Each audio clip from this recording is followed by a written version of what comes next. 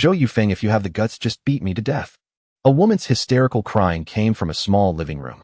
It was 2 o'clock in the afternoon. On the cabinet in the living room, a 12-inch black and white television displayed a rainbow-colored test pattern playing a piece of music on a loop. At this time, everyday local TV stations had no programs to broadcast. But in an era like 1983, owning a Panda brand television like this one undoubtedly marked a well-off family. Cups, bowls, flower pots, and other items lay scattered everywhere on the floor with shards of glass covering the ground. Accompanied by the woman's sobbing, the scene was utterly tragic. To the east of the bedroom was another room. A man lay on the bed snoring loudly, his face flushed red and his whole body reeking of alcohol.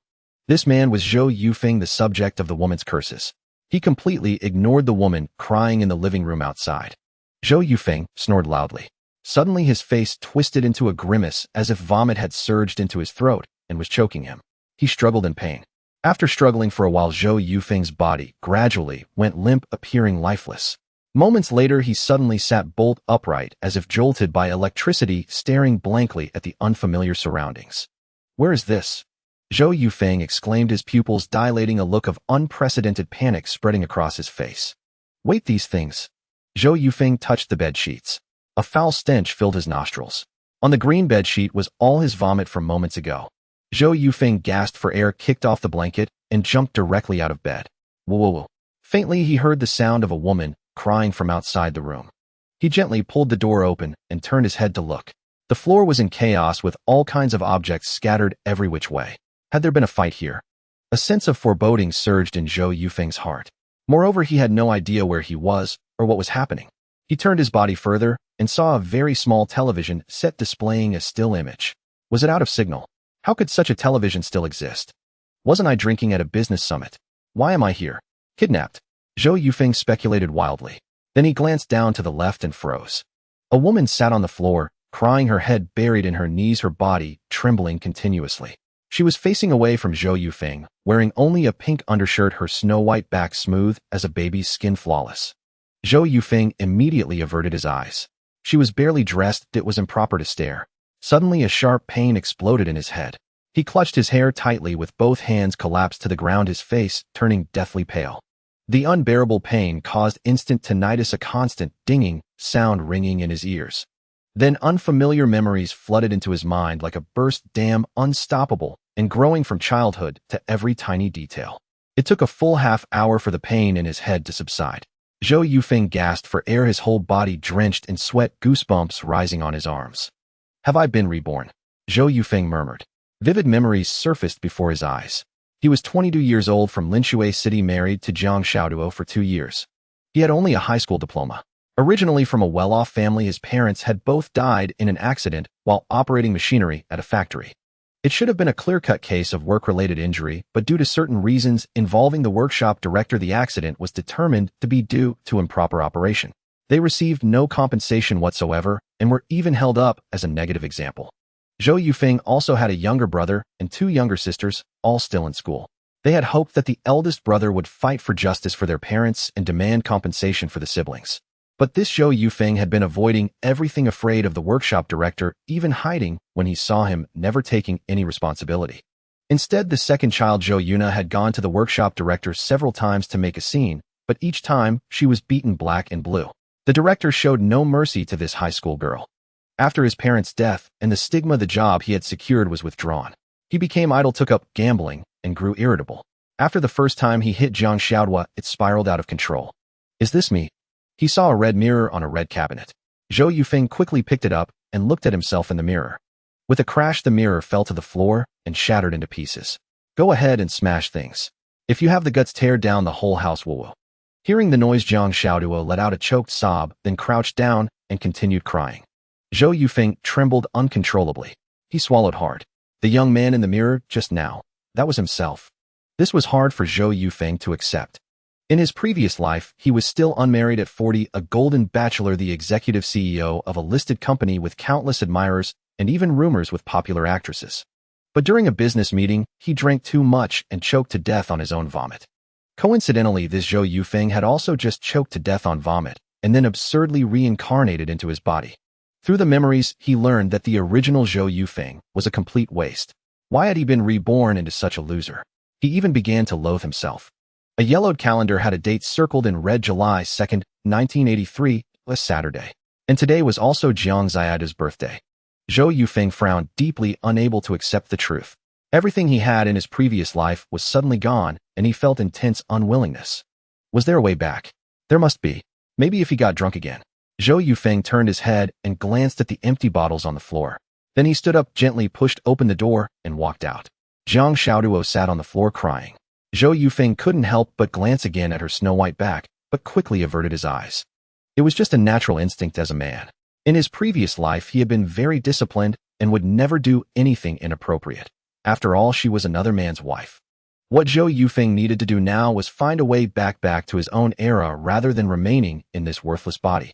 The only way was to get drunk again, perhaps that could return him to that world. Arriving at the living room, Zhou Yufeng walked on tiptoe, worried that Jiang Xiaoduo might see him. He wanted nothing to do with these people. His only thought was to leave this place. Although those memories just now made him feel empathetic, what did it have to do with him? Suddenly, a crackling sound came from under his feet. Zhou Yufeng stepped on a piece of broken glass, producing a harsh noise. Where are you going? Jiang Xiaoduo stood up and walked towards Zhou Yufeng. In her large peach blossom eyes, tears were still swirling. She bit her lip, lightly, looking pitiful. You? Hello. Zhou Yufeng glanced at her, then quickly lowered his head, not daring to look at her body. Her pink underwear was vaguely visible through the thin fabric. He couldn't take advantage like that. Zhou Yufeng, you hit me again today. Back then I defied my family's objections, resolutely married you, even severed ties with them. But you beat me again and again, broke my heart over and over. Are you worthy of me? As she spoke, Jiang Xiaoduo cried again in grievance, teardrops like pear blossoms in rain sliding down her cheeks, dripping onto her dress. You've disappointed me so much. Do you know how much I've sacrificed for you? Whoa. The crying shattered Zhou Yufeng's resolute heart. He had intended to storm out, but he couldn't bring himself to take that step. Zhou Yufeng stood frozen, wanting to reach out and embrace the sobbing Jiang Xiaoduo, who was covering her face, but his hands, suspended in midair, stopped. She was wearing too little. Maybe he should do something first. This Zhou Yufeng was truly worse than an animal. After silently cursing in his heart, Zhou Yufeng temporarily changed his next move. Jiang Xiaoduo, I'm sorry. Zhou Yufeng apologized in a low voice. Off. The three words, I'm sorry, were heard clearly by Jiang Xiaoduo. A shocked expression appeared on her face, and she couldn't help but exclaim. She never expected that this man would apologize to her. Her crying paused slightly, but she was still sobbing. Jiang Xiaoduo raised her arm to wipe her tears, staring at Zhou Yufeng in astonishment. First, sit down on the sofa and rest. He'll clean up the house. Also put on another piece of clothing. After saying this, with his head down, Zhou Yufeng walked over to the TV, first turned it off, then picked up the broom and dustpan from the corner to clean up the broken glass on the floor. First, he picked up the larger pieces of glass one by one and threw them into the trash can. Then, holding the broom and dustpan, he swept the small fragments into the dustpan. After that, he straightened up the crooked stools and sofa, then filled half a bucket of water, rinsed the mop, and wrung it dry, and mopped the floor. He did the cleaning work in an orderly manner, as if he had done it often, his movements very practiced. You. Jiang Xiaoduo was too surprised to speak, staring at Zhou Yufeng, feeling utterly incredulous. In the years since their marriage, he had never done housework. Walking to the coat rack, Zhou Yufeng took down a piece of clothing and walked toward Jiang Xiaoduo. Put on the clothes. Neighbors come and go, so be careful, they might see you through the window. Jiang Xiaoduo slowly took the clothes, still staring intently at Zhou Yufeng, her mind racing with wild guesses. What was wrong with him? Did he owe a debt outside? Was he asking her to go back home for money? But she had no face to go back. She had already disgraced her father, and her family had cut ties with her. Zhou Yufeng, have you gotten into trouble again? Let me tell you, there's not a single cent left at home, only a few food stamps. Jiang Xiaoduo looked up, speaking anxiously. I'm not in any trouble, really. Zhou Yufeng smiled at Jiang Xiaoduo, nodded, and walked toward the door. I'm going out for a while. Should be back soon. It should be the real Zhou Yufeng who would return soon, as long as he got drunk once more. This was the only method Zhou Yufeng could think of. He pulled the wooden door, which creaked. The hinges probably lacked oil. Zhou Yufeng didn't want to bother with such trivial matters. He just wanted to go back quickly. As soon as he took a step out, he saw a familiar face. Zhou Yuna was standing at the door, one hand raised, apparently about to knock. Yuna. Zhou Yufeng called softly. The name came out as if by reflex the moment he saw her. However, Zhou Yufeng's brows furrowed tightly. There was a clear bruise on the left side of Zhou Yuna's cheek. Her face was thin and sallow, with a trace of exhaustion, a clear sign of malnutrition and overwork. Who hit you? Was it Hu Han? Zhou Yufeng's voice rose. The Hu Han he mentioned was the workshop director. Zhou Yuna took a deep breath, not answering his question. She was completely disappointed in this brother of hers, even feeling a bit of hatred toward him. Brother. Suddenly from behind Zhou Yuna, a little boy popped out his head, his face dirty, revealing a white-toothed smile at Zhou Yufeng. The little boy was Zhou Yufeng's own brother, named Zhou Yujing. Xiaozhong. Zhou Yufeng showed a gentle smile and reached out to touch the boy's head, but the boy shrank back behind Zhou Yuna. Although he was not the real Zhou Yufeng at this moment, these family bonds and the time spent together were etched into his mind incomparably clear. But there was still a slight unfamiliarity. Zhou Yufeng, there's no food at home. Xiaozhong hasn't eaten all day. I came to get some money from you. Zhou Yuna said coldly. This was the second time in a few days she had come to see Zhou Yufeng. Last time, amid his torrent of curses, he only gave her 2 yuan. But there were 3 mouths to feed at home. After those 2 yuan combined with some food stamps to buy a few caddies of flour, there was nothing left. It only lasted them 3 or 4 days. Moreover, Zhou Yuna ate very little, leaving it all for her younger siblings. Hearing these words, seeing this scene, Zhou Yufeng's heart felt as if it were being squeezed, aching dully. He was no saint, but seeing his younger siblings in such misery, how could he bear it? He was no longer that beastly Zhou Yufeng. He was a loyal and kind-hearted executive president of a listed company. Head get drunk later, go back later. Zhou Yufeng changed his mind again. Come inside first, Zhou Yufeng said flatly, then turned and walked back into the house. He picked up a bamboo oven thermos and poured hot water into 2 tin mugs. Zhou Yuna and Zhou Yujing stood frozen at the doorway, hesitating whether to enter. They were still uneasy about their brother's peculiar attitude, wondering what scheme he was concocting. This time he hadn't even scolded her outright. He even asked her to sit inside for a while. It was truly bizarre. Yuna Yujing, come in and sit for a bit. Zhang Xiaoduo was standing by the door. Seeing them still dazed at the entrance, she smiled and invited the siblings inside. Though she had wiped away her tears, her eyes were still slightly red and swollen, clearly showing she had been crying. All right, thank you, sister-in-law. Zhou Yuna forced a faint smile, nodded, and pulled Zhou Yujing along as she walked over. Zhou Yuna felt deeply grateful to Zhang Xiaoduo, her sister-in-law. The last time she came asking for money, Zhou Yufeng had yelled at her, even slapped her, and refused to give a single cent. In the end, it was Zhang Xiaoduo who couldn't bear it anymore. Despite arguing with Zhou Yufeng, she slipped 2 yuan to Zhou Yuna. Zhou Yujing kept his head down and didn't greet his sister-in-law, perhaps out of shyness. He hunched his shoulders and shuffled inside. Once the siblings had entered, Zhang Xiaoduo gently closed the door and slipped on the coat Zhou Yufeng had handed her. The TV. Zhou Yujing murmured softly, pointing a grimy finger at the television. Zhou Yuna shot him a glare and yanked his arm hard, signaling him to keep quiet. Why are you standing? Sit on the sofa. Zhou Yufeng placed the tin mugs on the coffee table and gestured toward the trendy, spring-loaded couch. Zhou Yufeng, we came to ask for money. Yue will be back from school soon. I want to buy some flour to make noodles for them.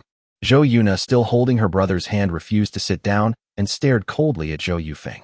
They say the eldest brother is like a father, but after their parents' untimely death, Zhou Yufeng had chosen to escape, drowning himself in drink and idleness every day, leaving all the burdens on Zhou Yuna alone.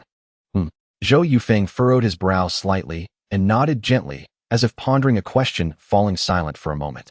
Xiaowa, do we have any money left at home? Zhou Yufeng looked at Zhang Xiaoduo, his voice soft as he asked, lowering his head slightly, with an apologetic smile.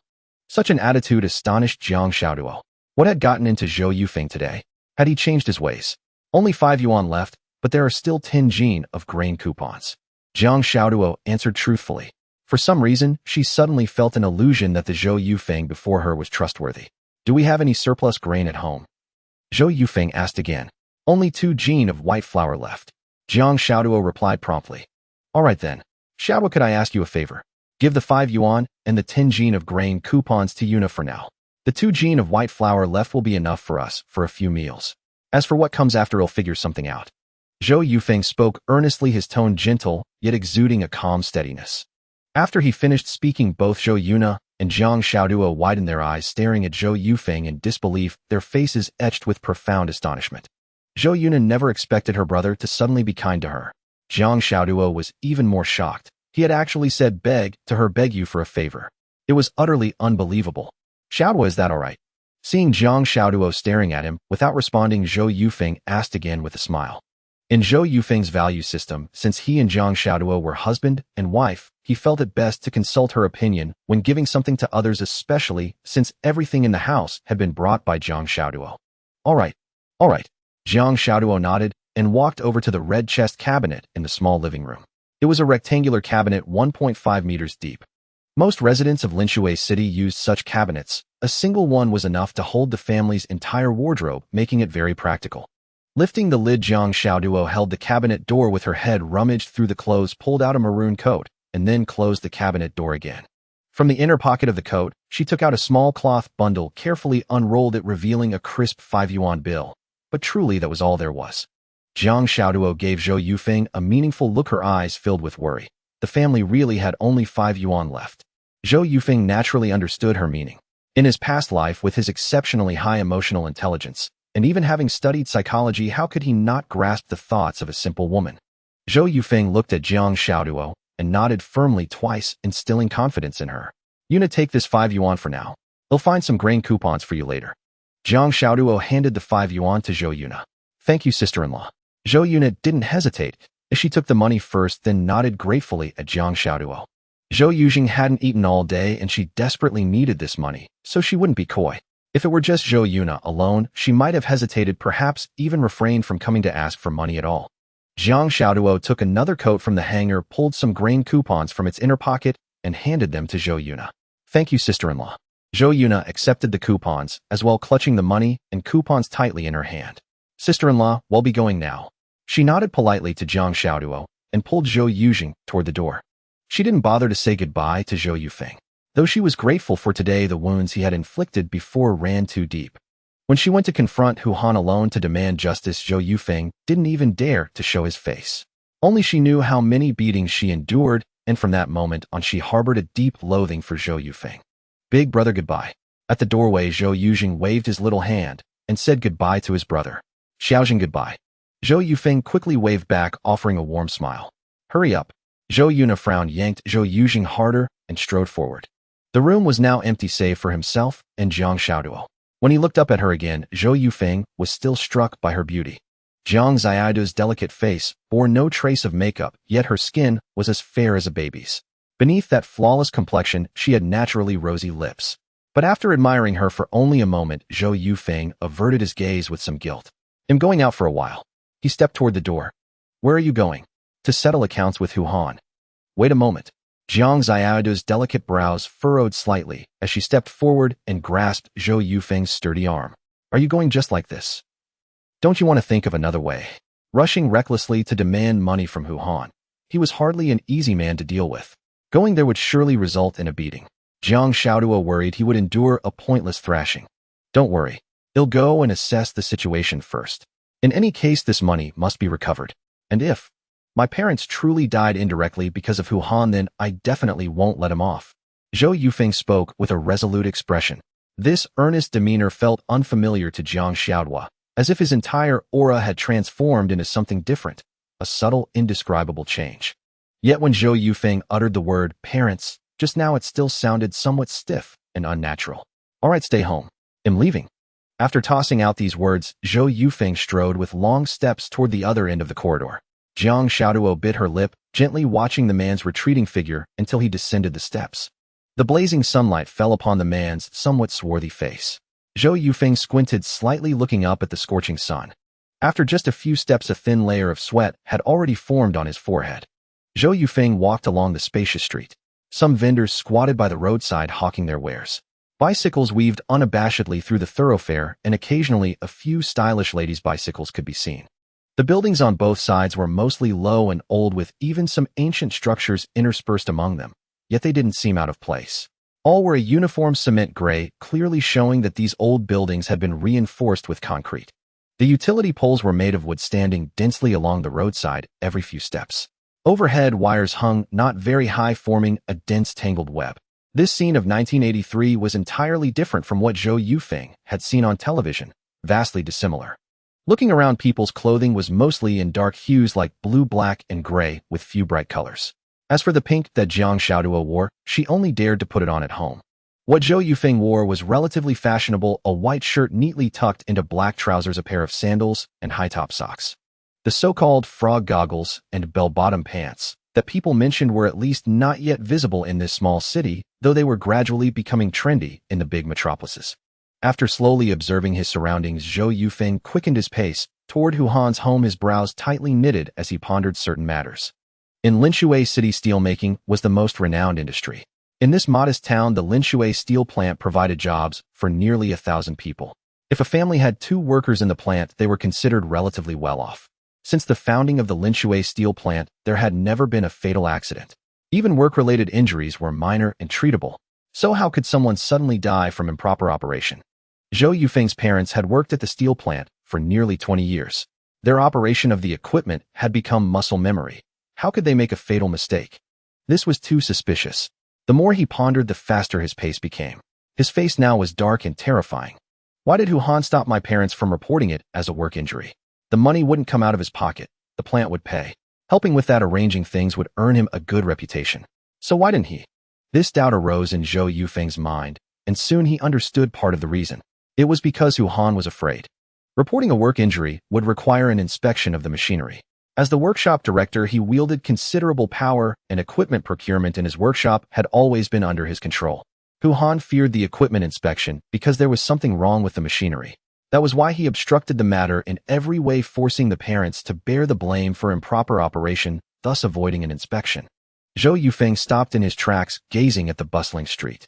His eyes grew distant, his fists clenched tightly, and a hint of ferocity marred his face. His chest heaved violently. Zhou Yufeng suppressed the rage within, trying to calm his furious heart. This matter required careful long-term planning. Merely crying and wailing wouldn't make others listen. They would only take you for a fool. Or perhaps some kind-hearted soul would be moved and sympathize, but in the end they would do nothing for you. Though they were not his biological parents, the images of those 2 kind, frugal, and amiable figures were etched clearly in Zhou Yufeng's mind. The memories of their time together were so vivid. Feeling a pang of empathy, a dull ache throbbed in Zhou Yufeng's chest. He stood there for a long time until a cool breeze blew, bringing a refreshing chill to his heated body. After letting out a long sigh, Zhou Yufeng once again headed toward Hu Han's home. It took a full half-hour of walking before he arrived at Hu Han's residential compound, a row of buildings with only 4 units and 3 stories high. The courtyard was merely a narrow strip paved with red bricks, but a willow tree in the middle stood out prominently. Across from the buildings was a row of small houses with cellars. Both sides were shaded, blocking the sunlight and leaving a large patch of coolness in the small yard. Zhou Yufeng arrived at the last unit.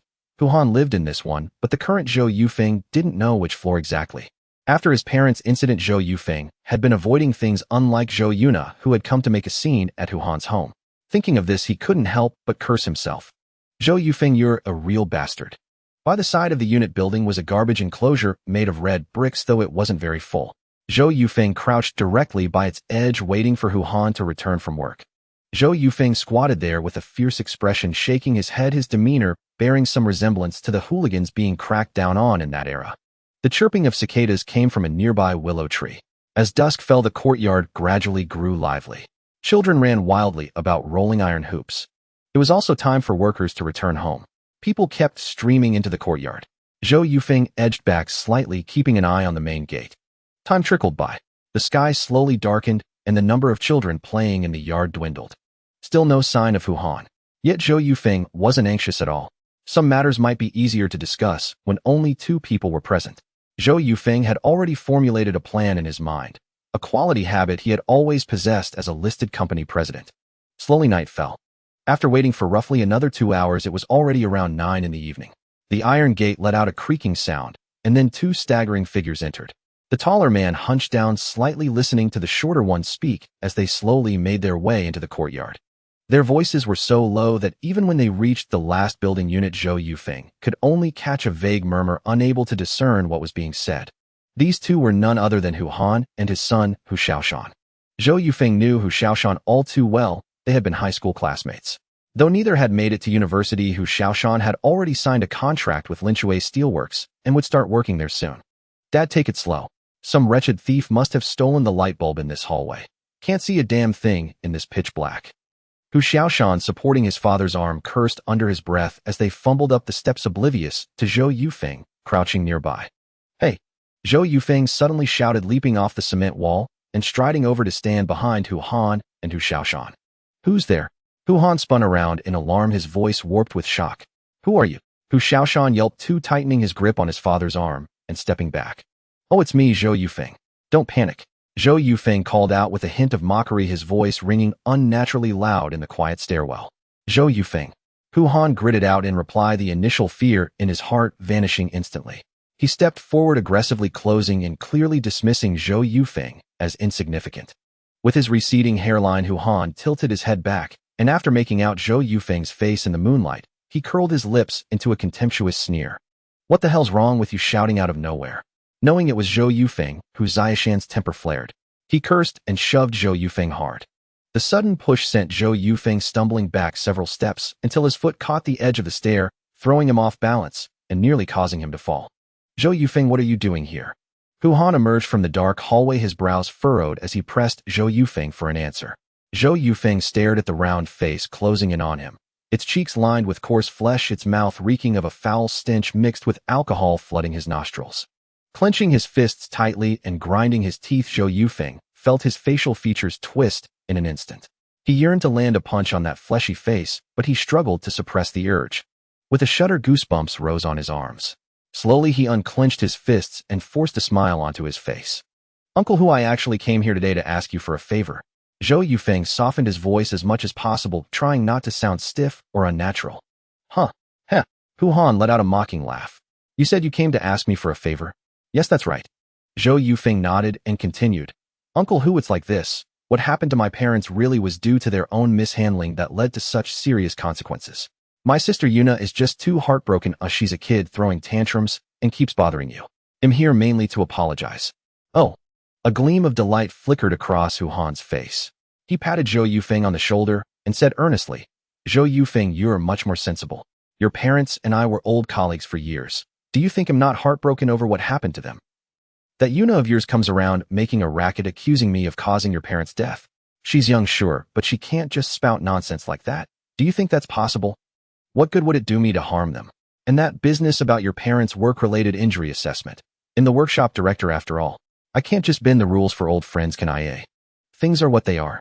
In my position, I have to consider the factory's interests. I can't play favorites, right? Spittle flying, Hu Han spoke with feigned anguish, putting on a show of great difficulty. At the end, he lifted his eyes to Zhou Yufeng, waiting for his response. Yes, Uncle Hu, you're right. After all this time, I've come to understand. You really do have your own difficulties. Zhou Yufeng nodded seriously, wearing a contemplative expression, as if genuinely pondering Hu Han's words. Oh, that's more like it. Hu Han stomped his foot excitedly and patted Zhou Yufeng's shoulder again. His greatest fear was that Zhou Yufeng and Zhou Yuna would cause trouble. Though he had greased many palms for this matter, he couldn't afford any unexpected complications. What if the factory really launched an investigation? But as long as Zhou Yufeng accepted it and stopped making a fuss, this matter would truly be laid to rest.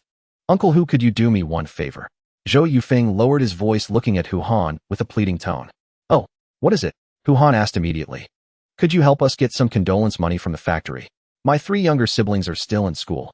Yu Zheng is only 10, and there's not a single penny left at home. I really have no other choice. And, as he spoke, Zhou Yufeng glanced at Hu Xiaoshan standing nearby. Xiaoshan and I were classmates, and you and my parents were old colleagues. Please help us get some condolence money from the factory. My parents gave decades of service. Even without great merit, they had their share of hard work, don't you think? That's true, but… Uncle Hu. Zhou Yufeng cut him off with a loud cry, then continued, just mention my parents' case at the factory. If they still refuse to pay, it'll raise hell. I've got nothing left to live for anyway. It'll make their lives a living hell. By the end, Zhou Yufeng's voice grew frenzied, his face twisted into a terrifying snarl that Hu Han could see clearly. This was Zhou Yufeng's true purpose in coming. No matter what his siblings and Jiang Xiaoduo had to keep living. Zhou Yujing hadn't eaten all day, and that thought pierced his heart like a knife. So many mouths to feed. Even if they scrimped, how long could 5 yuan last? What would they do after that? So Zhou Yufeng needed to get some money from Hu Han first, even if it meant enduring this humiliation. What good would beating Hu Han up do? It wouldn't solve the real problem. What Zhou Yufeng wanted was to make him pay blood for blood. Hu Han stared at Zhou Yufeng, stunned for a moment. That furious face didn't seem like a joke. His greatest fear was Zhou Yufeng causing a scene at the steelworks. Not even the slightest ripple could be tolerated. This matter had to pass smoothly and quietly. Yufeng, Hu Han called out in a low, somber voice, his face etched with worry as he looked at him. His address had grown intimate, as if he were deeply concerned for Zhou Yufeng. You're still too young. Stomping into the factory to cause a scene like that. When the authorities are cracking down hard, aren't you afraid of getting yourself arrested? Have you considered the consequences? If you get caught up in this, what will become of your younger siblings? I can't care about that anymore. Zhou Yufeng let out a hysterical yell that echoed through the empty courtyard. Hu Han shuddered and couldn't help but step back a few paces, startled by Zhou Yufeng's ferocious expression. In Hu Han's memory, Zhou Yufeng had never been like this, always timid and submissive. Now he was so agitated. Had he truly been pushed to the brink? A creaking sound came from above as a window slid open, revealing the heads of a few children peering down at the commotion in the yard. Yufeng, calm down first. Hu Han stepped forward, grabbing Zhou Yufeng by the arm and pulling him over to the side of the garbage wall away from the window. Uncle Hu, how can I be calm? Zhou Yufeng shook off Hu Han's arm in one swift motion. Though his voice dropped a notch, it was firm and forceful, laced with a hint of anger. My family of 4 can't survive now. If the factory won't compensate my parents and they won't even give us the condolence money, then I'm going to make a scene. They'll blow this up so big that the investigators will have to look into it thoroughly, whether my parents really made a mistake. Hearing this, Hu Han's heart grew heavy and his mind couldn't help but drift toward darker thoughts. Zhou Yufeng, what the hell are you shouting about in the dead of night? Did you get your head caught in a door? What will the neighbors think of my family? Hu Xiaoshan jabbed a finger at Zhou Yufeng and cursed, his eyes blazing with fury. His breathing grew slightly ragged, as if he might lash out at any moment. Enough, Xiaoshan, don't stir up trouble. You and Yufeng were classmates, you used to be good friends. Can't you show a little understanding and sympathy for him? Hu Han shot a glare at Hu Xiaoshan, his tone displeased. Good friends with him? Huh? Hu Xiaoshan let out a cold laugh, shaking his head as he looked at Zhou Yufeng with a hostile gaze. Is he even worthy? You stop talking, Hu Han scolded again, louder this time. As he turned to Zhou Yufeng, a gentle, amiable smile spread across his face. Yufeng, the factory has its rules. Employees who make operational mistakes aren't eligible for condolence money. Don't rush, let me finish. Noticing Zhou Yufeng tense up, ready to speak, Hu Han quickly moved to soothe him. However, in the darkness, Hu Han's eyes darted around, and he drew out his words. But, Hu Han pulled Zhou Yufeng down, leaning close to his ear. I've known your parents for so many years. By age and seniority, you should call me uncle. I don't want to see you brothers struggling to get by. How about this? I'll give you the condolence money myself on behalf of the factory. Really? Zhou Yufeng immediately grasped Hu Han's hand, a flash of excited joy lighting up his face. Uncle Hu, you mean it? The factory's condolence money. You'll pay it. Sigh. Hu Han also covered Zhou Yufeng's hand with his own, letting out a long, sorrowful sigh that seemed tinged with melancholy. Yufeng, you know that in my family only I have a job. Your aunt hasn't been able to find steady work.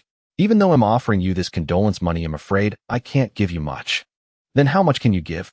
Zhou Yufeng asked, his expression heavy. Then he added in a lower voice, if it's too little, it won't make a difference. I might as well go to the factory and cause a scene. As he finished, Zhou Yufeng could clearly feel Hu Han's grip tighten. He was panicking. He would check the factory's equipment. There must be something seriously wrong with it. This old bastard. Zhou Yufeng cursed inwardly. Usually the factory gives 600 yuan as condolence money. From me, I can only give you 500. That's all our family can spare. The wages at Linshui Steel Factory were considered high in Linshui City. An ordinary worker earned about 100 yuan a month, so the condolence money given after an accident wasn't low. Hu Han's offer of 500 yuan seemed like a very reasonable compensation to Zhou Yufeng, but it also hinted at one thing: Hu Han wanted to settle this matter as quickly as possible. In his past life, Zhou Yufeng would always analyze a problem this way. The Hu Han before him was hiding far too many things. Thank you, Uncle Hu. Zhou Yufeng nodded gratefully. All right, Yufeng, come upstairs with me. I have something else to tell you. Hu Han smiled and led Zhou Yufeng into the stairwell, heading upward. They climbed all the way to the top floor, where Hu Han knocked on the iron gate of the east unit. Behind the iron security door was a wooden door. Shilian. Open up, Wang Shilian. Hu Han called out his wife's name as he knocked. Coming. What time is it? You're only back now. I was already asleep. The wooden door wasn't very soundproof, but Wang Ziyulian's complaints were clearly audible from outside. Soon, with a creak, the wooden door slid open and Wang Shilian peered at the three of them through the iron gate. Huh? Who else is there? Zhou Yufeng. What's he doing here? As soon as she recognized Zhou Yufeng's face, Wang Ziyulian's brow furrowed. Quiet, keep your voice down, Hu Han muttered, kicking the iron gate with his foot. Open the door. Wang Shilian shot Hu Han a glare before sullenly unlocking the iron lock. Hu Xiaoshan was the first to pull open the iron gate and walk inside, leaving Hu Han and Zhou Yufeng standing at the doorway. Yufeng, wait here a moment. They'll go get it for you.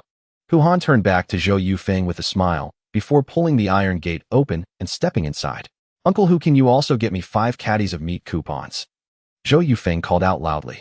Ill. Go check and see if there are any left. Hu Han replied without turning his head, his expression unreadable, as he pulled Wang Xulian into the house. Zhou Yufeng stood quietly at the door. At first he could hear Wang Xulian's loud exclamation from inside, but it quickly died down. After about 10 minutes the wooden door creaked open and a balding head poked out. He opened the iron gate again, and Hu Han stepped out. Yufeng Hayrace, 500 yuan, and 2 caddies of meat coupons. Our family really can't spare 5 caddies. Hu Han held out a thick stack of money to Zhou Yufeng. In 1983, the 80 version 100 yuan note hadn't been issued yet. The largest denomination was still the 10 yuan Great Unity note. Clutching the thick wad of cash tightly, Zhou Yufeng began to count. In 1983, the 80 version 100 yuan note hadn't been issued yet. The largest denomination was still the 10 yuan Great Unity note. Clutching the thick wad of cash tightly, Zhou Yufeng began to count. After counting twice carefully, Zhou Yufeng frowned at Hu Han. 490, still 10 short. Really? Then Annie must have counted wrong. Yufeng, there's something else I need to tell you. Uncle Hu, please give me the 10 yuan first. Zhou Yufeng said coldly. You kid, is 10 yuan really worth? It is.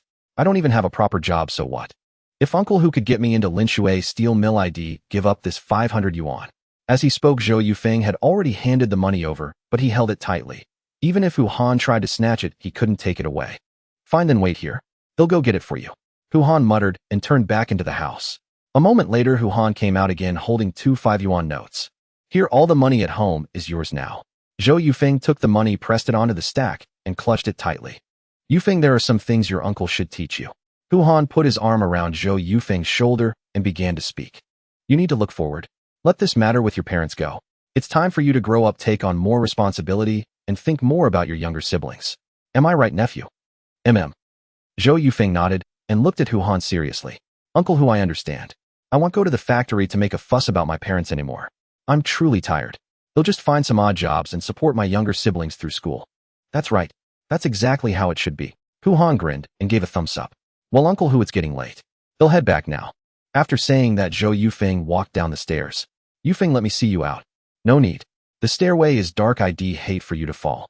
Zhou Yufeng's voice drifted through the pitch-black stairwell as his figure vanished. Hu Han smirked and went back inside, a weight finally lifted from his mind. Zhou Yufeng jogged along the dark road under the moonlight. Gradually his vision blurred. He wiped his hand across his eyes and found his sleeve wet. Are these tears? Zhou Yufeng stopped. Before him lay the famous Qiushui River. Standing on the embankment, he could hear the murmuring flow of water.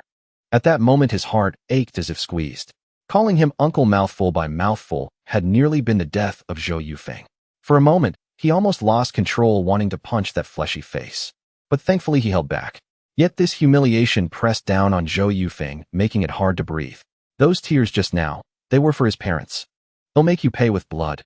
Zhou Yufeng screamed hysterically at the river, his voice quickly swallowed by the darkness. He dared not linger. Safety in this era was far worse than in 2020, especially with 500 yuan clenched in his pocket. Running all the way, he passed the market and saw an old man selling candied hawthorns who hadn't packed up yet. Only one last stick remained on the straw pillar. Was it Jiang Ziada's birthday today? Zhou Yufeng stopped and walked toward the old man. How much for the candied hawthorn? 5 cents. TSK. Zhou Yufeng sucked in a sharp breath. In this era of scarce snacks, candied hawthorns were exorbitantly priced. 5 cents could buy a stack of letter paper for Zhou Yuna and the others. Last one, make it cheaper. 4 cents. You young people. The old man grinned. This was the first time he'd seen a young person haggle. Though materials weren't extremely scarce, variety was limited and most foods had fixed prices. All right, take it. 4 cents it is. Zhou Yufeng made a pained face. Without pulling the thick wad from his pocket, he fished out a Tujio note and handed it to the old man. That old fox Hu Han had given him 500 yuan in mixed denominations, clearly trying to feign poverty. Taking the candied hawthorn and change, Zhou Yufeng hurried home without pause. He arrived at a shared compound, climbed the stairs at the west entrance to the second floor. All the apartments here were identical, one living room and one bedroom with a communal kitchen in the hallway. Walking down the corridor to his door, Zhou Yufeng knocked quickly. Inside it was pitch black and silent. His mind racing with worries, he knocked harder. Bang, bang, bang. Hold on. Soon there was movement inside, followed by Jiang Ziada's voice. He heard her footsteps stop at the door as she whispered, Zhou Yufeng. It's me. I'm back. Open the door. Zhou Yufeng replied with a smile. Where did you go? Why so long? Jiang Xiaoduo frowned suspiciously, wondering if he had actually gone to see Hu Han. She couldn't help but think the worst. His odd behavior this afternoon hadn't changed her opinion of him. Zhou Yufeng didn't answer right away. He stepped through the doorway in one stride and looked at Jiang Xiaoduo before him. Moonlight streamed through the window, making her pale skin almost luminous. She wore only a pink undershirt, and her faint clean scent filled the air. Zhou Yufeng couldn't help but take a deep breath. Well. He smiled apologetically, looked down to avoid her gaze, and pulled out the candied hawthorn, holding it before her eyes. Happy birthday. Huh. Jiang Xiaoduo was taken aback. She looked up at Zhou Yufeng, frozen in place. What's wrong? Not good enough. I spent too long at Hu Han's and could only get this. How about I make it up to you tomorrow? Zhou Yufeng said with a smile, pushing the candied hawthorn closer to her. You? How? Jiang Xiaoduo began to sob, overwhelmed by his sudden gentleness. Take it and eat. Zhou Yufeng said flatly. He knew how the old Zhou Yufeng had treated her, so her reaction was understandable. Okay. Jiang Xiaoduo took the candied hawthorn, let out a silly laugh, wiped away her tears, and took a bite. So sweet. She chewed as she spoke like an innocent child. Zhou Yufeng, I hope you cherish her after I'm gone. Zhou Yufeng thought to himself, a bitter smile curling at his lips. He walked to the sofa and sat down. Want some? Jiang Xiaoduo asked, having eaten 2 pieces, offering it to him. Go ahead. I've already eaten. Zhou Yufeng waved his hand with a smile. All right then. Jiang Xiaoduo nodded. She hadn't cooked dinner, and feeling hungry, she finished the candied hawthorn in a few bites. After wiping her mouth, Jiang Xiaoduo returned to the bedroom. A moment later, a soft voice drifted out. Aren't you coming in to sleep? Sleep inside. Zhou Yufeng's heart skipped a beat. The small sofa in the living room was less than 4 meters long, clearly not enough for a night's rest. But if he went inside, wouldn't that mean sharing a bed with another man's wife? Although he was now Zhou Yufeng and familiar with some of his memories, taking things further with his wife would be utterly despicable. Zhou Yufeng had his own principles. He could never stoop to such a beastly act. Aren't you coming in? Jiang Xiaoduo's soft voice drifted from the room. Coming. Zhou Yufeng straightened up and strode inside, telling himself he would just crash for the night without doing anything. He tiptoed to the bed where the sheets and quilt covers had been replaced with fresh ones. In July, Linshui City was sweltering even at night, perhaps due to the heavy industries like the steel plant. Jiang Xiaoduo was asleep, curled up under a thin blanket, her body rising and falling gently. In the darkness, Zhou Yufeng could still see her back, pale and glowing. Zhou Yufeng shook his head with a smile, suddenly realizing how endearingly naive his wife was. No matter how he had treated her before, a little kindness made her full of hope for life. But he had to go back eventually. His past life held too many things he couldn't let go of. The night was silent. The crow of a rooster echoed from the courtyard below. The sky was just beginning to lighten, the sun's first rays barely touching the rooftop tiles. I swear I'll kill that rooster of Aunt Wong's. Zhou Yufeng found his sleep still terribly light, a perfect inheritance from his past life. Any sound would wake him instantly. He stepped outside, grabbed a cup and toothbrush, and squatted by the drain to brush his teeth. Hurry up, we're going to be late. From the other end of the corridor came a complaining voice laced with drowsiness. Zhou Yufeng glanced over casually. A girl in a green school uniform stood not far away, carrying a sling cloth bag, pouting with displeasure. He hesitated, slightly, memories of the girl flooding back. Her name was Lin Nen, a classmate of his sister and one of the top students in their class. She must be waiting for her twin brother Lin Chong. Sure enough, a boy with messy, spiky hair shuffled out, looking half asleep, also carrying a cloth sling bag. If you dawdle again, I won't wait for you anymore. Lin Nen shot her brother a glare and strode ahead. Hey, with the college entrance exam just days away, you won't have many chances to wait anyway. Lin Chong shrugged, ambling along behind her. Lin Nen, Lin Chong heading to school. Zhou Yufeng placed his toothbrush in the tin cup and greeted them with a warm, brotherly smile. Humph. Lin Nen snorted and stepped wide around him. Zhou Yufeng noticed her eyes, the corners of her mouth, turned down in deep disgust. Lin Nen was close to Zhou Yuna and knew well how Zhou Yufeng treated his siblings, with utter neglect, like a beast. After their parents died, he didn't even dare to seek justice. Was he even a man? And he often beat his wife. What a blind choice she made to stay with such a man. So when he greeted her, Lin Nen avoided him as if fleeing a plague. What a lunatic, why is he talking to me? Lin Nen muttered under her breath and quickened her pace. Brother Feng. Lin Chong patted Zhou Yufeng's shoulder and jogged after Lin Nen. He suddenly turned back and made a few card-playing gestures at Zhou Yufeng. Zhou Yufeng shook his head with a smile, ignored the kid, and continued washing up. Oh, college entrance exam. Yuna's exam is coming up too, isn't it? Zhou Yufeng paused for a moment. After the resumption of the college entrance exam in 1979, it was held from July 7th to 9th until 2002. But in 1983, it was shifted to July 15th to 17th. Only about 10 days remained until the exam. Yuna had excellent grades and a real chance at getting into a university. He couldn't let family matters hold her back. In 1983, a university degree held immense value with guaranteed job assignments, something even today's top-tier universities couldn't match. It truly embodied the saying that knowledge changes one's fate. He decided to bring his siblings over to live with him so she could focus on her studies.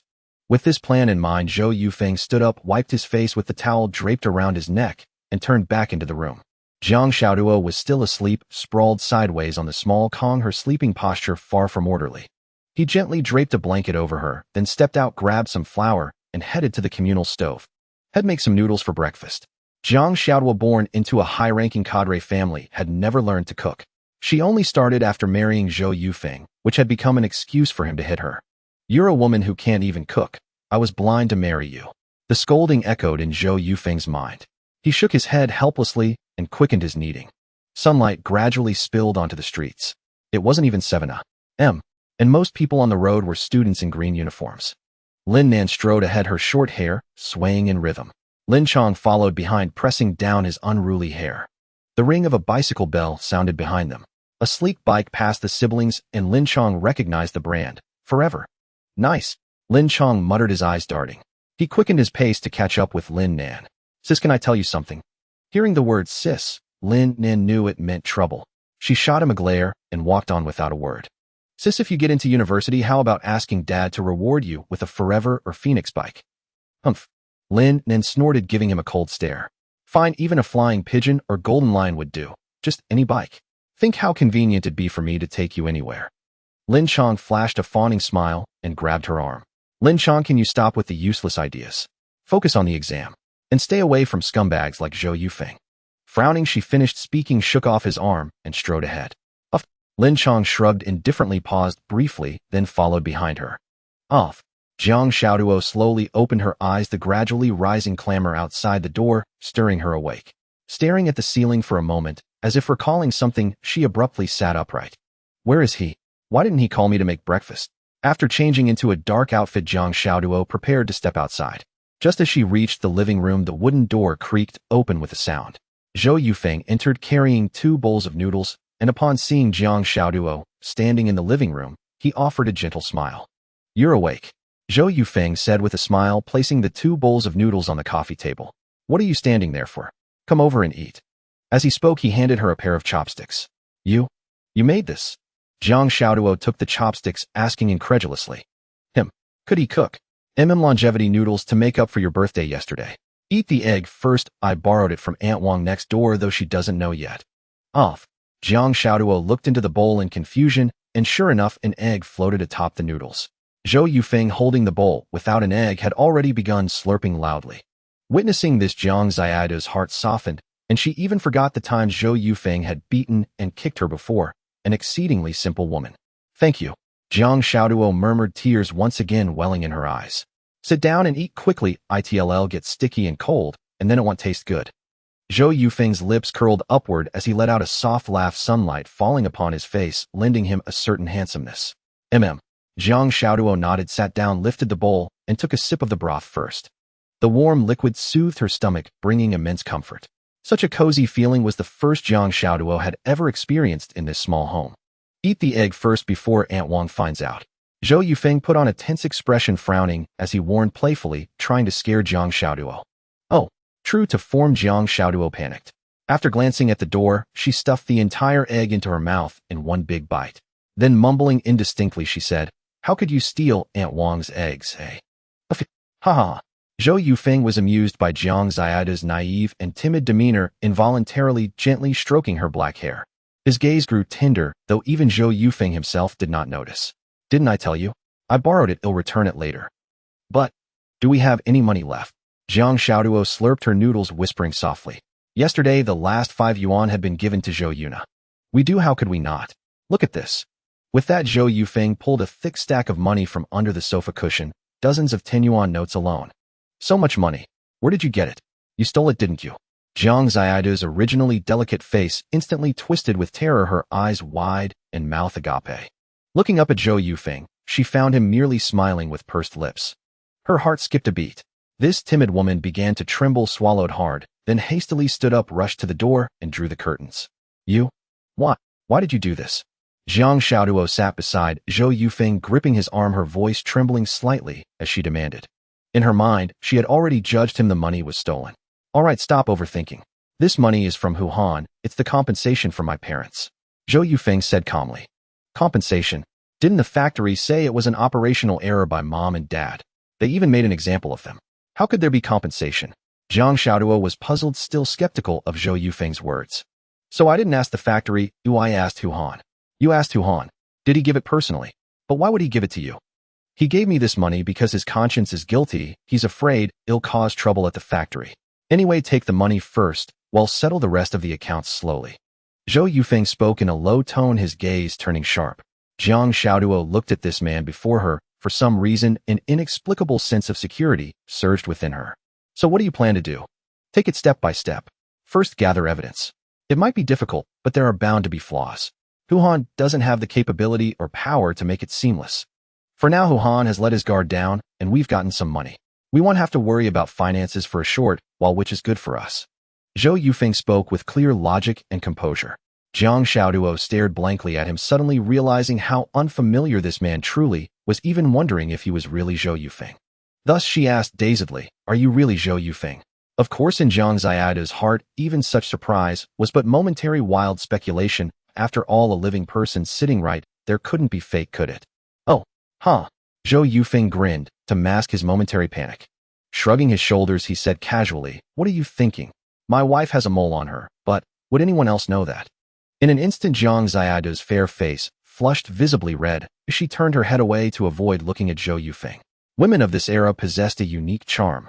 Zhou Yufeng lay down on the sofa, sighing inwardly. By the way, Xiaoduo, there's something I need to discuss with you. The word discuss sounded exceptionally pleasant to Jiang Ziyida's ears. What is it? Jiang Xiaoduo asked softly. Yuna is about to take the college entrance exam. I want to give her 100 yuan so she can eat well every day, and also bring my younger sister and brother over so Yuna can focus on studying. Okay. Jiang Xiaoduo nodded in agreement, almost without hesitation. Then he'll take 200 yuan total, 100 for Yuna, and the other 100 to exchange for grain and meat coupons. Counting out 200 yuan, Zhou Yufeng placed the remaining 300 into Jiang Ziyida's palm. Keep the rest safe. Zhou Yufeng stood up and walked toward the door. He'll go check on Yuna. Please wash the dishes. With a creak, he pulled open the wooden door and stepped out. Oh, Aunt Wang. Zhou Yufeng, have you seen my eggs? Oh, yes, I did. Since you weren't around, I borrowed one. Borrowed? Who said you could borrow? That's just hooliganism. Hey, raise 2 cents for you for the egg. Oh, child neighbors and all. Fine, next time you need anything, just come to Aunt Wang's. Uffed. Jiang Xiaoduo laughed inside the house. Just moments ago, she had been worried about him, but he had resolved the problem in an instant. In the courtyard, children were playing and laughing. Some were rolling iron hoops, others lay on the ground, winding up a green tin frog, while older kids tossed sandbags nearby. Such a childhood. Most children in 2020 had never experienced it. Of course, every era has its own unique joys. Zhou Yufeng walked while observing. Just as he reached the first floor, someone called his name. Yufeng. The man who called him was Lu Naiqiang, a disreputable friend from before his rebirth. Zhou Yufeng glanced sideways at Lu Naiqiang, who was squatting on the steps. He gave a slight nod and continued walking. His attitude was cold. Now Zhou Yufeng had no desire to engage with someone like Lu Naiqiang, a man who indulged in every bad habit. Before his rebirth, it was this very person who had led him into the vice of gambling. Moreover, he had swindled money from Zhou Yufeng. Hey, why are you in such a hurry? I didn't see you all day yesterday. Where'd you go? Lu Naiqiang stood up from the steps and walked alongside Zhou Yufeng. Oh, I went out to have a few drinks with some friends. Zhou Yufeng quickened his pace, tossing off the remark. Drinks? You went drinking without me. That's not very considerate. Lu Naiqiang pursed his lips displeased. Barely 2 ounces of liquor. Hardly enough to wet my teeth. What's up, Chong? You need something? Zhou Yufeng smiled, slowing slightly, and turned his head to glance at Lu Naiqiang. Actually, there is a good thing. A way to make some money. Lu Naiqiang said seriously, then looked around, draped an arm over Zhou Yufeng's shoulder, and leaned in close to his ear. There's a game tonight with Qinguoda. You know him, not the sharpest tool. How about we team up and fleece him? Qinguoda. Zhou Yufeng paused for a moment, then nodded after a few seconds. Zhou Yufeng wasn't very familiar with Qingguoda. He was a bit older, around 35. His father was a retired leader at Linshui steel plant, and Qingguoda himself worked there. This information was crucial to Zhou Yufeng. He knew little else about Qingguoda, but the impression that had just surfaced was enough for Zhou Yufeng to seek an opportunity to get to know him. All right, Chong. I'll come to your place tonight, and we'll go together. Good, it's settled. Or should I come to yours? Lu Naiqiang grinned, his mind conjuring the image of Jiang Xiaoduo. Her graceful figure was the object of his every fantasy. Resentment simmered within him. Why did a coward like Zhou Yufeng get to marry such a beautiful wife? Better not. I'll come to your place. If I go out in the evening, Xiaoduo might get upset. So what if she's upset? You're afraid of her. Don't be such a pushover. Lu Naiqiang sneered mockingly, watching Zhou Yufeng waiting for his temper to flare. In the past, a provocation like this would have made Zhou Yufeng curse Jiang Xiaoduo and agree to any unreasonable request, even bringing a bunch of men home to play cards. I'm not as tough as you, Brother Chong. Your wife wouldn't dare breathe loudly in front of you. It's settled then. I'll come to your place tonight, and maybe sister-in-law can make me some porridge. Zhou Yufeng said softly, a self-deprecating smile curling at the corners of his mouth, as if Lu Naiqiang's words didn't bother him at all. Huh. Lu Naiqiang grunted in surprise, sensing a change in Zhou Yufeng. Brother Chong, I've got to go. I need to check on you, Zheng, and Yuna. See you tonight. As he spoke, Zhou Yufeng and Lu Naiqiang had already reached the street. Spotting a mule cart hauling hay passing by, Zhou Yufeng quickly said his goodbyes, dashed forward a few steps, and stealthily hopped onto the back. You. Lu Naiqiang stood rooted, frowning. He stared at the cart for a moment, then turned and walked in the opposite direction. He headed to the stage area to see if anyone was playing cards. Lu Naiqiang had no legitimate job. He scraped by on swindling and cheating. Halfway, Zhou Yufeng got off the cart and went to a few households to exchange for grain coupons, meat coupons, and the scarce cigarette and liquor coupons. Even the smallest matter prompted Zhou Yufeng to think ahead, a trait that had enabled him to become the CEO of a listed company in his previous life. Thinking about meeting Qingguoda that night, Zhou Yufeng was already contemplating how to strike up a rapport with him. Relationships between men, after all, were simple. Often starting as drinking buddies was the quickest way to grow close. After securing the coupons, Zhou Yufeng hurried toward his old home. 2 years ago, after marrying Jiang Xiaoduo, Zhou Yufeng had moved out of there, renting a room in a mixed compound where they lived together. It had been a few months since his parents' accident. Since then, Zhou Yufeng had never returned, avoiding the issue entirely, even harboring the despicable thought, why couldn't it have happened after I got a job? Thinking this, Zhou Yufeng shook his head in disbelief and bitter laughter, wanting to slap himself twice. Soon he arrived at an old courtyard lined with 2-story red brick buildings. Zhou Yufeng's family lived in the middle unit on the 2nd floor. Zhou Yujing was in elementary school, and Zhou Yue was a high school freshman. They were both on break. Only the senior high school students preparing for the college entrance exam were still in class. It was almost noon, and Zhou Yuna would be home from school soon. Zhou Yujing and Zhou Yue were surely at home. Zhou Yufeng quickly climbed to the 2nd floor and knocked on the ironclad wooden door. Soon he heard hurried footsteps. Who is it? Zhou Yujing called out perfunctorily, already opening the door and poking out his round little head. Seeing Zhou Yufeng, Zhou Yujing froze for a moment, then gave an embarrassed grin and ran back inside. The door remained open. Second sister, big brother's here. Huh. Zhou Yue was pressing dough on the counter, frowning as she glanced at Zhou Yujing, not catching what he said. Second sister, big brother's here.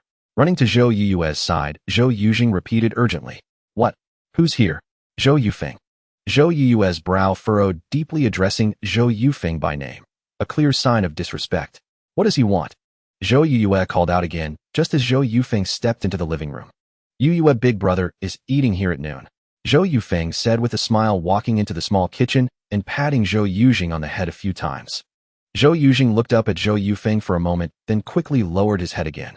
Zhou Yi kneaded the dough even more vigorously, her breathing becoming noticeably heavier. She did not turn to look at Zhou Yufeng as if he did not exist. Yue, come on, take a rest. Let big brother do it. Zhou Yufeng patted Zhou Yue on the shoulder, rolled up his sleeves, and slammed the pork he had bought onto the table with a loud thud. Meat. Zhou Yuzheng's eyes widened as he pointed at the piece of pork and exclaimed. Zhou Yue shot a glare at Zhou Yujing and continued kneading the dough, refusing to step aside and let Zhou Yufeng cook. Zhou Yufeng asked again with a smile. No need. Zhou Yue recoiled as if shocked the moment he touched her again, stepping back and shouting at him. What are you even here for? Are you going to take things from the house again? Open your eyes wide and take a good look. What else is left for you to take? Zhou Yuyu's emotions flared, her spittle flying onto Zhou Yufeng's face. As she finished shouting, tears welled up in her eyes. Zhou Yufeng stood there stunned. He felt no anger, only at a loss for how to console his sister. She had once been such a lively girl. To have become like this now, surely the harm Zhou Yufeng had inflicted on her must have been deep. Reaching out, he gently touched her black hair and said softly, "Let big brother cook. You and Yujing go sit outside for a while." He pulled the cutting board toward himself and began kneading the dough with practiced movements, far from a novice. Zhou Yuyue stood there surprised. Could Zhou Yufeng actually cook? After standing frozen for a moment, Zhou Yuyue took Zhou Yujing and walked out of the small kitchen. Whatever it was, they could wait until their older sister returned. The siblings sat in the living room. Every now and then Zhou Yujing would poke his little head out to steal a glance at the kitchen. Soon the sound of meat sizzling in the kitchen reached them. Zhou Yujing stretched his neck even further, smacking his lips. "Sit still." Zhou Yuyue tugged his arm and scolded him in a low voice. "Oh." Zhou Yujing nodded obediently and lowered his head. About 10 minutes later, a knock came at the door. At this hour, it had to be Zhou Yuna returning. Zhou Yujing dashed to the iron door, beating Zhou Yuyue to it, and hastily pulled it open.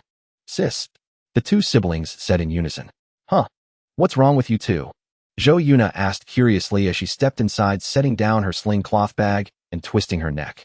There were faint dark circles under her eyes and her face was etched with exhaustion. "He's here." Zhou Yuyue frowned and said in a low voice. "Huh? Who's here?" "Zhou Yufeng." What's he here for? Where is he?" At the mention of Zhou Yufeng's name, Zhou Yuna's brow furrowed instantly. Zhou Yuyue pointed toward the kitchen. With a dark expression, Zhou Yuna walked over. Just then Zhou Yufeng emerged from the kitchen carrying a plate of stir-fried pork. "Yuna, you're back," Zhou Yufeng said with a smile, setting the dish on the small wooden table. "Why are you here?" Zhou Yuna demanded coldly. Just like yesterday, the changes Zhou Yufeng had shown that afternoon seemed to have made no difference. "I came to talk to you about something. Let's eat first." "What is it?" Zhou Yuna cut him off, staring at him with displeasure. "We'll talk later. Let's eat first. Big brother is treating you to some meat today." Zhou Yufeng smiled nonchalantly and turned back toward the kitchen. "Yujing, come help big brother get the bowls and chopsticks." Zhou Yujing glanced at Zhou Yuna. Seeing that she said nothing, he dashed into the kitchen. "Big brother." Zhou Yujing sidled up to Zhou Yufeng, tugged at his clothes, and called out softly. "Heh." Zhou Yufeng chuckled and patted the little head. "Big brother will buy you a sugar-coated hawthorn stick this afternoon." Zhou Yujing nodded rapidly like a pestle pounding garlic. While kneading the dough, Zhou Yufeng had added more flour. He and Zhou Yujing came out carrying 4 large bowls of white noodles.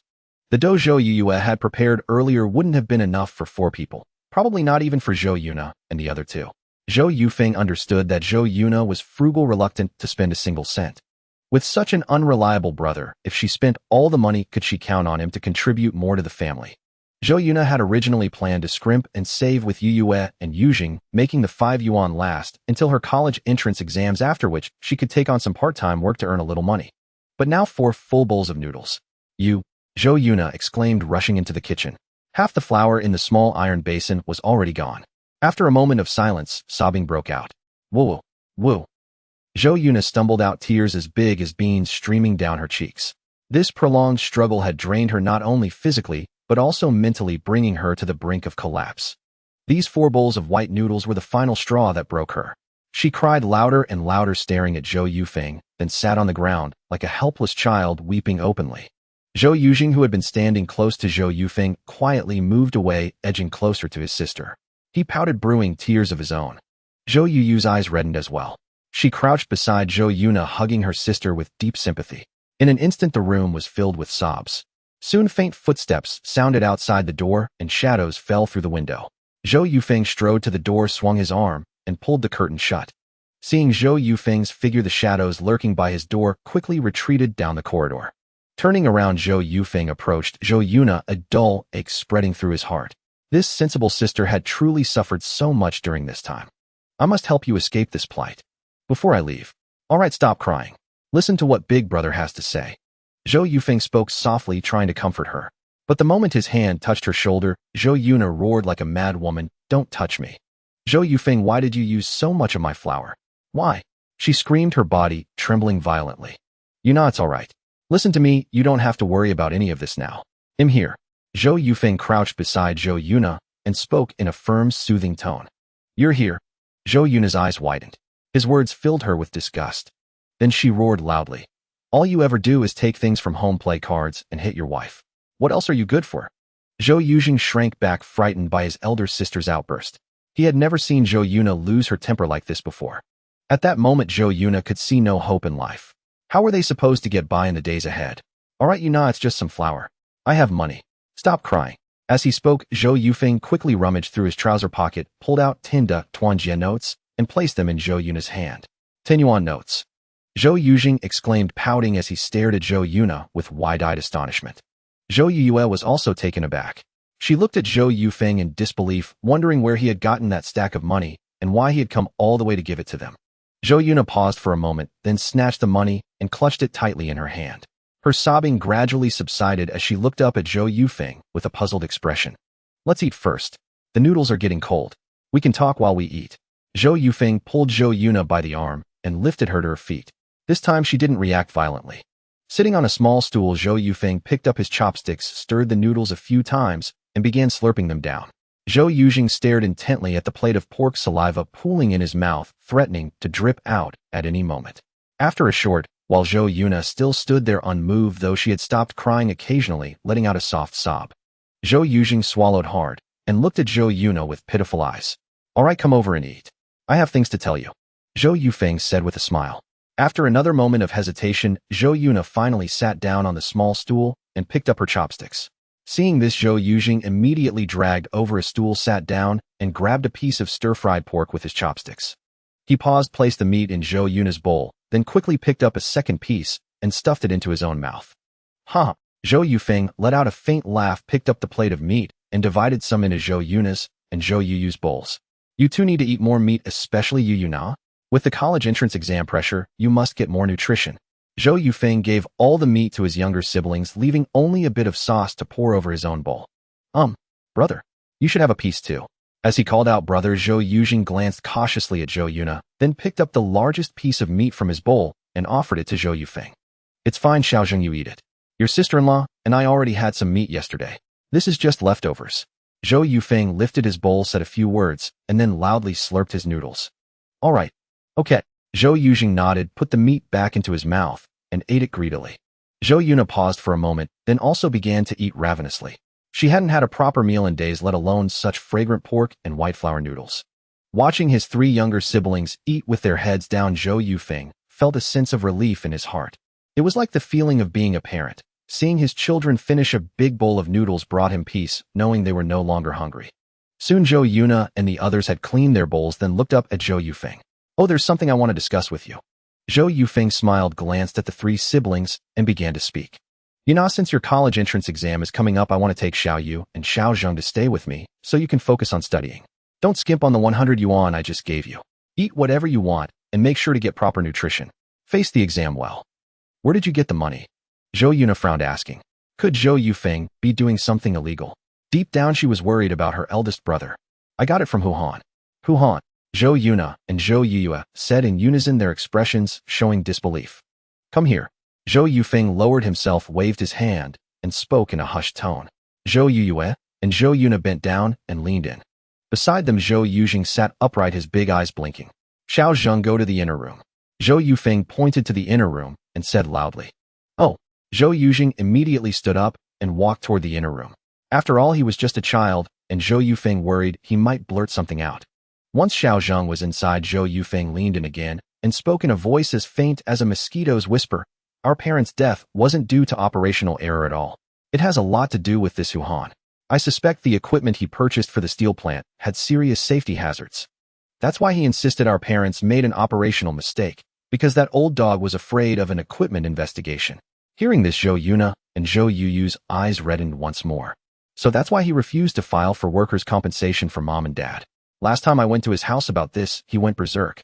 Now I know he had a guilty conscience. Zhou Yuna said softly, looking up at Zhou Yufeng as tears streamed down her cheeks. Xiao Na, this is exactly what I wanted to tell you. Don't go to Huhan during this time. And you two don't breathe a word of what I just said. Be patient and let me gather evidence. Evidence? Zhou Yuna murmured in surprise. At this moment, her attitude toward Zhou Yufeng began to shift slightly. Yes, he must have receipts for the equipment purchases. If we can find those and contact the suppliers, we can bring that old dog to justice. In short, Xiao Na Xiao Yue, don't dwell on these matters anymore. They'll take care of it and get justice for mom and dad. Just remember, don't go near Hu Han for now. Let him let his guard down so I can investigate quietly. After he finished speaking, Zhou Yuna was silent for a moment before slowly nodding. For some reason, she felt as if Zhou Yufeng had become a different person, giving her a sense of security. So should Xiao Zheng and Xiao Yu come back with me this afternoon? Zhou Yufeng sat up straight, his voice returning to its usual tone. No need. Zhou Yue directly refused with a wave of her hand. Xiao Zheng and I are on break now. We can help sister cook. If we go with you, she'll have to cook alone and waste time. Well, all right then. Since that's the case, he'll be off. Zhou Yu's reasoning made sense, so Zhou Yufeng didn't insist. He stood up and headed for the door. Zhou Yuna opened her mouth slightly as if to say something, but swallowed her words. All right. Pulling open the iron door, Zhou Yufeng halted, fished out 5 cents from his trouser pocket, and placed it on the windowsill. Let Xiao Zheng use this money to buy some candied hawthorns. You now focus on your college entrance exams and study diligently. Don't worry about family matters. With these words, Zhou Yufeng stepped out the door. As long as he could clear his parents' name and reclaim the compensation, ensuring the child of this household graduated smoothly from school should be no problem. In any case, he had to leave this place. Zhou Yufeng wandered aimlessly, pondering over matters concerning Hu Han, sifting through memories of his past life to recall everyone he knew at the steel plant, judging whether they could be of help in this affair. Gradually, Zhou Yufeng arrived at the town center, where the broad road was thronged with vendors doing business. In that era, government policies were yet to stabilize, and the degree of openness was vastly different from the present. Thus, most street vendors sold fruits like melons, watermelons, and apples. On a scorching summer day, a bite of such fruit was indeed refreshing. On one side of the road, atop a long flight of steps, stood Linzhou City's Seoul Cinema. An iron railing surrounded its entrance, and during ticket sales, a dedicated attendant would guard it to prevent anyone without a ticket from sneaking in. At the foot of the cinema steps, Zhou Yufeng noticed a vendor pushing a bicycle with a foam box strapped to the back seat.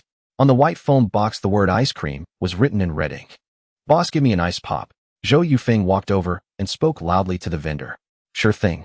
The vendor wiped sweat from his brow, chuckled warmly, and then asked, want one with cream? No, just an ice pop is fine. All right then. The vendor nodded, pried open a small gap in the foam box, reached in a hand, quickly grabbed an ice pop, and promptly sealed the box shut, anxious not to let any cool air escape. Here, 5 cents. After paying, Zhou Yufeng crouched on the steps and savored the ice pop.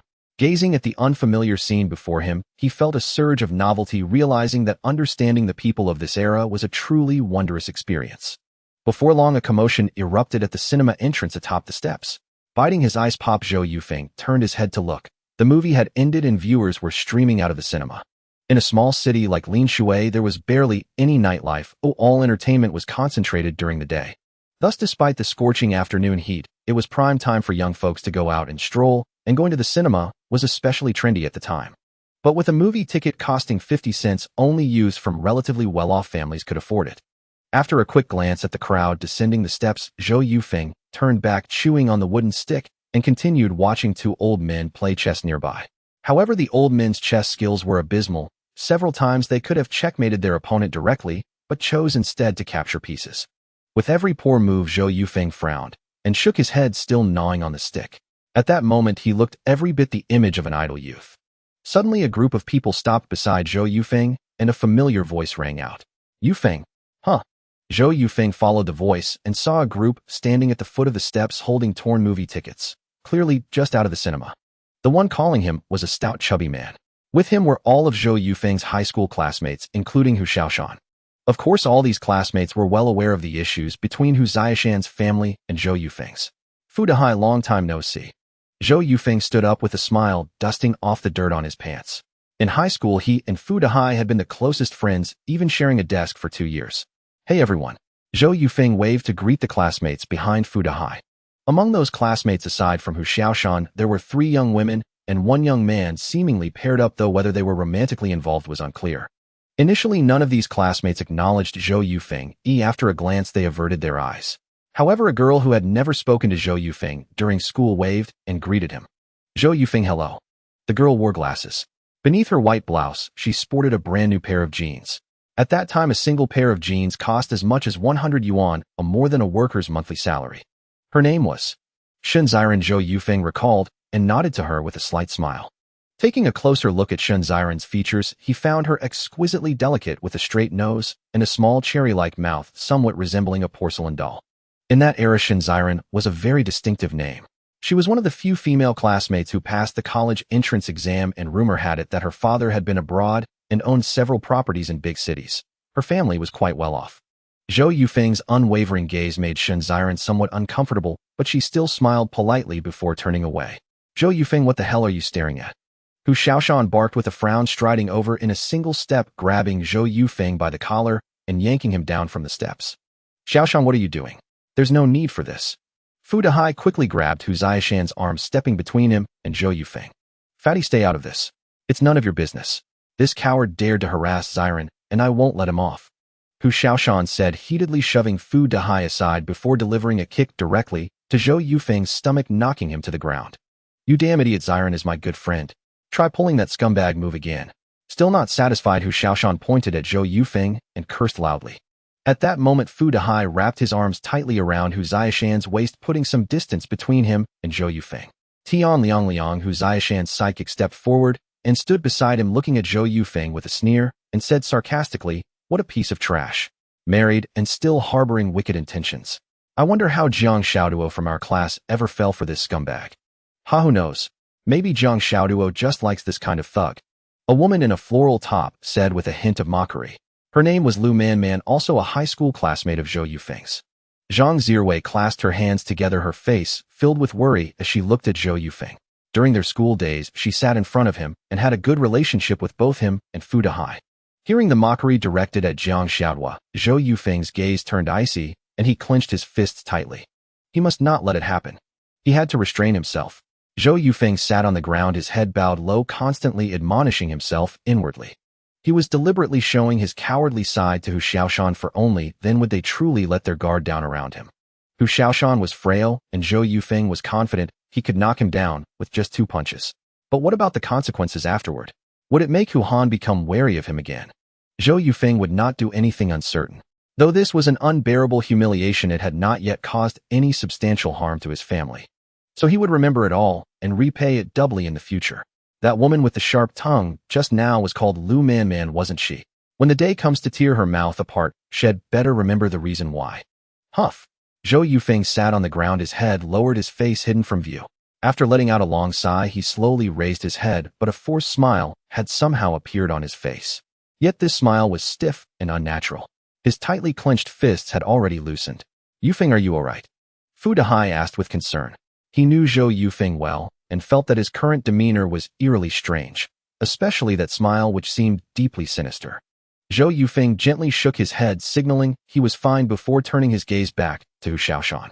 He spoke, Xiaoshan, I'm sorry for the misunderstanding earlier. I didn't mean it that way. Xiaoduo and Shun Xiren are such good friends. How could I act indecently in front of my wife's close friend? As he spoke, Zhou Yufeng's body was still trembling incessantly. All right, Hu Xiaoshan, we're all classmates. There's no need for this. Let's just go. Shun Xiren furrowed her brows slightly and stepped forward. Zhou Yufeng's words made her deeply uncomfortable. Was this man only capable of hiding behind a woman, dragging Jiang Xiaoduo into it at a time like this? Hu Xiaoshan nodded, then turned his gaze back to Zhou Yufeng, his brows tightly knit, his expression hostile. He raised his index finger and pointed it at Zhou Yufeng's nose, cursing, Let me tell you, Zhou Yufeng, stop prattling on about being classmates. Yesterday, you came to my house begging for money like a dog and still tried to pull the classmate card with my dad. You're nothing but trash. Huh. Brother Xiaoshan, what money did he come to your house to beg for? Lu Manman grew interested, stepping forward with a coquettish tone. Humph. Hu Xiaoshan let out a cold snort, then sneered with a mocking grin. The Linshui steel mill wouldn't give his family compensation, so he came begging at my door, babbling about being classmates and asking us to pity him. In the end, my dad had a soft heart, took pity on him, and gave him 500 yuan on behalf of the factory as condolence money. 500. That's a lot. He caused the accident himself through his own mistake and still has the nerve to come begging for compensation. Shameless. Lu Manman glared at Zhou Yufeng, her face full of disdain. Uncle Hu gave that much. But thinking about it, it makes sense. Uncle Hu is just too kind-hearted. Tian Liang walked over to Hu Xiaoshan, fawning obsequiously. Shun Xiren said nothing more. She turned away, unwilling to even look at Zhou Yufeng, and began to worry about Jiang Xiaoduo. How could she have been so foolish as to choose a man like him? Zhou Yufeng acted as if he hadn't heard Hu Ziashan's words, maintaining a calm and composed smile. After they had hurled a few more insults, he turned to Fu Dehai and said indifferently to Hai, "Let's go. See you later." Uttering the words lightly, Zhou Yufeng waved his hand and strode forward. What a coward! Shen Ziren watched his retreating figure and shook her head slightly, a sense of disgust for this man rising within her. Walking swiftly, Zhou Yufeng entered an alley and stopped. He panted heavily, standing there for a long time until his breathing returned to normal. Then he stepped out of the alley and headed toward the market. He bought some meat and white flour. By the time he returned to the entrance of the mixed compound, it was 4 in the afternoon, and he happened to run into Jiang Xiaoduo at the gate. She was holding 2 bags, one containing half a watermelon, the other a few steamed buns. There was still a trace of cream at the corner of her mouth. She must have just eaten an ice cream bar. "Did you go to the market?" "I just came back from there too." Zhou Yufeng walked over to Jiang Xiaoduo, his voice gentle as he glanced at the things in her hands. "I did." Jiang Xiaoduo nodded. After glancing at Zhou Yufeng, she lowered her head, a hint of guilt in her demeanor. What she had bought wasn't proper food for this era. It was just snacks. Those 2 meat buns could have bought a lot of flour in. She had just eaten an ice cream bar too. Thinking of this, she hurriedly licked the corner of her mouth, only to find there was still some cream left. Would he hit her? Jiang Xiaoduo couldn't help but worry. In Zhou Yufeng's eyes, the way Jiang Xiaoduo licked the cream from her lips was endearingly childlike. He couldn't help but reach out and gently stroke her long hair. "Let me carry those for you. Are you tired?" Zhou Yufeng said with a smile, taking the bags from her hands. "No, I'm not tired." Jiang Xiaoduo murmured softly, looking up at Zhou Yufeng with a dazed expression. Her lips were pursed, and she wore a simple, naive look. Her entire demeanor was that of a silly, absent-minded girl. "What are you staring at? Let's go home," Zhou Yufeng said with a smile, walking ahead. Okay." Jiang Xiaoduo nodded in response, clasped her hands behind her back, and trotted after him. It was just like in high school. He would help her fill the thermos flasks, walking ahead, carrying 2 while she followed behind. The warm glow of the setting sun bathed their figures, casting long shadows as it enveloped them in a cozy light. By a little past 7, the sky outside had dimmed slightly, and the children in the compound had already begun their noisy play. After leaving the dishwashing to Jiang Xiaoduo, Zhou Yufeng went downstairs to find Lu Naiqiang, as they were supposed to go meet Chen Guoda together in the evening. Arriving at Lu Naiqiang's door on the 1st floor, he could hear arguing from inside, along with the sound of a boy crying. A complete mess. After a moment's hesitation, Zhou Yufeng knocked. Soon the wooden door was yanked open by Lu Naiqiang, who had a noticeable scratch on his chest. "Brother Chong." Zhou Yufeng greeted him with a smile. "Let's go quickly," Lu Naiqiang said with a frown, pushing the door open and stepping out first. "Just die out there." A woman ran out from the inner room of his house, her hair disheveled, shouting curses in Zhou Yufeng's direction. "Sister-in-law, I'll go drag Naiqiang back. What's got into my old brother this time?" Zhou Yufeng said quickly before slipping away. "You're no good either." Wang Xiorong cursed Zhou Yufeng, as well showing him no mercy. Her shouts echoed through the entire compound. "Chong, wait for me." Zhou Yufeng called out, hurrying to catch up with Lu Naiqiang. "What's wrong? Did you and your wife have a fight?" "That woman's gone mad again. Damn it, she nags all day long. It's utterly infuriating." Lu Naiqiang frowned and cursed, casting an impatient glance back toward the yard. "I lost a bit of money this morning at the gambling shed, and when I got back she went berserk. What a brainless fool. Winning and losing are part of the game. What's her problem?" Zhou Yufeng strode alongside Lu Naiqiang, listening to his endless complaints without interrupting. In his past life, a man like Lu Naiqiang was someone Zhou Yufeng wouldn't deign to glance at, let alone associate with. He would have considered it a waste of time. A 30-year-old man, unemployed, living off his wife's meager earnings from odd jobs. Truly a worthless existence. Yet, it seemed his own current persona wasn't much different. At this thought, Zhou Yufeng couldn't help but grin. "Hey Yufeng, what are you smiling about?" Lu Naiqiang shot him a glance, still frowning, brooding over Wang Zirong's anger. "Nothing. I was just thinking how happy I am to make some money with you, Chong." Zhou Yufeng slung an arm around Lu Naiqiang's shoulders, speaking with a fawning tone. "Huh." At this, Lu Naiqiang's eyes lit up. "Yufeng, this time I'll let you feast with me." With that, Lu Naiqiang also wrapped his arm around Zhou Yufeng's shoulder, boasting with spittle flying. The two of them, arms locked, looked almost like the children playing in the yard. "You don't know Chen Guoda well. He gets carried away easily. Well, set a trap, let him win some money first, and when he's hot-headed." After a full hour's walk, they arrived at a farmhouse, and Lu Naiqiang was still bragging, thoroughly caught up in his own tale. "By the way, Chong, how much money do you have?" Zhou Yufeng asked. Since they had to deliberately lose to Chen Guoda first, they couldn't bring too little. "Me? Hey, your sister-in-law hasn't been paid yet this month. It won't come until the 10th. Look, I'll borrow a bit from you first, and after we win, I'll pay you back. Lu Naiqiang rubbed his hands together, grinning. Zhou Yufeng frowned slightly. This scene felt all too familiar. Hey Chang, I remember, you still haven't paid me back the 3 yuan from last time. I haven't. Yufeng, why worry about such a small sum? When we win this time, I'll give it all back to you. Lu Naiqiang said with a serious expression, his eyebrows raised, giving him a naturally comical look. No Chang, wait, Zhou Yufeng was amused by Lu Naiqiang's expression, pursing his lips to stifle laughter as his body trembled. It's not about whether I'll lend you or not. I don't have any money either. All I've got on me is 1 yuan. With that, Zhou Yufeng pulled a crumpled 1 yuan note from his pocket. You're kidding me. You came out to gamble with that. Lu Naiqiang asked, displeasedly, bending down and reaching for Zhou Yufeng's pocket. In those days, some underwear had a small pocket, and Zhou Yufeng had anticipated this move from Lu Naiqiang, so he had stashed his money there. It was a bit uncomfortable, though. Well, you didn't bring any money either, Zhou Yufeng said with a cold laugh. Recalling Lu Naiqiang's earlier words, Zhou Yufeng grew suspicious. Deliberately losing money to Chun Guoda, then winning it back when he got hot-headed. Was he trying to swindle my money? After patting the pockets a few times, without finding any money, Lu Naiqiang stood there frowning, silent, as if pondering some problem. Zhou Yufeng felt at ease. If he couldn't get close to Chun Guoda this time, there were other plans for his parents' matter. This connection with Chun Guoda was just an unexpected bonus. Besides, he still didn't know the exact situation. Then forget it, Chang. Let's do it another time. They'll head back now. Seeing Lu Naiqiang remain silent, Zhou Yufeng tested the waters, turning as if to leave. Hey, since we're here, why leave? Lu Naiqiang grabbed Zhou Yufeng's arm urgently. Huh, so you have a plan, Chang. I've got 20 here. I'll lend you 10. As he said this, Lu Naiqiang's face twisted like he was constipated. He bent down, squatted, and pulled 2 damp 10 yuan notes from his sock. You sly old fox. Zhou Yufeng frowned, cursing Lu Naiqiang under his breath. Wait. This bastard wasn't going to hand me 10 yuan, was he? Take this. Lu Naiqiang pulled out a 10 yuan note and handed it to Zhou Yufeng, adding, This is Wang Zirong's salary. I stole it. I have to pay her back, so let's leave your 3 yuan for later. Fine, whatever. Zhou Yufeng took the money with 2 fingers, and a pungent odor immediately wafted over. He fanned the air a few times before lowering his hand. Zhou Yufeng had never expected to get back the money Lu Naiqiang and the others owed him. Wasting breath to recover nothing wasn't worth his time. He'd rather watch TV comfortably. All right, let's go. Lu Naiqiang chuckled, walked to the farmhouse gate, and pounded hard on the iron door. The moment the sound rang out, barking erupted from the yard. Judging by the noise, the dog was no small creature. Soon a clattering sound came from inside the iron door. With a creak, a man with a square face poked his head out. Shanzi, you're here. This man was Chun Guodao, a cigarette dangling from his lips. He nodded and smiled at Zhou Yufeng and Lu Naiqiang. This is Yufeng, right? It's me, brother Chun.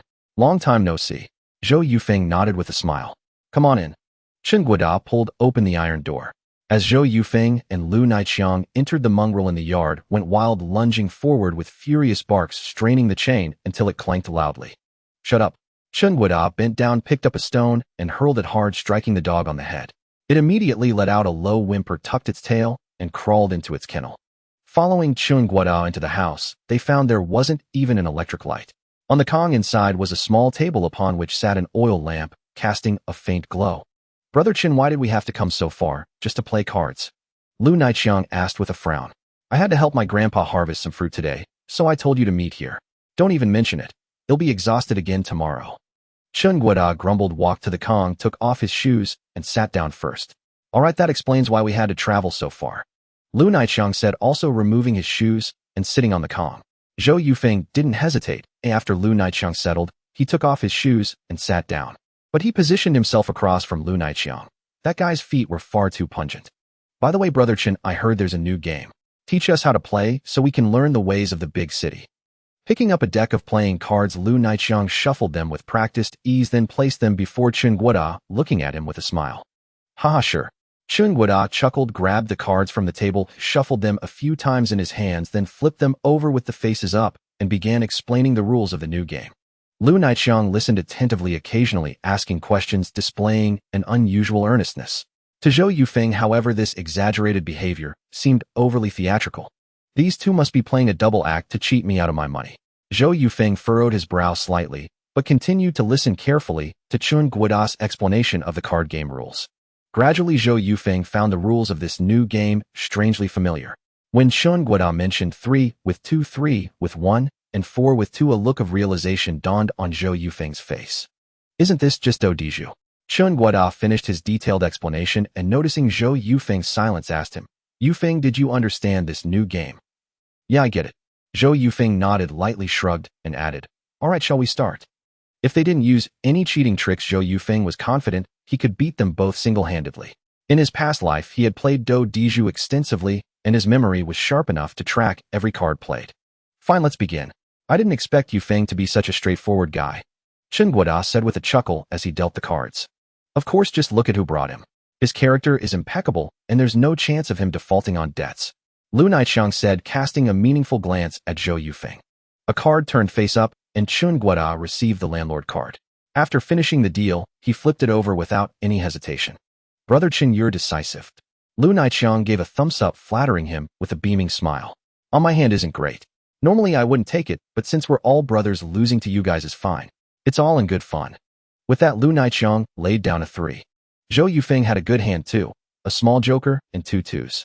Seeing Lu Naiqiang's 3, he pulled out a 10. Once that card was out, his hand would be much easier to play. Ace. Lu Naiqiang immediately played a high card. Zhou Yufeng frowned slightly, thought for a moment, and quickly said pass. Then Lu Naiqiang played a very low pair. Zhou Yufeng couldn't take it, but when Chun Guoda followed with a small pair, Lu Naiqiang passed again. It was obvious they were colluding to cheat him. Their play was so blatant it treated Zhou Yufeng like a fool. The worst part came at the end. When Zhou Yufeng had only one card left, Lu Naiqiang used the big joker to block him, then played a pair successfully, letting Chun Guoda finish. Damn, I messed up, Lu Naiqiang sighed.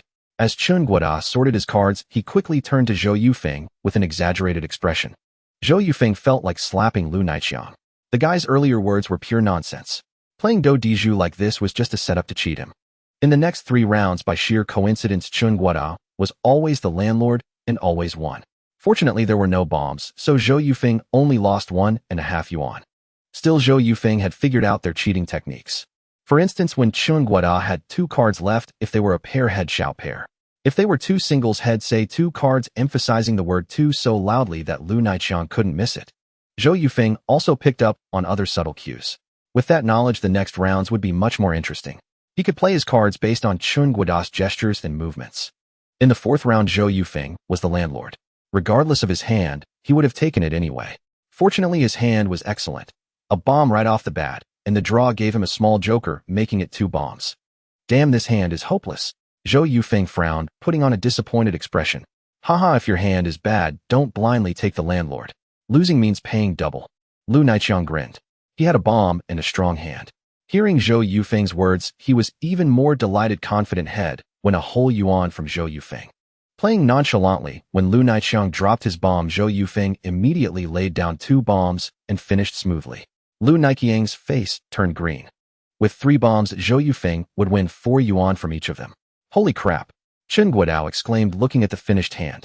After a moment's hesitation, he pulled out a 5 yuan note and handed it to Zhou Yufeng. Zhou Yufeng quickly gave Chun Guoda 1 yuan in change. The wet 10 yuan note Lu Naiqiang had given him earlier had already been broken. Come on, shuffle. Lu Naiqiang didn't pay up, instead he picked up the cards to shuffle. Hold on. Zhou Yufeng grabbed Lu Naiqiang's hand and said coldly, Brother Chang, where's your money? Huh, money. Ah. Lu Naiqiang drew out the word, winking at Zhou Yufeng repeatedly. But Zhou Yufeng pretended not to see, saying playfully, No, Brother Chang, your money. Isn't there still that 5 yuan note? Hearing this, Lu Naiqiang's face darkened instantly. Glaring at Zhou Yufeng, he gritted his teeth and said, Fine, hey, race your money. He pulled out 5 yuan and handed it over. Without any hesitation, Zhou Yufeng grabbed it and grinned. Brother Chang, hey, race your 1 yuan change. Setting a trap to win my money and still trying to act like a saint. Zhou Yufeng lifted his head, his gaze turning icy as he stared at Lu Naiqiang, who was sorting the cards. Like a lion lurking in the shadows, watching its prey ready to strike at any moment. When it was Lu Naiqiang's turn to be the landlord, no matter how good his hand was, he always passed it to Zhou Yufeng. This way he could maximize his profits and win more of Zhou Yufeng's money. But that suited Zhou Yufeng just fine. No matter what, it was always a whenever sustvo situation. Getting 3 extra cards was quite comfortable. Most importantly, Chun Guoda wasn't a very skilled player. He wasn't decisive with his high cards, which gave Zhou Yufeng plenty of opportunities. After a few rounds, Lu Naiqiang had lost all 10 yuan and even owed Zhou Yufeng 1 yuan. I owe you one. Lu Naiqiang said indifferently, lowering his head to shuffle the cards. Debts like this take the fun out of it. Zhou Yufeng remarked flatly, counting out 9 yuan and placing it on the edge of Lu Naiqiang's table. Brother Chong, I took 10 from you earlier. Hey, race your payback. He'll keep that 1 yuan as my cut. Lu Naiqiang stared at the 9 yuan on the table, his breathing audibly heavier. After a moment, he reached out and took the money, saying coldly, continue. As the game went on, Lu Naiqiang's luck was abysmal and his skill was equally poor. Once he became the landlord, Chen Guoda showed no mercy and threw down a bomb. Lu Naiqiang's eyes widened, his mouth slightly agape, wearing an expression of disbelief as he looked at Chen Guoda. A bomb. Want it? Chen Guoda called out with a frown. After so many rounds without a single win against Lu Naiqiang, throwing down the bomb now was a clear signal that he no longer intended to cooperate. Fine, fine, fine. Lu Naiqiang nodded heavily several times. After a pause, he said in a low voice, no. No. Chen Guoda chuckled. No means I'm out. After discarding a straight, Chen Guoda had no cards left. Lu Naiqiang had to pay each of them 1 yuan, but he only had 50 cents left in his pocket. Yufeng, lend me some money. He'll pay you back. With that, Lu Naiqiang reached for the money on Zhou Yufeng's table. Zhou Yufeng swiftly gathered the cash, stacked it neatly, and put it in his pocket. Brother Chong, you still owe me 3 yuan from last time. Pay back the old debt before we talk about borrowing more. You. Lu Naiqiang's face flushed red as he straightened up. Zhou Yufeng's words had made him lose face. Well, my words sting. If they do, pay up. Slamming the table, Zhou Yufeng stood up, looking down at Lu Naiqiang. The dim kerosene lamp cast his shadow, making him appear especially imposing. Lu Naiqiang shrank back, looking up at Zhou Yufeng. His sudden outburst had caught him off guard. When had this coward grown so bold? Recovering his composure, Lu Naiqiang growled, Zhou Yufeng, who do you think you are daring to speak to me like? Slap. A crisp slap landed on Lu Naiqiang's face. Zhou Yufeng had struck him with such force that he nearly knocked him off the Kong. He'll talk to you however I damn well please today. If you want to play cards, play nice. If not, get lost. And one more thing, stop bothering my wife or it won't end with just a slap. He'll cripple you. The last words were almost a roar. Having held back his anger at Hu Ziashan's place, Lu Naiqiang had finally ignited his fury. Thoughts of the way Lu Naiqiang looked at Jiang Xiaodua along with all the humiliations Zhou Yufeng had endured before unleashed the fire within him. Seeing Zhou Yufeng's violent side, Lu Naiqiang was terrified. Covering his face, he dared not utter a word. All right, Yufeng, we're at my grandfather's place. He's sleeping in the next room. This isn't good. Chen Guoda said with a frown. Oh, my apologies, Brother Chen. I lost my composure. Smiling, Zhou Yufeng sat down, nodded politely at Chen Guoda, and forced a faint smile to show respect. Zhou Yufeng controlled his emotions with perfect ease, switching between anger and calm. Cough, you're young. A bit of temper is normal. Chen Guoda chuckled. His gaze toward Zhou Yufeng shifted, no longer the fake disdain from before. This man seemed different from the one Lu Naiqiang had described. No, Brother Chen, you're the one with the magnanimity. I was out of line just now. If you don't mind, how about I treat you to dinner tomorrow as an apology? Zhou Yufeng picked up the poker cards and began shuffling. His words, though not overly deliberate, were pleasing to Chen Guoda's ears. Chen Guoda chuckled and shook his head lightly. I'm not sure what time I'll be heading back tomorrow. I'm just an unemployed young man with plenty of time. If not tomorrow, then the day after. Zhou Yufeng finished arranging the cards and placed them on the table. Looking at the grim-faced silent Lu Naiqiang, he asked, Brother Chong still playing? He deftly shifted the topic away from the dinner invitation. Pushing further would have seemed too forced. Zhou Yufeng had perfected the art of conversation. For him, these were trivial matters. As the CEO of a listed company, he had faced far more daunting challenges than these. Lu Naiqiang looked up and stared deeply at Zhou Yufeng. In that instant, the man before him felt like a stranger. Knowing the old Zhou Yufeng, the contrast was stark. He seemed like a completely different person. Lu Naiqiang, can you handle it or not? If not, I'll lend you some money to keep playing. Chen Guoda frowned, asking impatiently. Lu Naiqiang hesitated, then nodded heavily. A gambling addict at heart, he had already lost so much that he was desperate to win it back. The subsequent rounds seemed to flip. Zhou Yufeng deliberately fed Chen Guoda, and the two colluded to win Lu Naiqiang's money. Losing round after round, Lu Naiqiang kept borrowing. He hadn't won a single hand. Under the faint glow of the kerosene lamp, the three played until dawn. After the final hand, there was movement outside. It seemed Chen Guoda's grandfather was tidying up the courtyard. Zhou Yufeng stretched and showed no intention of continuing. Let's call it a day. Zhou Yufeng looked out the window, saying wearily, Fine with me. I have a lot to do today. Chen Guoda was also tired of playing. Lu Naiqiang now owed him nearly 100 yuan, and without actual money the game had lost its appeal. Lu Niqiang's face was pale. He shuffled the cards and placed them on the table again. Let's play a couple more rounds. Higher stakes, he said loudly. Zhou Yufeng glanced at him, then got up and jumped off the Kong. By now he hadn't won any money. In fact, he had deliberately lost even his initial winnings, letting Chen Guoda take it all. Such petty sums meant nothing to Zhou Yufeng. He had no desire to be involved in this mess. Having won nothing, he could walk away cleanly, and he had already achieved his purpose for coming. As for Lu Niqiang, he had reaped what he sowed. He had tried to set a trap for others, but ended up ensnaring himself. Zhou Yufeng was no saint. He felt no sympathy for Lu Niqiang, only that he deserved it. In his past life, reaching a position like his had required weathering many a storm. Ignoring Lu Niqiang, Zhou Yufeng bid farewell to Chen Guoda and walked out of the courtyard. The glaring sunlight made him squint. After blinking a few times, Zhou Yufeng headed home. This was his third day in 1983. Perhaps due to fatigue, Zhou Yufeng took a full hour to return to the city. Passing through the market, he stopped at a small breakfast stall where tables and chairs were set out along the street. Seated on a long bench, he ordered a bowl of old tofu and a fried dough stick, a rather extravagant breakfast for a small town like Linshui City. Having told Jiang Xiaoduo earlier that he might not return for the night, Zhou Yufeng was in no rush. He ate slowly, savoring the gradually awakening street scene of the small city. Before long, bicycles began to appear on the street, quickly filling it with congestion. The ringing of bicycle bells filled the entire thoroughfare. Fruit and vegetable vendors hawked their wares with vigorous shouts. Loudspeakers were not yet available, so they relied solely on their own voices. The calls rose and fell in a cacophony mingled with the cries of children who had followed their mothers to buy groceries and were beaten for being disobedient. The street became unbearably noisy. Such a vivid scene was far more profound and different from anything he had seen in movies. A faint smile curled at the corners of Zhou Yufeng's mouth as he gazed absent-mindedly at the passing crowd. Hey sis, look at that Herba de Kong. The back seat seems raised. Must be a new forever bicycle ride. Lin Chong followed behind Lin Nan, speaking loudly. Hurry up, or we'll be late. Stop wasting time on useless things. Lin Nan frowned, glanced back at her brother with a glare, and continued walking briskly. Sweat beaded on her forehead, strands of hair sticking to her skin. She reached up to pull the hair away, but accidentally pressed it down, causing even more strands to cling. Lin Nan pouted, then gave up, and kept walking. Her adorable demeanor caught the eyes of passing schoolboys who couldn't help sneaking glances at her. Lin Nan, look who that is.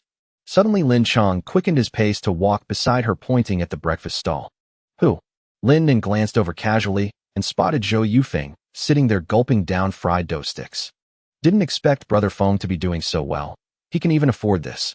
I thought he was broke after beating up Zhou Yuna when she came asking for money recently. Lin Chong muttered under his breath, stepping forward to greet Zhou Yufeng, but Lin Nan grabbed his arm. Let's go. Don't bother with scum like him. Lin Nan frowned, pulling Lin Chong forward. Can you stay away from that Zhou Yufeng from now on? Don't get involved with people like him. After speaking, she turned back and shot Zhou Yufeng a look of deep disgust. Zhou Yuna and her siblings couldn't even afford to eat, and here he was shamelessly enjoying breakfast. What a beast. How could such a person exist in this world? She was very close to Zhou Yuna and knew her situation best. Due to malnutrition, Zhou Yuna had even fainted in class from hunger.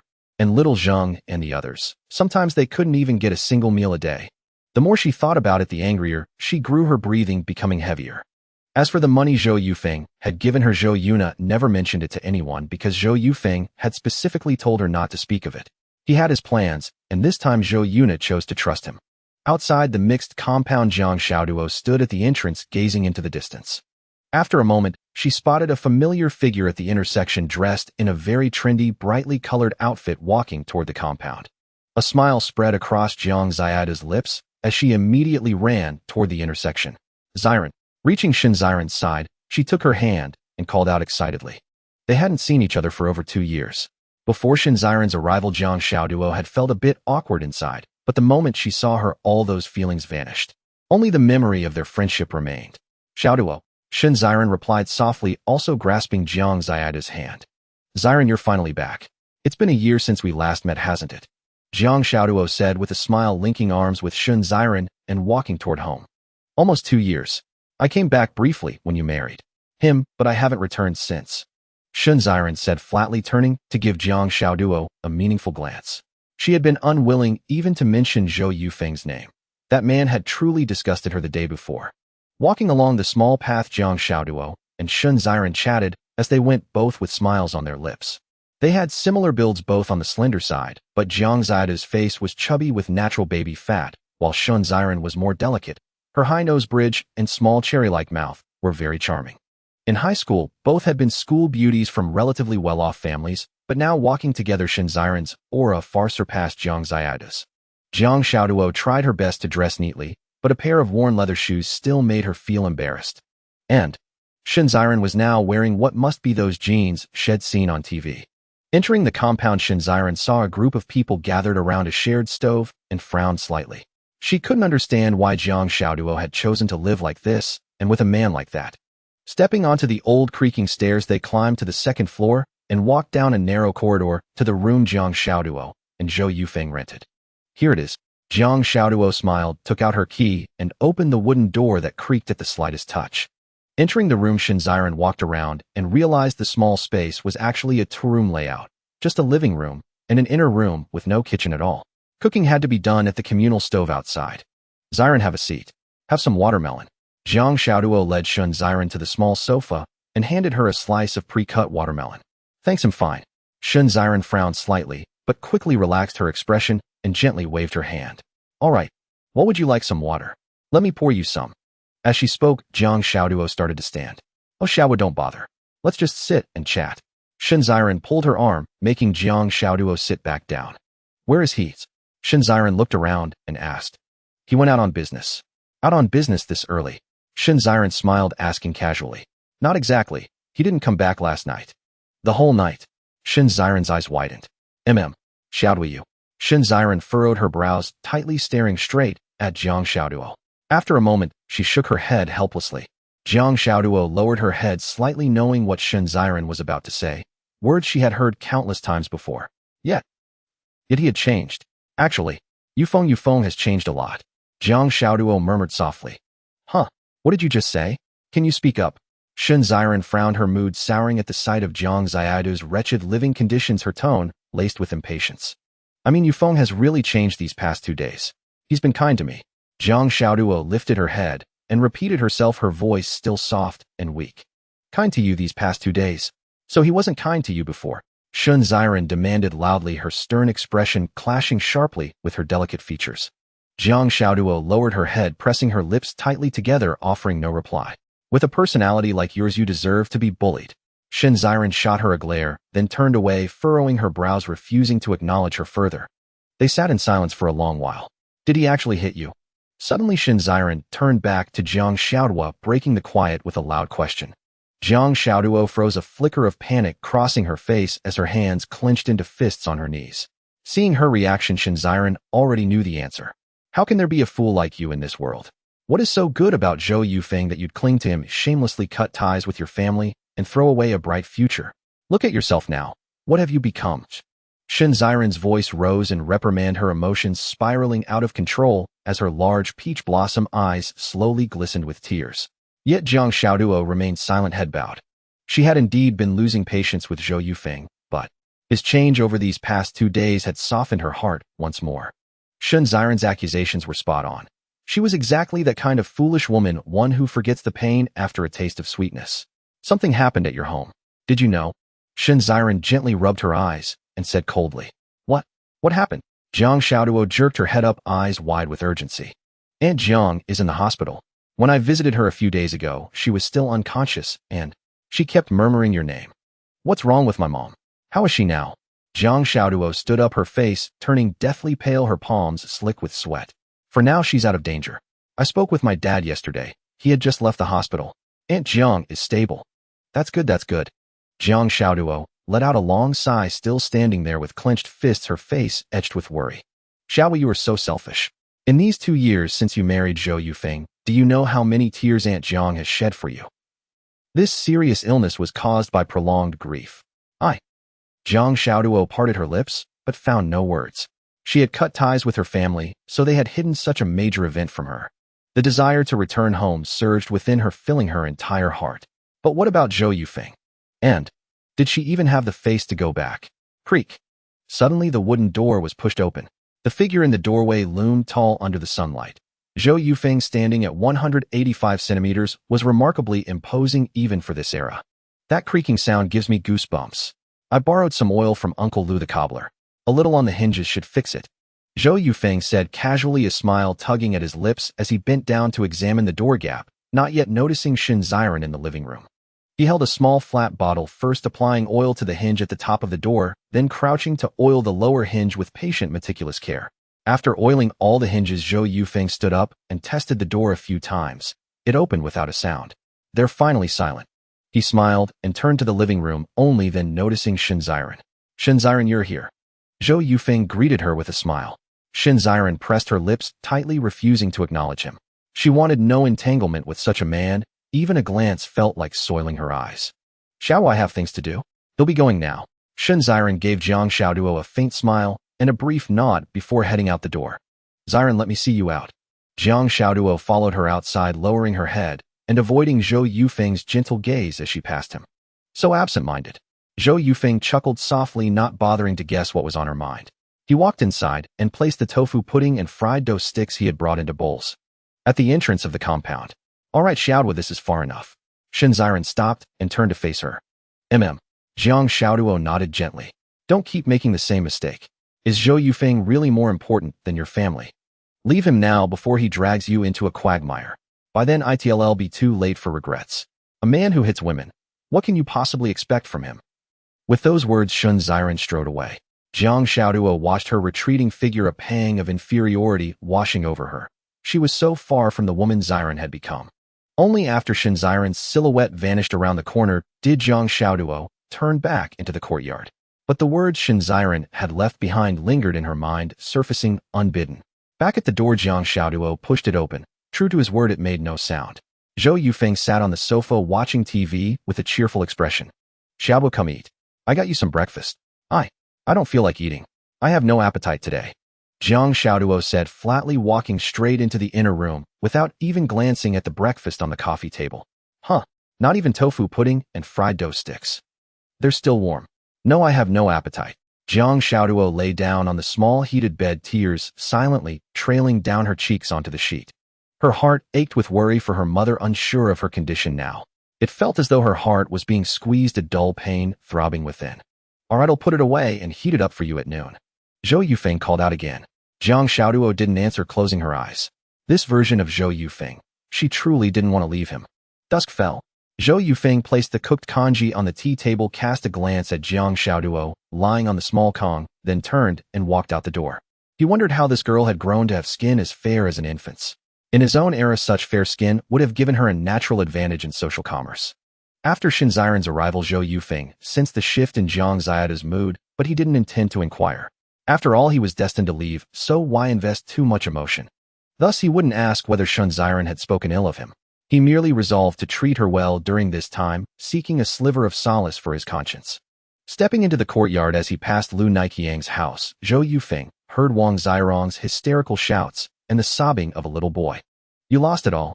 How are we supposed to live, mother and son? You damned man'll kill you. Put down that cleaver, Wang Shirong. I'm warning you, don't push me too far.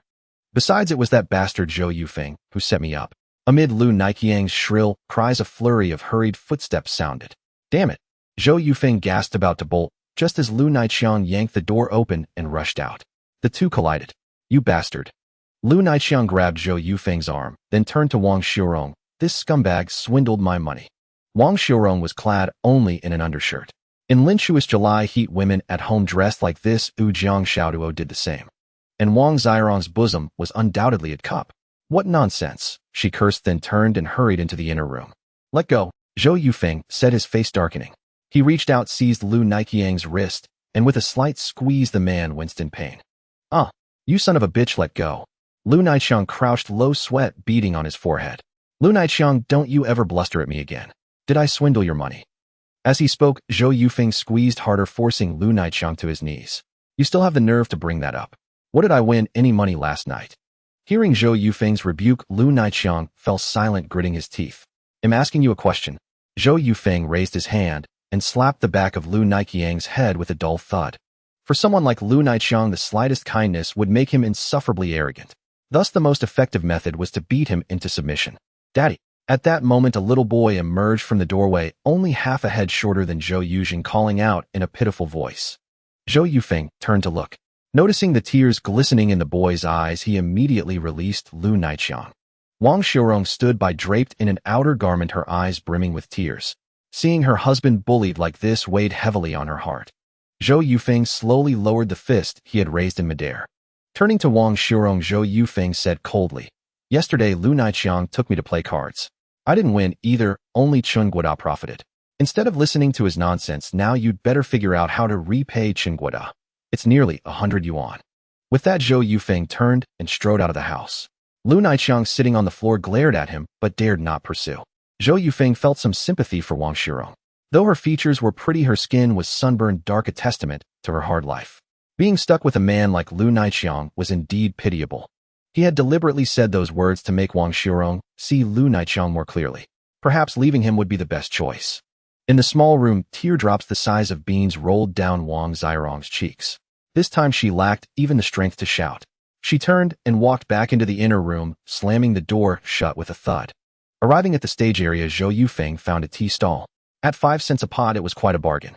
He ordered a pot, lounged leisurely in a rocking chair, and listened to two old men discussing national affairs. From domestic economics to global politics, they chatted with great relish. Zhou Yufeng merely listened idly. His purpose for being there was simply to wait for Chen Guoda. To travel from the small village of Lincheng to the city, one had to pass by this stage. From their conversation the previous day, he had gathered that Chen Guoda would return today. Gradually darkness fell, yet the crowd at the stage only grew larger. At this hour, people who had finished dinner strolled out for a walk, chatting in small groups. Houses near the stage were also priced higher than elsewhere. In this small city, however, property transactions often took the form of rent. The tea house had long since closed, so Zhou Yufeng found a random step to sit on, listening to the chatter around him. With the advent of reform and opening up, most conversations, whether among men or women, revolved around the topic of jumping into the sea of business. Whoever quit their stable government job to go into business became the focus of gossip laced with mockery, as if they deemed such people foolish. The majority still believed that a secure job was the safest bet. Such thinking might have been normal in Zhou Yufeng's previous life, for by then markets were saturated and success was as rare as phoenix feathers and unicorn horns. Of course, Zhou Yufeng had been one of those rare few. But in this era, at the very cusp of the times, how many of the richest men started out in these years? To seek a stable job now would be to squander this golden age, wouldn't it? Zhou Yufeng shook his head, feeling a sense of all the world is drunk and I alone am sober. Yet he had no intention of doing anything grand. He just needed to settle the matter with Hu Han. Then once he got drunk, he should be able to go back. After another half hour of waiting for Chen Guoda, in vain, Zhou Yufeng decided to head back. He had barely taken a few steps when he noticed a flicker of light on the distant road. Soon the light grew closer, dazzlingly bright. Zhou Yufeng squinted and saw a portly man riding a red motorcycle. It was Chen Guoda. What wealth! Zhou Yufeng chuckled to himself, then jogged toward the motorcycle, calling out, "Brother Chen! Brother Chen!" With a screech, Chen Guoda slammed on the brakes and looked toward the voice. "Huh, Zhou Yufeng, it's you." Chen Guoda's expression was indifferent as he spoke flatly. "Brother Chen just finished up. Fancy meeting you so late." Zhou Yufeng smiled, his tone casual. "Not really. I finished collecting the fruit around noon, then slept all afternoon. Dead tired." Chen Guoda yawned as he spoke. "Oh, I see. Hey, Brother Chen, how about I treat you to dinner now? I was out of line yesterday, and I'd like to make it up to you." "Ha ha ha, that's nothing, don't worry about it." Chen Guoda laughed heartily, pleased with Zhou Yufeng's respectful tone, and didn't refuse. "It's not nothing to me. So, Brother Chen, let's go to the state-run restaurant." All right then." Chen Guoda nodded in agreement. Everything seemed remarkably coincidental. Zhou Yufeng acted with perfect naturalness without a hint of pretense. Private restaurants had already emerged in larger cities, but in a small town like Linshui City, they only began to appear slowly towards the end of the 1980s. At that time, state-owned restaurants were only beginning their decline, gradually fading away. However, for now, state-owned restaurants were under the management of the Commerce Bureau. Being able to work there even as the humblest server was a highly enviable position, and the chefs were all required to hold official certification. Dining at a state-owned restaurant was also considered a matter of considerable prestige. Zhou Yufeng casually suggested the state-owned restaurant, and Chen Guoda, who was naturally eager to go, readily agreed. Another reason was that Chen Guoda genuinely liked this young man Zhou Yufeng. His words always struck a chord with him. The menus in Linshui City's state-owned restaurants were mostly identical, with meat, oil, grain, and eggs being rationed. It didn't matter which one you went to, the food was the same. After finding a nearby state-owned restaurant, Zhou Yufeng helped Chen Guoda pushed the motorcycle to a spot by the entrance, allowing them to keep an eye on it while they ate inside. Brother Chen, I heard a strange noise when you braked. They'll fix it for you tomorrow. After parking the motorcycle, Zhou Yufeng patted the seat and said with a smile, What? A strange noise? Yeah, that squeaking sound when you brake. They'll take care of it tomorrow. Zhou Yufeng explained, patting Chen Guodao on the back as they walked into the restaurant. You know how to do that? I've seen it done enough times. I just picked it up. Hey, Brother Chen, watch the step. Inside the restaurant, the main hall had 4 tables with the kitchen off to the side. There were no private rooms as few people came to eat here on a regular day, so 4 tables were more than enough. At a table in the corner of the restaurant sat a group of people. Zhou Yufeng caught a glimpse of them out of the corner of his eye and couldn't help but frown. It was Hu Xiaoshan and his crew, the same ones they had encountered at the cinema entrance yesterday, every single one of them. But Hu Xiaoshan hasn't started work at the steel mill yet. He probably doesn't know Qingguodao right. Zhou Yufeng thought to himself, worried that Hu Hansan might become suspicious. He glanced back again, trying to appear nonchalant. Just as they sat down, a waitress in a white lab coat walked out. In that era, service staff typically wore white lab coats, a distinctive feature of the time. What'll it be? The waitress stood beside them with a small notepad poised to write down their order. As far as he could recall, spicy tofu was 39 cents a plate and braised fish was 2 yuan and 80 cents. After asking Qingguodao if he had any dietary restrictions, Zhou Yufeng ordered 4 dishes, 1 cold, 2 hot, and 1 meat-based, totaling 10 yuan. This was a lavish meal comparable to a 300 or 400 yuan feast today, especially since it was just for 2 people. To be honest, Zhou Yufeng's heart ached a little at the expense. By the way, do we get a free bottle of Matai? Zhou Yufeng looked up and asked. No. The waitress replied coldly, closing her notepad and preparing to walk away. Her attitude made it clear that the staff here were quite haughty. Wait, how do we get a free Matai? Zhou Yufeng called out again. As he recalled, ordering a large enough meal usually came with a complimentary bottle of liquor. And more importantly, how could they discuss business without alcohol? The woman shot him a sidelong glance and said disdainfully, You need to order the set meal: 4 cold dishes, 4 hot dishes, 4 fried items, and 4 large courses. 25 yuan per table. Want us to set one up for you? There's no way the 2 of us could eat all that. Zhou Yufeng smiled faintly, then pulled out a liquor coupon from his pocket. Let's have a bottle of Matai. A bottle of Matai cost 7 yuan. Zhou Yufeng's heart ached at the thought. This stuff certainly wasn't cheap. Yufeng ordering this much is too generous, Qingguodao said with a smile, shrugging his shoulders. He seemed to be in good spirits. It's nothing big, brother. I'm a simple guy. Since we finally have the chance to share a meal, let's eat our fill and have a good time. That's what matters. Zhou Yufeng patted Qingguodao on the shoulder, acting like an old friend he had known for years. Shen Ziren had noticed Zhou Yufeng from the start. The restaurant's main hall wasn't large. The 2 tables were at most 3 or 4 meters apart. She had clearly heard everything Zhou Yufeng had just said. What a scumbag, Shen Ziren cursed angrily, her fair face flushed with indignation. Huh. He takes money from my dad and just blows it all. He'll end up starving on the streets sooner or later. Hu Xiaoshan shot Zhou Yufeng a glare and said loudly, making sure Zhou Yufeng could hear him clearly. But Zhou Yufeng acted as if he hadn't heard a thing, continuing to chat and laugh with Qingguodao. Fu Dehai gave an awkward smile. He knew all too well about Zhou Yufeng's family circumstances. He couldn't understand why Zhou Yufeng would come to a state-owned restaurant to spend money. Was he really that brainless? Zhang Zirwei turned her head to glance at Zhou Yufeng, then lowered her head in disappointment, a hint of disdain flickering in her eyes. How some people just know how to enjoy themselves. But poor Zhang Xiaodua, she's probably picking through rotten vegetable leaves at the market right now, Lu Manman said, her voice sharp and grating as she looked towards Zhou Yufeng. Hearing Zhang Ziado's name, Zhou Yufeng's brow furrowed slightly. He barely managed to keep his composure, a flicker of murderous intent flashing across his face before vanishing. All right, let's go. Seeing disgusting people has ruined my appetite. Shen Ziren stood up, said her piece, and walked out of the restaurant. Part of the reason she left was also that she didn't want to hear Lu Manman's taunts about Zhang Xiaoduo. Let's go too, Hu Xiaoshan said, getting up. Seeing this, Tian Liang and the others also stood and headed for the door. As he passed by Zhou Yufeng, Hu Xiaoshan provocatively muttered, "Worthless." Lu Manman immediately giggled, her laughter ringing out like a bell, loud and clear. Fu Dehai and Zhang Zirwei both kept their heads down as they walked past Zhou Yufeng, not even sparing him a glance. After they had all left, Qingguodao frowned and asked, "You have a grudge against that kid from the Hu family?" Zhou Yufeng's heart skipped a beat and his hand hidden beneath the table trembled slightly. But he still managed a calm, natural smile. "We were classmates. Had a little falling out." His reply was deliberately nonchalant. "Oh, Brother Chen, do you know Hu Xiaoshan?" Is that kid Hu Han's son called Hu Xiaoshan? I don't know him. I just saw him from a distance when he came to the factory to sign a contract a while back. Chen Guoda said, a slight frown creasing his brow, clearly displeased. He had only seen him from a distance, and Hu Xiaoshan hadn't greeted Chen Guoda when he left. It was obvious that Hu Xiaoshan didn't know Chen Guoda. Zhou Yufeng breathed a sigh of relief at this thought. Furthermore, from Chen Guoda's tone, it seemed his relationship with Hu Han wasn't very good.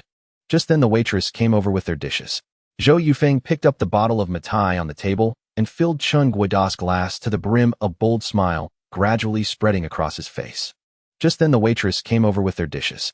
Zhou Yufeng picked up the bottle of Matai on the table and filled Chen Guoda's glass to the brim, a bold smile gradually spreading across his face. Just then the waitress came over with their dishes.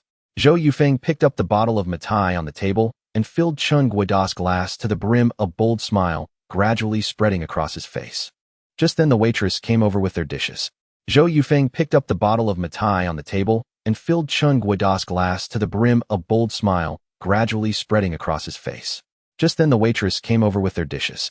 Zhou Yufeng picked up the bottle of Matai on the table and filled Chen Guoda's glass to the brim, a bold smile gradually spreading across his face.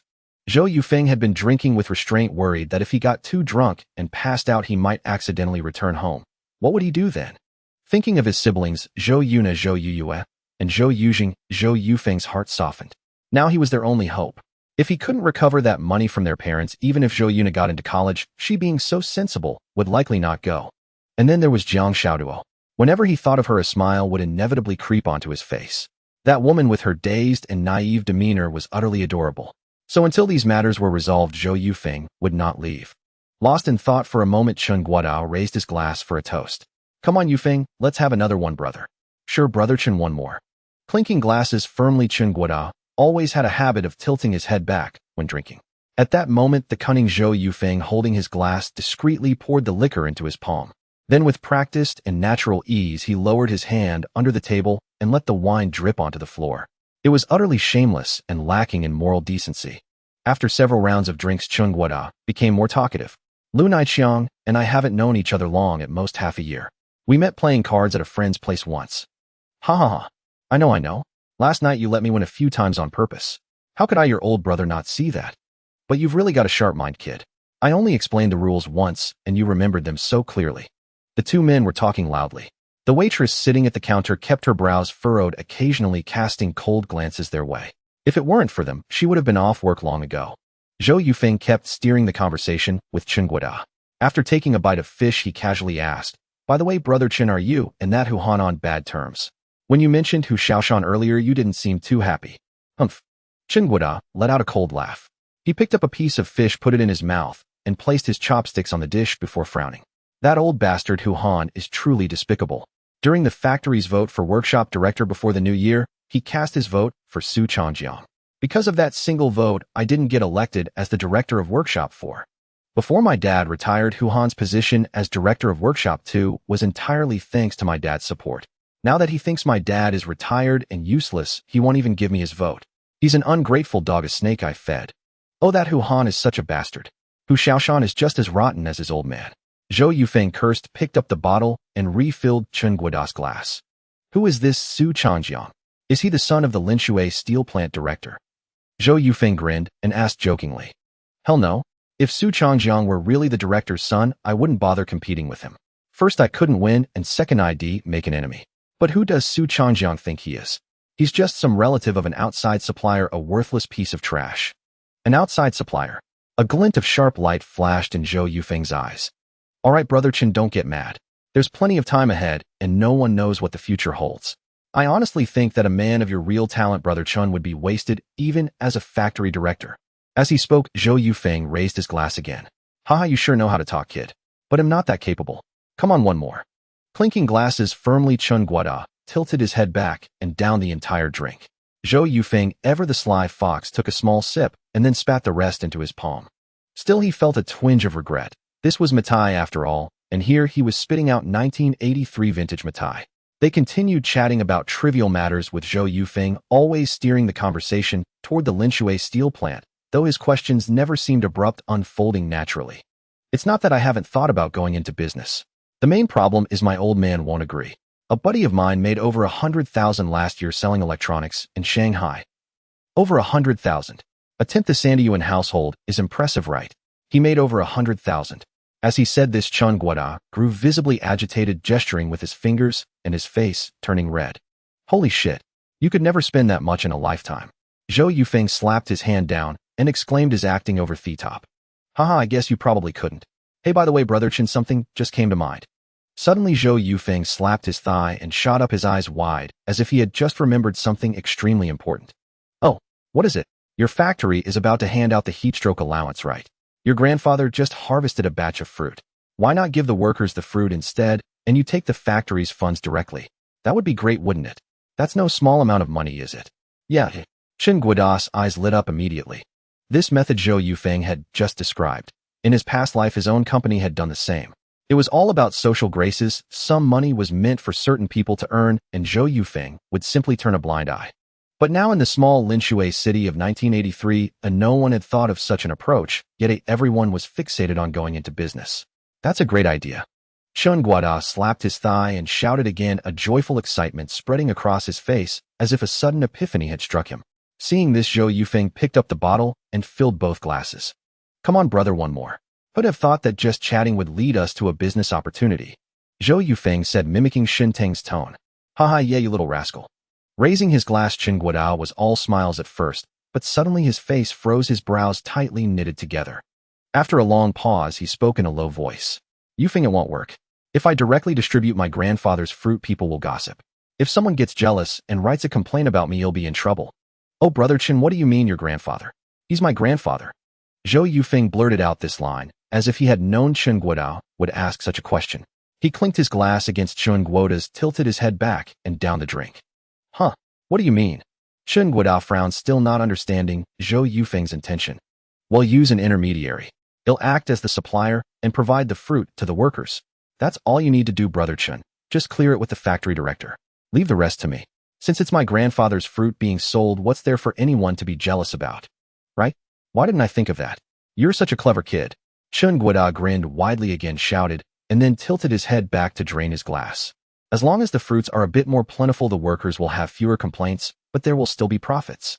Even if the price is slightly lower than the market rate, it saves on transportation costs, and the profit margin remains quite substantial. Zhou Yufeng continued, his gaze turning solemn, his entire demeanor shifting. Yes, indeed. Chen Guoda nodded. He still didn't fully grasp what Zhou Yufeng had just said, but he felt certain there was profit to be made. By then they had finished their drinks and polished off the meat on the plates. Zhou Yufeng helped Chen Guoda up and walked out of the restaurant, ignoring the waitress' resentful glare. Brother Chen, why don't I see you home? After helping Chen Guoda onto the motorcycle, Zhou Yufeng asked with some concern. Huh? You know how to ride a motorcycle? Chen Guoda shook his head, his face flushed red from the alcohol. Of course. I can even fix them, so riding one is no problem. Zhou Yufeng mounted the motorcycle. Chen Guoda held onto his back as he engaged the clutch and revved the throttle, heading off into the dark alley. After sending Chen Guoda home and parking the motorcycle, Zhou Yufeng walked toward the mixed compound. It wasn't far from there, only about a 20-minute walk. On the way, Zhou Yufeng helped himself to half a pack of Chen Guoda cigarettes and a matchbox. He lit one up, smoking as he walked. This matter with Chen Guoda had exceeded his expectations. He hadn't anticipated it would go so smoothly. Given that there was no need to seek out the others he had in mind, not to mention whether they would even help. Zhou Yufeng analyzed step by step how to proceed and what obstacles might arise, dissecting the entire affair with great clarity, his strongest skill. This caused Zhou Yufeng to walk slowly, taking nearly 40 minutes to reach the mixed compound. The light was still on in Lu Naiqiang's apartment on the first floor. From what Chen Guoda had said today, Lu Naiqiang owed money that he was determined to collect by whatever means necessary. But what did that have to do with him? It was entirely his own doing. As Zhou Yufeng passed Lu Naiqiang's door, he heard faint sobbing. Yet he felt no ripple of emotion. Some people are beyond saving. If you view their situation through your own perspective and keep giving them chances, they'll only drag you down. Excessive kindness is cruelty to one's own family. Clearly, Zhou Yufeng was not that kind of man. Quickening his pace, he reached his own door and gently turned the key, careful not to wake Jiang Xiaodua, who usually slept early. He pulled open the door and tiptoed inside, only to find Jiang Xiaoduo sitting silently on the sofa watching him as he entered. Why aren't you asleep yet?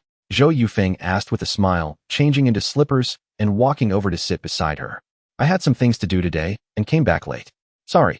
Jiang Xiaoduo shook her head gently, without saying a word, her eyes downcast, not even glancing at Zhou Yufeng. In the darkness, Zhou Yufeng hesitated before asking softly, "What's wrong? Is something on your mind?" Again Jiang Xiaoduo merely shook her head. Zhou Yufeng didn't want to say any sweet words to cheer her up. What good would it do to give her hope now when he was destined to return? Empty promises would only hurt her more. But he couldn't tell Jiang Xiaoduo to leave either, he had no right to. That decision had to be left to the real Zhou Yufeng. They sat in silence for a while. Suddenly Jiang Xiaoduo lunged forward, wrapping her arms tightly around Zhou Yufeng and burying her head in his chest. Instantly Zhou Yufeng's body tensed. He wanted to push her away, but his limbs felt weak and his breathing grew rapid. Jiang Xiaoduo was only wearing her undergarments. The moment their skin touched, Zhou Yufeng felt his blood surge. Her skin was as smooth as silk. Deep down, Jiang Xiaoduo had already decided to leave. So she wanted to give Zhou Yufeng one last time, one final night as husband and wife. Then she leaned in to kiss him. Her unique, subtle fragrance invaded his senses. Just as their lips met, Zhou Yufeng fought against his primal instinct and pushed her away. He stood up, gasping for air. His last shred of reason told him he couldn't do this. She was another man's wife. If the real Zhou Yufeng returned with these memories, how could their relationship continue? That Zhou Yufeng would probably hit the poor girl, he thought, and his heart ached with a sharp pang. Xiao, I had a bit to drink tonight, and am not in the right state. They'll go for a walk. You get some rest. With that, Zhou Yufeng strode quickly out of the house, afraid he might lose control to his impulsive urges. He marched to the communal kitchen, turned on the tap, and doused himself with cold water to calm down. Back in the room, Jiang Xiaoduo sat quietly for a long while before whispering to herself, "Goodbye, Zhou Yufeng. I'm leaving you. If only you had changed sooner. But I don't want to wait any longer." Having said that, she stood up and walked into the inner room. She was deeply worried about her mother, and Shun Xiren's words kept echoing in her mind.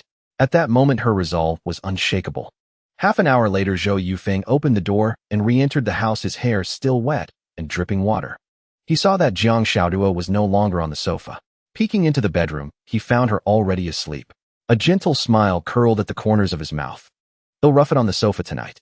That girl is really something." Muttering to himself, Zhou Yufeng curled up on the couch. It was a beautiful starry night with not a single cloud in the sky. Watching such a starry sky together would have been truly romantic. Unfortunately, both of them were sound asleep. Dawn arrived. At the same time as always, just as the sky began to lighten, Aunt Wang's rooster crowed one call after another. "I swear I'll kill that damn bird," Zhou Yufeng cursed as he stepped out of the house. Jiang Xiaoduo was already awake. Hearing his complaint, she couldn't help but smile, finding his words amusing. Lying lazily in bed, Jiang Xiaoduo thought about her recent days with Zhou Yufeng, starting from that awkward hello. A smile lingered on her lips as she savored the sweetness of those few days. Not long after, the wooden door swung open and Zhou Yufeng's cheerful voice rang out. "Shall we get up and eat?" Throughout the morning, Zhou Yufeng and Jiang Xiaoduo busied themselves with simple household chores, scrubbing the entire house clean and washing the bed linens as well. At noon, they went out together to buy groceries, then returned home and squeezed into the communal kitchen to prepare lunch. And yet these simplest of tasks done together for the first time filled Jiang Xiaoduo with immense contentment. Such unadorned bliss had always been what she yearned for. After lunch, Zhou Yufeng cunningly left the dishwashing to Jiang Xiaoduo and hurried out the door. He needed to discuss some matters with Cheng Guoda, having agreed to meet at the stage. As he left, Zhou Yufeng grabbed the small flat bottle of hinge oil. At home, Jiang Xiaoduo patiently washed all the pots and dishes, stacking them neatly. Once everything was tidied up, she changed into a dark outfit and headed toward the street. By 1983, coin-operated public telephones had been introduced in the capital of China, and some affluent families had installed home phones. Communication had become convenient, gradually replacing letter writing. However, Linshui City was relatively backward at the time. Without a home phone, one had to walk to Li to the post office to make a call. Coin-operated phone booths didn't appear in Linshui until 1985. Arriving at the post office, Jiang Xiaoduo gently rolled up her sleeves and wiped the sweat from her brow. She walked to the phone booth only to find an unusually long queue. 4 phones, each with a line of people waiting. Jiang Xiaoduo stood on tiptoes, surveyed the lines, and chose the shortest one to join. Whenever someone ahead took too long, those behind would urge them on, though it was rare. Most people spoke briefly and hung up quickly. At 50 cents per minute, the call cost was rather painful. 20 minutes later, it was finally Jiang Xiaoduo's turn. Clutching the receiver, she suddenly grew nervous, her palms slick with sweat. She extended her slender fingers, but when she tried to dial, her hand trembled. For half a minute, she did nothing but stand there frozen. "Are you going to call or not? Don't you see all the people waiting behind you?" The attendant in the booth said impatiently. Sorry, you'll call right away. Jiang Xiaoduo smiled, took a deep breath, and pressed the familiar number. A ringing sound came from the earpiece. After 3 rings, the call was answered and a deep male voice came through. Hello? Who is this? Hearing the familiar voice, Jiang Xiaoduo could no longer hold back. Large teardrops streamed down her face. Ever since she secretly registered her marriage with Zhou Yufeng, she had completely cut ties with her family.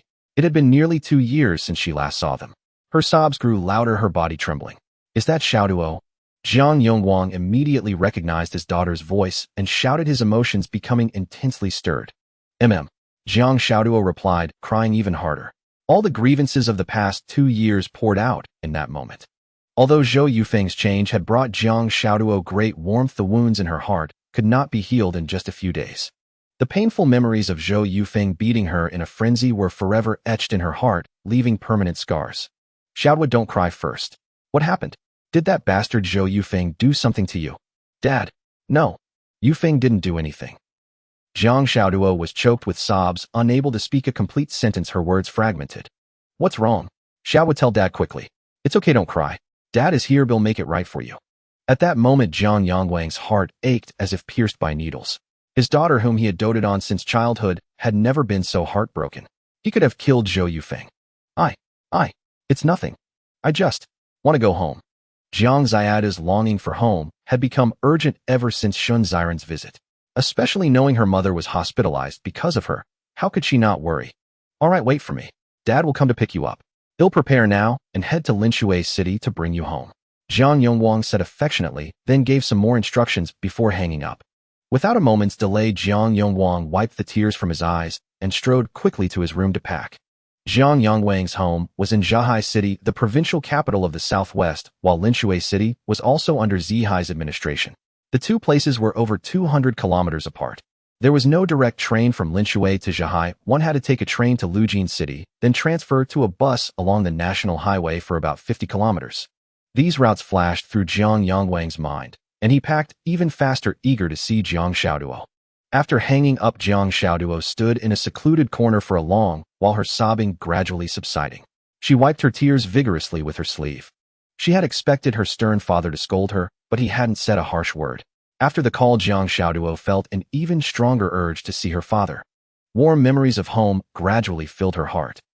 At the stage, Brother Chen, just give me an ice pop, no cream. Zhou Yufeng crouched in front of the motorcycle, dripping oil onto the brake lever, and called out in a low voice. Got it, Chen Guodao replied, then held up 2 fingers to the old man selling popsicles. 2 ice pops. Coming right up.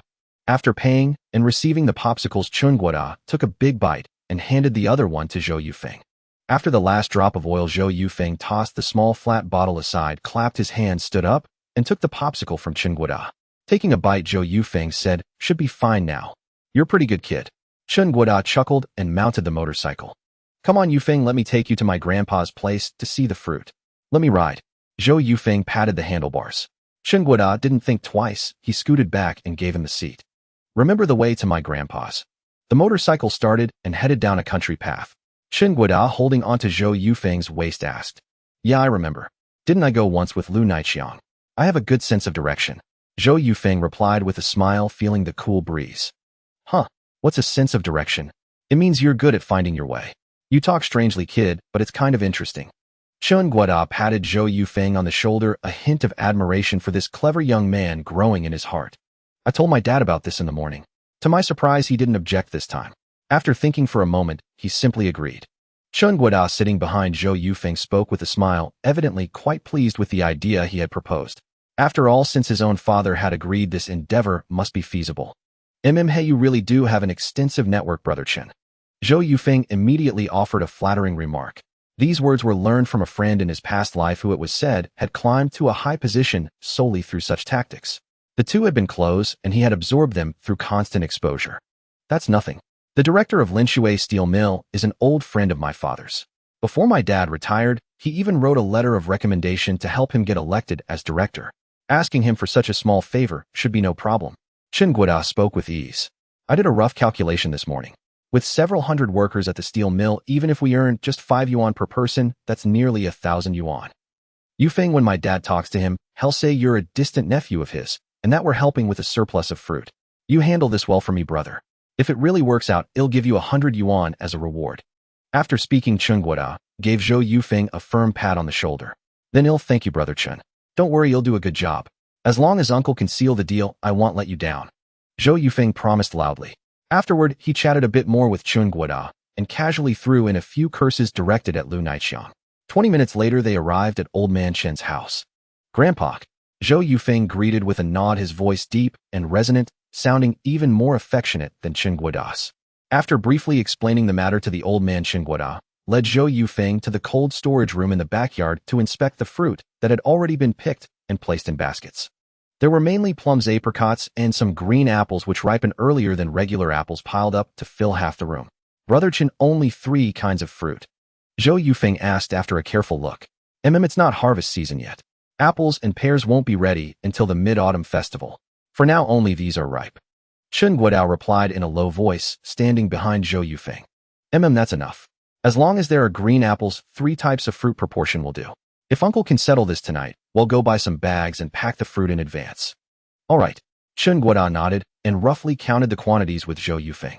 According to the latter's plan for the number of fruit per person, this stock was clearly insufficient. Are there more fruits up on the mountain? Zhou Yufeng asked.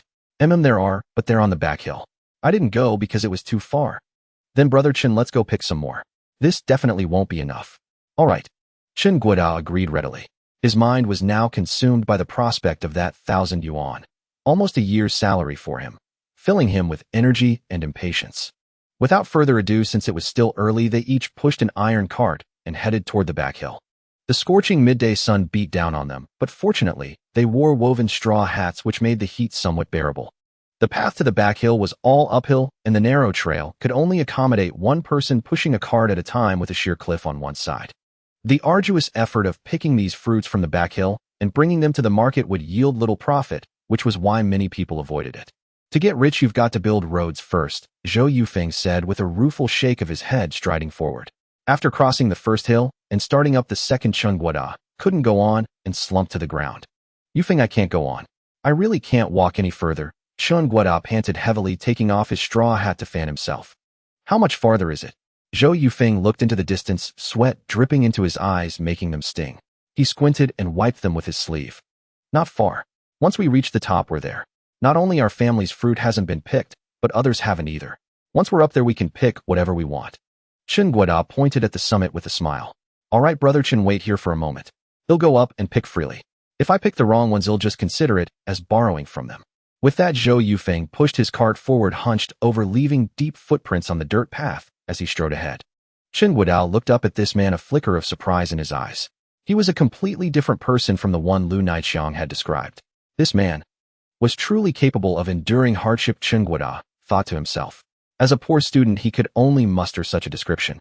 Zhou Yufeng just wanted to quickly resolve the issues with Hu Han and return as soon as possible. Of course, there was another reason now. Having returned so late yesterday, he felt somewhat sorry toward Jiang Xiaoduo. He wanted to go back early today, even if just to chat with her for a while. Moreover, that woman usually went to bed early yesterday had been an exception. By the time he reached the summit, Zhou Yufeng's entire body was drenched in sweat, his clothes sticking to him in patches. Taking out a burlap sack, Zhou Yufeng climbed onto the tree trunks and began picking fruit. He didn't bother selecting which tree had more fruit, as every tree was laden with it. There was no need to choose. The burlap sacks resembled the long bags used for cement or sand, capable of holding a large quantity. After a while, Chen Guoda also pushed his cart up the hill. He took out his own nylon sack, picked a random tree, and started climbing to pick fruit. During the picking, they exchanged few words, focusing solely on the task. By dusk, the sunlight had dyed the entire sky crimson, like the flush of intoxication. Finally, they had picked enough, 10 sacks in total, 5 for each. They tied them to their carts and began the descent. The saying, "It's easier to go up than down," couldn't be more true. Zhou Yufeng had thought the descent would be simpler, but experience proved how wrong he was. He pulled hard on the cart, bent his knees, and walked with painstaking caution. One misstep, and the cart would tumble down the mountain, rendering all their efforts futile. Yufeng, lean your body lower, Chen Guoda called from behind. Having done this every year, he was skilled and quickly corrected Zhou Yufeng's posture. Okay. Zhou Yufeng nodded, lowered his stance, and continued forward. Sweat again trickled into his eyes, causing a dry, stinging discomfort, but he couldn't wipe it away for fear of losing control of the cart. On the descending path, 2 figures moved slowly downward. By nightfall, Zhou Yufeng and Chun Guada finally trudged into the small courtyard. Using an iron ladle, they drew a scoop of clear water from the pump and drank deeply. All right, you've had 2 scoops already. Give me a sip. Chun Guada nudged Zhou Yufeng, took the ladle from his hand, pumped the handle a few times, and sweet spring water gushed forth. After filling the ladle to the brim, Chun Guada raised it and drank heartily. Chun, let's head out. You'll see me home today. I'm too tired to walk. Zhou Yufeng sat on the ground, tilting his head up to look at Chun Guada. Huh, Grandpa's got porridge on the stove. Why not eat before you go? Better get back. There's stuff to do at home. If I'm late, the wife will be angry. Zhou Yufeng chuckled and slowly rose to his feet. Didn't know you were such a henpecked husband. Fine, let's go. Hanging the ladle on the pump, the two mounted the motorcycle and called out, Grandpa, I want to eat. Heading back now. The motorcycle sped off into the distance. You little brat. The old man hobbled out of the house leaning on his cane and cursed loudly in the direction Chun Guada had vanished. Passing through the theater and Watergate Street, they reached the mixed compound.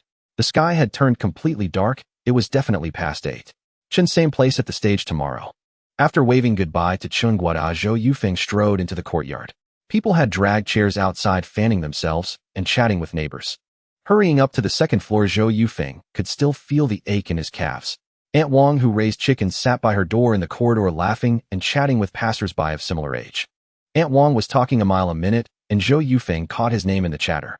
He paid no attention. He never bothered with such trivial gossip. As he passed her, Aunt Wang noticed him. With an "Oh my," she jumped to her feet. She grabbed his arm, beaming. Xiao Zhou, you have relatives visiting. Relatives? Zhou Yufeng frowned in confusion. As far as he knew, the Zhou family had no relatives. His father and mother both came from tragic backgrounds. No siblings, and their parents had long passed away. Yes, they're all dressed so stylishly. Clearly rich folks from a big city. Xiao Zhou, I never knew your family had such relatives. Xiao Zhou, what's with the attitude? Zhou Yufeng turned and walked away mid-sentence. It must be Jiang Ziadu's family. His guess was likely spot on. Reaching his doorstep, he hesitated briefly before gently pushing the door open. Besides Jiang Xiaodua, there were 5 others in the room, all familiar to Zhou Yufeng. Sitting on the sofa, the older couple were Jiang Ziadu's father Jiang Yongguang and mother Jiang Xian. Leaning against the wall with a furrowed brow was Jiang Ziadu's elder brother, Jiang Mingming. Standing next to Jiang Xiaodua were her younger siblings Jiang Liang and Jiang Xiaohua. Zhou Yufeng scanned the room and forced a smile. Mom, Dad, what brings you here? He looked at Jiang Yongguang with a grin, then nodded and smiled at Jiang Mingming and the others. He received no response. Jiang Yongguang and the others stared at him with icy eyes. Jiang Xiaoduo kept her head down, avoiding his gaze like a child caught doing wrong. When did you arrive? Xiaoduo, you should have told me so I could prepare. Zhou Yufeng continued with a smile, but still got no reply. Jiang Yongguang glared at him, his gaze sharp and cold, as if he wanted to tear him apart. Oh, Mom, Dad, have you eaten? Let me whip up something. Saying this, Zhou Yufeng headed toward the cabinet where the flour was stored. Shut up. Jiang Yongguang roared coldly, pushing himself up from his knees. Zhou Yufeng froze in place, watching Jiang Yongguang stride toward him. Slap. A crisp sound of a slap echoed in the room. Jiang Ziadu's head shot up. She saw Jiang Yongguang's hand still trembling slightly. He had swung his arm hard, landing a solid blow on Zhou Yufeng's cheek. This slap is from Xiaoduo, and it's far from enough. With that, Jiang Yongguang raised his hand and delivered another slap across Zhou Yufeng's face. If the first slap caught him off guard, Zhou Yufeng had ample time to dodge the second. But he stood rigid, making no move to evade, and took the blow. You wretched bastard. Look what you've done to my daughter. And you hit her. Who do you think you are? Jiang Yongguang's emotions spiraled, and he gave in, swinging his arm to rain down slap after slap. Slap. Slap. Slap. Slap. Dad. Jiang Xiaoduo cried out, trying to step forward, but her elder brother, Jiang Mingming, grabbed her. Don't make a fool of yourself. Stay put. Jiang Mingming scowled and barked. But Brother Yufeng is. Jiang Ziadu's eyes brimmed with tears as she looked at Zhou Yufeng, with Jiang Yongguang still slapping him. Enough, Dad. Stop. Jiang Xiaoduo shouted. Instead of stopping, Jiang Yongguang struck harder, continuing for a full half-minute before finally pausing, panting heavily. Zhou Yufeng still stood upright, both cheeks swollen and red.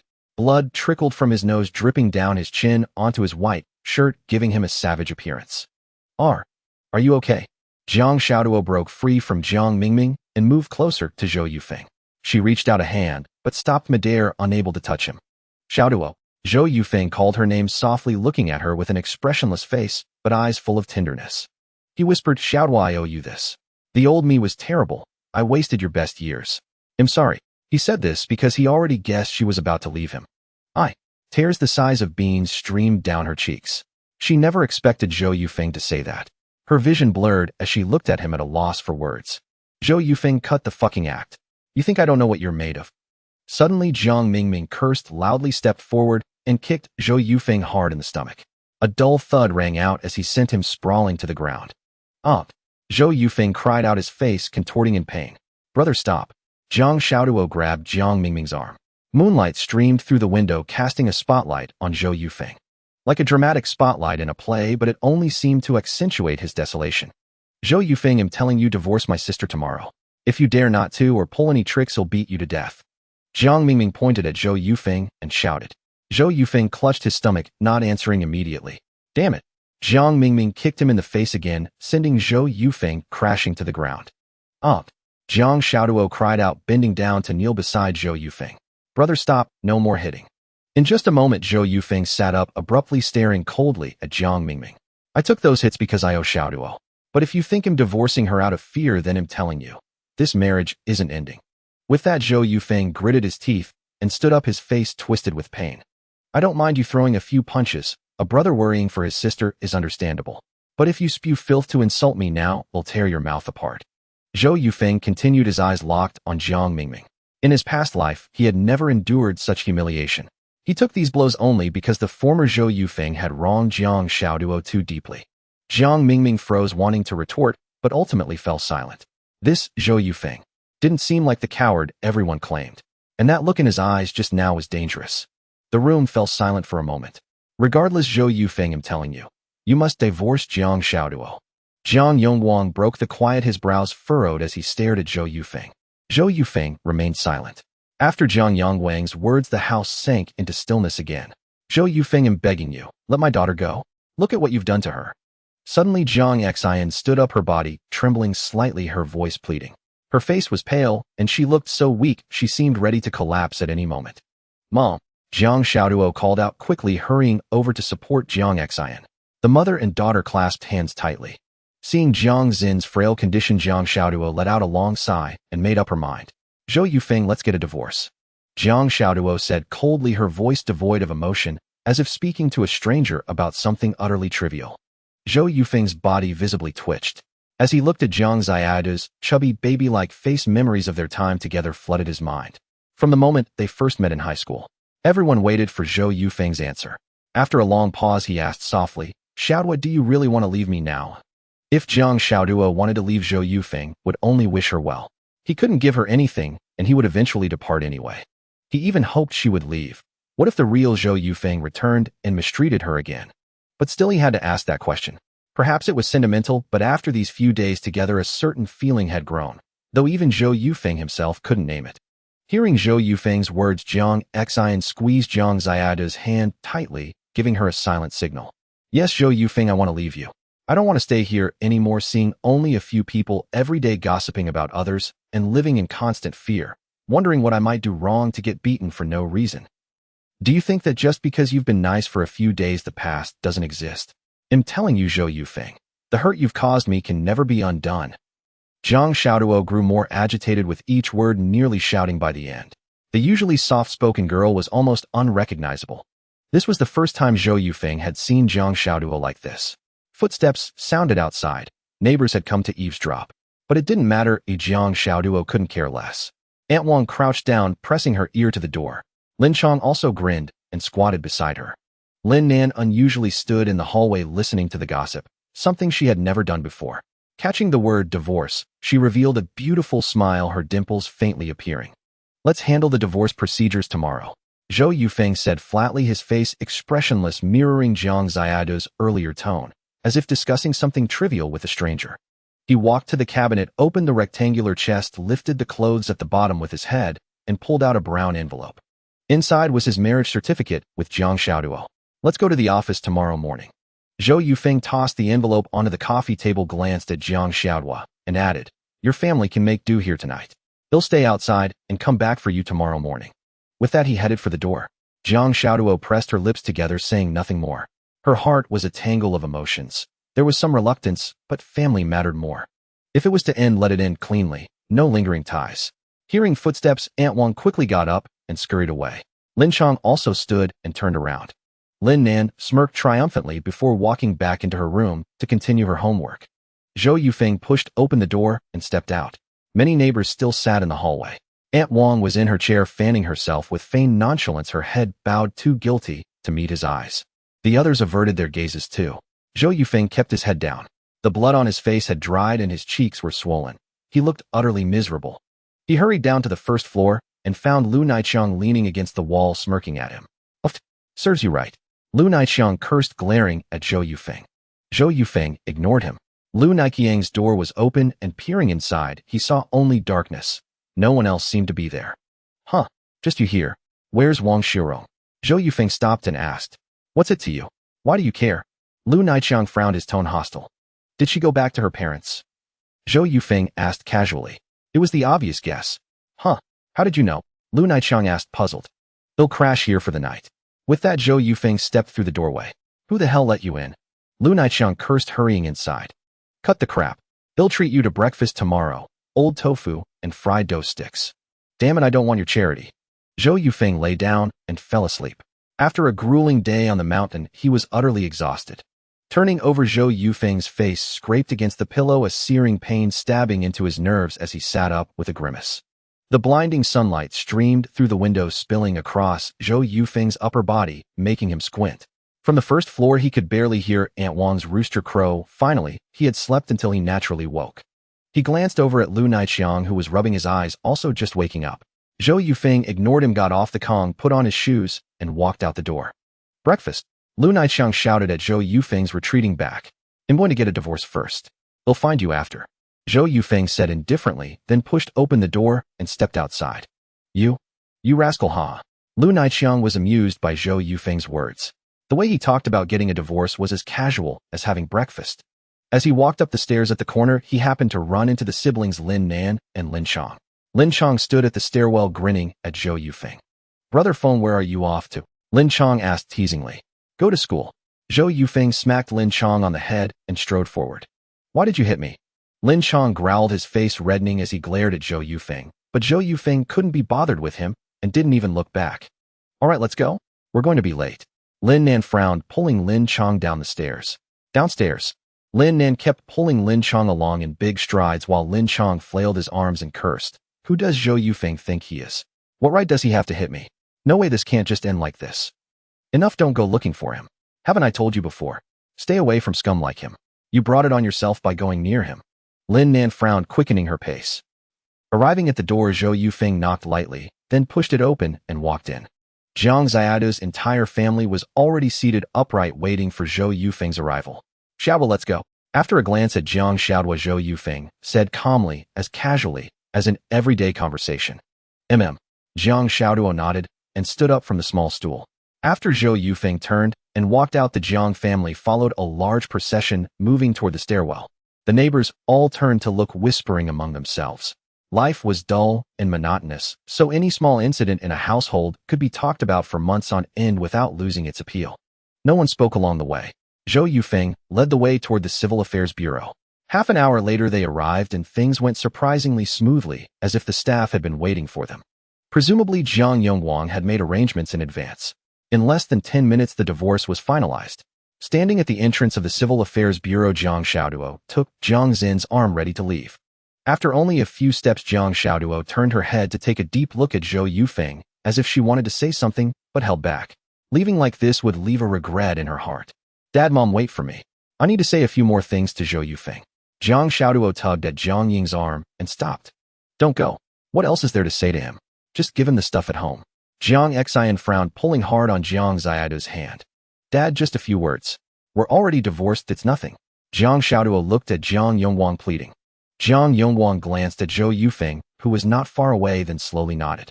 Just say it over there. We need to hurry to the station. Okay. Jiang Xiaoda's face immediately lit up with joy. She nodded and walked toward Zhou Yufeng. Zhou Yufeng stood there watching her hesitant demeanor and knew she had something more to say. Xiaoda, is there something else? Zhou Yufeng asked gently with a smile. Take this money. I've spent a little. Jiang Xiaoduo took a handkerchief from her pants pocket inside, which was wrapped the compensation money Zhou Yufeng had gotten back from Hu Han, the 300 yuan he had given her earlier. There's still 285 yuan left. Take it. As she spoke, Jiang Xiaoduo held out the handkerchief toward Zhou Yufeng. Xiaoduo, no need. Off. Jiang Xiaoduo looked up in surprise, scrutinizing Zhou Yufeng. She saw the corners of his mouth lift in a handsome smile.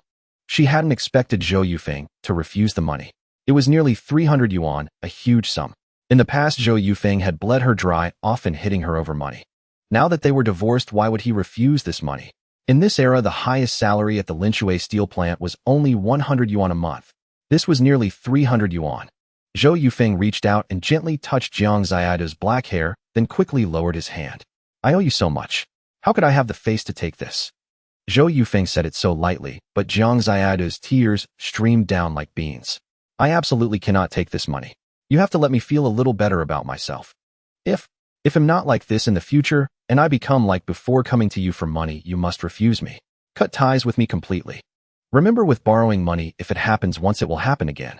So you must refuse me. What do you mean by that? Jiang Xiaoduo asked, her voice choked. She didn't understand Zhou Yufeng's inexplicable words. You're a bit slow, so you probably can't understand. Just remember it. All right, I'm off. Travel safe. With that, Zhou Yufeng smiled and waved at Jiang Xiaoduo, then headed toward the stage area. Yufeng. Jiang Xiaoduo called softly, clutching the handkerchief tightly, but he didn't look back until he disappeared into her tear-blurred vision. So this was how quickly one could leave someone they had been with for so long. With a decision made in the heart, one simply walked away, perhaps never to be seen again. Communication was difficult in this era. Once a person disappeared into the vast sea of humanity, they were hard to find again. Jiang Xiaoduo let out a long sigh, wiped the tears from the corners of her eyes, and walked away in the opposite direction. Over there, Zhou Yufeng strode forward, a faint ache stabbing at his heart. He let out a helpless, bitter laugh and shook his head vigorously, forcing himself not to think about it. He wanted to finish the matter with Hu Han quickly. His only remaining concern here was Zhou Yuna and the others. He needed to go back soon to avoid being stirred by such emotions again. Arriving at the stage area, it was already mealtime. Zhou Yufeng bought a roasted sweet potato to make do along with a large pot of tea and waited for Chen Guoda's arrival. An hour later, a red motorcycle rode toward the opera stage under the scorching sun and pulled up at the tea stall. Before he could even steady himself, Chen Guoda jumped off the motorcycle, strode briskly to Zhou Yufeng's side, and sat down on a nearby bench. Brother Chen, have some tea first. Zhou Yufeng gave a faint smile, picked up a cup, placed it beside Chen Guoda, and poured him a cup of tea. Damn, how did you turn into a swollen pig face? Tell me who hit you. Who dares to lay a hand on my brother? Noticing Zhou Yufeng's puffy cheeks, Chen Guoda slammed the table and shouted loudly. It's nothing, Brother Chen. I accidentally fell. A fall that swells both sides of your face. Chen Guoda's eyes widened, his fists clenched tightly, his tone aggressive, as if he was determined to seek justice for Zhou Yufeng. I fell twice. Zhou Yufeng held up two fingers, said it seriously, then picked up his teacup and took a big gulp. Chen Guoda cursed and let out a grin. All right, Brother Chen, tell me about the matter at the factory. Zhou Yufeng smiled and changed the subject. About that, my dad said it's done. Chen Guoda's eyes lit up. After glancing around, he leaned close to Zhou Yufeng's ear and whispered. This morning, the factory issued a notice to distribute the summer heat relief benefits as fruit. There are over 100 workers on the payroll. Based on the profit margin you calculated for me yesterday, if we make 8 yuan per person, that's over 1500 yuan this time. Almost as much as my year-and-a-half salary. That's good. Zhou Yufeng nodded faintly, his expression calm.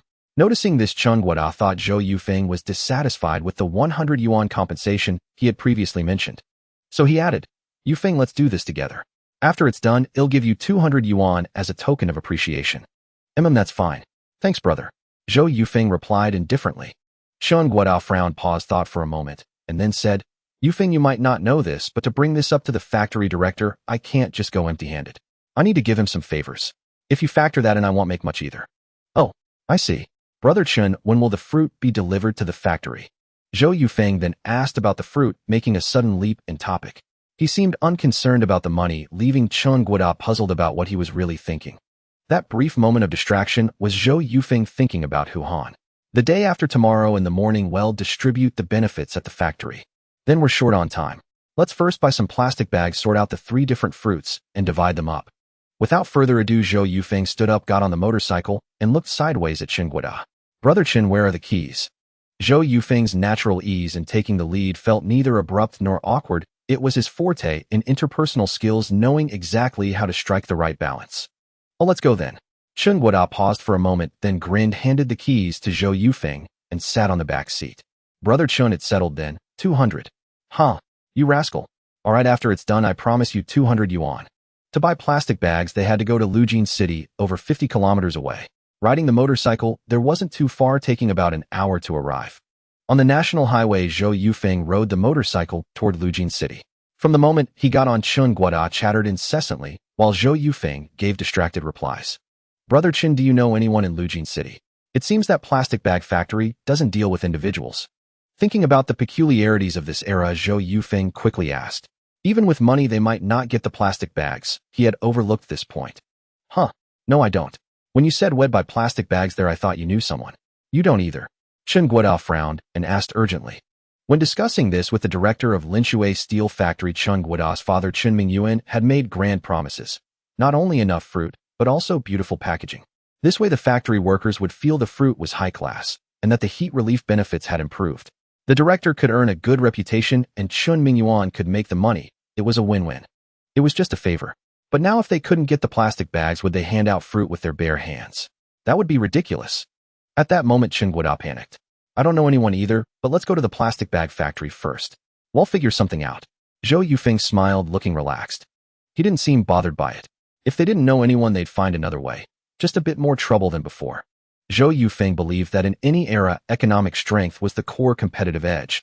So if you put money in their hands, how could they refuse to give you the goods? Besides, skirting the rules was just a simple transaction. Huh, this. We'll see when we get there. Chen Guoda squeezed Zhou Yufeng's shoulder, sweat forming on his forehead. Yufeng, do you really know someone or not? This isn't a joke. My dad has already guaranteed it to the director. If this falls through, how am I supposed to face anyone at the factory? Chen Guoda's thinking was still quite rigid. At 35, he had never even been to the provincial capital Zhihai City, which severely limited his perspective. Brother Chen, I really don't know anyone. But let's figure it out when we get there. At least we still have time to think. You kid, you're too unreliable. Chen Guoda shifted in his seat behind him, and upon hearing that Zhou Yufeng truly didn't know anyone, he became utterly frantic. All right, Brother Chen, getting anxious now, want help. Let's go and see the situation. Zhou Yufeng said again and sped up. At that time, the national highway was poorly built with many potholes, but there were almost no vehicles on the road, just a few horse-drawn carts and tractors. Occasionally they saw a bus, so Zhou Yufeng could ride fast. Along the way, Chen Guoda kept complaining, and eventually Zhou Yufeng stopped responding, letting him talk. A little over an hour later, they finally arrived at the plastic bag factory in Lujin City. A blue iron gate bore the words Plastic Bag Factory.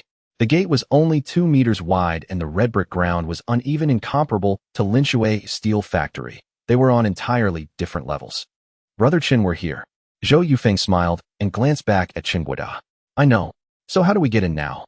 Chen Guoda asked with a frown. Ride in. Zhou Yufeng smiled, rode the motorcycle slowly, and headed toward the gate. Hey, stop right there. Who are you looking for? As he pushed the iron door open just a crack and rode his motorcycle inside, a reprimanding voice came from the guardhouse nearby. As soon as the words fell, a hunchbacked old man hurried out of the guardhouse. We need to discuss some matters with your factory director. Time is tight. Where is he now? Zhou Yufeng furrowed his brows slightly and spoke coldly. At that moment, Zhou Yufeng was dressed in a white shirt and leather sandals paired with black stockings. Though his cheeks were slightly flushed and swollen, his stern expression made him resemble an official from some government department. Oh, you're looking for Director Li, right? The hunchbacked old man's tone became more deferential as he asked cautiously. At his age, having finally secured a job, he naturally worried that offending some superior might get him dismissed. Moreover, the man rode a motorcycle, and the stout fellow behind him looked quite prosperous. Probably some kind of leader, right? Is Director Li in the factory right now, eh? Zhou Yufeng asked again, his expression still stern. Yes, he's in the factory. The hunchbacked old man forced a smile and nodded in reply. Why can't we get through on your landline? We've been trying to reach you.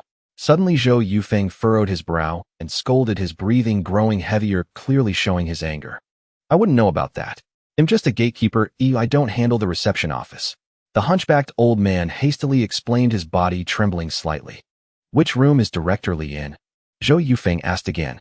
3rd floor, the first room on the left. The hunchbacked old man quickly replied, pointing toward the 4-story office building ahead of Zhou Yufeng. Zhou Yufeng said nothing more, twisted the throttle road to the office building, parked the motorcycle, and hurriedly walked upstairs. Chen Guodao followed closely behind Zhou Yufeng. As soon as they entered the office building, he grabbed Zhou Yufeng's arm and said nervously, "You've got some nerve bluffing the guard like that. Even if you meet the factory director, what can you do? I'll just kick you out anyway." Zhou Yufeng smiled without a word, shook off his arm, and continued walking upstairs. Inwardly, he sneered at Chen Guodao. Looked burly and tough, but turned out to be such a coward. "Hey, why aren't you saying anything? Use your head. This isn't a small matter. If you piss him off, we could be detained for disturbing the workplace." Chen Guodao went on, a thin sheen of sweat forming on his forehead. His own words had frightened him. Zhou Yufeng strode forward with long steps, forcing Chen Guodao to follow, his face etched with wrinkles even deeper than the hunchbacked old man's. Arriving on the third floor, they stopped at the first room on the left. Zhou Yufeng halted, furrowed his brows, looked at Chen Guodao, and said sternly, "Don't say anything foolish later."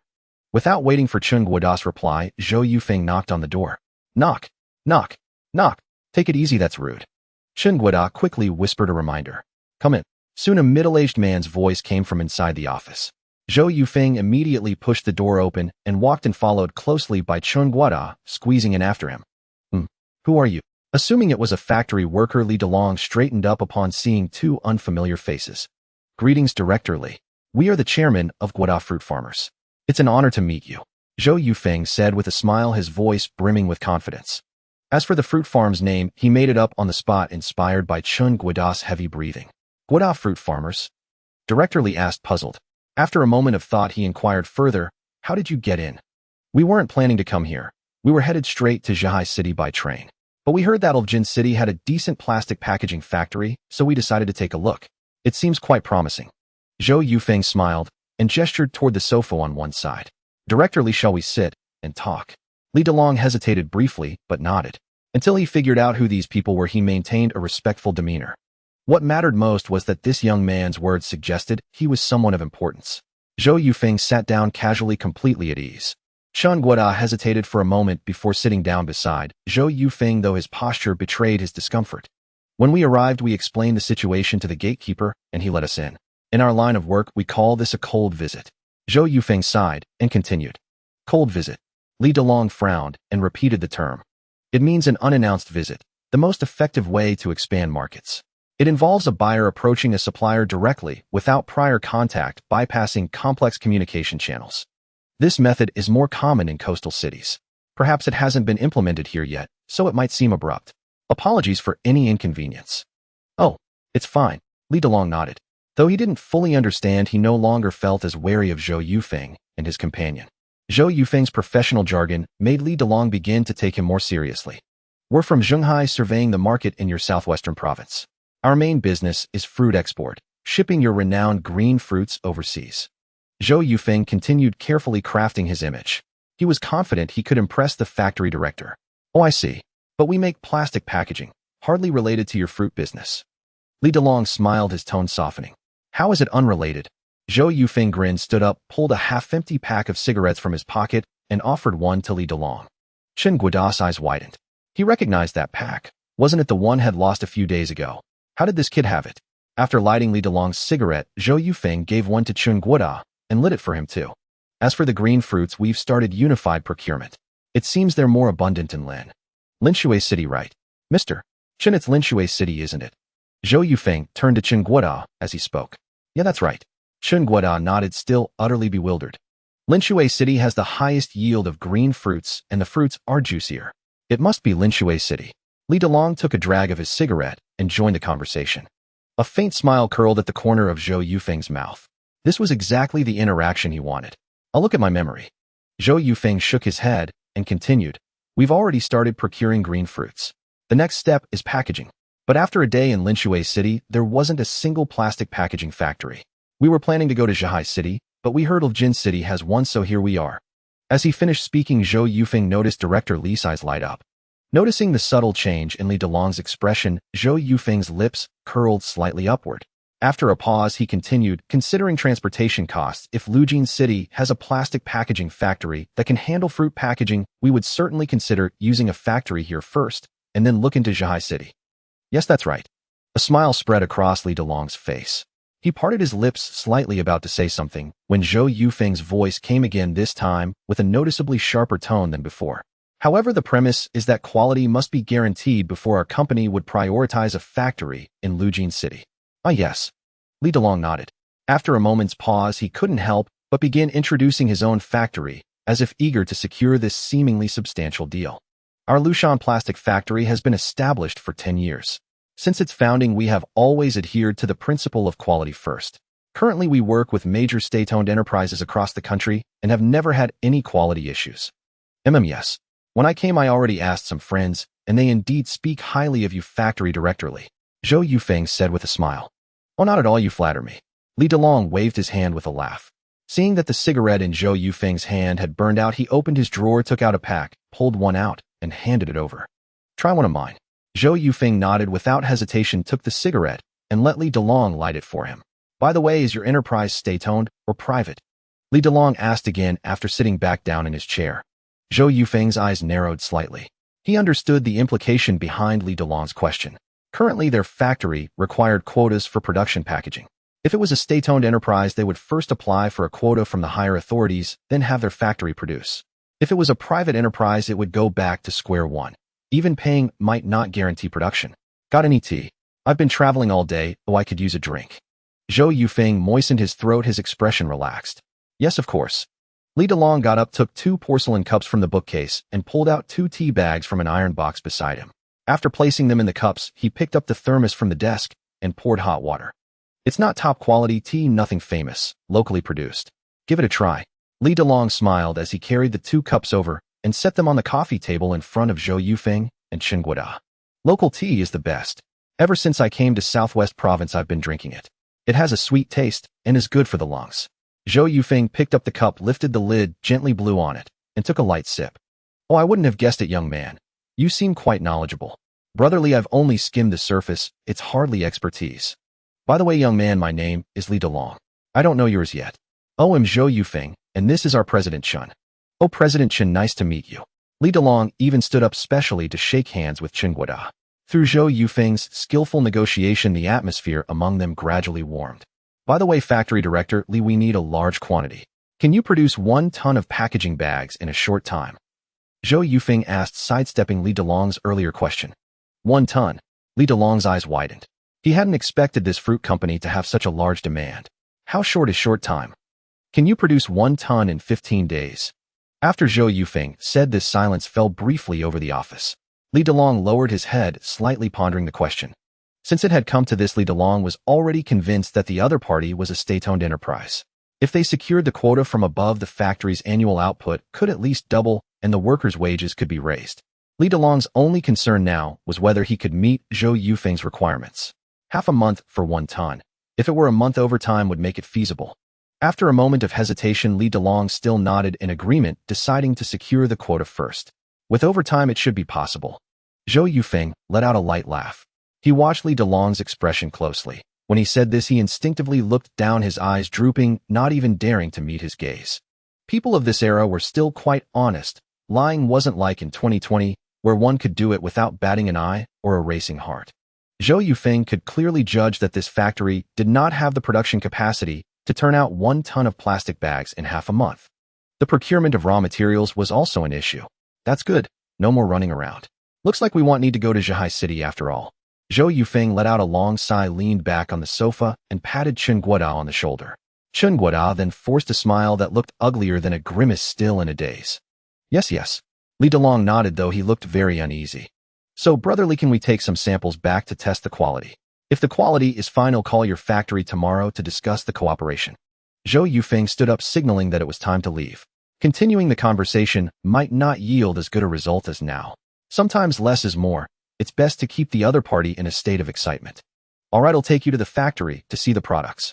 Li Delong also stood up and led Zhou Yufeng and Chen Guoda out of the office. As they walked, he introduced the factory, and soon they arrived at the warehouse where goods were stored. Li Delong ordered someone to open the warehouse door. Neatly stacked cardboard boxes came into view, piled higher than an adult man's height and stretching at least 10 meters in length. How many packaging bags are in one of these cartons? Zhou Yufeng pointed to a long cardboard box. This type holds 100 bags, and those square ones over there hold 500. Li Delong replied. That big a difference? Yes, the long cartons are custom-made for the mining area for packing gifts for visiting officials from other provinces. The quality is better. Zhou Yufeng felt a surge of joy. This was exactly what he needed. We also deal with overseas clients. If we need packaging bags, we'd definitely want this kind. Zhou Yufeng pointed seriously at the long cartons. That works. Li Delong replied. The profit margin on this type of bag was higher, so of course it was better. Then I'll need to take 2 of these cartons back for quality inspection. Since our order is large, I hope you understand, factory director Li. Of course. Li Delong agreed without a moment's hesitation. It was perfectly normal for a major client ordering 1 ton per half month to take 200 bags for random quality checks. He could just work overtime in the evening to replace those 2 cartons. It was no big deal for him. All right then, President Chen, you take this carton, and I'll grab one from deeper inside. Better not take 2 adjacent ones. Zhou Yufeng picked up a carton and handed it to Chen Guoda, only then noticing that the man's chubby face was twitching. Was he struggling to hold back laughter? Li Delong instructed a worker to retrieve a long cardboard box from inside and handed it to Zhou Yufeng, paying no attention to Chen Guoda's contemptuous expression.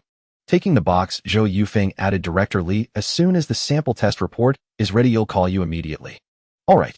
Li Delong nodded, patted Zhou Yufeng on the shoulder, and led him toward the office building. In a hurry. Care to grab a bite at the staff canteen? Li Delong asked again. Zhou Yufeng shook his head, slightly a troubled expression on his face. Sorry, Director Li, I still have a lot to attend to back at the office. Let's take a rain check. As he spoke, Zhou Yufeng gestured with the long cardboard box in his hand. We have plenty of time. Indeed, plenty of time. Li Delong escorted Zhou Yufeng and his companion all the way to the factory gate. The hunchbacked old man in the gatehouse, seeing the factory director treat these young men with such respect, couldn't help but worry. They haven't badmouthed me, have they? After seeing Zhou Yufeng off, Li Delong turned and walked back into the factory without exchanging a word with the gatekeeper, which allowed the old man to breathe a sigh of relief. As the motorcycle traveled along the small path, Chen Guoda became unusually excited, grabbing Zhou Yufeng's shoulders and shaking him incessantly. Yufeng, you're a real smooth talker. You got those packaging bags with just a few words and without spending a single cent. That's bloody brilliant. Zhou Yufeng gave a faint smile, his expression calm. Glancing back at Chen Guoda, Zhou Yufeng said sternly, Brother Chen, you'd better call Director Li first thing tomorrow morning and tell him the product quality is substandard. Don't give him false hope. Okay. Chen Guoda nodded emphatically. The quantity of packaging bags Zhou Yufeng had taken was nothing to Li Delong. Zhou Yufeng felt a twinge of guilt, but decided not to dwell on it. In matters not requiring strict precision, it was best not to be too rigid. The same went for navigating human relationships. Don't be too rigid. After mulling over Li Delong's matter briefly, Zhou Yufeng dismissed it from his mind and sped up toward Linshui City. The two headed straight to Chen Guoda's grandfather's place. Since they were to distribute fruit at the Linshui steel plant the day after tomorrow, they had to pack the fruit themselves to save on labor costs. Until they scaled up, Chen Guoda could only earn this hard-earned money. Zhou Yufeng merely entertained a fleeting thought about this simple business model. Anything was better than listening to Chen Guoda's boasts with his spittle flying onto the back of Zhou's neck. Brother Chen piped down a bit. Zhou Yufeng shrank his neck and reminded him. Haha, okay. By the way, Yufeng, will treat you to a meal when we get back at the Statron restaurant. Can't settle for anything less. As dusk approached, Zhou Yufeng crossed the stage and walked along the country path, reaching Old Man Chen's place in less than 20 minutes. Carrying the long cardboard box, the two entered the cold room. Once inside, Chen Guoda couldn't wait to open the box, eager to see what the gift bags for the leaders looked like. Holy crap. As soon as he felt the texture of the packaging bag, Chen Guoda let out a gleeful exclamation. He gently pulled it open, revealing a square bag emblazoned with the red characters VIP gift. It looked exceptionally classy. This bag is awesome. I almost don't want to use it for fruit. Chen Guoda chuckled sheepishly. Turning his head to look at Zhou Yufeng, he saw that he had already started packing fruit into the bags. Let's get to work. The sooner we finish, the sooner we can rest.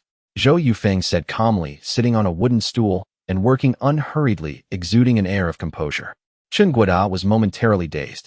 Watching Zhou Yufeng's earnest demeanor, he found him rather handsome. He casually remarked, how about I introduce you to my sister? Zhou Yufeng nearly choked. When he had taken Chen Guoda home the other night, had caught a glimpse of his sister, still unmarried at 30, considered an old maid in this era, and with a rather peculiar temperament. This guy actually had the nerve. Zhou Yufeng shot Chen Guoda a glare, ignored him, and continued packing fruit. Chen Guoda shook his head, feeling bored, and got down to work seriously. Zhou Yufeng explained to Chun Guada in detail how much fruit to put in each bag, how to distribute the varieties, and the cost of the fruit. And they had to err on the side of giving more, never less. In factories, it was the trivial things that caused trouble. If someone found they had fewer fruits than others, they'd come to argue, and that would be a headache. When Old Man Shen called them for dinner, Zhou Yufeng shook his head and declined continuing to pack fruit methodically. So Chun Guada also skipped it, waving his grandfather away and continuing with his work. At that moment, Chun Guada couldn't help but think more highly of Zhou Yufeng, marveling at how seriously he took the task. Having eaten only a single roasted sweet potato all day, Zhou Yufeng's stomach was growling with hunger. The reason he didn't go for dinner was entirely because Chun Guada had mentioned the Statron restaurant. Earlier, Old Man Shen had sorted and neatly arranged the fruit in his spare time, making it relatively easy to pack. As darkness gradually fell, Chun Guada stood up and slid the door open, using the faint light from outside to continue packing. Finally, as night fully set in, all the packaging bags were filled with fruit. Oh, Zhou Yufeng stretched lazily as he stood up, patted Chun Guada on the shoulder, and said, "Let's go, brother Chun. The Statron restaurant." Huh, the Statron restaurant. Chun Guada looked up, a bewildered expression on his face. "Come on, don't play dumb. Didn't you say on the way back that you'd treat me to a meal there?" "Ha ha." Chun Guada grinned. "You remember that so clearly, huh? No wonder you didn't eat my grandpa's porridge and cornbread. Let's hurry up, or they'll close." With that, Zhou Yufeng walked into the yard. Chun Guada, brushing the dust off his clothes, followed him out. Hopping onto the motorcycle, Zhou Yufeng drove Chun Guada back toward the stage. "Let's stop by the compound first and pick up Lu Naiqiang." Zhou Yufeng turned his head and said to Chun Guada, "Huh, him." Chun Guada's face twisted with disdain. "What do we need him for? Once we're done with this, I'm going to collect the debt from that bastard anyway. Let's just bring him along. After all, we live in the same compound. We'll run into each other sooner or later. Yufeng, there's something you might not know. That Lu Naiqiang is a real piece of work. Last time we played cards, he was actually trying to gang up with others to cheat you. It's nothing serious. Let's just bring him along." Zhou Yufeng insisted, of course, because in his plan, he had a use for Lu Naiqiang. Otherwise, he wouldn't bother with someone like that. Chun Guada thought Zhou Yufeng was kind-hearted, but in truth, he couldn't see through Zhou Yufeng at all. In the end, Lu Naiqiang was still summoned. When he saw Chun Guada, his face turned pale instantly. However, after Chun Guada warned him to repay the debt, the matter of settling accounts was never brought up again for the rest of the evening. At the Statron restaurant, Zhou Yufeng didn't order any alcohol, partly because he couldn't drink himself, and partly because he worried Lu Naiqiang might overindulge, as there were still matters to discuss with him later that night. He merely had Chun Guada order a few extra dishes. After wolfing down the meal, Zhou Yufeng and Lu Naiqiang walked together toward the mixed courtyard. Only after Chun Guada's motorcycle vanished down the road did Lu Naiqiang sidle up to Zhou Yufeng, asking impatiently, "Yufeng, are you and Chun Guada in some kind of business together?" "Huh, haha, no." Zhou Yufeng shook his head with a feigned denial. During their meal, he had deliberately mentioned it a few times, making it seem as if the words slipped out unintentionally. "Come on, don't fool me." Lu Naiqiang chuckled, slinging an arm around Zhou Yufeng's shoulder as they walked. "If there's a deal, let your big brother in on it, won't you?" "Well," Zhou Yufeng wore a troubled expression, lowering his head in thought, appearing deeply conflicted. "Oh, Yufeng, how long have we known each other?" "Longer than that, Chun Guada, right? If you can do business with him, you can at least tell me about it." After hesitating a moment longer, Zhou Yufeng roughly explained the fruit transportation scheme to Lu Naiqiang. "What? You just deliver some fruit for him the day after tomorrow, and he gives you 200 yuan. Lu Naiqiang's eyes widened, skeptical of Zhou Yufeng's words. Who was Chun Guada? Would he really part with that kind of money? "Yufeng, it's not that your big brother is jealous, but I have to warn you. Last time we played cards, it was Chun Guada who forced me to set you up. You need to be careful now."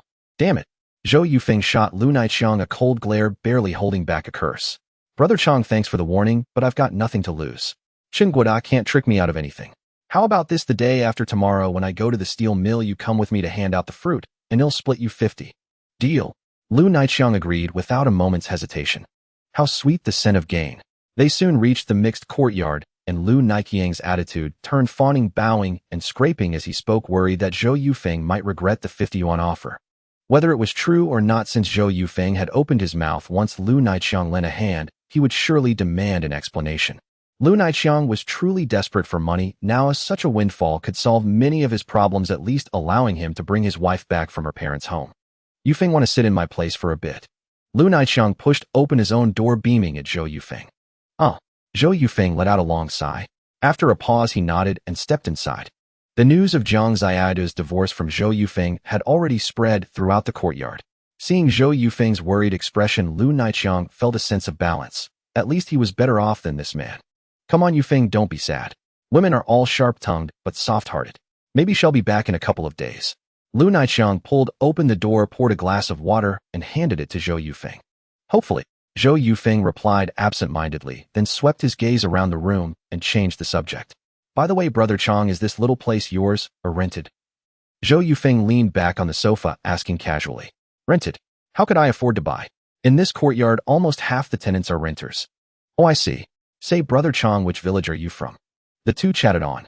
Though they had known each other for a while, such topics had never come up. They were merely fair-weather friends, and their conversations usually revolved around gambling. Gradually, they grew more animated, delving into Lu Niqiang's past. Zhou Yufeng knew that Lu Niqiang had been sent for re-education through labor caught for theft. He had also heard that Lu Niqiang was skilled at lockpicking. When the moment felt right, Zhou Yufeng asked again, Brother Chang, how about showing your little brother a lockpicking trick? Sure. Lu Niqiang nodded without hesitation, agreeing readily. Zhou Yufeng's flattery during their chat had gone to his head a little. Lu Niqiang got up, went into the inner room, rummaged through boxes and cabinets, and emerged with a small tin box. This used to be your big brother's treasure. As he spoke, Lu Niqiang carefully opened the box, revealing 2 delicate fine needles inside. So this is what you use to pick locks? Zhou Yufeng asked flatly, a hint of skepticism in his expression. Don't underestimate this thing. It's powerful stuff. Lu Niqiang pursed his lips, then walked toward the door. Zhou Yufeng followed closely behind him, his bright eyes gleaming with a faint light in the darkness. Lu Niqiang pulled the door shut with force, fiddled the needle in the lock cylinder for a few moments, and with a click the door swung open. Holy crap, that's incredible. Teach me, Brother Chang. Zhou Yufeng crouched beside Lu Niqiang, eyes wide with excitement. This skill can't be passed around carelessly.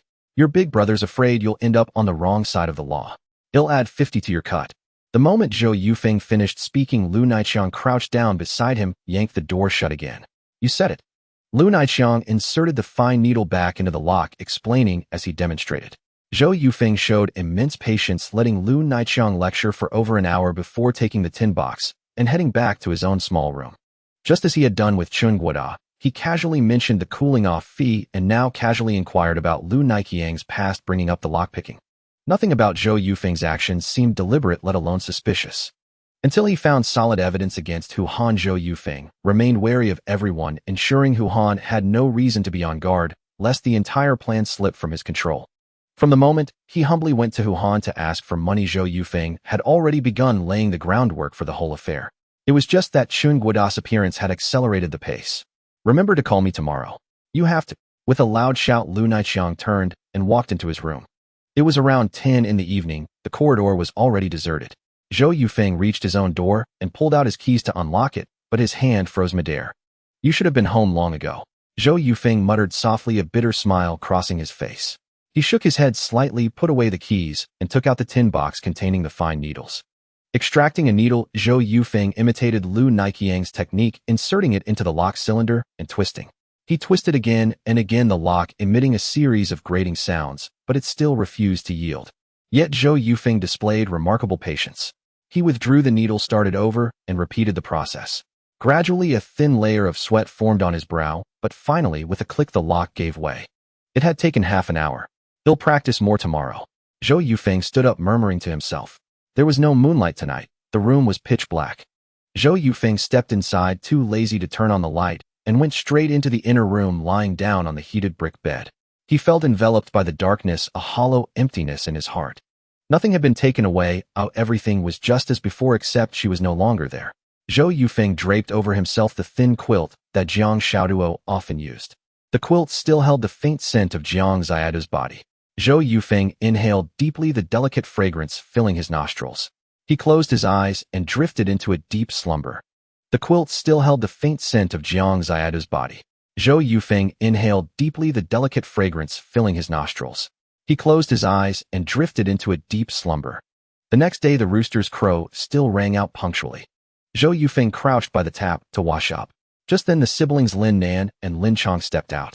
As they passed him, Lin Chong's face darkened, and he turned away, refusing to look at Zhou Yufeng. A trace of mocking smile curled on Lin Nan's lips. She was genuinely happy for that kind-hearted sister Jiang Xiaodua for escaping Zhou Yufeng's clutches. Zhou Yufeng couldn't be bothered with them. Just two insignificant brats. After washing up, he fetched some dried noodles from the house, planning to cook them in the communal kitchen. As he stepped out, he saw Lu Naiqiang grinning at him. Yufeng, cook some extra noodles and save me a bowl. Zhou Yufeng pursed his lips without a word and headed to the communal kitchen, though he did add more noodles to the pot. He had only a little over 40 yuan left on him. Until he retrieved that compensation money, he had to live frugally. After eating with Lu Naiqiang, they headed to the stage. Soon Chen Guodao arrived on his motorcycle. Spotting Lu Naiqiang, his face immediately darkened. Why is he here? Brother Chen, he's here to help me out, Zhou Yufeng said with a smile, emphasizing that it was for me, not us. You asked him for help? Chen Guodao pointed at Lu Naiqiang and bellowed. Do you know how this bastard treated you before?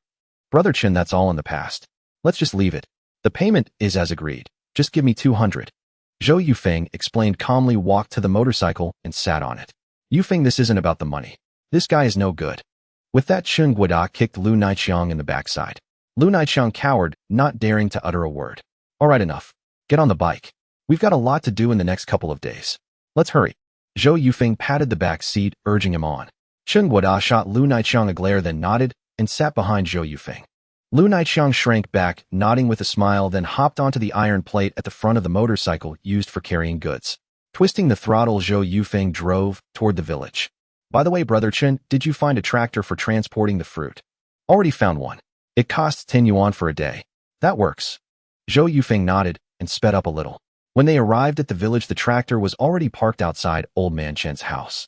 After lining the trailer with some hay, they began loading the fruit. The 200 bags of fruit required 2 trips. The fruit was stored in Chen Guodao's cellar, which was only about 500 meters from Linshui steel plant, making it convenient for the day after tomorrow's transport. After storing all the fruit, it was just past noon. During a break, Chen Guodao pulled Zhou Yufeng aside. The factory director already paid in advance. Hey, race 200, take it. Chen Guodao pulled out a stack of 10 yuan notes from his pocket. Okay. Zhou Yufeng counted the money and took it, his expression calm, showing no hint of joy. Thinking back, when Chen Guodao first received that money from the factory director, he was so ecstatic he jumped around for over an hour. Was he dissatisfied with the amount? Chen Guodao wondered, rubbing a few more 10 yuan notes from his pocket before putting them back. He couldn't bear to part with it. Holding so much money, Chen Guodao truly couldn't let it go. Well, Brother Chen, see you the day after tomorrow. Zhou Yufeng waved goodbye to Chen Guodao. He planned to go back and practice his lockpicking skills, and also to think about what might happen tomorrow. Regarding that man named Su Changjiang, he had connections with outside suppliers. The key issue was that Hu Han had recommended him for the position of workshop director. Why would Hu Han vote for Su Changjiang? Given Hu Han's character, it had to be for profit. The conclusion was obvious, and now there was a direction to investigate his parents' matter. Perhaps the suppliers behind Su Changjiang had some massive dealings with Hu Han. The next day, as dawn barely broke, Zhou Yufeng crouched by the lock, endlessly trying. Occasionally his mind wandered, recalling a slightly chubby-cheeked face. A bit dim-witted, Zhou Yufeng murmured, the corner of his mouth lifting into a soft chuckle. The following day arrived, the day to distribute fruit to the workers at Linshui steel plant. When Zhou Yufeng left the house, he wore a straw hat and swapped his usual clothes for a set of filthy ones. The mud had dried on his clothes, making him look like he'd just come from the fields. He rolled up his pant legs, looking no different from a fruit farmer. What's this about? Zhou Yufeng and Lu Naiqiang arrived at Chen Guodao's place. The latter's eyes widened, bewildered by Zhou Yufeng's attire. What? Don't I look like a fruit farmer? Zhou Yufeng shrugged with a casual smile, then his expression turned cold and serious. These fruits were just picked from the fields by my grandpa. What does that have to do with you, Chen Guodao? Huh? Chen Guodao slapped his thigh and burst into laughter. Kid, you're really professional. I like it. They moved the fruit out of the cellar and found several large flat carts. It took 4 fully loaded carts to hold all the fruit. When they were almost done loading, Chen Mingyuan came downstairs. You must be Yufeng. Chen Mingyuan stood beside Zhou Yufeng and asked with a smile. Yes, hello, Uncle Chen. You're a sharp and capable lad. Chen Mingyuan smiled and gave Zhou Yufeng another look, feeling a vague familiarity. Was he the child of a plant worker? Dad, keep an eye on the fruit here. They'll take them to the plant first, Chen Guodao said, hurriedly cutting off Chen Mingyuan's train of thought. Chen Guodao led the way while Zhou Yufeng and Lu Naiqiang each pushed a cart behind, though they had to make 2 trips back and forth. Yufeng will take you to the cafeteria entrance. The fruit will be distributed there. Leave these 2 carts there, then go fetch the other 2. He'll watch over them. All right. Zhou Yufeng nodded. As they reached the main gate of Linshui steel plant, he pulled his straw hat lower. This was the real reason for his disguise, to conceal his identity. Many people in the plant knew him. He couldn't let them recognize him. If Wuhan caught wind of this, things would get complicated. On the way to the cafeteria, they barely ran into any workers. It was right at the start of the shift, and those on rotating days off hadn't come in yet. After setting down the fruit, Zhou Yufeng and Lu Naiqiang went back to fetch the remaining 2 carts. Passing the gatehouse, he glanced at the clock on the wall, 1100 sharp. As he stepped out of the steel plant's main gate, Zhou Yufeng's pace slowed. Very slow. Yufeng, hurry up. Chen Guoda's father is still waiting there. Lu Naiqiang walked ahead only to find Zhou Yufeng strolling leisurely behind, lagging far behind. He frowned and urged him. No rush. Zhou Yufeng replied indifferently, pulling a pack of cigarettes from his pocket and lighting one. What's the holdup? Just get the fruit over there and be done with it. Lu Naiqiang frowned as he walked over to Zhou Yufeng, reaching for the cigarette pack. Give me one. Take the whole pack. Zhou Yufeng handed him the entire pack. Lu Naiqiang's heart leaped with joy, but upon opening it, he found only one left. Damn, just one. Muttering under his breath, Lu Naiqiang put the cigarette between his lips, leaned over to light it from Zhou Yufeng's, and the two walked side by side. Zhou Yufeng's pace was slow, and Lu Naiqiang followed suit, dragging his feet. Hey Yufeng, isn't this urgent? Why are you suddenly walking so slowly? Lu Naiqiang took a deep drag and looked at Zhou Yufeng, puzzled. We just need to get there before the steel plant's lunch break ends. It'll be easier to hand out all the fruit at once. Zhou Yufeng explained casually. Lu Naiqiang nodded, not fully understanding, but he stopped asking. As they continued at a snail's pace, he felt a nagging doubt that the real reason was different from what Zhou Yufeng said. Couldn't they just take the fruit over first and wait at the cafeteria? Why waste time dawdling like this? Glancing at Zhou Yufeng's stern profile, Lu Naiqiang felt a strange sensation stir within him. The man beside him seemed like a stranger, as if he wasn't Zhou Yufeng at all. Along the way, they even bought 2 popsicles. By the time they reached Chunming Yuan, a full half-hour had passed.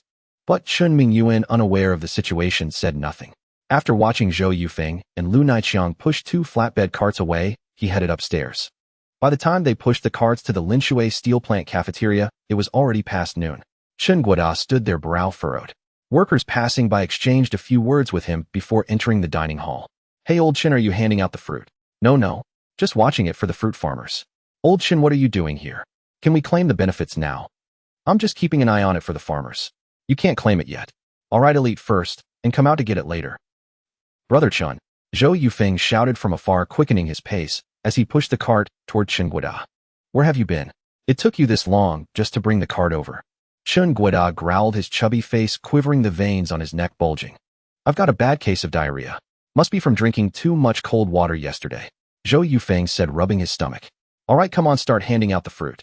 I need to get inside. I can't stand here too long. I have to keep my distance. Chen Guoda waved dismissively. Holy shit. Zhou Yufeng suddenly exclaimed, grabbing Lu Naiqiang's shoulder. Either of you have toilet paper? I can't hold it anymore. Huh? Lu Naiqiang and Chen Guoda both stared at Zhou Yufeng in bewilderment. It's coming again. I've been holding it in, but I really can't anymore. Zhou Yufeng cried out in agony. You couldn't have picked a worse time to get diarrhea. Chen Guoda cursed in frustration. I don't want this either. It just hit me out of nowhere. But luckily, I brought Brother Chong along. Handing out fruit isn't hard. Hurry. Brother Chen, I can't hold it. Zhou Yufeng clutched his stomach urgently, his face twisted as if he were about to lose control at any moment. Fine, damn it. Lu Naiqiang, when you hand out the fruit, take it slow. Register each person one by one, and don't mess up. Chen Guoda said irritably, pointing toward an office building to the east. 2nd floor, 3rd room on the right. That's my office. Go grab some newspapers from there. The bathroom is on the 1st floor. Got it. Zhou Yufeng dropped the words and bolted off toward the eastern office area. He knew the place well. He had been there many times when his parents were still alive. Everything, deliberately inviting Lu Naiqiang the sudden stomachache and timing the fruit distribution for the lunch break, seemed like simple coincidences. But the tightly woven logic and step-by-step scheming behind it were unimaginably difficult for an ordinary person to conceive. By bringing Lu Naiqiang, he had already planned to leave him alone to hand out the fruit, thereby dragging out the process. And by timing it for noon, he exploited the fact that everyone would be heading to the cafeteria. The method seemed straightforward, but what was truly terrifying was how naturally everything unfolded without a single jarring note. To make such predictive actions seem so reasonable was an almost inconceivable feat, and this was Zhou Yufeng's true terror. Some successful people are not merely lucky, they possess all the necessary conditions for success. Zhou Yufeng strode quickly toward the office building. Just as he was about to step inside, he halted. Hu Han was coming out for lunch. Zhou Yufeng pressed his straw hat lower, and the stone that had been weighing on his heart finally lifted. The bald patch in the middle of Hu Han's head gleamed under the sunlight. A woman walked beside Hu Han. He leaned in to whisper something to her, revealing a mouthful of yellow teeth. Vaguely, Zhou Yufeng thought he heard his mother's name. In an instant, a flood of connections raced through Zhou Yufeng's mind. That old bastard is trying to promote this woman to my mother's old position. Zhou Yufeng lowered his hat further, and as he passed by, deliberately slammed into Hu Han with all his might. He was confident he could handle the fallout from such an accidental collision. His goal was simple: crush that old beast. Ouch! Hu Han stumbled back several steps, falling flat on the ground. He clutched his chest, his round face flushed bright red. Zhou Yufeng had put all his strength into that blow. The woman immediately crouched beside Hu Han, supporting him from behind. Are you blind? Where did this peasant come from, and how did he get in here? The woman shrieked in a sharp voice. What the hell? Who are you? How did you get into the factory? Hu Han roared, as well, slowly rising with the woman's help. Zhou Yufeng bent low, looking as humble as possible, and pointed toward Lu Naiqiang. Paired with his shabby clothes, Zhou Yufeng's identity was easy to guess. A farmer delivering summer relief benefits to the factory. What the hell is wrong with you? You come in to hand out fruit, and then you dart around like a headless chicken. Hu Han bellowed, his eyes blazing with fury, hands on his hips, as if he were about to devour Zhou Yufeng. To the restroom. Zhou Yufeng squeezed out the words in a choked voice, bending his waist deeply, appearing utterly submissive. To the passing steel plant workers, this scene made Hu Han seem like a bully. They were unaware of the intense pain from Zhou Yufeng's earlier collision, only witnessing Hu Han arrogantly scolding the hard-working fruit farmer. Director Hu, he's just a fruit farmer. No need to go this far, a passerby remarked casually before heading toward the cafeteria. Zhou Yufeng recognized him as the director of Workshop 1. Exactly, Director Hu is throwing his weight around too much, scolding a poor fruit farmer like that. Who else but a director? That's right, and Workshop 2 is a big one, so of course he can act high and mighty. With everyone chiming in as they passed, Hu Han's face grew flushed with embarrassment. Letting out a sigh, he muttered, "Be more careful next time," and headed toward the staff cafeteria. Zhou Yufeng smirked eerily and strode swiftly toward the office building. Navigating the hallway, Zhou Yufeng ascended the stairs. If anyone spotted him and asked what he was doing upstairs, he had a ready excuse: fetching newspapers from Chen Guoda's office. By now, all hesitation had vanished from his mind. Hu Han's office was empty. He clearly remembered which room it was, having visited once after his parents' accident to collect their belongings. He bounded up 4 or 5 steps at a time, appearing rushed, as if desperate to use the restroom. A perfectly normal sight. Reaching the 3rd floor, Zhou Yufeng halted. Peeking sideways down the corridor and finding it empty, he dashed to Hu Han's office door and pushed hard. Just as I thought. That sly old fox. Zhou Yufeng cursed under his breath.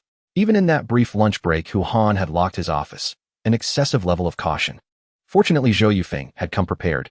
He pulled out a metal box, retrieved 2 thin needles, and recalling the technique Lu Naiqiang had taught him, inserted them into the keyhole, twisting them carefully. During practice yesterday, he had opened locks in one go several times. But perhaps due to nervousness, he fumbled repeatedly, now failing to trigger the mechanism. Faintly, Zhou Yufeng thought he heard footsteps on the stairs. Instantly, sweat poured down his face, and he increased the force of his twisting. Fortunately, the wooden door's lock had the lowest security rating. With a click, a crack appeared. Zhou Yufeng hurriedly pushed the door open and slipped inside. Inside the office, Zhou Yufeng cracked the door open and peered down the hallway. No one was there. He must have been overly tense. He gently closed the wooden door and locked it from the inside. Zhou Yufeng scanned the office. On one side stood 2 bookshelves filled with books and documents. Pausing briefly, he stepped forward, pulled open a cabinet door, and quickly rifled through the materials. What Zhou Yufeng sought now were the steel plant's equipment procurement contracts. These were items filed with the factory, matters of public record that Hu Han had no reason to hide. They must be in an easily accessible spot, as Hu Han would need them regularly to match contracts with financial accounts. After searching the first bookshelf without finding the procurement contracts, Zhou Yufeng quickly opened the second one. This one's from 1982. He picked up a purchase and sales contract dated 1982, replaced it, and immediately grabbed the next one, which clearly read, Purchase and Sales Contract, April 1983. He then took 2 adjacent contracts marked May 1983 and June 1983. This is it. Zhou Yufeng opened the contract and skimmed through it. The details were explicit: the source of procurement, the items purchased, and their unit prices were all meticulously recorded. On the last page was Hu Han's handwritten signature. If this contract were forged, this would be the most direct evidence. Zhou Yufeng had no time to examine the finer details. He tucked the contract into his shirt and tightened his belt. Next, he needed to find another procurement contract, the one for substandard equipment purchased from a different supplier. Frowning deeply, Zhou Yufeng pondered for a moment, then closed the cabinet door, deciding not to search further. That contract couldn't possibly be in the bookshelves. Could it be at home? Zhou Yufeng speculated. If it were there, retrieving it would be as difficult as reaching the heavens. This single forged contract alone wouldn't be enough to seal Hu Han's fate. How much substandard equipment had he purchased? What was the total amount involved? The contract in Zhou Yufeng's pocket couldn't answer these questions. Though sufficient to convict Hu Han and send him to prison, that wasn't enough for Zhou Yufeng. He demanded a life for a life. This was the ruthlessness of his past self.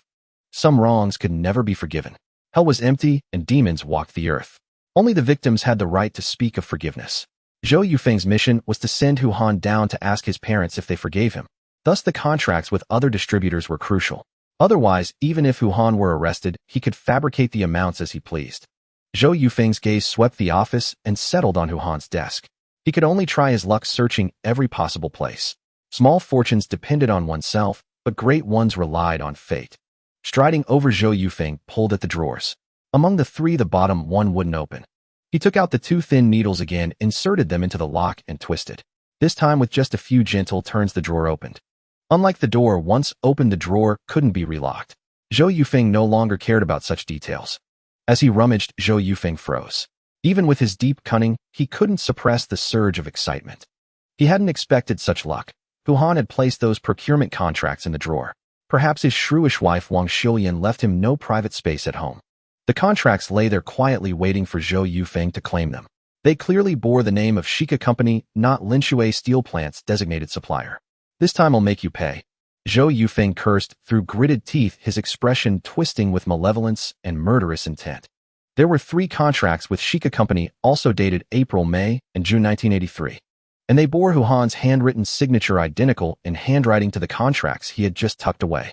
This was the most direct evidence. Zhou Yufeng could take these straight to Kong Jinzhong, the director of Linshui Steel Plant, for a confrontation. But that was just a fleeting thought.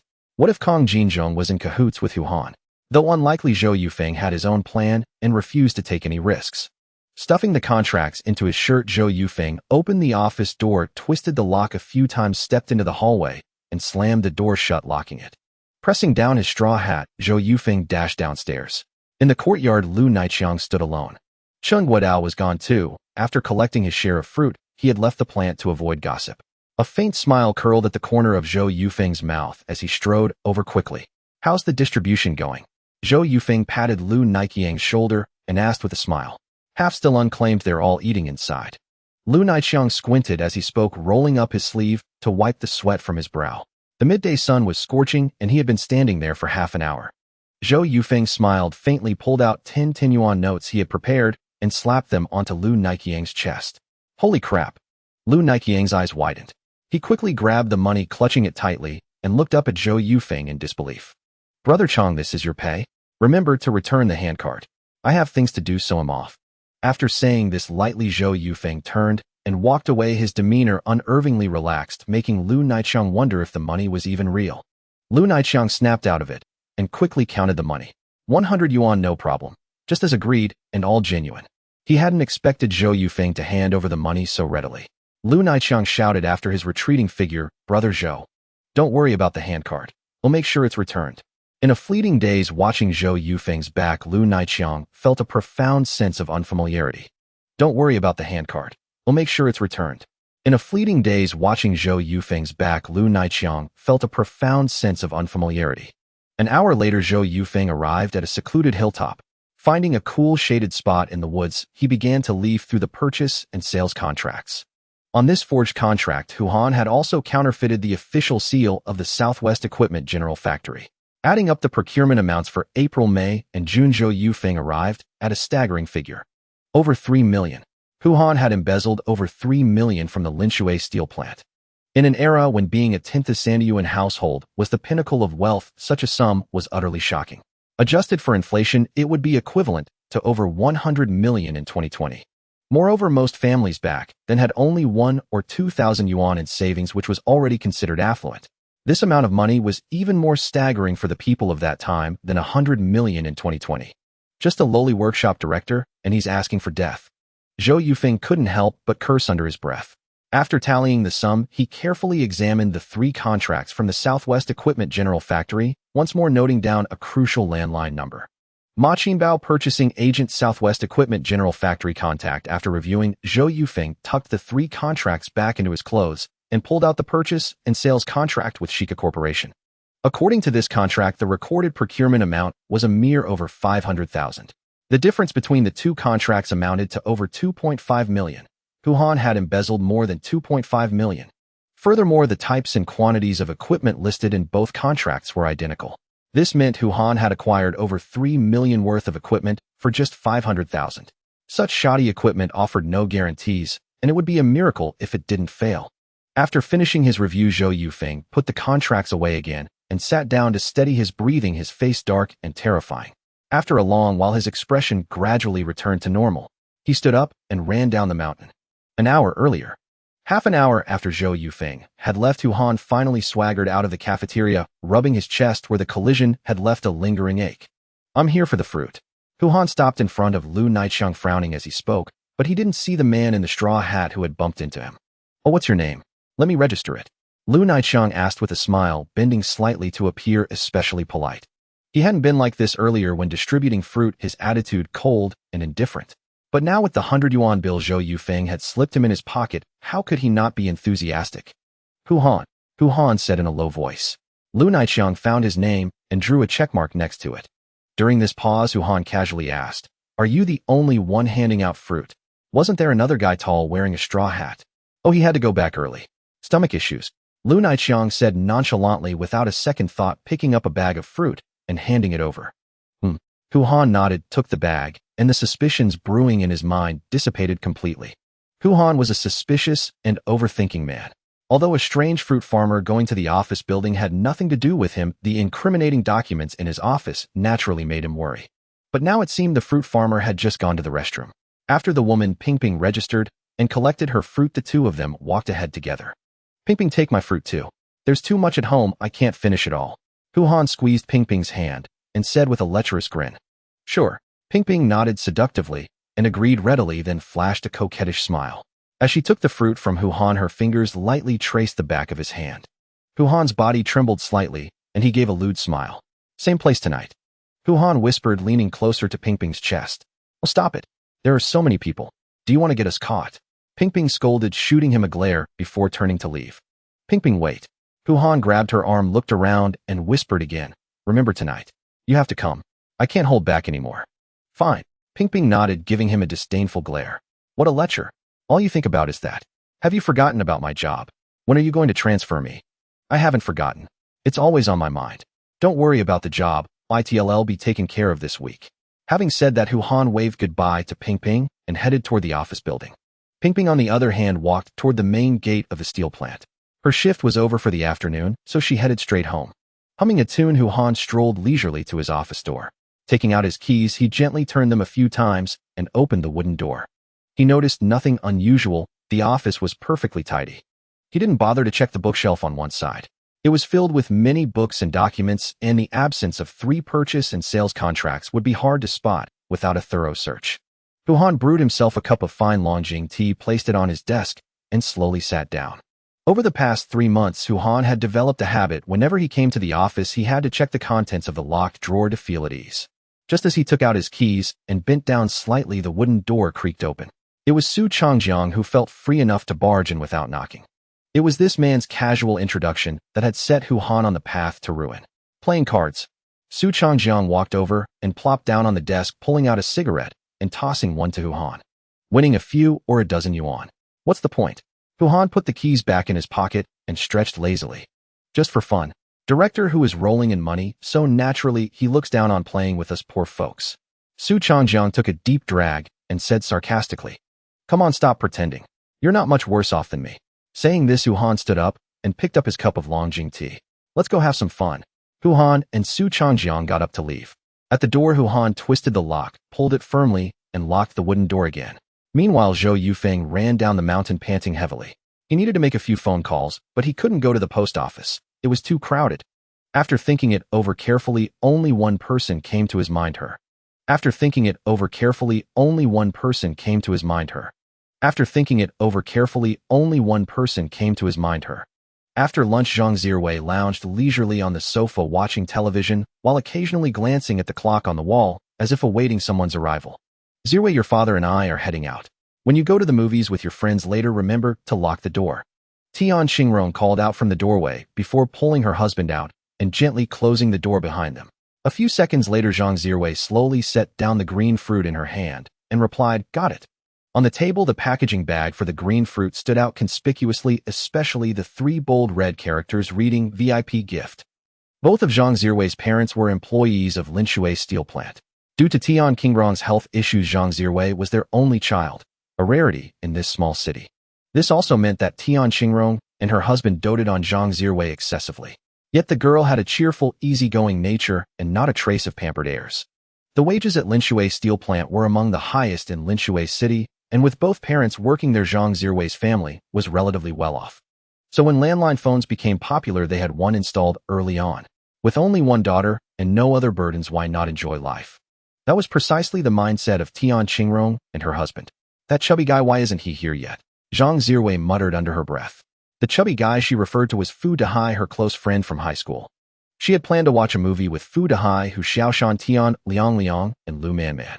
Word had it that Fu Dehai would bring a girl he fancied along, and Zhang Zirwei could hardly wait to meet her. It was a pity that Shun Ziren had returned to Zhihai City yesterday morning and couldn't join them. But before Shun Ziren left, the group had a small gathering where they learned a shocking piece of news: Jiang Xiaoduo and Zhou Yufeng had divorced. Hu Xiaoshan, Zhang Manman, and Tian Liang couldn't resist sneering. Jiang Xiaoduo should have left that good for nothing Zhou Yufeng long ago. I wonder what she ever saw in him. Hu Xiaoshan cursed loudly. In truth, back in high school, he had harbored a crush on Jiang Xiaoduo and even slipped her a love letter, but she had turned him down flatly. Of course, neither Jiang Xiaoduo nor Hu Xiaoshan had ever mentioned this to anyone else. But later events bred resentment in Hu Xiaoshan. Jiang Xiaoduo ended up with that coward Zhou Yufeng and even married him. It felt as if something he had always treasured had been defiled by a beggar. This fueled Hu Xiaoshan's hatred for Zhou Yufeng. At least Jiang Xiaoduo has escaped her misery now. Tian Liang chimed in with a wry shake of his head. Lu Manman let out a coquettish laugh, casting a deliberate glance at Hu Xiaoshan before saying in a flippant tone, "A twice-married woman. She can't exactly hope for a good match now, can she?" Hearing this, Shun Ziren's face visibly darkened. After a moment's restraint, she couldn't hold back and retorted, "That's not necessarily true. Xiaoduo is so beautiful, countless working men will still be chasing after her." Lu Manman let out another chuckle, but said nothing more, not wanting to offend Shun Ziren. Throughout the exchange, Zhang Zirwei and Fu Dehai remained silent. Everyone knew they were close to Zhou Yufeng, but his actions had brought them shame. This had led both Zhang Zirwei and Fu Dehai to contemplate severing ties with him. As she watched TV, the clock struck 2, and the screen promptly emitted a beep before switching to a rainbow pattern. There were no more programs to broadcast. In 1983, television resources were extremely limited. "Oh dear." Zhang Zirwei grumbled softly, collapsing limply onto the sofa. But just as she lay down, a knock sounded at the door. "Coming," she shouted, springing up and dashing toward the door. Zhang Zirwei's family lived in the second batch of steel plant dormitories, occupying the very last unit. Since construction had left only their family's plot, a house was built for them on the vacant lot at the far end of the compound. Though the interior was slightly smaller than the other employees' apartments, it came with a small courtyard, so no one complained. It was quite cozy. Zhang Zirwei hurried to the door and pulled it open. Sure enough, there stood Fu Dehai, Hu Xiaoshan, and the others. She couldn't help but squint and smile. Her gaze settled on an unfamiliar girl who wore a blue work uniform similar to Fu Dehai's. The girl's 2 long braids rested on her shoulders, slightly yellowed, and her cheeks were a bit gaunt. With her lips pressed tightly together, she exuded an air of gentleness. "Come in and sit down," Zhang Zirwei said, holding the door open and waving them in. "Let's head straight to the movies," Hu Xiaoshan suggested.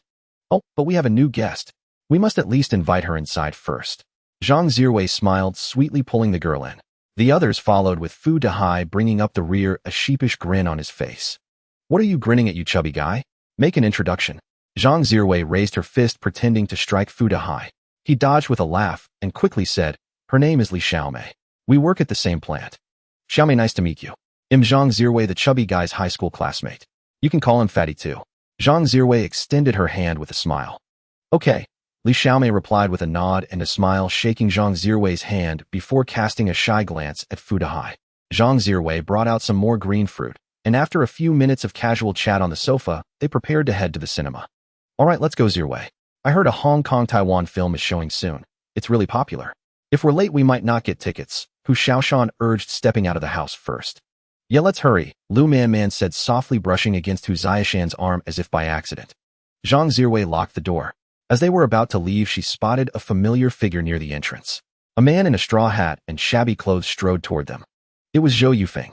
Among his acquaintances, only Zhang Zirwei's family had a phone. As he stepped through the gate, Zhou Yufeng caught sight of Hu Xiaoshan and Lu Man. His face instantly darkened, and a menacing aura emanated from him. At the same time, a sneer of mockery curled on Hu Xiaoshan's lips. Why was he here? Heh. Hu Xiaoshan let out a cold laugh, saying disdainfully, what the hell is that idiot doing at your place? As he spoke, he cast a glance at Zhang Zirwei.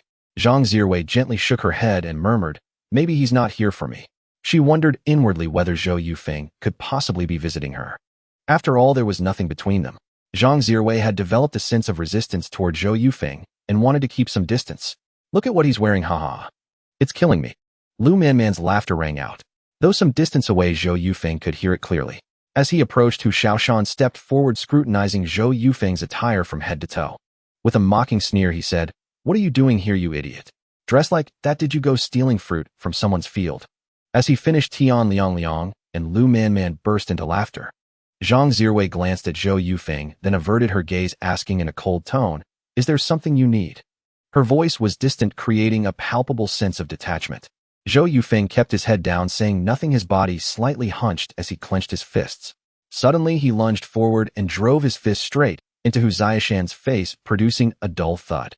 Hu Xiaoshan instantly collapsed to the ground, blood gushing from his nose like a fountain. Not giving Hu Xiaoshan a moment to react, Zhou Yufeng leaped high and slammed his foot into Hu Xiaoshan's head, smashing the back of his skull against the ground. A pool of blood spread out. It all happened so fast that only when Hu Xiaoshan let out a pained roar did Zhang Zirwei and the others snap back to reality. Lu Man even emitted a piercing scream. Zhou Yufeng had no intention of stopping. He raised his foot and kicked Hu Xiaoshan repeatedly, blow after blow. Stop hitting me. Someone's going to die. Zhou Yufeng, stop. Hu Xiaoshan scrambled backward on all fours, his entire head soaked in blood, looking terrifying and grotesque. It seemed as if Zhou Yufeng intended to beat him to death. All the humiliation he had endured, the disrespect toward his deceased parents. Zhou Yufeng unleashed it all at this moment. Still putting on airs in front of your dad. Zhou Yufeng's veins bulged, his face flushed crimson, his expression twisted with rage. At that moment, no one dared to step forward and pull him away. Hu Xiaoshan was terrified to the core, convinced that Zhou Yufeng had gone mad. He curled up, trembling uncontrollably. Glancing at the pale-faced Tian Liang, he shouted, Liang, save me. Tian Liang frowned, thought for a moment, then stepped forward. Zhou Yufeng, we're all classmates. Is this really necessary?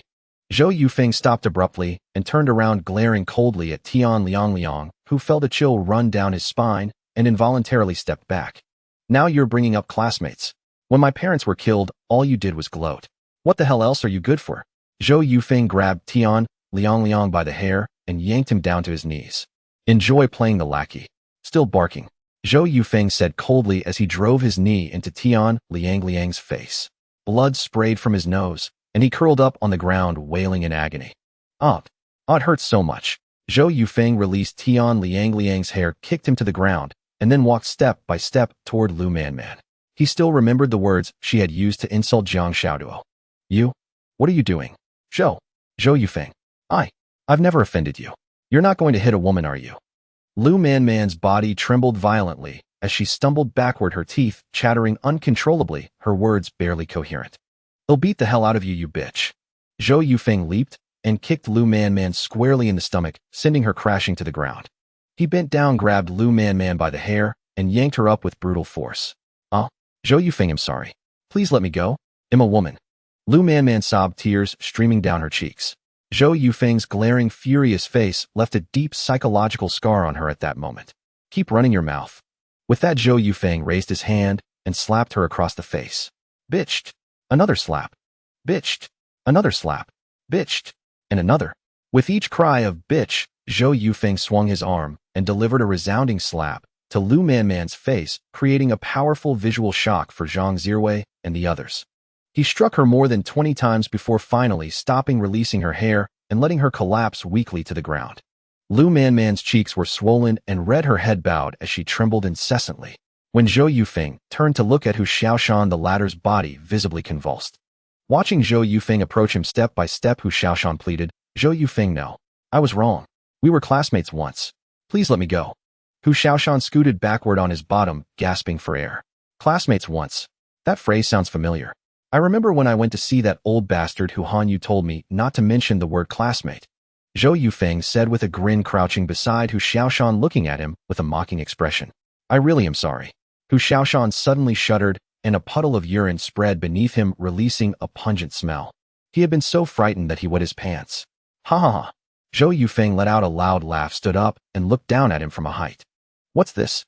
Wet your pants. Zhou Yufeng pressed his size 44 foot against Hu Xiaoshan's face and added, Say I Hu Xiaoshan was so scared I pissed my pants, and he'll let you go. Hearing this, Hu Xiaoshan froze for a moment, glancing involuntarily at Lu Manman and Zhang Zirwei.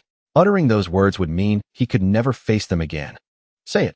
Zhou Yufeng roared, pressing his foot a little harder, causing blood to gush from Hu Xiaoshan's nose again.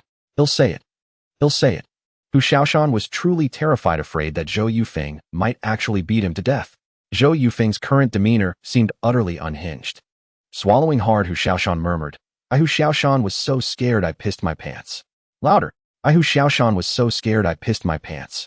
After shouting hysterically, Hu Xiaoshan burst into loud sobs, emitting a woo-woo-woo sound. Zhou Yufeng let out a long sigh, his demeanor returning to normal. It was time to stop. He couldn't go too far. Though the blows had been painful, he had actually held back some of his strength. In truth, Zhou Yufeng had remained completely rational throughout. That felt great. Zhou Yufeng muttered under his breath before walking toward Zhang Zirwei. What are you going to do? Zhang Zirwei stammered, her small face turning deathly pale. Suddenly, Zhou Yufeng forced a gentle smile and spoke softly, the sunlight casting a warm glow on his dark cheeks, making him appear almost sunny, a stark contrast to his earlier demeanor. What is it? Zhang Zirwei swallowed nervously and asked cautiously, casting a pitiful glance at Fu Dahai. The chubby young man behind Zhou Yufeng was also pale with fear, even more timid than Zhang Zirwei, while Li Xiaomei hid behind Fu Dahai.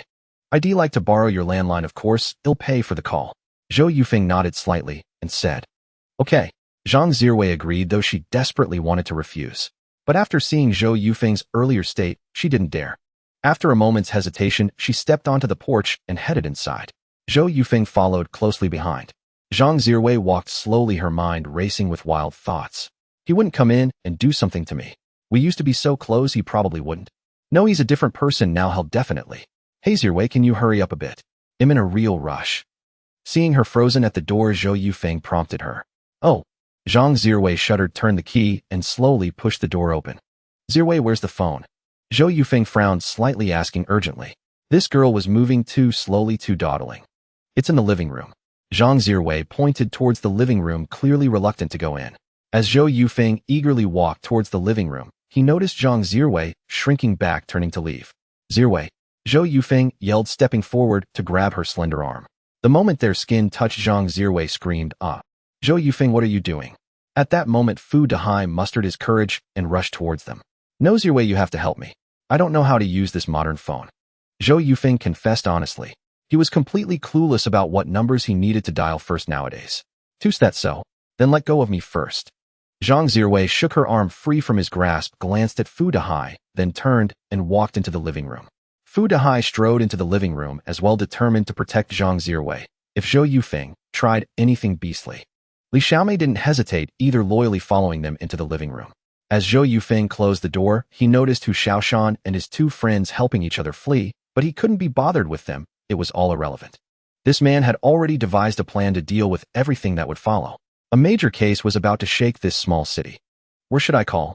What's the number? Zhang Zirwei picked up the receiver and asked. Zhou Yufeng pulled up a small chair and sat down. Call the Southwest Equipment Main Factory, asked for Ma Qinbao, the number is. As he spoke, he added, Zirwei, stay here. You might need to help me make a few more calls.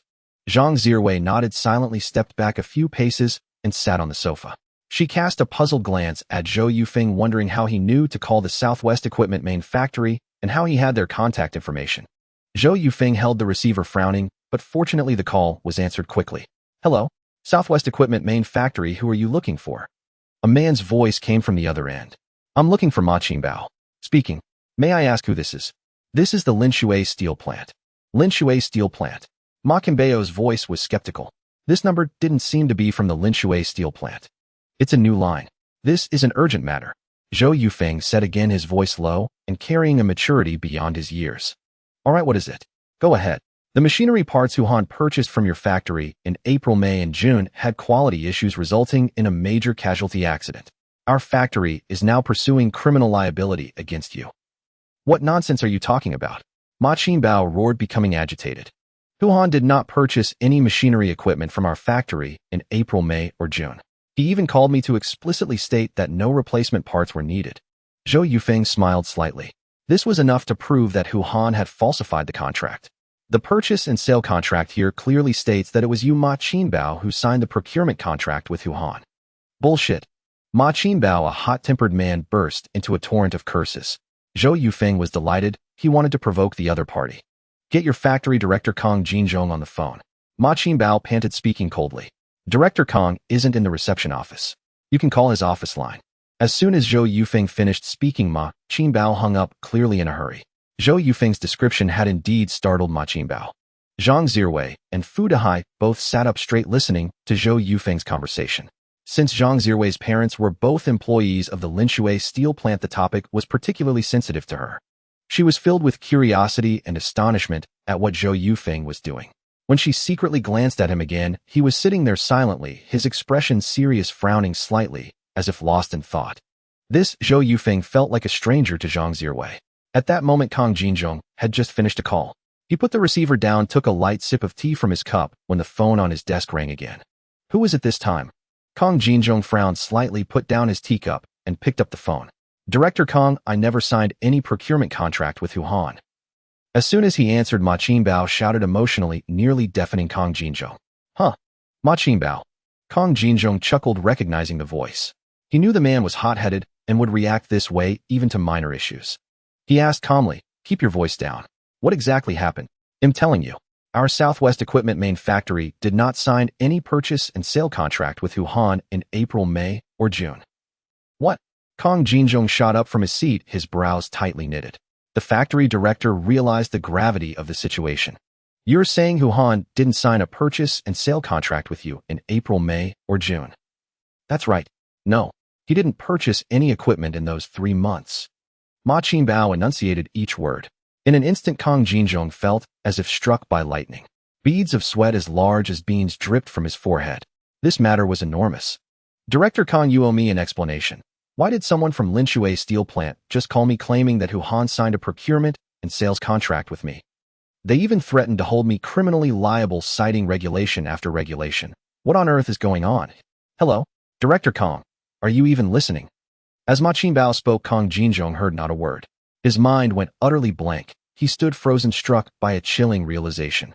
April, May, and June. The second workshop's procurement totaled over 3 million yuan, the highest in the entire plant. Were all those contracts, worth more than 3 million yuan, forged by Han? Then where had the equipment Han purchased actually come from? Linshui Steel Plant had never recorded a single workplace fatality since its founding. Had that couple's deaths, not attributed to operator error, instead been caused by defective machinery? No wonder Han insisted so adamantly on human error. He feared an investigation into the machinery itself. The deeper Kong Jinzhong thought, the more terror seized him. His body trembled, overwhelmed by a fear unlike any he had ever known. He swallowed hard, then punched his own thigh. Only then did he regain a sliver of composure. Who called you just now? Was it someone from your plant? What was the number? The number is... A jolt ran through Kong Jinzhong. He recognized it instantly, not an internal plant line, but an external tip-off. Worse still, the caller likely already possessed irrefutable evidence. I'll call you back. He hung up abruptly, then immediately dialed another number. Hello, Director Kong, a deep voice answered. Master Yu, shut down all equipment in Workshop 2, now. Kong Jinzhong shouted urgently. Shut down the machinery first. Since the first fatal accident had occurred, and was clearly not due to operator error, the equipment itself must harbor latent safety hazards. Kong Jinzhong's swift action was unequivocally correct. Huh. Master Yu frowned uncomprehending. I said, shut down all equipment in workshop 2. Immediately and completely. And above all, do not inform Hu Han. Kong Jinzhong gasped, shouting hoarsely. Understood. Master Yu hung up, sensing grave irregularity, and bolted from his office. Without pause, Kong Jinzhong dialed the unknown number again. Zhou Yufeng had been waiting for this call, and answered the instant the ring sounded. Before Zhou Yufeng could speak, Kong Jinzhong rushed out. I am Kong Jinzhong, director of Linshui Steel Plant. I possess full evidence against Hu Han. First, he forged a procurement and sales contract with Southwest Equipment General Factory, swindling over 3 million yuan. Then, using those funds, he signed a separate 50th Zanduan contract with Shika Company to procure identical spare parts. Zhou Yufeng wasted no time. Once the caller identified himself, he launched directly into Hu Han's crimes. Do you have proof? Kong Jinzhong asked, without even inquiring the caller's name. Yes. Then I'm coming to you. Agreed. But first file a formal police report. As director of Linshui Steel Plant, only that official act will sever your liability and shield you from punishment. Those words struck Kong Jinzhong to the core. If an outsider reported Hu Han Kong, as plant director, would bear vicarious responsibility. The ramifications were immense. He risked losing his position entirely. Yet if he personally exposed Hu Han, with concrete evidence, he would be seen not as negligent, but as vigilant, a conscientious leader who detected danger and acted decisively to resolve it. Agreed. Kong Jinzhong nodded firmly. Zhou Yufeng's suggestion carried ulterior intent. His standing in Linshui City was formidable. A report filed by the plant director would command far greater urgency and authority than one from an unknown citizen like himself. Moreover, extending this favor would earn him Kong Jinzhong's enduring gratitude, a mutually advantageous strategy and the most effective course he could devise on short notice. As they prepared to hang up, Zhou Yufeng added, Director Kong, one recommendation: halt all operations in Workshop 2 immediately. With tensions running high, another incident would severely damage your reputation. Thank you. I've already done so. Kong Jinzhong ended the call and promptly filed a police report, in his official capacity as director of Linshui Steel Plant. He rushed out the door and sprinted downstairs. Who was that caller? So young, and yet his reasoning was razor-sharp, as though he had anticipated every contingency. Most crucially, how had he obtained such damning evidence? Had Hu Han remained oblivious? Kong Jinzhong summoned his driver and sped off in a Jetta sedan toward Zhang Zirwei's residence, the rarest of vehicles in Linshui City, tearing through streets at breakneck speed as he urged repeatedly, faster, faster. After hanging up, Zhou Yufeng exhaled deeply, suddenly looking profoundly weary.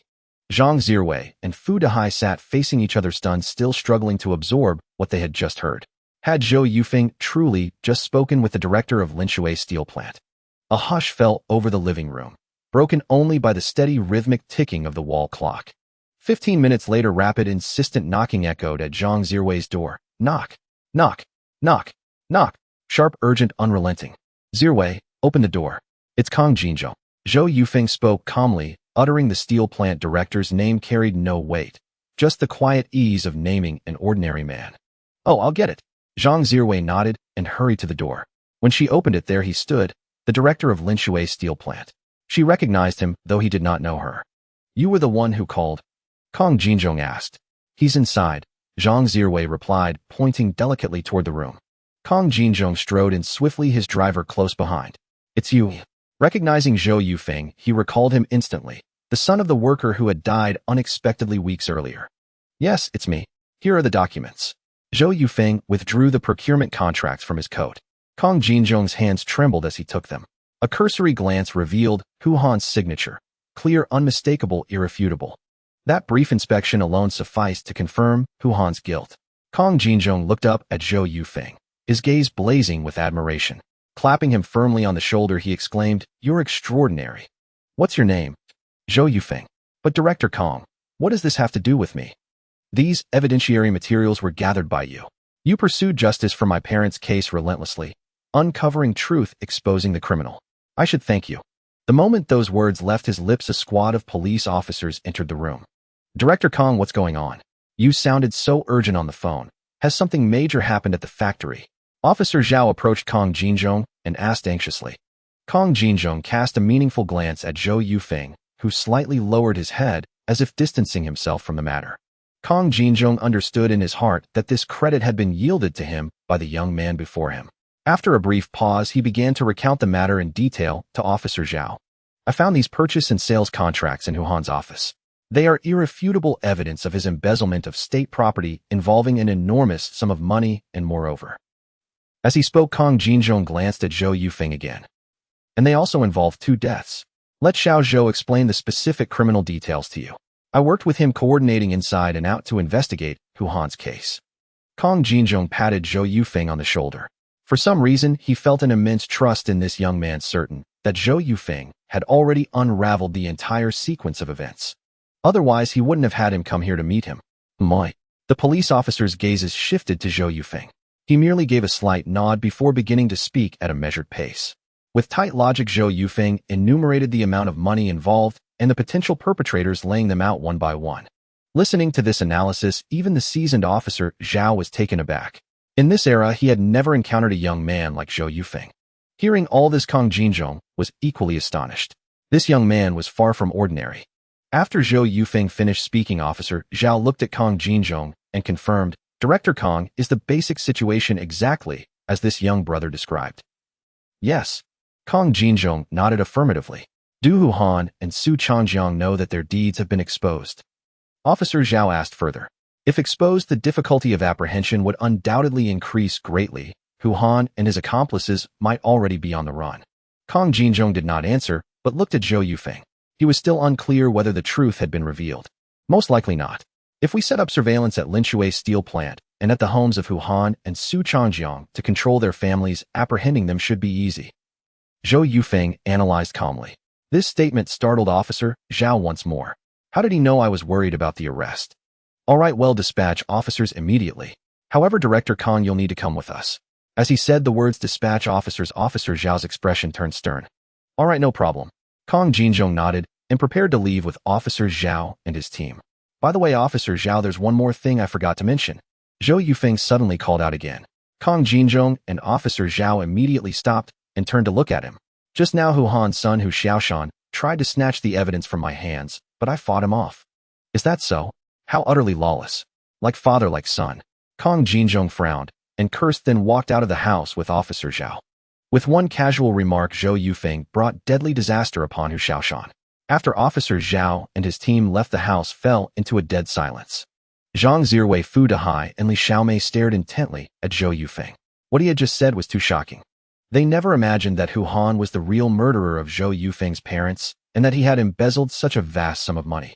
For Linshui City, this was earth-shattering news. Even more unbelievable to Zhang Zirwei and the others was that Zhou Yufeng had uncovered all these complex matters on his own. How had he obtained the evidence?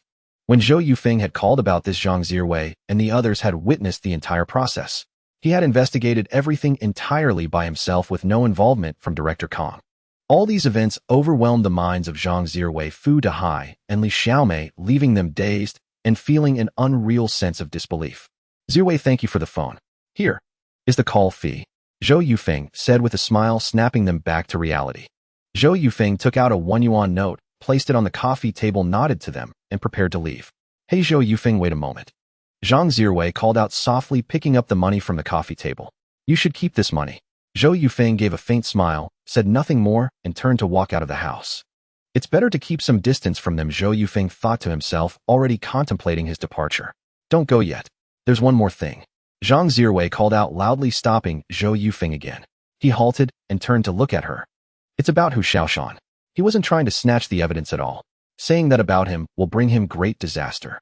Exactly, Zhou Yufeng. I know Hu Xiaoshan hasn't gotten along with you, but that's Hu Han's fault. It has nothing to do with him. Fu Dehai chimed in. So what do you think I should do? Zhou Yufeng frowned slightly in retort. Huh? Zhang Zirwei exclaimed, caught off guard by his question. She glanced at Fu Dehai, who was equally stunned, unsure how to respond.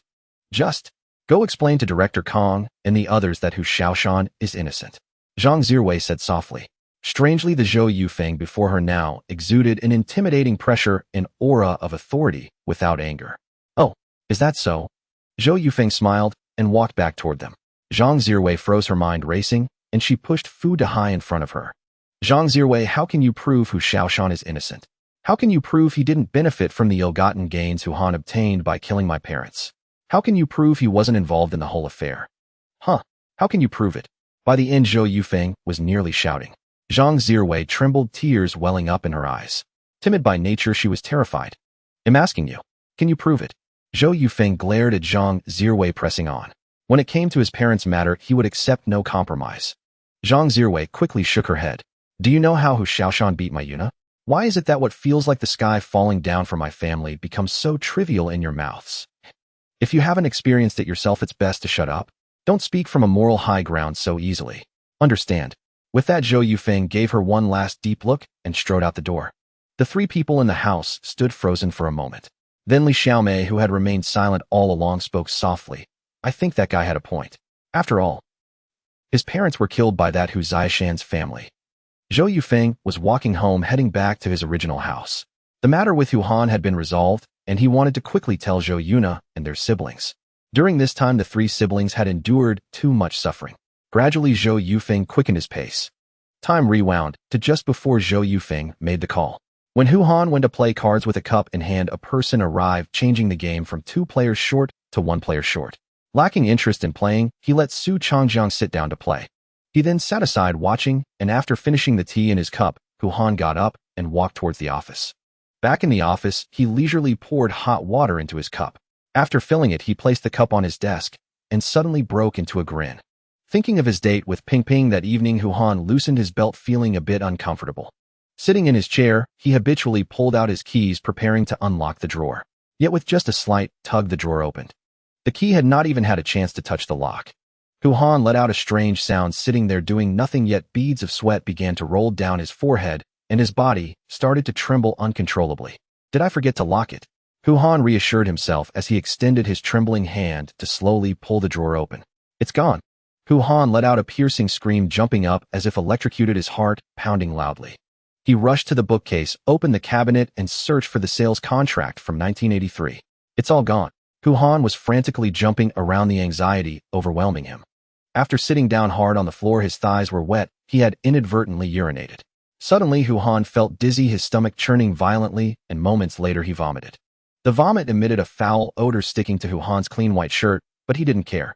After lying on the ground for a while, he suddenly thought of something and stood up. That man. The man in the straw hat from noon looked a bit like Zhou Yufeng. But that couldn't be possible. That coward wouldn't dare do such things. Thinking of this, Hu Han forcefully pushed open the office door and ran downstairs. During lunch, he seemed to have heard people discussing that the person who delivered the fruit basket was acquainted with Chun Guoda, who had previously helped them with fruit and similar topics. Running to Chun Guoda's office, Hu Han kicked the door open. What the hell? Chun Guoda was startled, pulling back, slightly frowning as he stood up from his chair. Hu Han, are you crazy? Was the person who delivered fruit today Zhou Yufeng? Hu Han asked angrily with wide eyes. Huh? Chun Guoda looked at Hu Han with confusion, not understanding why he was asking this. Did Hu Han have a grudge against Zhou Yufeng? I'm asking you, is it Zhou Yufeng or not? Hu Han stepped forward, clenching his fists, and shouted hysterically. This startled Chun Guoda, leaving him momentarily dazed before he nodded. It is Zhou Yufeng. What happened to him? Hu Han's body visibly trembled, and after a moment's pause, he turned and dashed out of Chun Guoda's office. Crazy. Chun Guoda cursed, standing there pondering for a moment before sitting back down, still baffled about what Hu Han wanted with Zhou Yufeng. Hadn't he given him fruit? But that shouldn't be the case. There were clearly a few extra fruits. Hu Han ran wildly out of the Ling Shui steel factory, heading toward the mixed courtyard where Zhou Yufeng rented. Not far into his run, he felt a sharp pain in his abdomen. Hu Han dared not stop clutching his stomach and continuing to run. He reached the mixed courtyard in less than 15 minutes. Where does Zhou Yufeng live? Hu Han only knew roughly where Zhou Yufeng lived and didn't know his exact door number, so he grabbed a middle-aged woman and asked loudly. Second floor, 4th unit on the east side. The woman waved her hand, speaking with a displeased expression. Hu Han immediately ran upstairs. When he arrived at the 4th unit on the east side, the door was tightly shut. He knocked hard on the wooden door, causing it to shake and creak. Zhou Yufeng, are you in there? Zhou Yufeng. Open the door for me. Zhou Yufeng. Hu Han yelled, attracting the attention of neighbors. Oh, stop knocking. Zhou Yufeng isn't coming back today. Aunt Wang next door shouted, then retreated back inside, firmly closing the door. Not here. Hu Han shook his head, looking at the tightly shut wooden door, and suddenly raised his fist, banging on the door a few times. Why the hell are you not here? After pausing for a moment at the wooden door, Hu Han hurriedly ran downstairs, heading toward Zhou Yuna, thinking that perhaps by pestering her, he could find Zhou Yufeng. Meanwhile, Zhou Yufeng had returned to his original home.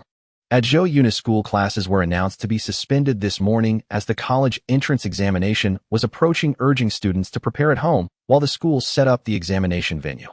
Zhou Yufeng gently knocked on the wooden door, and it was Zhou Yujing who opened it, poking his round head out and smiling at his brother.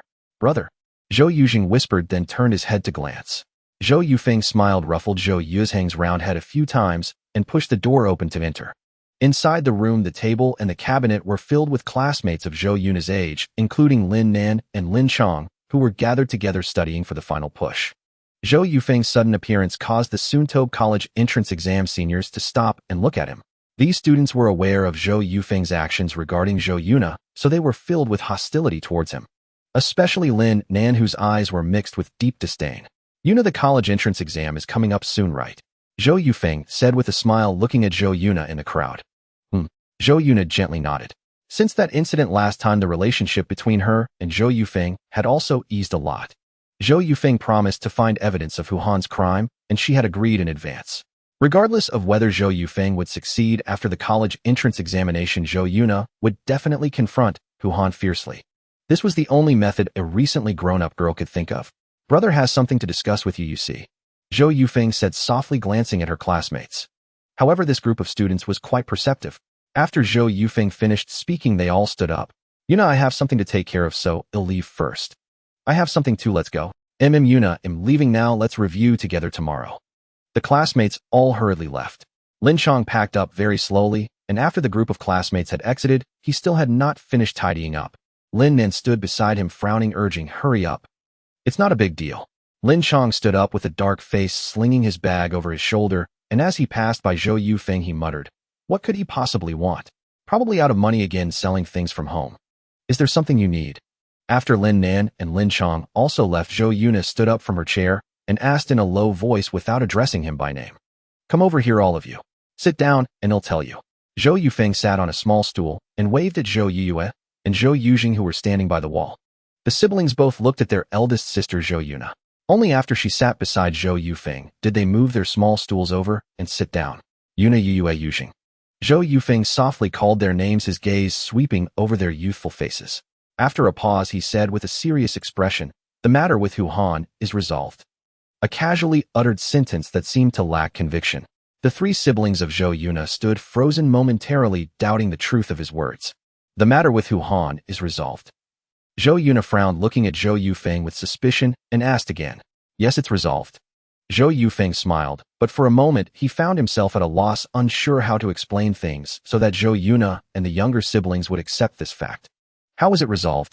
Zhou Yuna asked urgently, her hands resting on her knees as she tugged at her pants.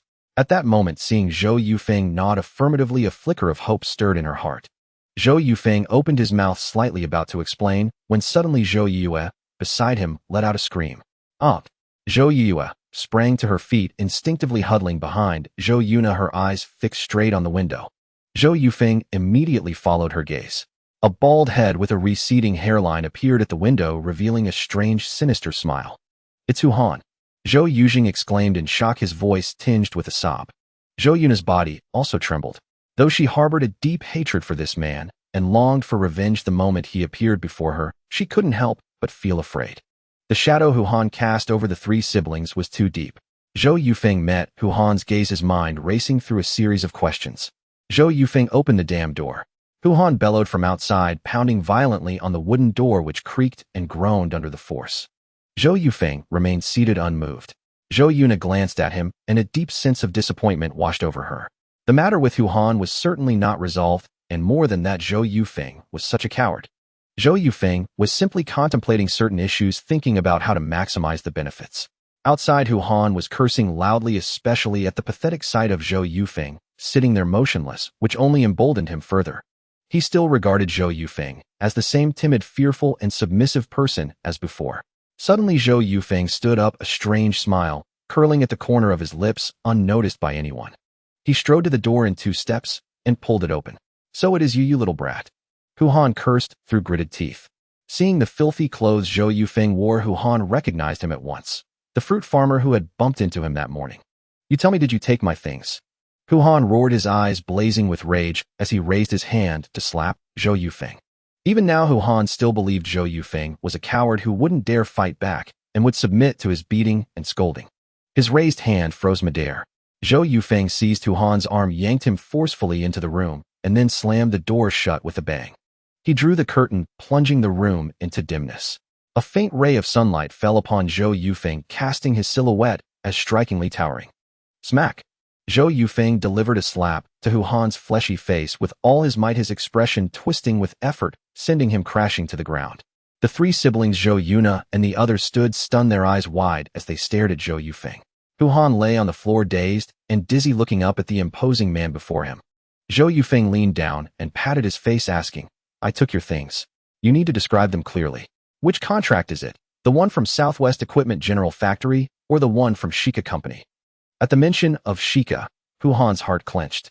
That company was known only to him. This alone proved that Zhou Yufeng was the one who had taken those items.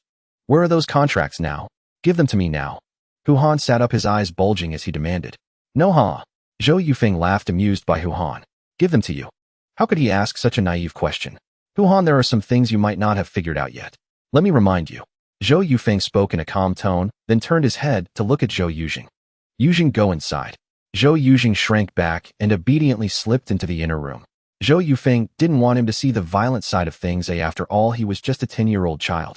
Then Zhou Yufeng lifted his foot and kicked Hu Han directly in the face. "Up!" Hu Han clutched his head and screamed in agony. The kick knocked out several of his teeth, which he spat out mixed with blood. "Do you understand the situation now, eh?"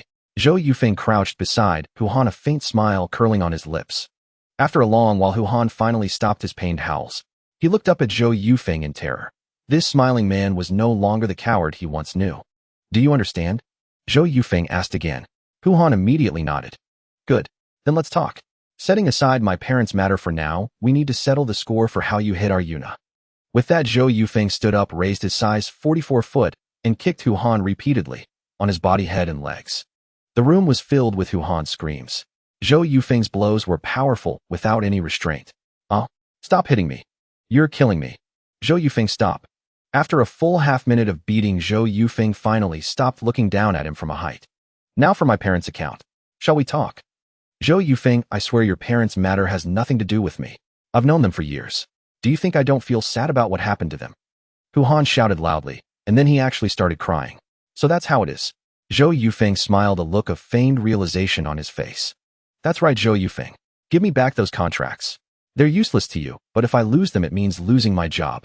And those are public property. If you lose them, you'll be arrested and sent to re-education. Is it that serious?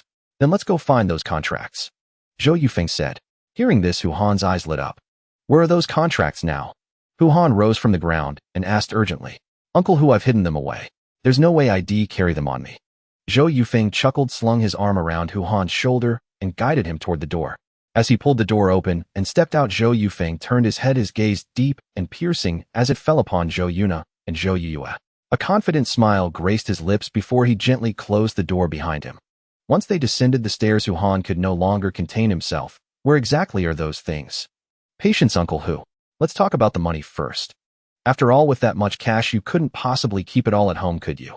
Otherwise, how would you give your old flame her allowance?" Zhou Yufeng spoke softly, a faint smile playing on his lips. Even the crucial purchase and sales contract with Shika Company was left in his office.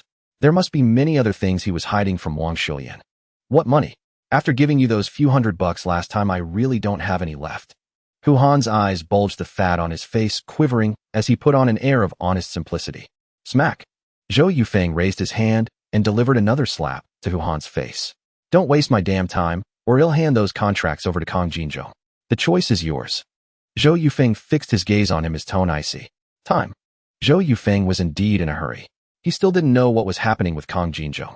The situation was fraught with unpredictability, like the stock market. The scheme he was plotting now, he had no confidence in it. He needed to lock in his gains. "Where's the hidden money?" 250,000. Zhou Yufeng stated the exact figure, the precise number, sending a jolt through Hu Han, whose body began to tremble. You know everything." Hu Han stammered, a look of cowardice dawning in his eyes. "So be smart. I want the money, just a cut of it." Time seemed to freeze as the two stood motionless. After more than 10 seconds, Hu Han nodded, his expression twisted in pain.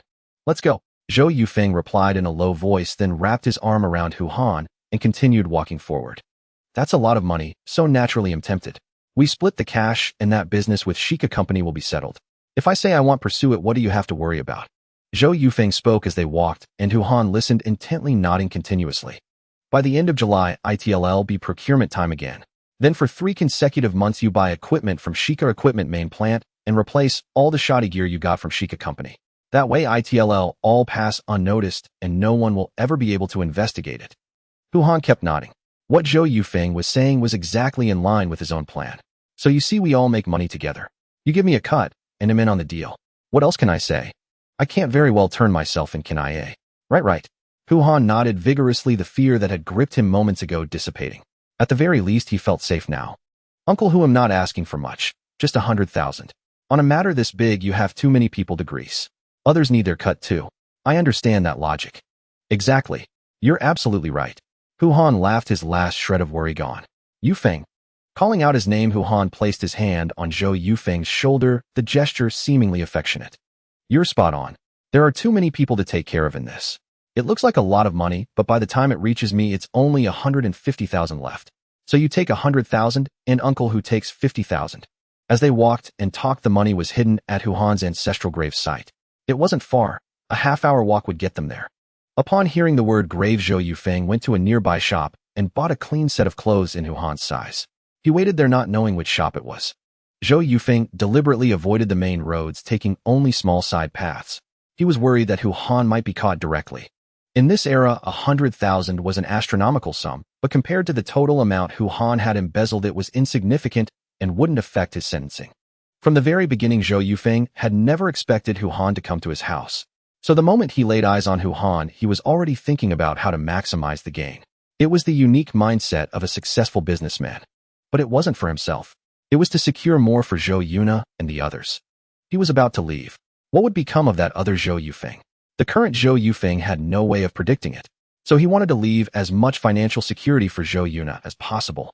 For the lives of their parents, 100,000 wasn't much for the 3 siblings, Zhou Yuna and her brothers. Little Zheng was only 10, having lost his parents.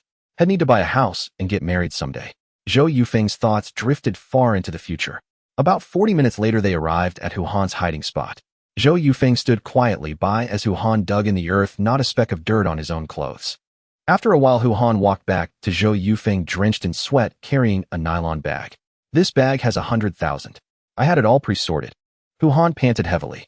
Zhou Yufeng opened the bag and saw brand new 10 yuan notes neatly wrapped in plastic. Zhou Yufeng gripped the bag's opening and lifted it with effort. It was surprisingly heavy. He wondered how Hu Han had managed to hide so much money here. He didn't bother to speculate further. Uncle Hu, change your clothes first. You'll look suspicious all dirty. Zhou Yufeng tossed the clothes over. So these were for me. You're a really thoughtful kid. After quickly changing, Hu Han asked impatiently, where are those contracts? Hu Han grinned, revealing a mouthful of yellowed teeth, and a foul stench wafted from his mouth. Zhou Yufeng took a slight step back, slinging the nylon bag over his shoulder. Remember the trash area by your apartment building? I hid the contracts under a red brick. You put something that important there. Hu Han growled, with a furrowed brow, panic rising as he feared the documents might be lost. Uncle Hu, don't worry. They won't be lost. The most dangerous place is the safest. Let's go get them quickly, Zhou Yufeng said calmly, then left with Hu Han heading toward Hu Han's home. Everything seemed perfectly ordinary, just like any other day. It was just around quitting time. Bicycles sped by in droves, vendors hawked their wares, children darted through the streets, and the bustling crowd created a lively scene. Hu Han strode ahead in a hurry, while Zhou Yufeng followed behind with the nylon bag on his back, like a fruit farmer returning home from a harvest. A certain distance separated them. When they reached the entrance of Hu Han's residential complex, Zhou Yufeng feigned heavy breathing, wiping sweat from his brow. Hu Han glanced back at him, but didn't wait, rushing toward the garbage pit to check on his contracts.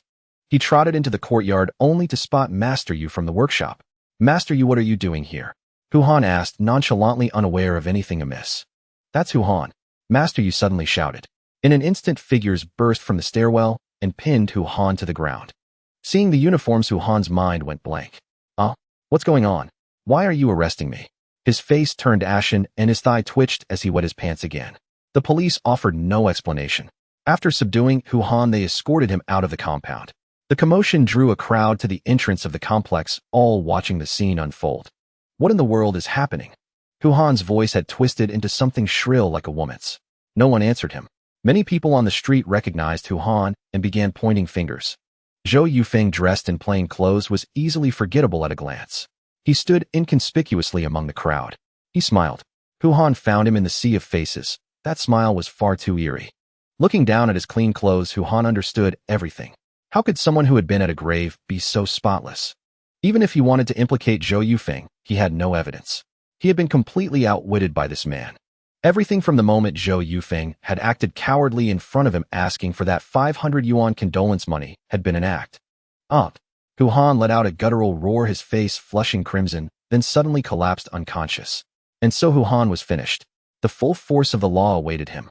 In this era of harsh crackdowns, embezzling so much likely meant the death penalty. Not just him.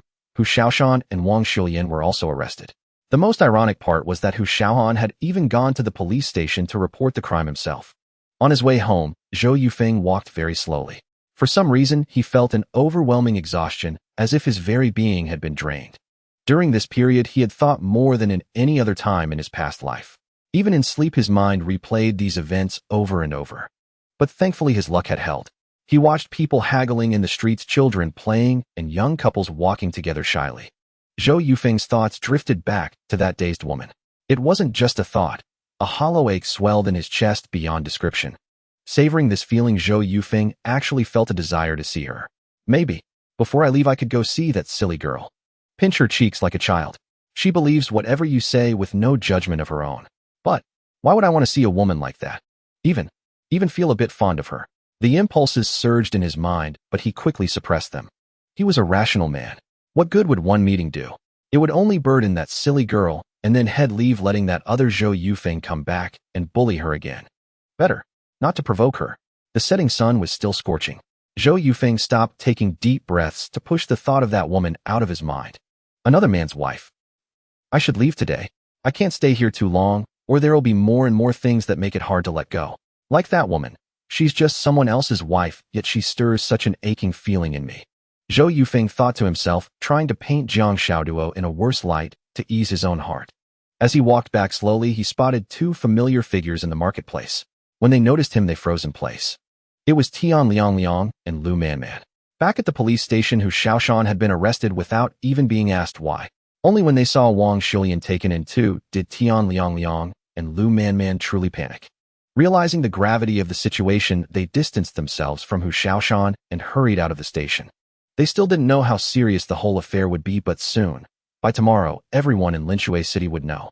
Tian Liang and Lu Manman couldn't help lowering their heads, not daring to meet Zhou Yufeng's eyes. Just earlier, when the three of them had gone to the station together, Lu Manman was still shouting that she wouldn't let Zhou Yufeng off. Zhou Yufeng stopped, a slight curl forming at the corner of his mouth. In that instant, he felt a whim to tease them. Tomorrow, I'll file a report. The ones who snatch my evidence, that includes you too. How could I have forgotten? After dropping this cryptic remark, Zhou Yufeng walked on. Lu Manman and Tian Liang exchanged glances, both wearing bewildered expressions. Psycho, you just wait. Lu Manman hurled insults at Zhou Yufeng's retreating back, never imagining that Hu Xiaoshan had been taken in because of a single word from him. But she would find out tomorrow. He went straight home. A dusk had already fallen. Zhou Yufeng, carrying a nylon bag, slowly climbed the stairs and knocked on the door. It was Zhou Yujing who opened it. Zhou Yufeng patted his round head, pushed the door open, and stepped inside. Zhou Yuna and Zhou Yue gathered around. Hu Han's been arrested. You'll all know by tomorrow. After saying this flatly, Zhou Yufeng gently closed the door, walked into the room, and sat down on a small stool. Yuna, lock the door and draw the curtains. I need to tell you something. Zhou Yuna didn't hesitate. The scene of him beating Hu Han moments ago was still vivid, with Hu Han's fallen teeth on the floor. She quickly locked the door and pulled the curtains shut. After that, Zhou Yuna and the others huddled around Zhou Yufeng. Let's go to the inner room. After a moment's thought, Zhou Yufeng picked up the nylon bag and went into the inner room. Zhou Yuna and Zhou Yue followed without a word. Glancing at Zhou Yujing, Zhou Yufeng said, Xiaojing, go wait in the living room. No. Suddenly, Zhou Yujing clenched his fists and shouted, his face flushed red. I won't say anything outside. Zhou Yujing stood there, his expression unusually serious. All right. Fine. Zhou Yufeng smiled and nodded in agreement, deciding to let Zhou Yujing join in. His younger brother, however, showed a maturity beyond his years. First, Yuna Yue Yujing. Don't get excited and don't scream. After saying this, Zhou Yufeng looked at the three siblings with a grave expression. The three siblings blinked, then nodded vigorously, puzzled about what Zhou Yufeng was up to. He stood up, upended the nylon bag, and bundles of cash tumbled onto the bed. There was enough to cover half the Kong. The three siblings were stunned, eyes wide and mouths slightly agape, staring at the money piled like a small mountain. Zhou Yujing even pinched his own small arm hard to see if it was a dream. It hurt, so it wasn't a dream. Where did all this money come from? After a long pause, Zhou Yuna finally stammered. Zhou Yufeng sat on the bed, let out a sigh, and pointed toward the living room. Big brother's thirsty. Go get me a glass of water. No sooner had he spoken than Zhou Yujing dashed to the kitchen, poured a glass of cooled boiled water as fast as he could, and brought it into the inner room. Taking the cup, Zhou Yufeng downed it in one go. He had eaten only a little in the morning, and now, after a whole day, he was ravenous. But the thirst was even more unbearable. Seeing their brother like this, Zhou Yuna and Zhou Yue couldn't help feeling a pang of sympathy. Setting down the cup, Zhou Yufeng began to speak slowly. Hey Race, what happened?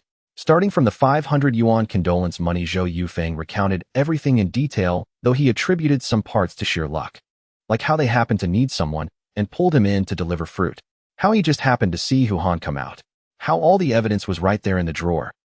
After hearing this, the three siblings looked up at their brother with admiration. Even just these coincidences made them think Zhou Yufeng was remarkable. This money was bought with our parents' lives. So Yuna, you need to learn to plan and manage finances. Discuss every major expense with Yue. As he spoke, Zhou Yufeng stood up. Hearing this, Zhou Yuna found it strange. Why discuss it with Yue instead of him? Was he not taking a single cent? Also, hide this money well.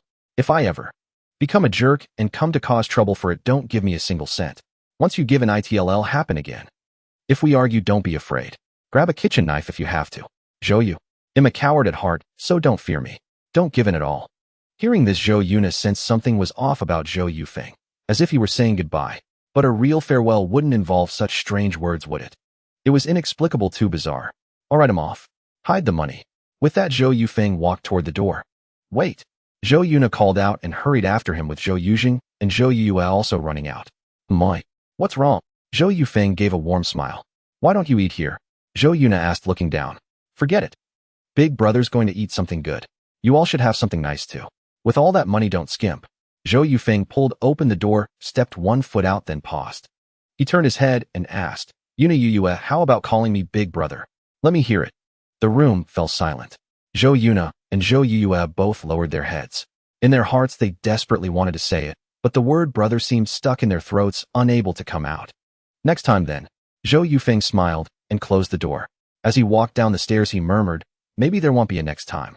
I'm leaving. He was leaving this place. Zhou Yufeng walked alone through the bustling streets, his figure appearing somewhat desolate. He first returned to the communal courtyard to gather some meat coupons, grain coupons, and precious liquor coupons, before heading to the Statron restaurant for a hearty meal. Now carrying over 140 yuan, Zhou Yufeng had enough to eat whatever he desired. Unlocking the door and stepping into his home, he sat for a long while on the small brick bed in the inner room before slowly rising to his feet. Even the bedsheet Jiang Xiaoduo often used no longer carried her scent. After tidying up the room, Zhou Yufeng closed the door behind him and set out for the Statron restaurant. He couldn't fathom why, after merely 10 days or so, he felt so many things were hard to let go. Perhaps it was due to the lingering memories of the Zhou Yufeng in his mind being too profound. With a sharp clap, he shut and locked the door. Zhou Yufeng shed his indecision, his face hardening with resolve. Starting tomorrow, he would once again be the CEO of a listed company with a market value poised to break 10 billion. As he passed Aunt Wang's doorstep, the warm-hearted gossipy woman, who always had time to spare, rushed out and grabbed his arm. Yufeng, someone came looking for you this afternoon, and they were really fierce. Are they after you for a debt? Aunt Wang, it's nothing serious. Zhou Yufeng smiled, gently patting her shoulder. Aunt Wang, how about we butcher that rooster of yours for a meal? Get lost. Aunt Wang's face darkened instantly as she shook off his arm. Zhou Yufeng, let me tell you, if that rooster ever goes missing, you'll know it was you. He'll make you pay. Haha, Aunt Wang, what kind of twisted logic is that? Zhou Yufeng laughed heartily, dropping the subject and walking on while Aunt Wang continued to curse behind him. Aunt Wang from upstairs had a loud voice. Lu Naicheng noticed Zhou Yufeng's return and hurriedly waited at his own doorstep. Yufeng, where have you been all day? Seeing Zhou Yufeng approach, Lu Naicheng called out in a fawning tone. Nowhere special, just wandering the streets. Zhou Yufeng replied casually, then headed toward the main gate.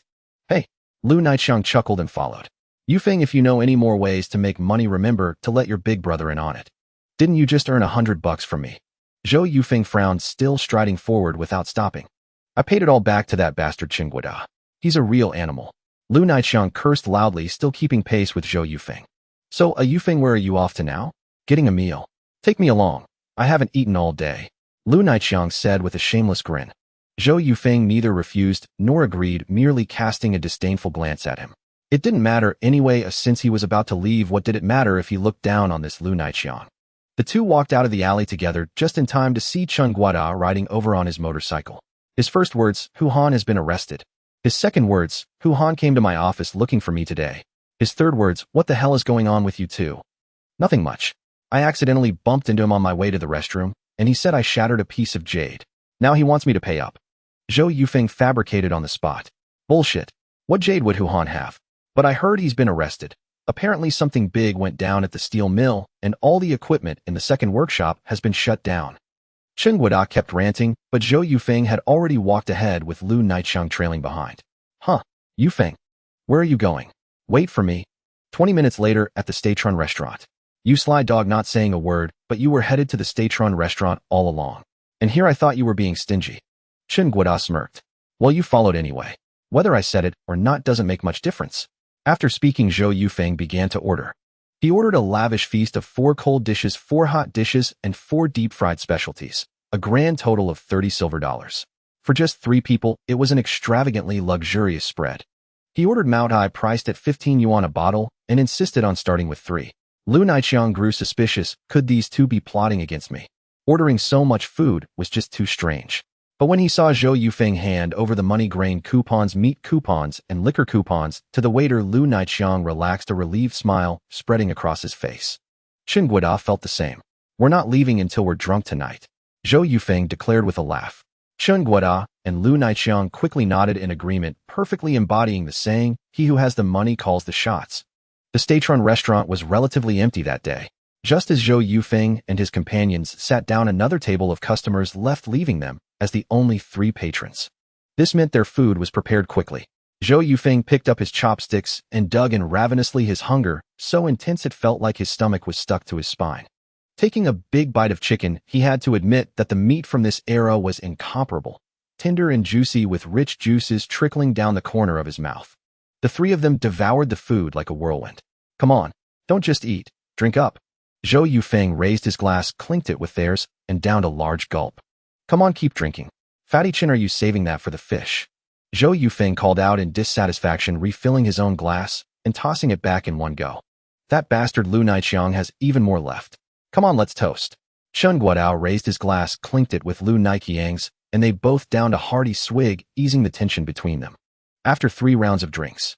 Having finished those 3 bottles, Zhou Yufeng was tipsy and dizzy, but not so drunk that he passed out. So on the way back, he grabbed another bottle of Maotai using Qingguoda's liquor coupons.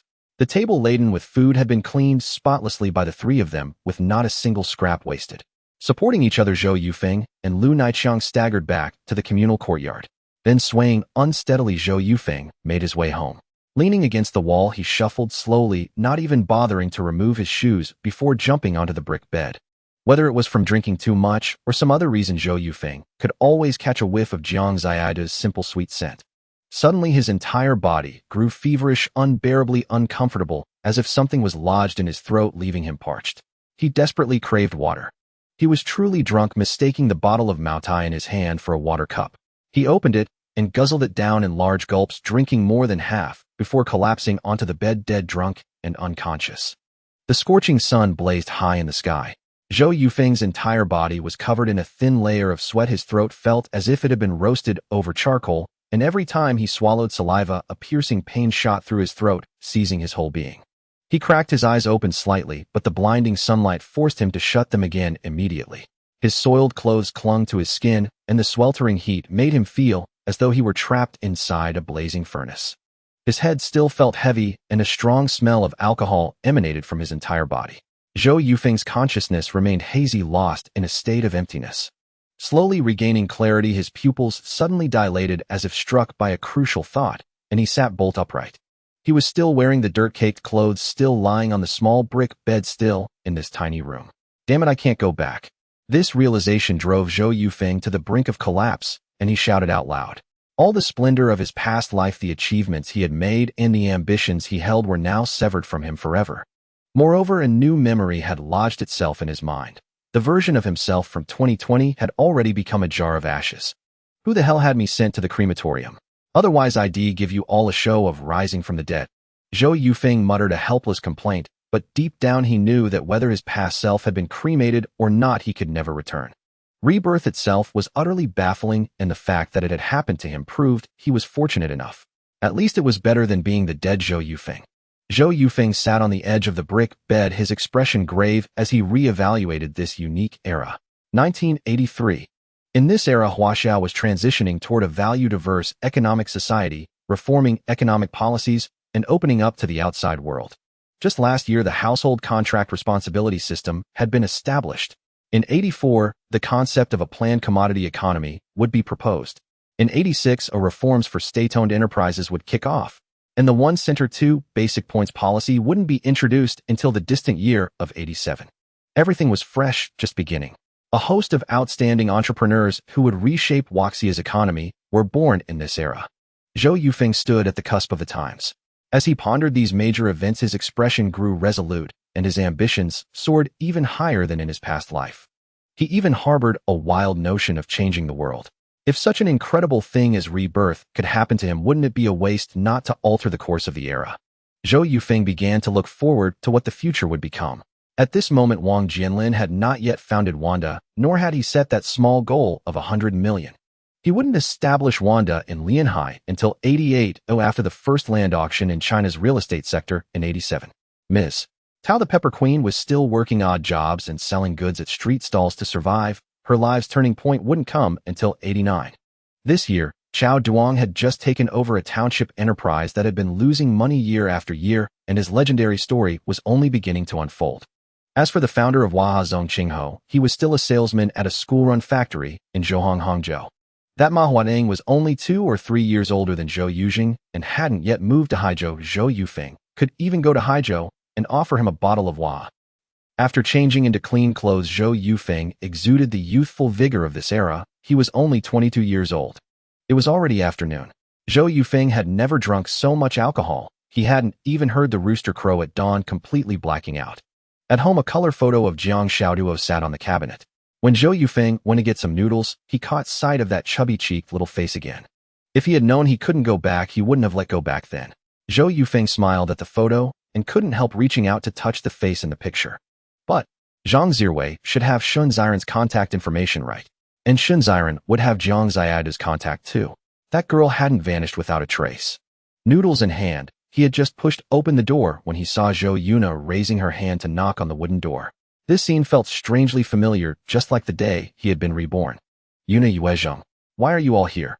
Zhou Yufeng smiled and shook the noodles in his hand. Want some? He'll cook some for you. Bro, why don't you come eat at home? I bought some pork. Zhou Yuna lowered her head as she called him bro, a faint blush creeping onto her cheeks. Actually, they had come mainly out of worry for Zhou Yufeng. His strange words from yesterday had unsettled the sisters so much that they had been restless all morning. Zhou Yujing, on the other hand, had been having fun.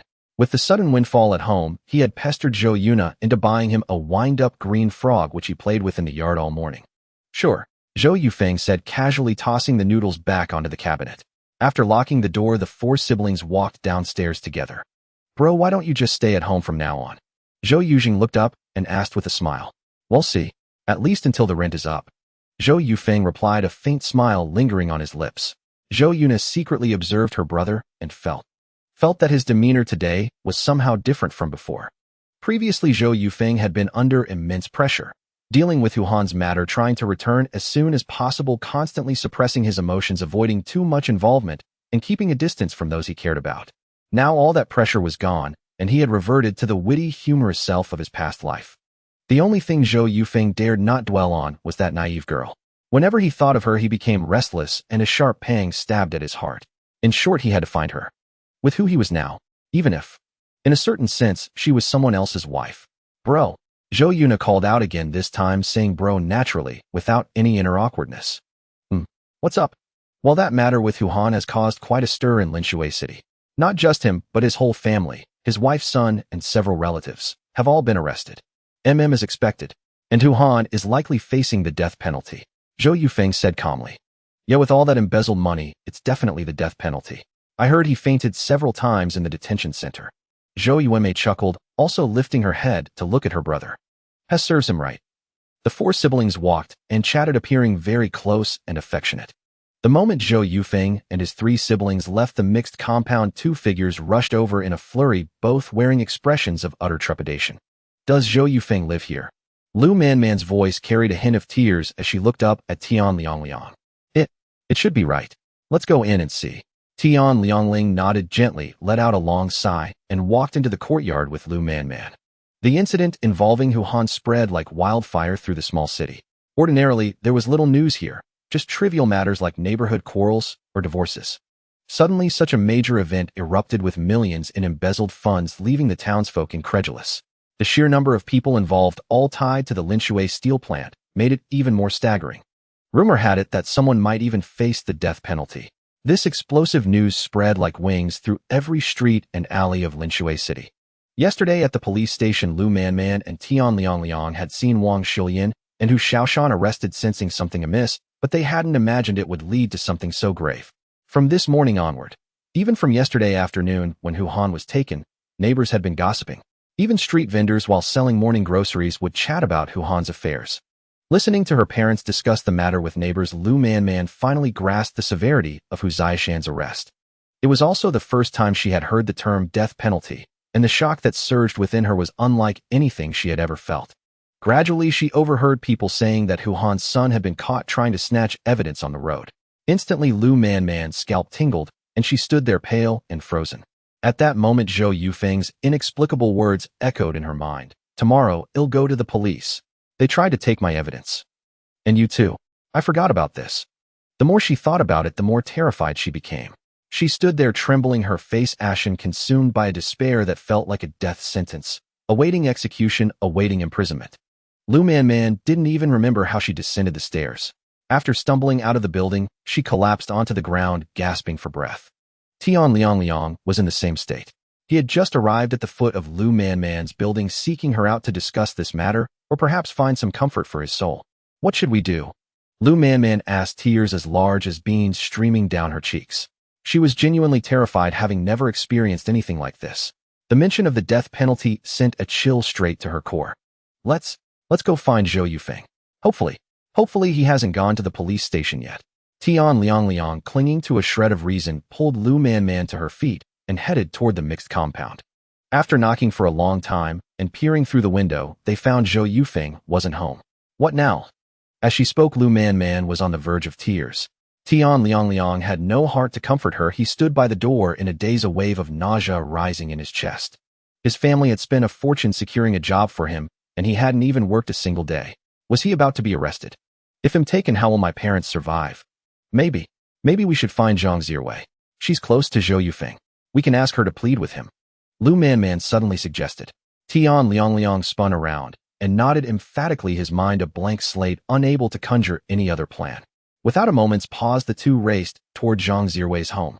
Due to the Huhan incident, several well-known factories in Linshui City had begun shutdowns for inspections and crackdowns.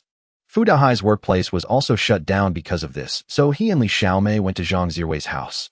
All three of them had witnessed the entire chain of events surrounding Huhan's downfall, from Zhou Yufeng's initial phone call to his meticulous orchestration of the whole affair, including summoning Kang Jinzhong to his home. It was all too extraordinary. Zhou Yufeng. Him.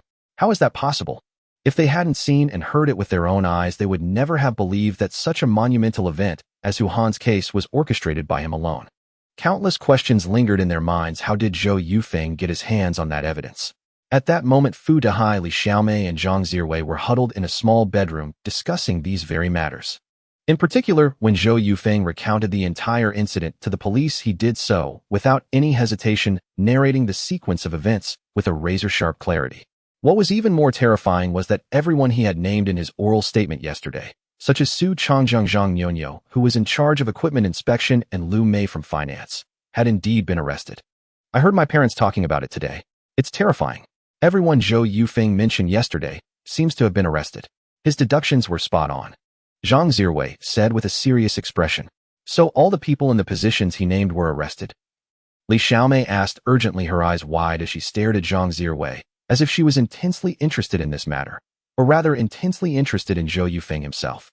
Yes, Zhang Zirwei confirmed with a nod. Actually, yesterday, I had this strange feeling, like Zhou Yufeng was a stranger. He seemed like a completely different person from the Zhou Yufeng I used to know. Fu Dehai said slowly.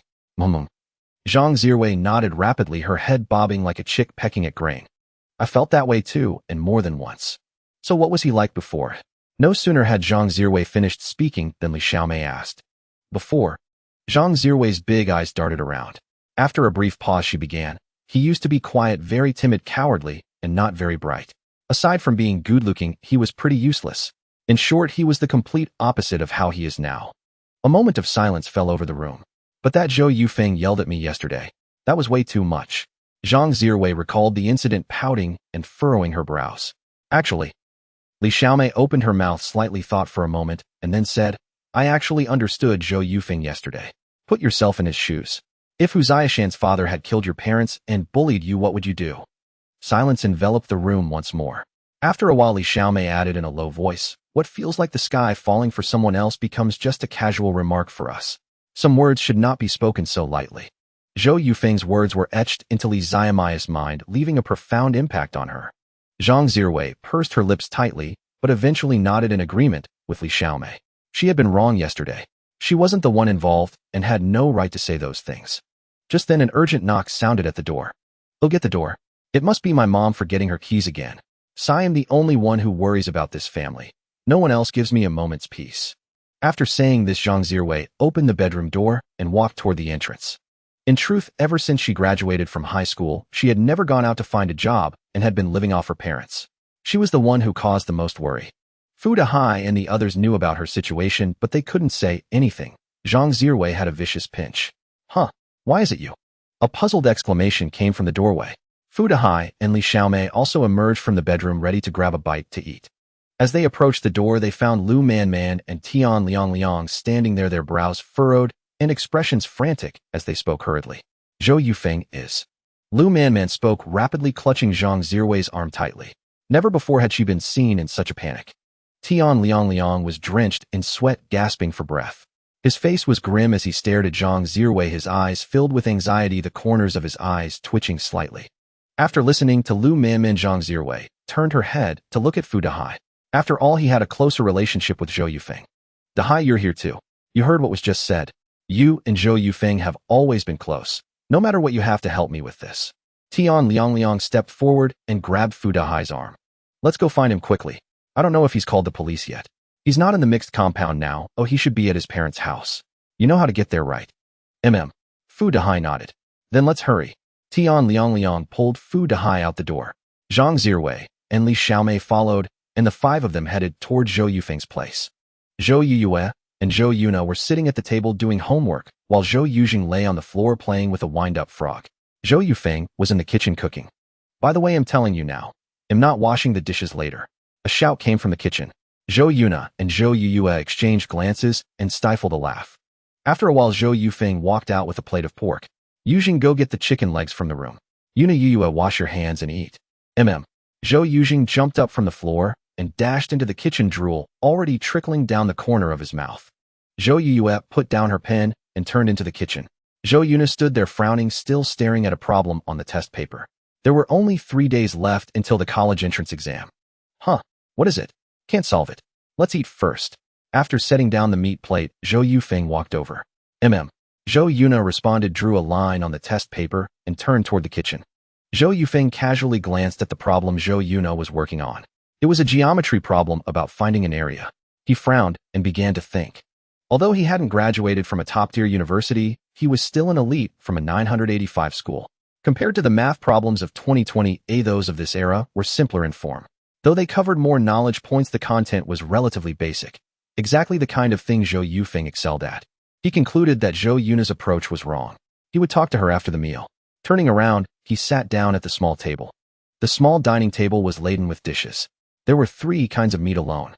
Compared to that 100,000, this expense was a mere drop in the bucket, utterly insignificant. Zhou Yujing stared at the chicken legs, drooling. To him this felt like New Year.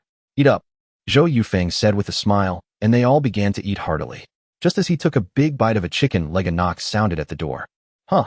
Zhou Yufeng stood up, the chicken leg still in his mouth. Through the window he saw it was Fu Dahai. Fatty, did you smell the food and come running? A casual voice came out. Because of his circumstances, Zhou Yufeng's way of interacting with them had changed somewhat. When he pulled open the door, he found it wasn't just Fu Dahai. There were exactly 5 of them. Were they here to form a team for a game? Huh. Why are you all here? Have you eaten? Zhou Yufeng opened the door and waved them in. Of course, even as he asked, seeing Lu Man and Tian Liang, he already knew the purpose of their visit. Without hesitation, they all entered the house, only to find Zhou Yufeng's family having dinner. Xiaozhen, go get some bowls and chopsticks from the kitchen, Zhou Yufeng said with a smile. Tian Liang quickly waved his hand, leaning forward slightly and chuckling. Yufeng, no need. We've all eaten.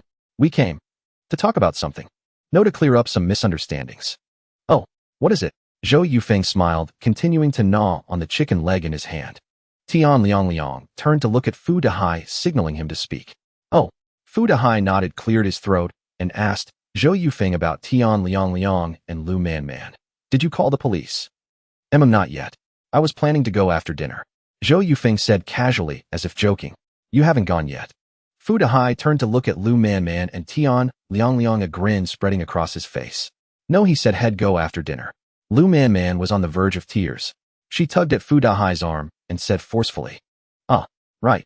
Fu Dahai finally caught on. He looked at Zhou Yufeng and said urgently, come on, Zhou Yufeng, Lu Man and Tian Liang had nothing to do with that Huhan business. You don't have to be so ruthless, do you? That's right. Zhou Yufeng nodded lightly, a hint of a smile on his lips. Off. Fu Dahai was stunned. Zhou Yufeng had agreed too quickly. It felt almost unreal. So you want go to the police station to report them? Fu Dahai asked again. I want. Zhou Yufeng nodded earnestly.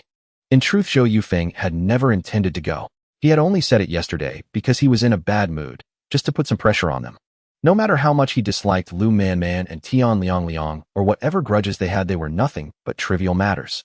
Zhou Yufeng wouldn't hold a grudge over such things, let alone try to bite back.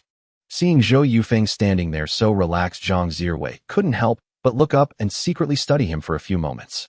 There was an allure in this man's carefree attitude. No wonder Jiang Xiaoduo chose him back then.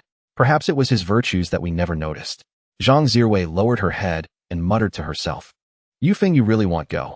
Tian Liang's face lit up with joy. He stepped forward and patted Zhou Yufeng on the shoulder. The fear in his heart had mostly dissipated, replaced by a feeling of having escaped disaster. Zhou Yufeng was familiar with this fawning behavior. It was the same way Tian Liang acted around Hu Xiaoshan. But Zhou Yufeng felt no disgust, he accepted it with equanimity. They were only doing what others were too embarrassed to do. Whether they were called bootlickers or spineless, they just wanted to live a little better. That was understandable and shouldn't be condemned. What I said yesterday was a joke. Don't take it to heart. And about me being a bit rough earlier. Let's have a meal together sometime. Zhou Yufeng patted Tian Liang's shoulder amiably.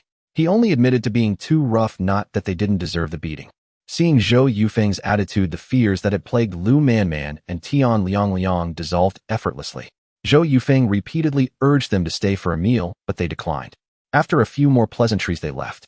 Downstairs on the way back, Zhang Zirwei suddenly stopped in her tracks. How about we go watch a movie? My treat.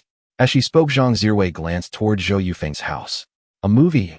Fu Dahai glanced at Li Xiaomei, then chuckled sheepishly while rubbing his head. Zirwei, we haven't had lunch yet. Xiaomei and I should get going. Oh, I need to head back too.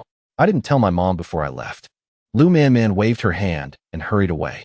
Only Zhang Zirwei and Tian Liang remained, and the atmosphere grew somewhat awkward. How about we go together? My treat, Tian Liang said with a smile. He cast a deep glance at Zhang Zirwei, then quickly lowered his head. Let's wait until everyone's free another day.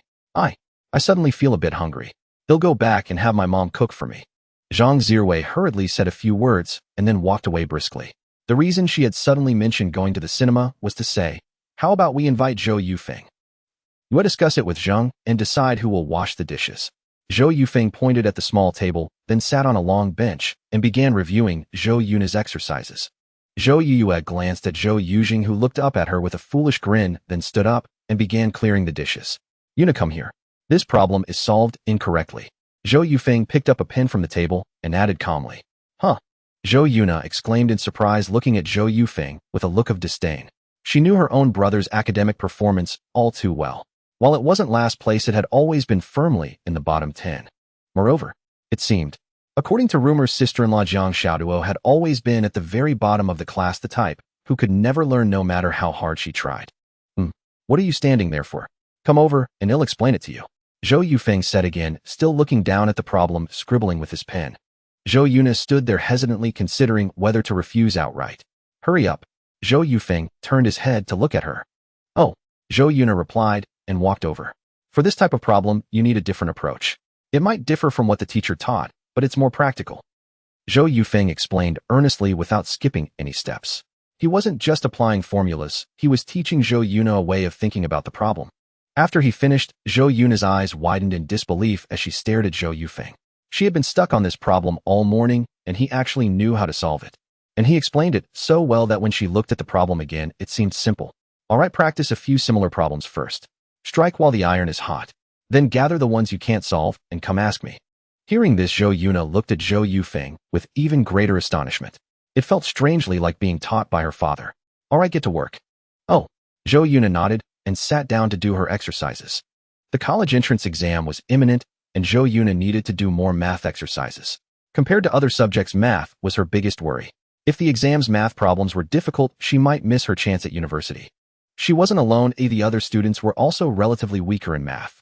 After working on similar problems for a while, Zhou Yuna selected some she couldn't solve and asked Zhou Yufeng for help. Zhou Yufeng looked at the problems, solved them himself first, then explained them to Zhou Yuna. Strangely, his way of explaining was very easy for her to understand. Go practice more problems of the same type, Zhou Yufeng said with a smile. Okay, big brother. Zhou Yuna smiled sweetly and lowered her head to work on the exercises. She suddenly realized she didn't really know her brother that well. He must have many other admirable qualities she was unaware of. Zhou Yufeng sat quietly on a small stool watching Zhou Yuna do her exercises without making a sound, trying not to disturb her. In truth, Zhou Yufeng had many things he wanted to do now. Go to Zhahai City, pursue his ambitions there, and find that silly girl. But everything would have to wait until after Yuna's college entrance exam. For her, this was a shortcut to changing her destiny. He had to do his utmost to help her. Afterward, Zhou Yuna came to ask him more questions. Zhou Yue had taken Yujing out to play, leaving just the two of them in the room. Gradually, the hottest part of the day passed. Knock, knock. A sudden knock broke the silence in the bedroom. Rustling sounds came from the doorway, as if more than one person was there. Zhou Yuna smiled slightly and quickly got up to open the door. Oh, I still can't solve that geometry problem. It's driving me crazy. What will I do if geometry questions come up in the exam? As soon as the door opened, a complaining voice rang out. It was Lin Nan, pouting and hugging Zhou Yuna with a look of grievance. Then 5 or 6 more students walked in, their faces vaguely familiar, as if they had also come yesterday. Only Lin Chong was a boy. Geometry problems are too hard. If the exam focuses on that, I'll definitely have to repeat the year. A girl with a ponytail also complained. Yuna, have you solved it? Lin Nan pulled Zhou Yuna's arm and asked softly. I have. Really? You solved it? Teach me, please. A chorus of girls' voices chattered noisily. Lin Chong stood to the side with a foolish grin, pretending to look elsewhere, but his eyes kept lingering on Zhou Yuna. That little brat. Zhou Yufeng naturally noticed Lin Chong's gaze and cursed under his breath with a frown. As his eyes moved, Lin Chong also spotted Zhou Yufeng and frowned. What are you doing here? His tone made it sound as if this were his own home. Kid, him in my own house, and you're asking me that? Zhou Yufeng replied irritably. He's here too. What, better go? He'll ask you about the geometry problem tomorrow. Lin Nan said quietly, then turned to leave. She only glanced at Zhou Yufeng before quickly looking away, as if even one more look would taint her eyes. Lin Nan, wait. Zhou Yuna grabbed her arm and called out. Actually, the way to solve geometry problems was taught to me by my brother. If you're stuck, why not ask him now? Him. Before anyone else could speak, Lin Chong pointed at Zhou Yufeng and exclaimed, his eyes full of contempt. If he can solve them, pigs can fly. Lin Chong said with a harsh tone, thinking he could show off in front of Zhou Yuna since she had always hated Zhou Yufeng. But before Zhou Yufeng could respond, Zhou Yuna frowned and coldly scolded. Lin Chong, how dare you speak about my brother like that? Apologize. Hearing her call him big brother, repeatedly, Lin Nan's peach blossom eyes widened in confusion as she stared at Zhou Yuna. Hearing her call him big brother, repeatedly, Lin Nan's peach blossom eyes widened in confusion as she stared at Zhou Yuna. But he. Yuna, he's not. Lin Chong stammered, puzzled as to why Zhou Yuna would suddenly defend Zhou Yufeng so fiercely. Being scolded so abruptly, he felt a bit embarrassed. All right, Yuna, it was just a joke. No need to take it seriously. Zhou Yufeng smiled nonchalantly, as he always did when faced with such minor conflicts. He couldn't be bothered to dwell on them. Yuna, did your brother really teach you this math problem? The girl with the ponytail asked, waving at Zhou Yufeng as she spoke. Yeah, that's right. My brother is pretty good at math. Remember that geometry problem we couldn't solve yesterday? Maybe my brother could explain it. Zhou Yuna glanced at Shen Jing, flashing a confident smile. Sure, sounds good. Shen Jing smiled, took off her crossbody bag, and began rummaging for her books. Zhou Yufeng stood up from the small stool and asked, Yuna, is it the one I explained to you before? Yeah, that type. All right, then you can practice other problems. They'll teach them geometry.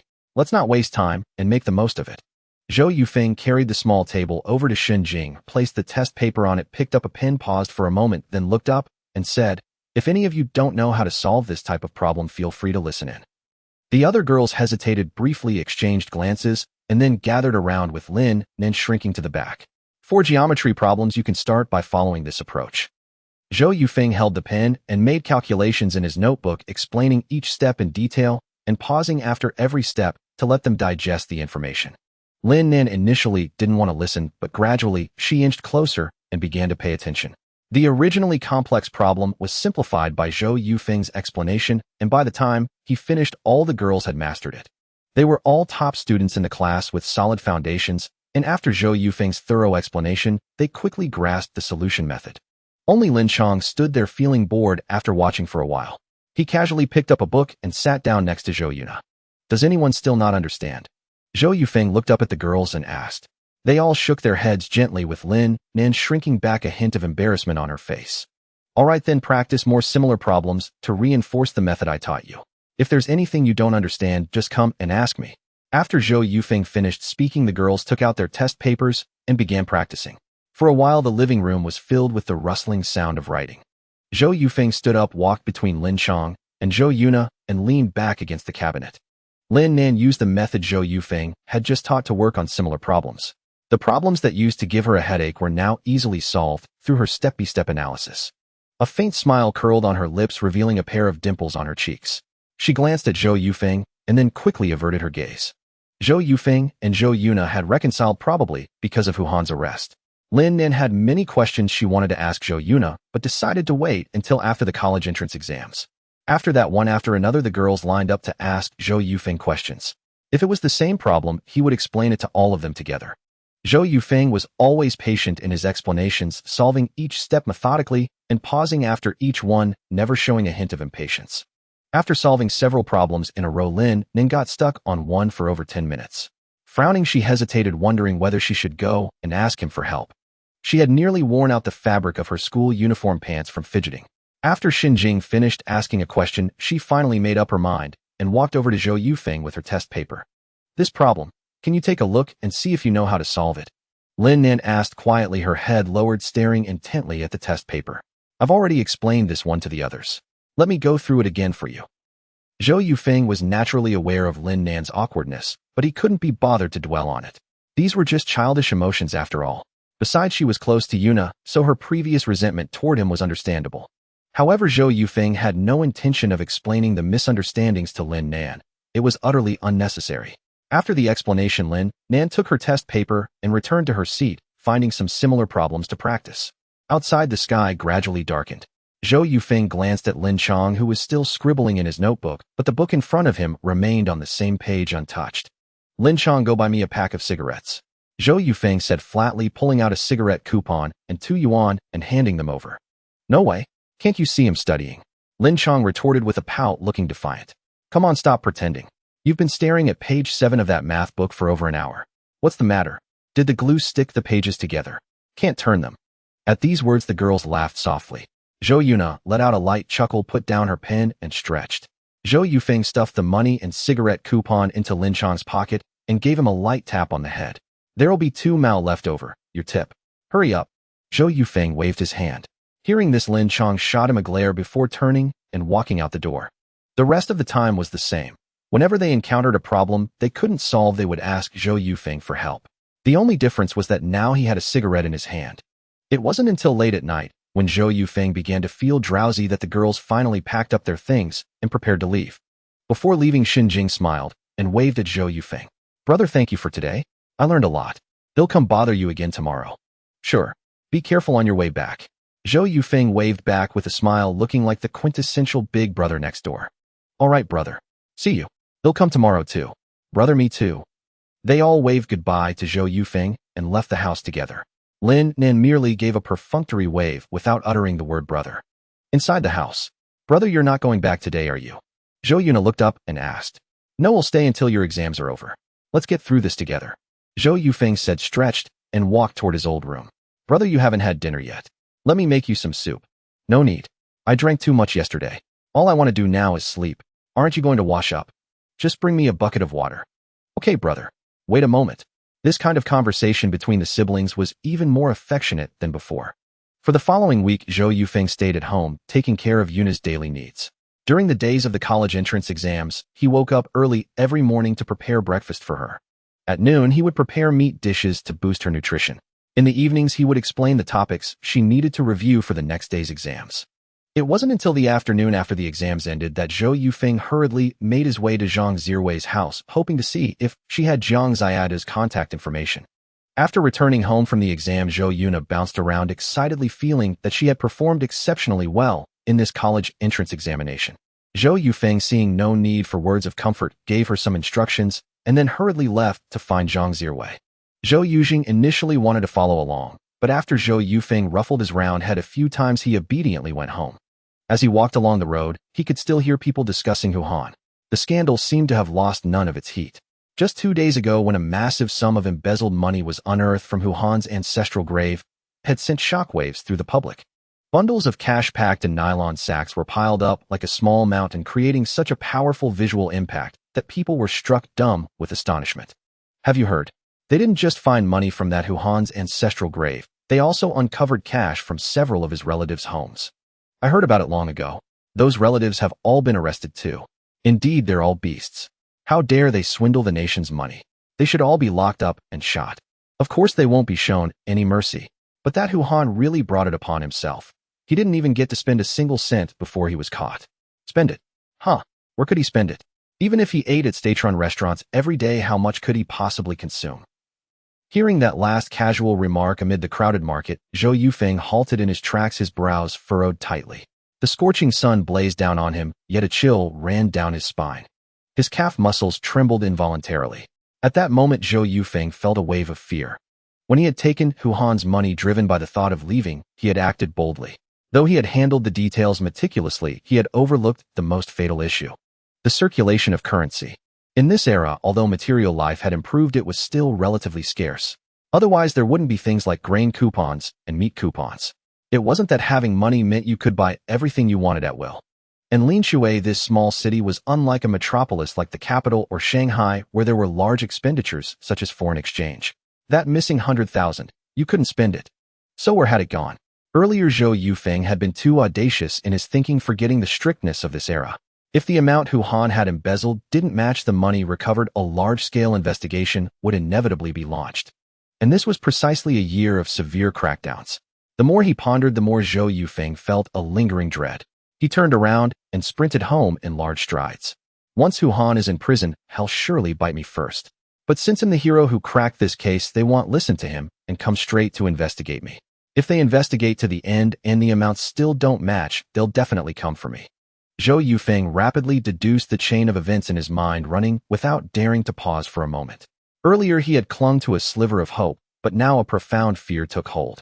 In less than 10 minutes, Zhou Yufeng, drenched in sweat, burst into his home and pounded urgently on the wooden door. Bang! Bang! Bang!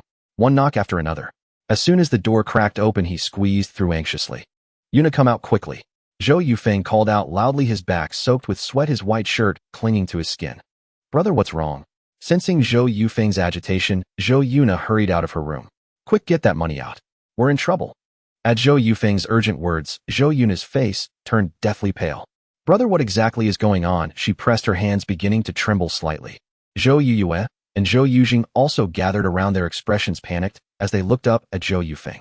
Your brother was too simplistic earlier. We need to return the money. But don't worry, there's still time to fix this. As he spoke, the four siblings entered the inner room. Zhou Yuna knelt on the floor and pulled out the nylon sack containing the money from the stove beneath the Kong. Fortunately, because Zhou Yuna had been terrified, not a single cent of the money had been spent. Taking the nylon sack, Zhou Yufeng said solemnly, "Don't panic. I'm going out to take care of this money. If anyone comes asking, you know nothing." With that, he walked toward his own room. "Brother, is it really going to be okay?" Zhou Yuna called out from the doorway. "It's fine," Zhou Yufeng replied curtly, then fell silent. But soon he emerged from his room, having changed into a dirty set of farmer's clothes. "It's really fine. Trust your brother." He stroked Zhou Yuna's black hair, then grabbed the sack and dashed out. Inside the room, the three siblings stood in silence for a moment before Zhou Yufeng suddenly covered his eyes and began to cry. "Wah! All right, stop crying." Zhou Yuna walked over and pulled his arm. But, well, brother, be taken away. Don't talk nonsense." Zhou Yuna shouted, bending down to grip Zhou Yuzheng's shoulders. She said firmly, "Brother didn't do anything, and we didn't see anything. Do you understand?" I understand." Zhou Yuzheng nodded vigorously, wiping his eyes with his grimy arm. Zhou Yufeng walked slowly along the street, a dirty nylon sack slung over his back, a straw hat on his head, and a green fruit dangling from his lips. He was indistinguishable from the fruit farmers in the market. Walking through the streets, he left no memorable impression. He wound from alleyways onto the main street, then back into alleys. Only after confirming that no one was following him did he dash down a small path at full speed. The place was some distance from Hu Han's ancestral grave, but returning the money there seemed the safest option. After all, Hu Han hadn't stashed all his hidden cash in one spot. So when he confessed to the money, might he have failed to point out that particular location because he had already given it to Zhou Yufeng? It was highly probable. About half an hour later, Zhou Yufeng arrived at the spot where he had retrieved the money from Hu Han. It was dusk, and as he looked ahead, the glare was so strong it made his eyes ache. A faint smile played on Zhou Yufeng's lips. After a moment, he sat down on the ground and burst into laughter. The soil here showed no signs of being dug up. When they had left that day, Hu Han had carefully covered the ground again, leaving no obvious traces. "Just as I thought. He didn't point out this place." Zhou Yufeng muttered to himself, then picked up a shovel and began to dig into the earth. At the detention center, Officer Zhao walked out of the interrogation room, where Hu Han was being held, and entered his office. A middle-aged man sat in a chair. It was the director of the Linshui steel plant, Kong Jinzhou. It was the director of the Linshui steel plant, Kong Jinzhou. It was the director of the Linshui steel plant, Kong Jinzhou. It was the director of the Linshui steel plant, Kong Jinzhou. There's still 100,000 short. That Hu Han insists that Zhou Yufeng swindled the money away. What do you make of it? Officer Zhao sank into the chair, leaning his head back against the bench. With his eyes tightly shut, he raised a hand to massage his temples, looking utterly exhausted. In the Hu Han case, the police station had been working around the clock for days, especially Officer Zhao, who hadn't had a moment's rest. How could it be? In this matter, Xiao Zhou and I worked in tandem to investigate Hu Han and gather evidence. Why would we shoot ourselves in the foot at the last moment? We're well aware of the gravity of this situation. Kong Jinzhou patted Officer Zhao on the shoulder and said with a smile. His words clearly sided with Zhou Yufeng, but also with himself, who to some extent, he was now bound together with Zhou Yufeng. Superiors had also come down to investigate the matter. If there was even a single slip up, the position he had worked so hard to climb to would likely be forfeited. 100,000. Officer Chen sat up, his voice rising a few notches as he stared intently at Kong Jinzhou. "Old pal, we've known each other for years, and I naturally trust your character. But what about Zhou Yufeng? He's just a young man in his early 20s. Are you sure he can resist the temptation of that money?" After he finished speaking, silence fell over the office. Kong Jinzhou sat there with his brows deeply furrowed, lost in thought. According to Hu Han's testimony, things look very bad for Zhou Yufeng. He met with Zhou Yufeng just before the incident. "I've already looked into it privately. It's absolutely true." Officer Chen stared straight at Kong Jinzhou, who remained silent with his brows still tightly knit. "In any case, Zhou Yufeng is highly suspect. I will definitely bring him in for questioning." Officer Zhao said this, then stood up and headed for the door. At that moment, Kong Jinzhou grabbed his arm. "How about letting me meet him first?" "Can I, Officer Zhao?" Kong Jinzhou also stood up, a note of pleading in his voice. After hearing Officer Zhao's account, Kong Jinzhou grew worried about Zhou Yufeng. After all, he was still a young man. It was only natural to think he might have blackmailed Hu Han after obtaining the evidence. Moreover, he was such a clever person. In an instant, he would surely think of maximizing his gains. And clever people tend to be overly confident in themselves, leading them to do daring things. Especially since they had met just 2 hours before Hu Han's arrest. With such evidence, Kang Jinzhong had to admit to himself that Zhou Yufeng had likely taken that 100,000. At this moment, he spoke up, still hoping to help Zhou Yufeng one last time, to have him put the money somewhere and then inform the police that it had been accidentally found. That way he and Zhou Yufeng could come out unscathed. For some reason, Kang Jinzhong had taken a liking to this young man, and if possible, he wanted to do what he could to lend him a hand. Officer Zhao stood there, his expression darkening. After a moment of stunned silence, he raised his hand and knocked Kang Jinzhong's hand away. How many years have we known each other? Don't you know what kind of man I am? You want to bend the law right under my nose. I'm telling you, Kang Jinzhong, even if we never speak again after this matter will be handled strictly according to the law. After shouting this, Officer Zhao pushed open the door and strode out, slamming it shut with such force that the glass in the wooden door shattered with a crack. Officer Zhao's voice echoed from the hallway. Keep Kang Jinzhong under watch. He's not allowed to go anywhere until we bring Zhou Yufeng in. Back in the bustling city, Zhou Yufeng strolled leisurely through the crowded streets. Passing by a cinema, he bought a popsicle, sat down on the steps, and absent-mindedly watched two old men playing chess. Perhaps because the Huhan affair had gone too smoothly, he had grown overly confident and nearly fallen into the abyss. Thinking of this, Zhou Yufeng couldn't help but let out a long sigh. But as for what came next, even if he were arrested, Zhou Yufeng had enough confidence to handle whatever followed. There's truth to the saying that one must act within one's means. After returning the money, Zhou Yufeng felt an immense sense of relief. After all, he hadn't taken a single cent. The money would be found anyway at Huhan's ancestral grave. What did that have to do with him? And he was confident enough to carve out an era of his own in this time.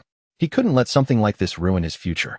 Of course, the reason he had acted as he did before was twofold. First, he thought he was leaving and wanted to help Yuna and the others as much as possible. Second, it was due to excessive arrogance. This lesson had taught Zhou Yufeng a great deal. A smile curled at the corners of his mouth as he casually remarked, "Why not just move the chariot straight for checkmate? Why bother taking his cannon?" The old man who had made the wrong move glared at Zhou Yufeng in defiance. Heh. Zhou Yufeng gave an awkward chuckle and stood up from the steps. Just then the movie let out and the old chess players began to pack up, so he prepared to leave. He had only taken a couple of steps when a voice called out from behind. "Yufeng." It was Zhang Zirwei. Today she had arranged to see a movie with Tian, Liang Fu Dehai, and the others, her treat. It had been planned when they left Zhou Yufeng's house, but had been postponed until now. In the end, Zhang Zirwei hadn't called Zhou Yufeng. If they had happened to meet a casual, want to see a movie, would have been fine. But going out of her way to invite him would have been too awkward. You guys went to a movie again. Zhou Yufeng smiled and nodded to Fu Dehai, Li Xiaomei, and the others. Except for Lu Manman, everyone nodded back to him. She turned away, refusing to look at him. Now that she had been fine for so many days, Lu Manman had recalled that afternoon when Zhou Yufeng had beaten her. "Yeah, by the way, Zhou Yufeng, do you want to go? Maybe next time," Zhang Zirwei said with a smile, taking a few steps closer to him. Maybe later. I'm a bit broke lately," Zhou Yufeng said with a laugh. Admitting he had no money didn't feel shameful to him. He really was broke. He had only a little over 10 yuan left, and after Zhou Yuna bought those chicken legs and such, she had only about 50 yuan remaining. Haha. Lu Manman let out a cold laugh. She opened her mouth as if to say something, then closed it again. The shadow Zhou Yufeng had left on her was still considerable. "Well, it's fine. He'll treat you," Zhang Zirwei said, her eyes crinkling into crescents. Zhou Yufeng smiled and nodded. Just as he was about to speak, several figures rushed out and subdued him. "Police, don't move. Is your name Zhou Yufeng?" "Yes. Come with us. You are suspected of." And so Zhou Yufeng was arrested right in front of Zhang Zirwei and their classmates. Zhang Zirwei stood frozen in place, pushed to the back by the crowd surging forward to watch the spectacle, watching Zhou Yufeng being led away like a criminal disappearing around the corner of the street. Zhou Yufeng must have done something shady. Good riddance, that pervert got caught. Lu Manman's face twisted into a gloating expression as she spoke through gritted teeth. Tian Liang looked ahead without commenting. Why was Zhou Yufeng arrested? Fu Dehai approached Zhang Zirwei and asked in a low voice. "I don't know either, but I think I heard the name Huhan." Zhang Zirwei shook her head gently, her gaze drifting hazily over the crowd. "I think he will definitely be fine," Li Xiaomei murmured softly. She had just noticed Zhou Yufeng's expression, not a trace of panic, as if he had known they were coming to arrest him, his composure almost unnaturally calm. Why do you think that? Zhang Zirwei asked immediately. "Let's talk later." Li Xiaomei glanced at Tian Liang, then quickly whispered. Soon after, the group parted ways. No sooner had they separated than Zhang Zirwei eagerly asked, "Xiaomei, why are you so sure he'll be fine?" Li Xiaomei rolled her eyes thoughtfully, gently tugged at her long braid, and then spoke slowly. When they were arresting Zhou Yufeng, did you notice his expression? No. Me neither. Zhang Zirwei and Fu Dehai shook their heads in perfect unison. After glancing at them, Li Xiaomei continued unhurriedly, I saw it. She paused for a few seconds before speaking again. That was just her slow, deliberate nature. Zhou Yufeng wasn't flustered at all. He was so calm it was almost too much, as if he knew he was going to be arrested, completely confident. That does seem true. Fu Dehai nodded in sudden realization. When they questioned him, Zhou Yufeng answered very calmly, just saying yes and okay. I thought he was just scared stiff, that's why he only said those 2 words. Zhang Zirwei pouted, and the worry that had just welled up dissipated after hearing what they said. I must make him tell me his secret someday. Zhang Zirwei thought to herself, a smile tugging at the corner of her lips. Zhou Yufeng had become quite mysterious in her eyes now. In the interrogation room, Zhou Yufeng was pressed into a chair. The entire room was dim, with a single lamp hanging overhead, swinging back and forth. Before long, the door cracked open, letting in a sliver of light, and a tall figure stepped in. It was Officer Zhao, who strode over and sat down opposite Zhou Yufeng. Where did that 100,000 go? Officer Zhao asked directly, his voice low and forceful, as if it had the power to pierce through and shatter one's heart. This aura gave a strong sense of oppression. What money? Zhou Yufeng's expression was exaggerated, his face a mask of utter innocence. Bang! He slammed the table, followed by an even more strident voice. The 100,000 you swindled from Huhan. Though Zhou Yufeng was composed enough, he couldn't help but flinch. Outside the interrogation room, Kong Jinzhong stood with a furrowed brow, listening to their conversation. This matter with Zhou Yufeng had a significant impact on him. The high-ranking leader from Zhahai City was still at the factory. Huhan's case had been a way to atone for his mistakes, sparing him from punishment, but if any more slip-ups occurred now, his position as factory director would truly be lost. Zhou Yufeng let out a breath and asked in a low voice, is that what Huhan said? I told you to answer my question, not to question me. By the end, Officer Zhao was nearly shouting. There was no fraud. Zhou Yufeng replied immediately. Then why did he go to your house before he was arrested? He came to get the evidence from me. And what happened after that? Didn't you trick Huhan by saying you had evidence, then have him take you, and give you 100,000, after which you would hand over the evidence? I did not. Then why did you leave the house with him? At that time, Huhan didn't know we had set up the operation. What was your purpose in going out with him? Because Huhan murdered my parents. I went out with him because I wanted to see him get caught with my own eyes, to see that beast brought to justice. As he spoke, Zhou Yufeng's emotions grew agitated. He rose from the chair, pulling at his handcuffs until they creaked. Stay calm. Officer Zhao said coldly, his eyes fixed directly on Zhou Yufeng. After a second of eye contact, Zhou Yufeng sat back down. His gaze was truly too terrifying. Huhan said you went with him to his ancestral grave, and he personally dug it up to get that 100,000 for you. Officer Zhao continued, but his tone had softened somewhat. Zhou Yufeng's outburst just now had stirred a hint of sympathy in him. Are you saying Huhan took me to dig up his own ancestral grave?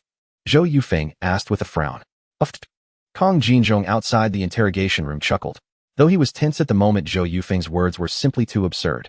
Officer Zhao's mouth twitched slightly, but he quickly suppressed it. Now I have 2 doubts. Zhou Yufeng began, and seeing that Officer Zhao didn't interrupt, he continued. One is, if I remember correctly, Huhan's clothes were very clean that day. If he really took me to dig up his ancestral grave, his clothes shouldn't have been spotless, right? A bit of dirt would be normal. I recall when he was arrested, his clothes were perfectly clean. After hearing this analysis, Officer Zhao straightened up slightly, finding the argument not without merit. Second, could he be saying that on purpose?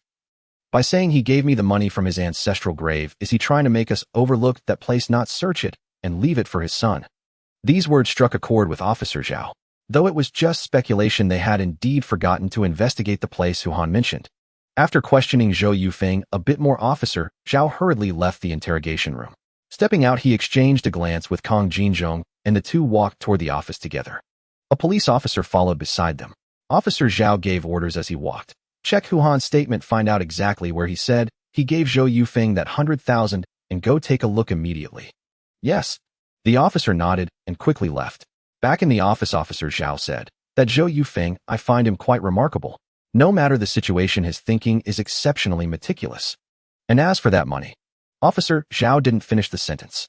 Kong Jinzhong nodded knowingly, and the room fell silent. After that, Officer Zhao reclined on the bench, closing his eyes to rest and seize a moment of respite.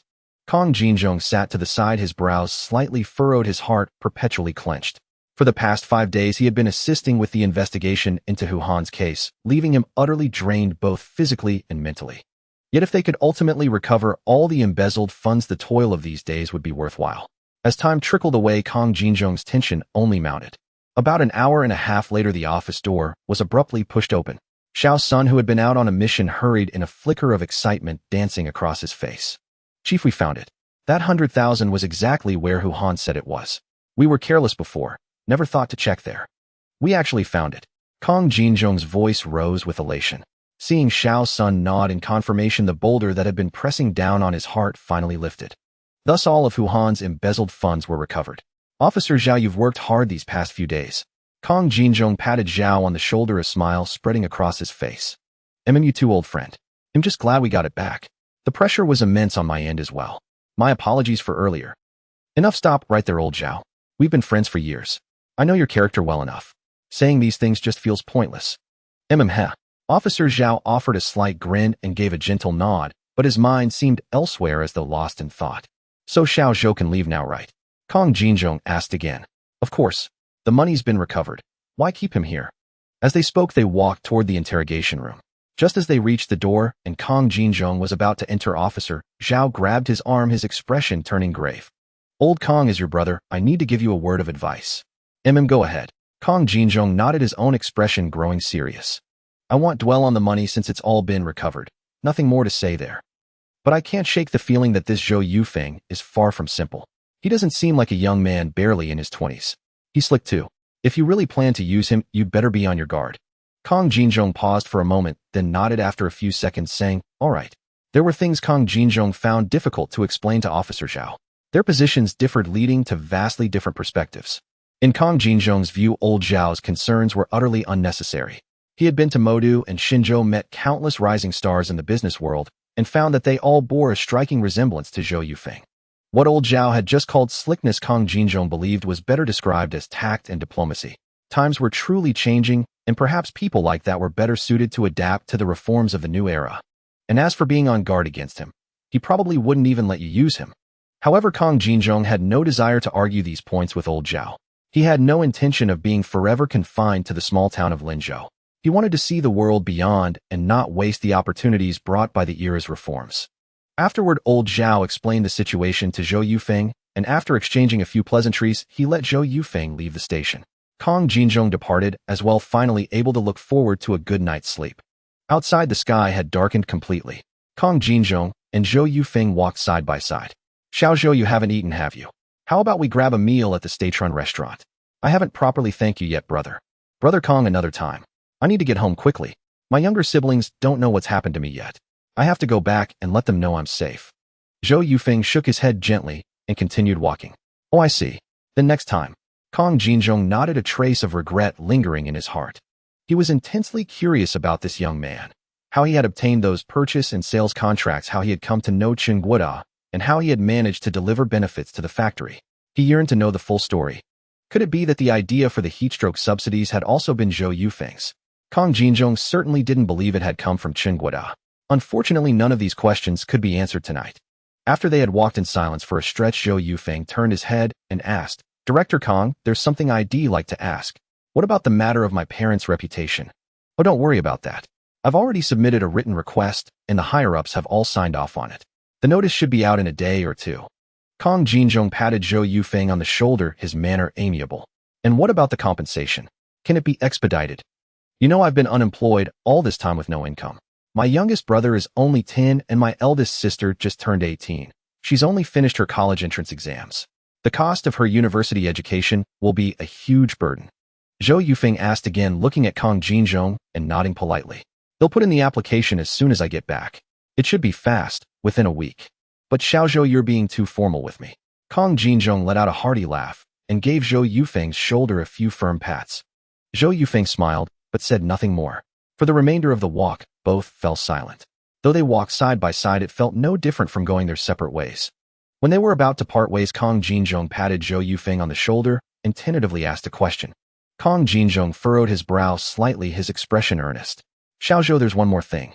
Hu Han's case caused deep harm to your family. Aside from the compensation, I've managed to secure some additional reparations for you." Originally, Hu Han's son Hu Xiaoshan had signed a contract with Linshui Steel Mill. But now that they've all been arrested, that contract is naturally void. However, there's still a personnel slot available. If you're willing, I can arrange for you to come work at Linshui Steel Mill. If he agreed. While Zhou Yufeng was clever and Kong liked him, keeping him close would be beneficial. If he refused, then this man was truly too difficult to fathom. Yet Kong Jinzhong couldn't imagine a reason for him to say no. After all, this was Linshui Steel Mill, the factory with the highest wages. A small steel mill headed for bankruptcy, and you're offering me a job. You'd be better off just giving me more compensation. Zhou Yufeng muttered to himself, then shook his head. Brother Kong, thank you for your kindness and high regard, but it'll have to pass. I have a terrible temper, I don't follow rules, and am careless. I'm afraid I'd only cause you trouble. He'll remember your goodwill, and I'm sure he'll have many things to ask of you in the future. I hope you won't turn me away then. Emma, I want. Kong Jinzhong nodded with a smile, but the shock inside him was beyond words. He stood frozen, watching Zhou Yufeng's retreating figure, unable to utter a single word for a long time. He had refused. He had actually refused. In the early morning at Zhou Yufeng's former home, the four siblings sat around a small wooden table on which lay a crumpled stack of tens of yuan. Xiaozheng, didn't I give you 50 cents a couple of days ago? Why haven't you handed it over yet? Zhou Yufeng furrowed his brows as he watched Zhou Yuzheng fiddling with a green plastic frog, his head lowered. Oh. Zhou Yuzheng nodded, reached into his small pocket, and pulled out a handful of coins and bills, some large, some small. Only 38 cents left, he murmured. Then you keep this money safe. About 70 yuan should be enough for the four of you for a week. The compensation will come through in another 7 days, so don't worry. After saying this, Zhou Yufeng stood up. You three decide who does the dishes. With that, he headed for the door again. Wait, big brother, will you be back for lunch? Zhou Yuna rose and asked. No, we'll go back to the mixed compound. There's still some dried noodles left, he'll cook some for lunch. As Zhou Yufeng pulled open the door to leave, Zhou Yuna called out again and stepped forward, grabbing his arm. Biting her lip lightly, a flicker of pain crossed Zhou Yuna's face, but she quickly lifted her head with determined resolve. Brother, maybe I shouldn't go to college. I can take care of the younger ones and the tuition. Zhou Yufeng pinched her nose affectionately, lifting it slightly as he interrupted her. Zhou Yuna looked at him in surprise, taken aback by his sudden gesture. He seemed so different from before. Kids should only worry about their studies. Leave everything else to your big brother. As he spoke, Zhou Yufeng glanced into the room. Yue, I'm not trying to pick on you, but your grades are pretty poor. Don't follow in your brother's footsteps and fail to get into college. And don't look so indignant. Let your results do the talking. As for you, Zheng, I'm afraid there's even less hope.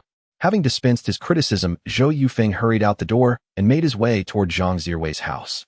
Zhou Yufeng had long planned what to do in this era.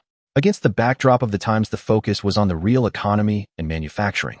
His first thought was the demand for refrigerators and electrical appliances. In major cities like the capital Shanghai and Shenzhen, the need for such items was enormous.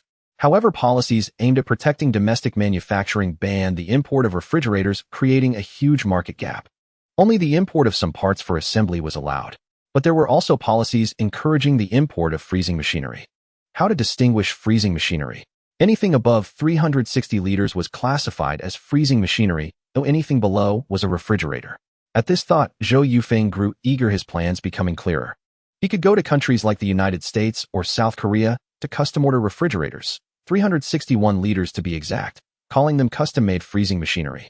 This was exactly the kind of project encouraged by the relevant documents. As for initial preparations and the first pot of gold, Zhou Yufeng thought of the rational reuse of discarded resources. In other words, scavenging. This seemingly humble job held enormous profit potential. Of course, Zhou Yufeng didn't stop at scavenging. As he passed a state-owned restaurant, he casually considered starting a farm. Last year, the household contract responsibility system had just been established. Many people were still hesitant, and even those who dared to try were full of fears, unable to act freely. If he boldly ventured into raising chickens, ducks, geese, or other livestock, creating a brand and scaling it up, the profits would be unimaginable. As a tractor rumbled past, Zhou Yufeng's mind wandered again. If he started a transport company leasing trucks and tractors, could he become the pioneer of companies like SF Express? In short, everything seemed simple to Zhou Yufeng because it was all just beginning, fresh and new like a newborn. The economy was just boarding the express train, not yet in motion. Zhou Yufeng didn't just want to pick a seat, he wanted to be the conductor. Before long, he arrived at the small courtyard of Zhang Zirwei's home. In a shaded spot, he saw her crouched down playing jump rope with a few children. Guzi, hold it higher. Zhang Zirwei said to a bald boy with 2 long strings of snot beneath his nose. The boy moved the rope from his waist to just below his shoulder.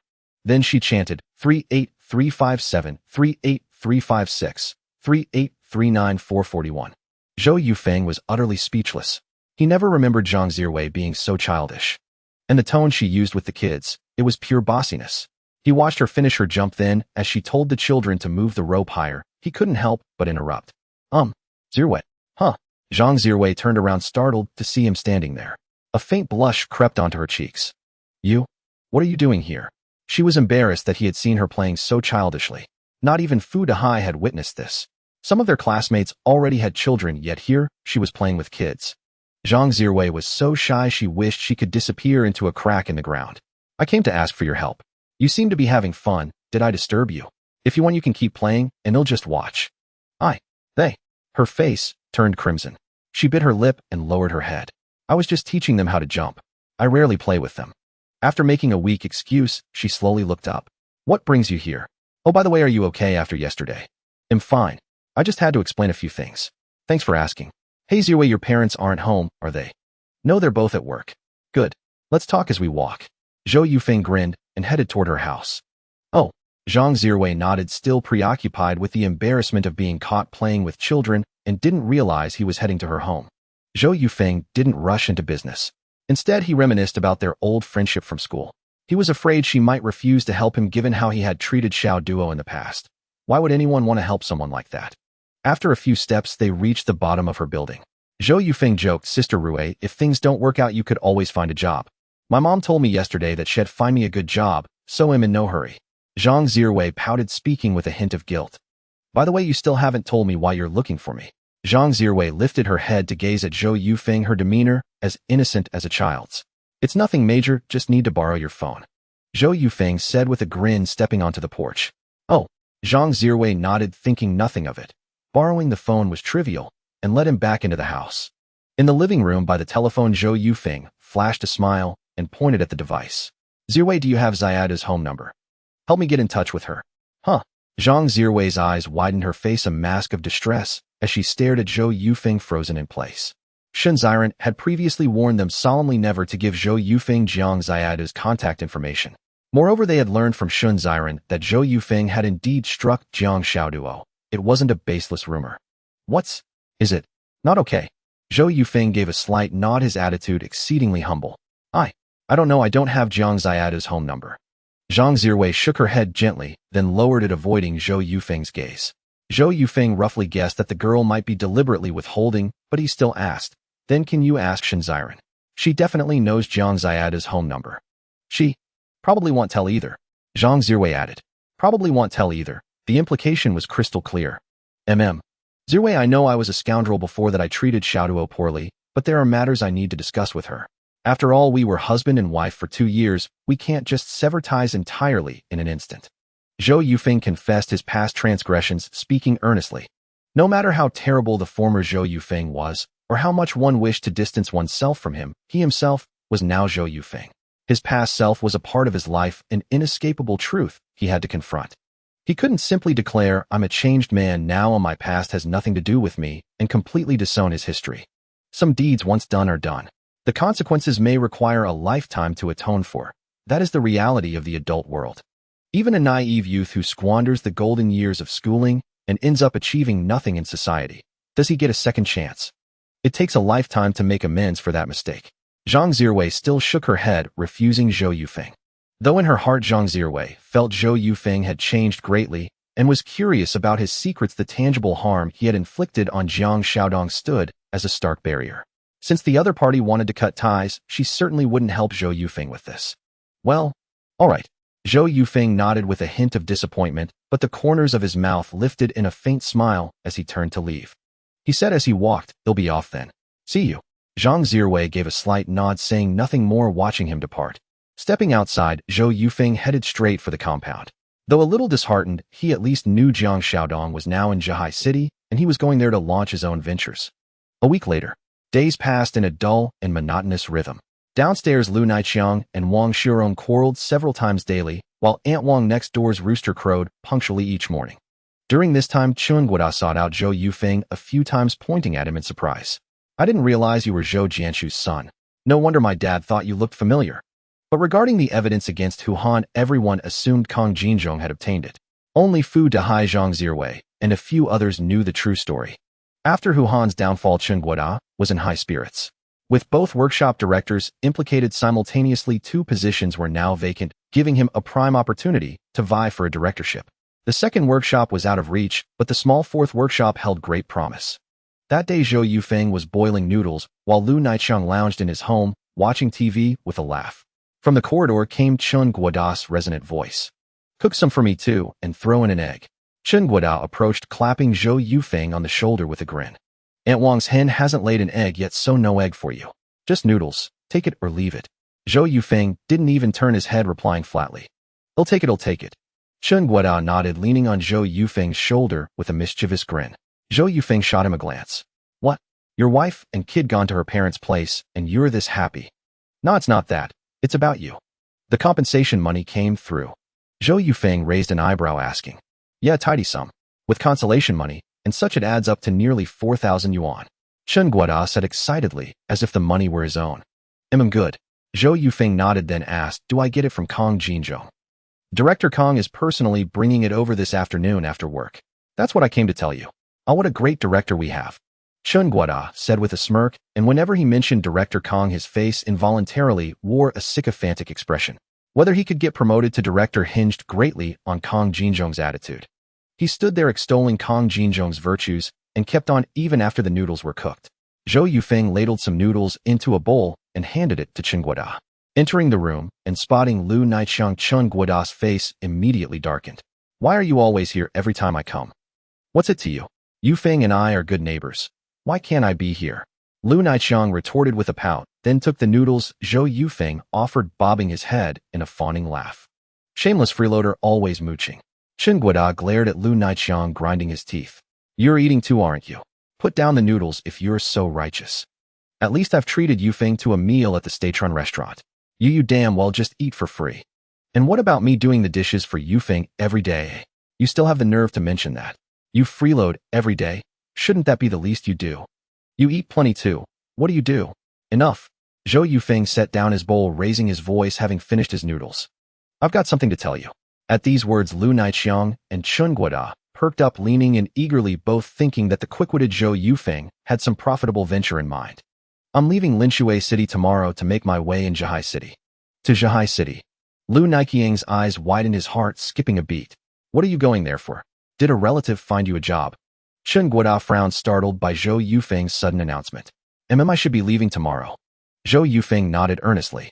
He had remained in Linshui City all this while waiting for the compensation to come through before departing. So soon. Did someone pull strings to get you a job there? Chun Guoda pressed his gaze, growing urgent, a nagging feeling that Zhou Yufeng had something up his sleeve. And no strings attached. You find me a job, brother Chun. Zhou Yufeng chuckled lightly, then leaned back on the sofa, pulling out a cigarette and lighting up. Then what are you going there for? Lu Naicheng leaned and brow furrowed, not even bothering to snatch the cigarette pack from Zhou Yufeng's hand. To see if there's any good business to get into. Staying in Linshui City, they'll be poor to death sooner or later. Not like Chun Guoda here with a solid job and about to become a workshop director. Zhou Yufeng tossed a cigarette to Chun Guoda and patted Lu Naiqiang's thigh. The remark was meant for Lu Naicheng, hoping he'd take the hint. If you can't match Chun Guoda's family background, you have to carve your own path. He's earning 100 yuan a month. What about you? Aren't you going to support your wife and kids? Having spent time with Lu Naicheng, a certain bond had formed. If Lu was willing to come along, Zhou Yufeng wouldn't mind giving him a leg up, but he wouldn't extend an invitation outright. Lu wasn't a decisive figure, so Zhou couldn't afford to lower his stance. Moreover, knowing Lu Naiqiang's temperament, things would be fine if they made money, but at the first sign of trouble, he'd start blaming everyone else. So Zhou Yufeng chose not to invite him, letting him decide on his own. After the meal, Zhou had Lu Naicheng wash the dishes, then took a stroll near the stage. By dusk, he returned to the compound to await Kang Jinzhong's visit. Within less than 5 minutes, Kang Jinzhong, along with several leaders from the Linshui steel plant, arrived at Zhou Yufeng's home to offer their condolences. The compensation money, neatly wrapped in newspaper, was handed to Zhou Yufeng by Kang Jinzhong, a thick, bulging stack. In an era where the largest banknote was only 10 yuan, this sum carried immense weight. It was just under 4,000 yuan. Kong Jinzhong had managed to secure a bit more than the contract stipulated.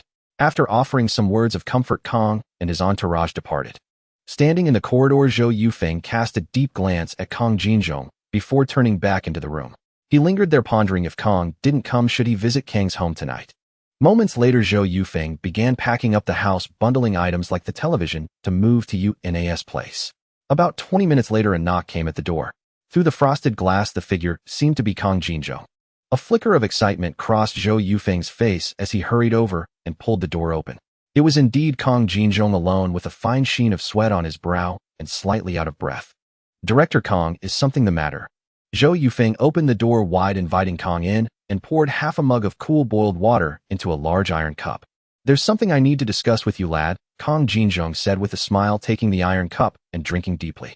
He settled onto the sofa, placed the cup on the tea table, and then spoke slowly. "This afternoon I heard from Chun Guada that you're heading to Zhihai City tomorrow. I made that decision long ago. I was just waiting for your compensation payment." Zhou Yufeng replied with a smile, patting the stack of money in his hand before pulling up a small wooden stool to sit beside Kong Jinzhong. He sat lower than Kong, a gesture of respect since Kong was his parent's superior. "Hey, you little rascal. If I hadn't asked Chun Guada, you'd have slipped away without a word, wouldn't you?" Kong Jinzhong tapped the tea table lightly, feigning anger. "Heh. Director Kong, I was actually planning to visit your home tonight to tell you about this." "All right, Xiao Zhou, spare me the smooth talk. You're a slippery one." Kong Jinzhong chuckled, continuing to tease. "Couldn't settle for the Linshui steel plant. Did you find a better job in Zhihai City?" Zhou Yufeng hesitated briefly, then furrowed his brow and spoke seriously. "As for work, the treatment at the Linshui steel plant is already excellent. Going to Zhihai City isn't about a job, but about trying my hand at some small business." "Jumping into the sea of business?" Kong Jinzhong asked immediately, his heart racing a little faster at the phrase. "Director Kong, you flatter me. If you went into business, that would be the real jumping into the sea. For an unemployed wanderer like me to do some small trade in a big city, it's just finding a way to make a living," Zhou Yufeng said with self-deprecation. "Hey Yufeng, you're too modest." Kong Jinzhong's tone grew low.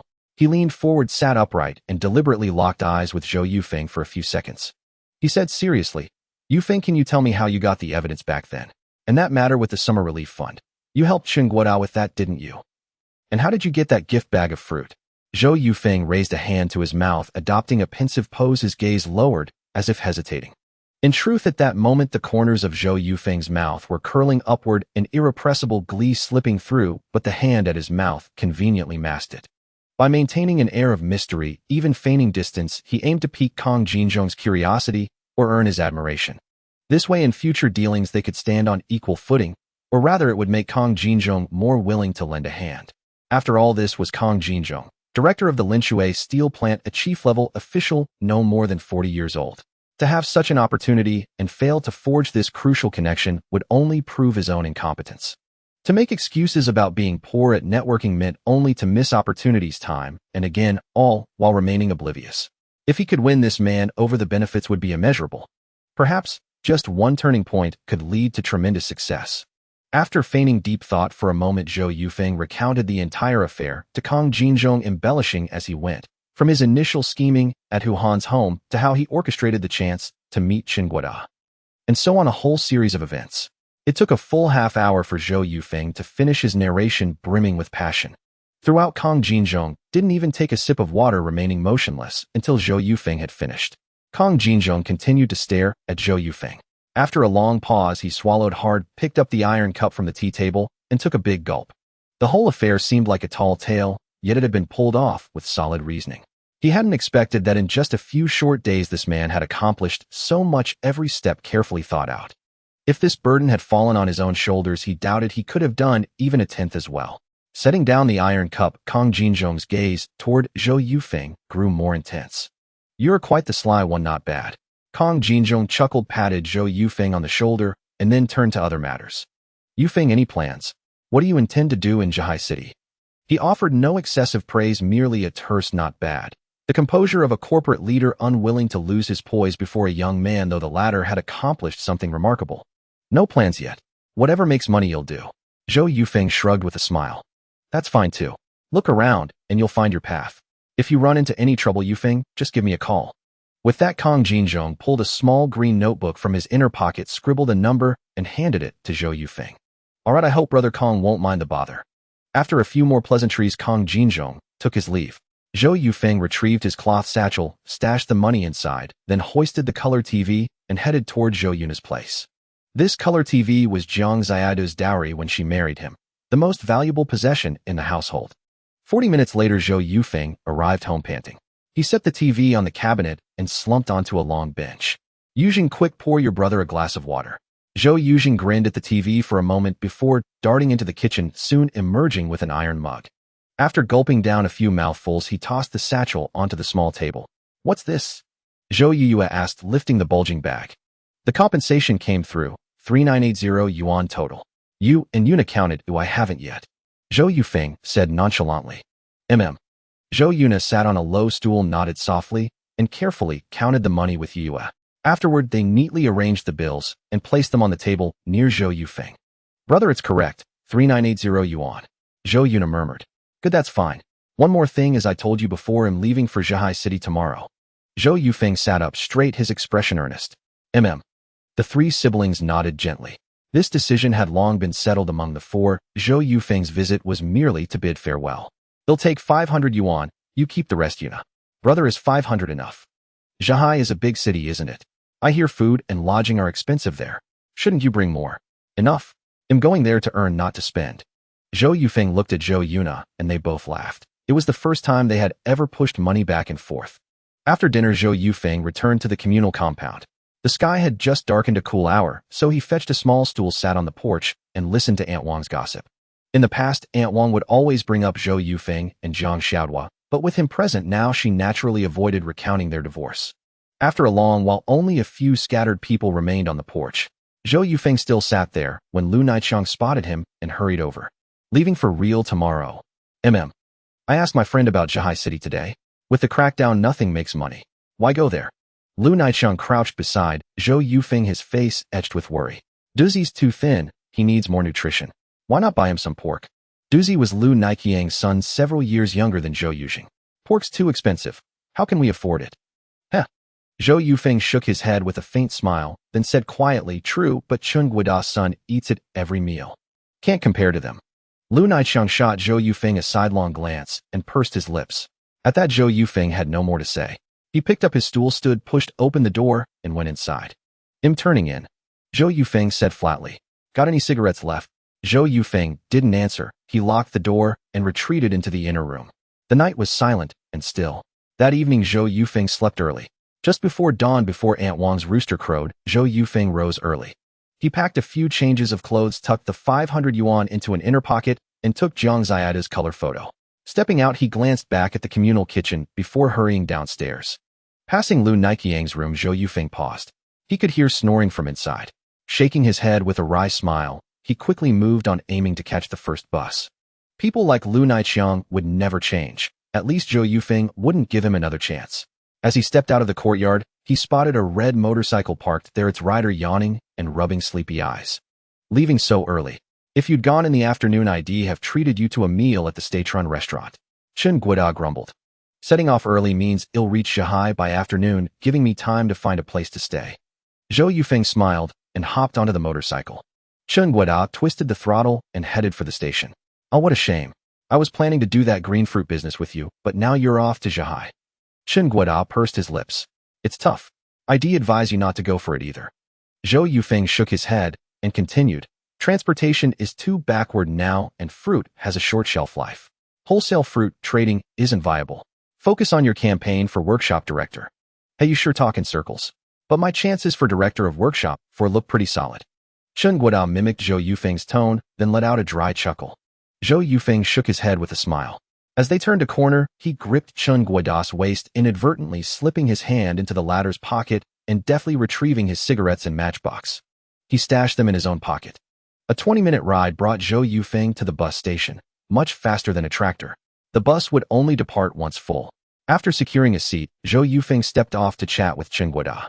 Wary of Chen Guida checking his pocket for cigarettes, Zhou Yufeng pulled out his own half-empty pack, offered one, and lit it for him. Your smokes are no good. Try mine. Someone gave them to my dad. No, it's all the same. This is fine. After a few more minutes, the driver called out, You there, get on. We're about to leave. Zhou Yufeng patted Chen Guida on the shoulder and dashed onto the bus. As he passed by Chung Guoda's window, Zhou Yufeng waved. Soon the bus picked up speed, drawing closer to Zhihai City. On a country lane, a red motorcycle crawled along. A stout man hunched over, scanning the ground left and right, muttering, "Damn it, where the hell are my smokes?" During the transfer train at Legend City, luck was on his side. The train ticket he bought departed in less than half an hour, and by the time he arrived in Zhihai City, it was only 3 p.m. Arriving in a new metropolis, Zhou Yufeng's mood inevitably became excited. With a cloth bag slung diagonally across his body, he strode through the station, the corners of his mouth slightly lifted, always wearing a faint smile. Emerging from the station exit, an unfamiliar scene came into view. This vivid tableau of life left Zhou Yufeng standing there in a daze, staring blankly at the bustling crowds. To the east, an electric bus with a white body and red edges was parked. At the boarding point stood a conductor, and the fare was 1 dime per ride. For Changha, automobiles were parked by the roadside, resembling small yellow minivans. These were the city's taxis, commonly known as noodle vans. Spotting a foreign friend with blonde hair and blue eyes carrying a briefcase emerging from the station, the foremost noodle van sped over. The driver rolled down the window and said in broken English, "You go where?" "Iha Hotel." The foreign man uttered in Chinese, and without asking about the fare, he opened the door and got in. "You can speak Chinese, huh?" the driver said with a smile as he stepped on the gas, heading forward. Another man who also wanted to hail a noodle van asked several drivers one after another, but was rejected each time. Not daring to vent his anger at the drivers, he checked his watch and then queued up for the bus.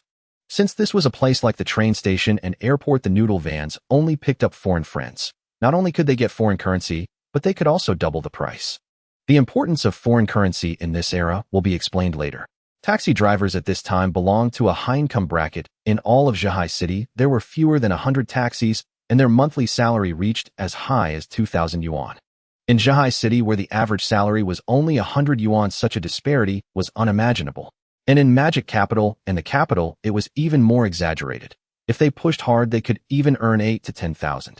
So exaggerated that one could even reach the level of a 10th Sanyuan household in just a month. This situation persisted until the widespread adoption of Volkswagen's Red Whirlwind and Nissan fleets, which curbed the high-income taxi industry. Zhou Yufeng then looked toward the street alleys where some snacks were displayed, emitting a faint fragrance. A few graceful figures stood there eating the snacks, all of them wearing jeans. It wasn't that Zhou Yufeng had never seen the world, but rather that he had never seen the Zhihai City of the 1980s. His dumbfounded expression was exactly like that of a country bumpkin entering the city, looking as if he had never seen the world before. After a moment, a kind voice sounded beside him. "Young man, need a place to stay." "Huh?" Zhou Yufeng snapped back to reality and followed the voice to see an elderly woman looking at him with a beaming smile. The key point was those words sounded familiar. Hadn't they changed at all in decades? Naturally, he wasn't going to go, but he couldn't help asking casually, "Is it legitimate?" The wrinkles on the auntie's face bunched up together. She pulled Zhou Yufeng back a little, leaned close to his ear, and whispered, "We have all kinds. Do you want the legitimate kind or the illegitimate kind?" After all, he was at a young and passionate age. Getting goosebumps all over, Zhou Yufeng quickly walked away toward the bus stop. "Nuts. If you're not staying, why ask?" the auntie shouted in dissatisfaction before turning and leaving. While queuing, he bought a map wrapped in oil paper for 5 mao. Such a map was waterproof, and Zhou Yufeng studied it carefully. Over half a month ago, Shinziren received a notice that she was assigned to the tax bureau, so she hurriedly returned to Zhihai City from her grandfather's home in Linshui City. This was also the era when college students were most favored. The unified job assignment was very comfortable. That day happened to be a day off. After lunch and a nap, Shinziren called the taxi booking number. Because there were very few taxis, one needed to call ahead to book a ride. "Hello? Booking a taxi?" "Yes," said Jati Garden, "but only the driver with car number 411. Shinziren said with a smile. The person on the other end seemed to recognize who it was, said "okay" with a laugh, and hung up. Half an hour later, a yellow noodle van appeared at the entrance of Jati Garden residential complex.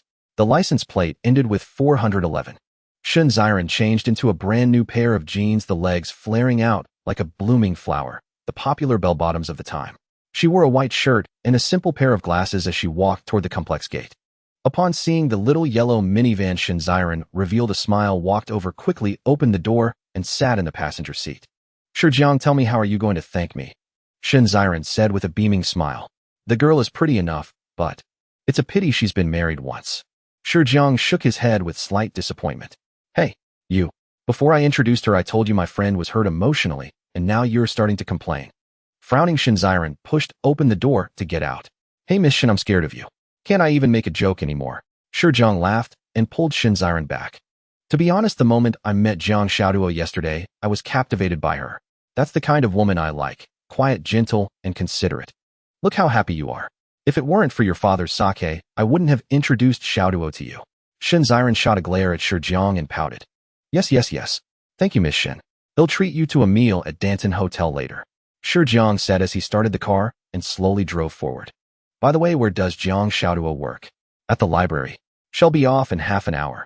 Shinziren checked her watch. The silver watch sparkled dazzlingly under the sunlight. Oh, okay.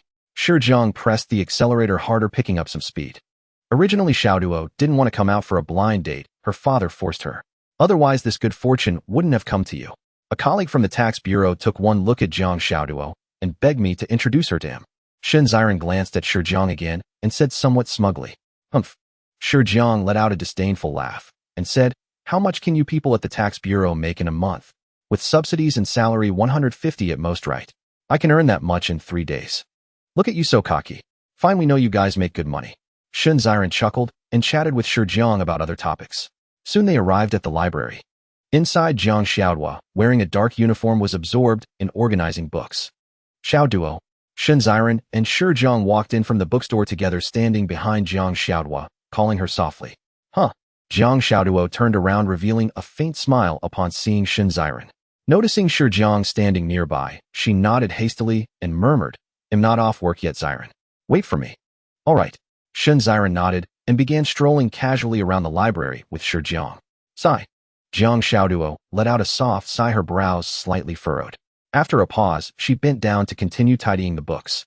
Her family was pressuring her immensely, even wanting her to marry this year once she found someone suitable. Since returning, they had already arranged 2 blind dates for her. As for Zhou Yufeng, she occasionally thought of him, but only in the context of their final parting, which had left her with a peculiar feeling. At the end of her shift, Jiang Xiaoduo returned to the staff room and changed clothes. She also wore flared pants, but was slightly plumper than Shinziren, exuding a voluptuous beauty. She donned a short-sleeved floral blouse, revealing a hint of her arms. Her skin was as fair as a baby's, almost unbelievably white. Several female library staff members also changed and came out, their makeup and attire far more fashionable than the women in Linshui City. After waving goodbye, Jiang Xiaoduo left the staff room and walked toward Shinziren. Drawing close, she gently grasped Shinziren's arm. Xiaoduo, hello. Shizhong greeted her with a smile. Hello. Jiang Xiaoduo nodded awkwardly, avoiding his gaze. Let's go. We'll head to the cinema first. There's a great new film out. I heard it's wonderful. Shinziren smiled as she spoke to both of them, and the three walked out of the library together, heading toward where the car was parked. The small yellow minivan parked there drew considerable attention. Passers-by couldn't help but glance at it. Though such vehicles were common in Zhihai City, few had ever ridden in one. A single ride cost 3 yuan, a luxury in this era. Shizhong took out the key, twisted the lock, and opened the door.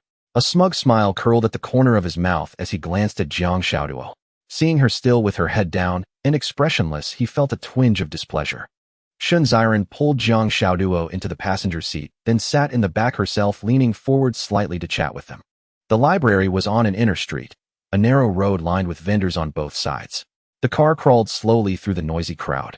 Shinziren was chatting when she spotted a man in a dark work uniform and black leather shoes walking slowly ahead.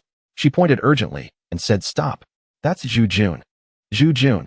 Jiang Xiaoduo finally smiled, looking in the direction Shinziren pointed. As they drew closer, it was indeed Zhu Jun. He had been their high school class monitor. He and Shinziren had gotten into the same university, not the same class, but the same department, so they interacted frequently. Coincidentally, after graduation, they were both assigned to the tax bureau at the same time. Zhu Jun, where are you headed? The car pulled up beside him, and Shinziren rolled down the window with a smile. Huh, Ziren. Hey, Jiang Xiaoduo is here too. Hello, monitor. Jiang Xiaoduo waved with a smile. Zhu Jun, are you free later? Not really. Zhu Jun shook his head with a smile, his words slightly hesitant. Then get in the car. Huh, where to? Just get in first. Shinziren waved, already opening the door. Zhu Jun had no choice but to hop into the car. Shizhong, let me introduce you. This is my colleague and friend Zhu Jun. Hey bro. Shizhong greeted Zhu Jun with a smile, before continuing to drive toward the cinema. Ziren, where are we going? Zhu Jun asked, frowning. To see a movie, Shinziren replied casually. But, you know how our unit works. New hires don't get paid this month, it's added to next month's salary. Zhu Jun frowned unashamed. His family was poor, and these were old classmates who knew his situation. Oh, no worries, bro. A movie ticket costs next to nothing. They'll cover it. Before Shinziren could speak, Shijiang declared loudly. Well, Zhu Jun smiled awkwardly. Shijiang's offer put him in a difficult position. It's nothing to me. Don't be shy. It's just the cost of a single fare. All right then. When I get paid, I'll treat everyone. Zhu Jun smiled, deciding to drop the subject. Shinziren then changed the topic, and the matter of treating was put aside. After the movie, the four of them went to the Danton Hotel, one of the most famous establishments in the area. The hotel didn't accept food coupons, only foreign exchange certificates, catering primarily to foreign guests, overseas Chinese, and the high-spending crowd of Zhai City.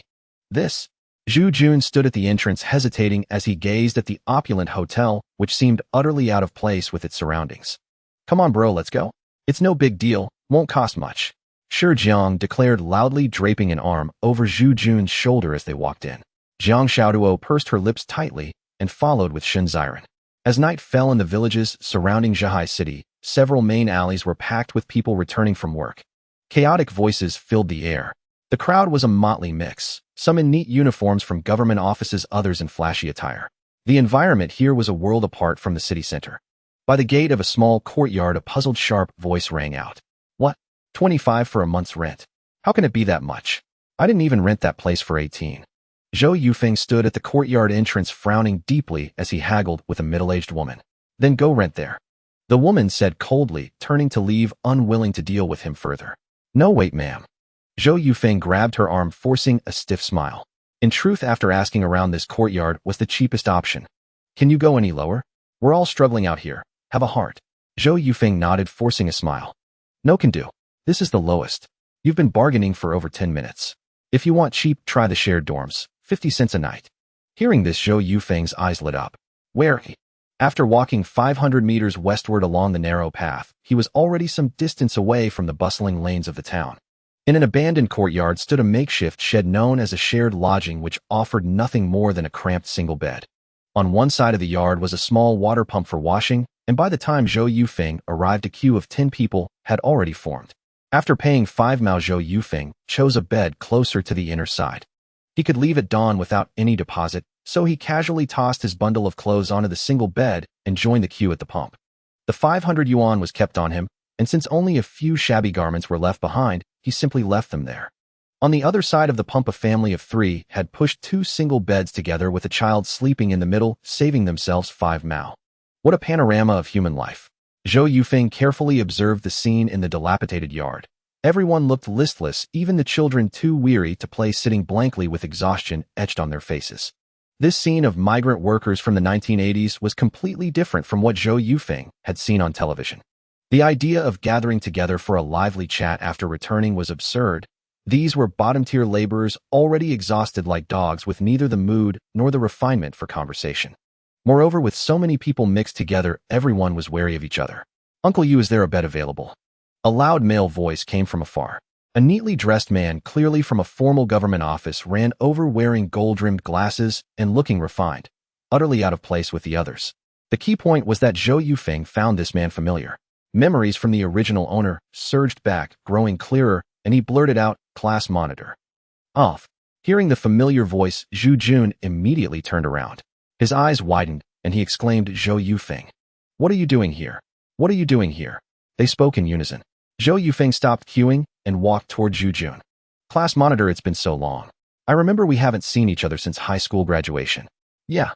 Zhu Jun patted Zhou Yufeng on the shoulder, and after noticing the boss nod, he took out 5 mao and handed it over. Seeing where the boss pointed, Zhu Jun wiped the sweat from his brow and walked over, saying, "Let me grab a spot first." Zhu Jun walked over, plopped down on the small bed, and rubbed his sore calves. Zhou Yufeng followed and sat beside him. "Class monitor, I never expected to run into you here. Didn't you get into college and get assigned a job?" Zhou Yufeng patted his thigh and asked with a smile. "I did get assigned to the tax bureau. Then why are you squeezing in here?" "The unit is allocating dormitories in mid-next month, so it's about half a month away. Renting a place for just a month now would be too wasteful." "Yeah, that makes sense. By the way, Zhou Yufeng, what brings you to Zhai City?" Zhu Jun smiled and asked again. looking for a way to make a living and also to see Xiao Duo. When he mentioned Xiao Duo, the corners of Zhou Yufeng's mouth lifted slightly, revealing a doting smile. He still had some impression of Jiang Xiaoduo's home, though he didn't know if they had moved. Oh, I see. Zhu Jun nodded without saying much else. As for the divorce between Jiang Xiaoduo and Zhou Yufeng, Shenziren had already told him, embellishing Zhou Yufeng's mistreatment of Jiang Xiaoduo. So when Zhou Yufeng uttered the name Xiao Duo, Zhu Jun felt a surge of disgust toward him. Not to mention anything else, Jiang Xiaoduo had stayed with him in the small town of Linshui, even severing ties with her family. He didn't cherish her and even hit her. Hearing such things made anyone furious. In Zhihai City, many former classmates had developed a social circle led by Shenziren, and naturally everyone in the circle knew about Zhou Yufeng's situation. You know, thinking back to high school, we were so ridiculous. Remember that time? Zhou Yufeng continued, memories of their school days flooding back, making him feel nostalgic. Even though he hadn't contacted Zhu Jun for years, talking about old funny stories made them feel close. This was the pure friendship between classmates, or at least that was only Zhou Yufeng's thought at the moment. Zhu Jun just nodded in response, unwilling to engage, because Zhou Yufeng had just mentioned Xiao Duo's name. Why couldn't he just let it go? Was he going to harm her again? The more you talk, the more excited you get. Class monitor, wait a moment, I'll switch spots so we can chat more. Saying this, Zhou Yufeng stood up with a smile. After communicating with a nearby man, he led him toward his own bed. Suddenly, damn, where are my clothes? Even just a few undershirts get stolen. Zhou Yufeng's angry shout rang out. In such an environment, if you lost something, there was no point in searching. It would never be found. The young man grinned, patted Zhou Yufeng's shoulder, and sat down on the small bed. All right, buddy, just consider those undershirts a lesson learned. Thus, Zhou Yufeng returned empty-handed. What, lost your clothes, eh? Zhu Jun asked. Yeah. Zhou Yufeng nodded, but then grinned, saying nonchalantly, but luckily, it was just a few undershirts. By the way, class monitor, where did you put your belongings? I left them at the office. It's been so long. Do you have a partner? Zhou Yufeng asked. No. How many classmates from our class are in Zhihai City? I don't know. By the way, class monitor, you didn't come to my wedding. That's not cool. Zhou Yufeng patted Zhu Jun's shoulder and teased. Zhu Jun didn't answer. He turned over, facing away from Zhou Yufeng, and pretended to sleep. With his face turned, a look of disgust flickered across his expression. Zhou Yufeng frowned slightly, but quickly relaxed. He didn't overthink it, and simply said, tired. Then sleep. We'll talk tomorrow. With that, he closed his eyes and went to sleep. After all, they were classmates, and Zhou Yufeng didn't want to dwell on it. As he slept that night, Zhou Yufeng felt the noise around him buzzing in his ears. Even during his entrepreneurial days in his past life, he had never experienced such conditions. It was mostly mental strain. This experience now was a kind of tempering for him. He turned over, covered his ears, and fought against his poor sleep habits. Tomorrow there was still a lot to do. Zhou Yufeng rose early. Under such circumstances, it was still difficult to get a truly restful sleep. After a quick wash at the water pump, Zhou Yufeng headed toward the bustling alley, bought 2 steamed buns and 2 tea eggs, then returned to the shared apartment. Zhu Jun sat on the bed, wiping his gold-rimmed glasses. Zhou Yufeng casually tossed him the tea, eggs, and buns. I'll be back very late tonight. Remember to save a bed for me. After hastily leaving those words, Zhou Yufeng hurried away, needing to walk 2 kilometers to catch the bus. After nearly an hour and a half of walking, Zhou Yufeng finally reached the city center of Zhihai, where he began something akin to field research. Zhihai was a very unique city. Unlike metropolises like Guanghai or Modu, which immediately felt the influence of European and American trends, Zhihai was a city that caught on belatedly. Whenever a popular trend emerged in Guanghai, it took a long time to reach Zhihai. However, because Zhihai's economy was supported by industries like steel and coal, the wages of ordinary workers were not far behind those in cities like Guanghai or Modu.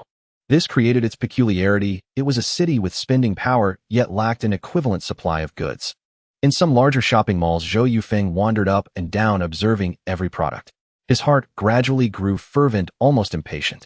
Throughout the entire day, Zhou Yufeng spared no moment of rest. He had visited nearly all the large and small shopping malls, only to find that the clothing items he anticipated would become popular had not yet emerged in this city.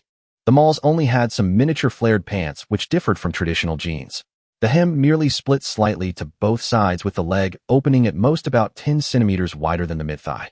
What truly became popular were the small flared pants, where the leg opening was about 26 centimeters wider than the mid-thigh. Although such pants were somewhat exaggerated and initially hard for conservative citizens to accept, they paired very well with other clothes. Paired with the popular round-neck blouses for women, they looked very appealing. This was why they had taken the world by storm. Moreover, it wasn't just these items. New styles of clothing and small accessories like women's hair clips were also absent. This entire market segment was completely vacant. It was already evening, and Zhou Yufeng was still in the city. By now the buses had stopped running. Zhou Yufeng arrived at the famous Danton Hotel. 200 meters north was the relatively well-known night market of Zhahai. In this era, a large number of people who had returned from the countryside were not assigned jobs. They were older, facing marriage and children, and their families' finances were inadequate. So to help these people, this night market was established. But within it, self-employed vendors were the most despised profession. Respectable people wouldn't engage in such buying and selling. Generally, the small vendors in the night market were uneducated and held a relatively low status. In this era, even if a stall were offered to an intellectual, they wouldn't take it. In short, anyone setting up a stall at this night market was considered idle and unworthy. Zhou Yufeng walked through the night market. The goods were monotonous, and the vendors lacked enthusiasm, too restrained to put themselves forward. They were nothing like the passionate merchants of Guanghai who would practically drag you in to buy, spitting as they talked. After circling twice, he found nothing particularly special. Zhou Yufeng wandered aimlessly until at a very ordinary corner, he encountered someone who was for him extraordinarily special. It was Zhang Xiaoduo. With her besides the familiar Shen Ziren, and Zhu Jun was a man he had never met before, standing shoulder to shoulder with her. They noticed each other simultaneously. For a moment, they both stood rooted to the spot. Though it had only been a short time since they parted, the feeling between them seemed like years. Xiaoduo. Zhou Yufeng smiled, revealing his white teeth in the darkness. Zhang Xiaoduo nodded, gently lifting her head to look at Zhou Yufeng. That smile, just as she always remembered it, held a trace of warmth. She watched as he walked toward her step by step. Sure, Zhang sensed something amiss. Frowning, he looked at Shen Ziren, only to see her brow tightly furrowed as well. Xiaoduo, long time no see. Zhou Yufeng said softly. Long time no see. Zhang Xiaoduo looked up at him, then quickly lowered her head. Have you eaten? How about together? I've eaten. Oh, all right then. Maybe we could take a walk. I have something I'd like to discuss with you. Zhou Yufeng said gently again. Can't it be said right here? Xiaoduo has nothing to do with you anymore, right? What's there to talk about? Before Zhang Xiaoduo could respond, Shen Ziren couldn't help but scold, her face dark. Hearing this, Shi Jiang immediately understood the identity of the man before him. It must be Zhang Xiaoduo's ex-husband Zhou Yufeng.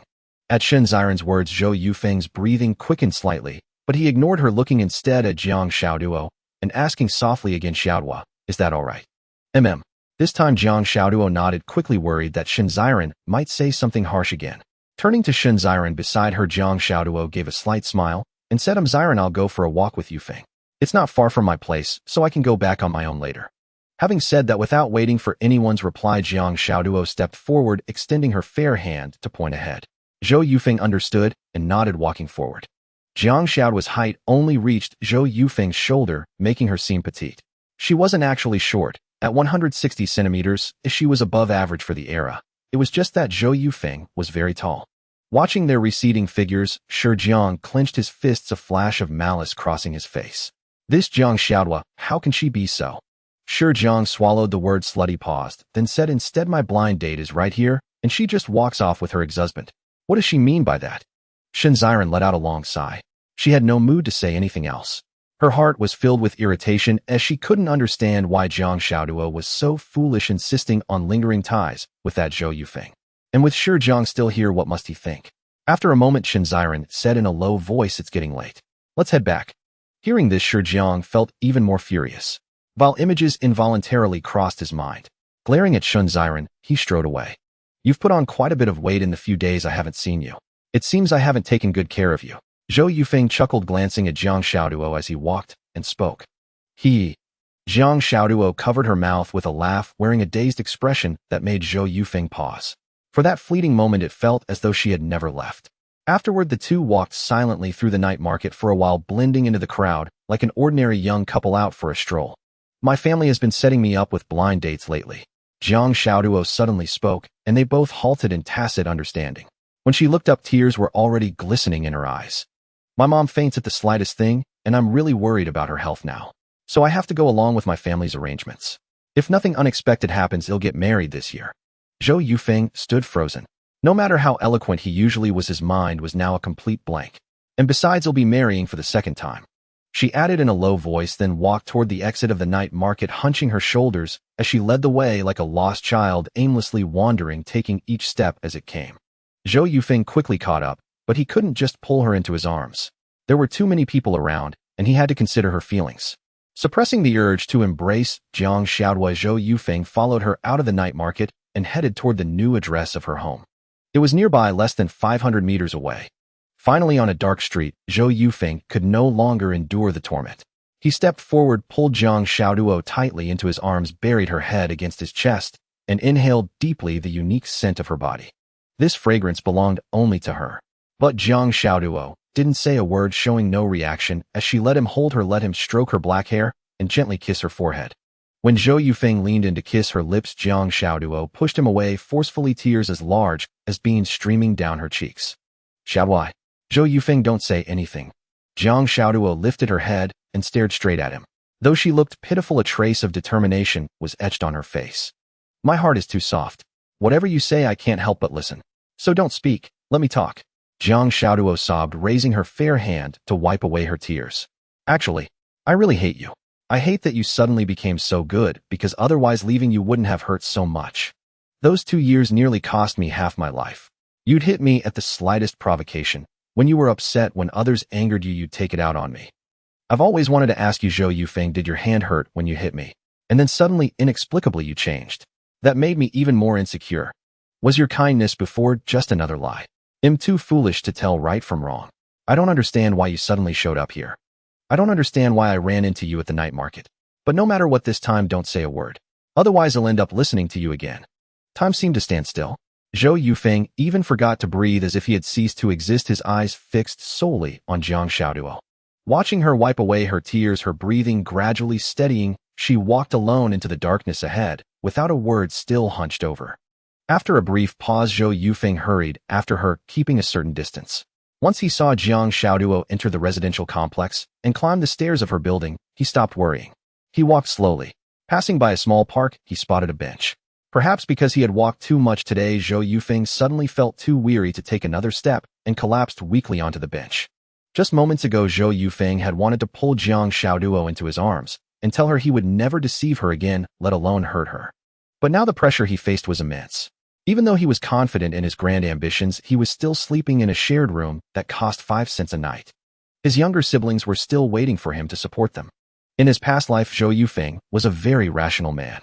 So just now he held himself back. In the world of adults, one must restrain impulses to avoid causing trouble for others. Otherwise, with her being so naive, would he make her break ties with her family again? If Jiang Xian fell ill because of this, how would Jiang Xiaoduo face her family? In an instant, a flood of thoughts passed through Zhou Yufeng's mind, all centered on Jiang Xiaoduo's well-being. In another instant, he felt utterly exhausted and lay down on the bench to sleep. Fortunately, it was only early August, and even at night, Zhihai City was swelteringly hot. In the morning, a melodic tune woke Zhou Yufeng. An elderly man stood in front of the bench holding a radio to his ear, listening to an old song. Zhou Yufeng slowly opened his eyes and sat up. The old man promptly sat down beside him without hesitation. After stretching, Zhou Yufeng got up and left to find some breakfast. Having eaten only a single meal the day before, he was ravenous. You good for nothing. The old man scowled at Zhou Yufeng's retreating figure and muttered a curse. He found a street stall and bought 2 flatbreads to eat. Then he located a worker's compound with a water pump, washed up, and headed toward the city center. Zhou Yufeng had a good sense of direction. After studying the map a few times, he roughly understood the layout of Zhihai City. A few main roads running east-west and north-south. His most pressing task was to find a way to earn some money, otherwise he wouldn't even have enough capital to buy goods from Guanghai. Ideally, he could make a quick profit from foreigners. Zhou Yufeng was confident in both his English and his salesmanship. He knew well the mindset of foreigners visiting China in this era. With the reform policies opening the country's doors to the world, this mysterious land held immense allure for them. They were intensely curious about the strange and exotic items here. So with the cunning mindset of an old fox, Zhou Yufeng took a bus to Zhihai City's antique street. From the 1980s to the 1990s, imitation antiques and old-style items were dirt cheap and had no market. Only foreigners bought them, locals rarely visited. Most large cities set up antique streets primarily to make money off foreigners.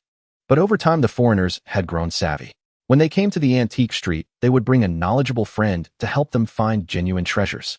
The antique street in Zhihai City was much smaller than its counterpart in the capital. On both sides of the narrow walkway, small vendors sat cross-legged on the ground, spreading cotton rugs beneath them and displaying various old artifacts. These vendors, however, had set up their stalls quite early. Though it was still early morning, both sides of the walkway were already packed, likely due to the competition for prime spots. At this hour, only a scattering of elderly locals taking their morning strolls wandered through, though they rarely made purchases, just nearby residents out for a walk, casually browsing. The vendors paid them little attention. Zhou Yufeng circled the walkway, without a single merchant bothering to greet him. Choosing a vendor with a friendly face and a sizable stall, Zhou Yufeng crouched down and began examining the old items on display. Picking up a thumb ring caked with dirt, he was about to inspect it closely when the vendor's voice rang out with disdain. "Be careful with that. It's from the Ming dynasty." Heh, Zhou Yufeng chuckled. In his past life, he had some knowledge of jade, having collected a few pieces through a friend's introduction. But just by touching this thumb ring, Zhou Yufeng could roughly tell its material.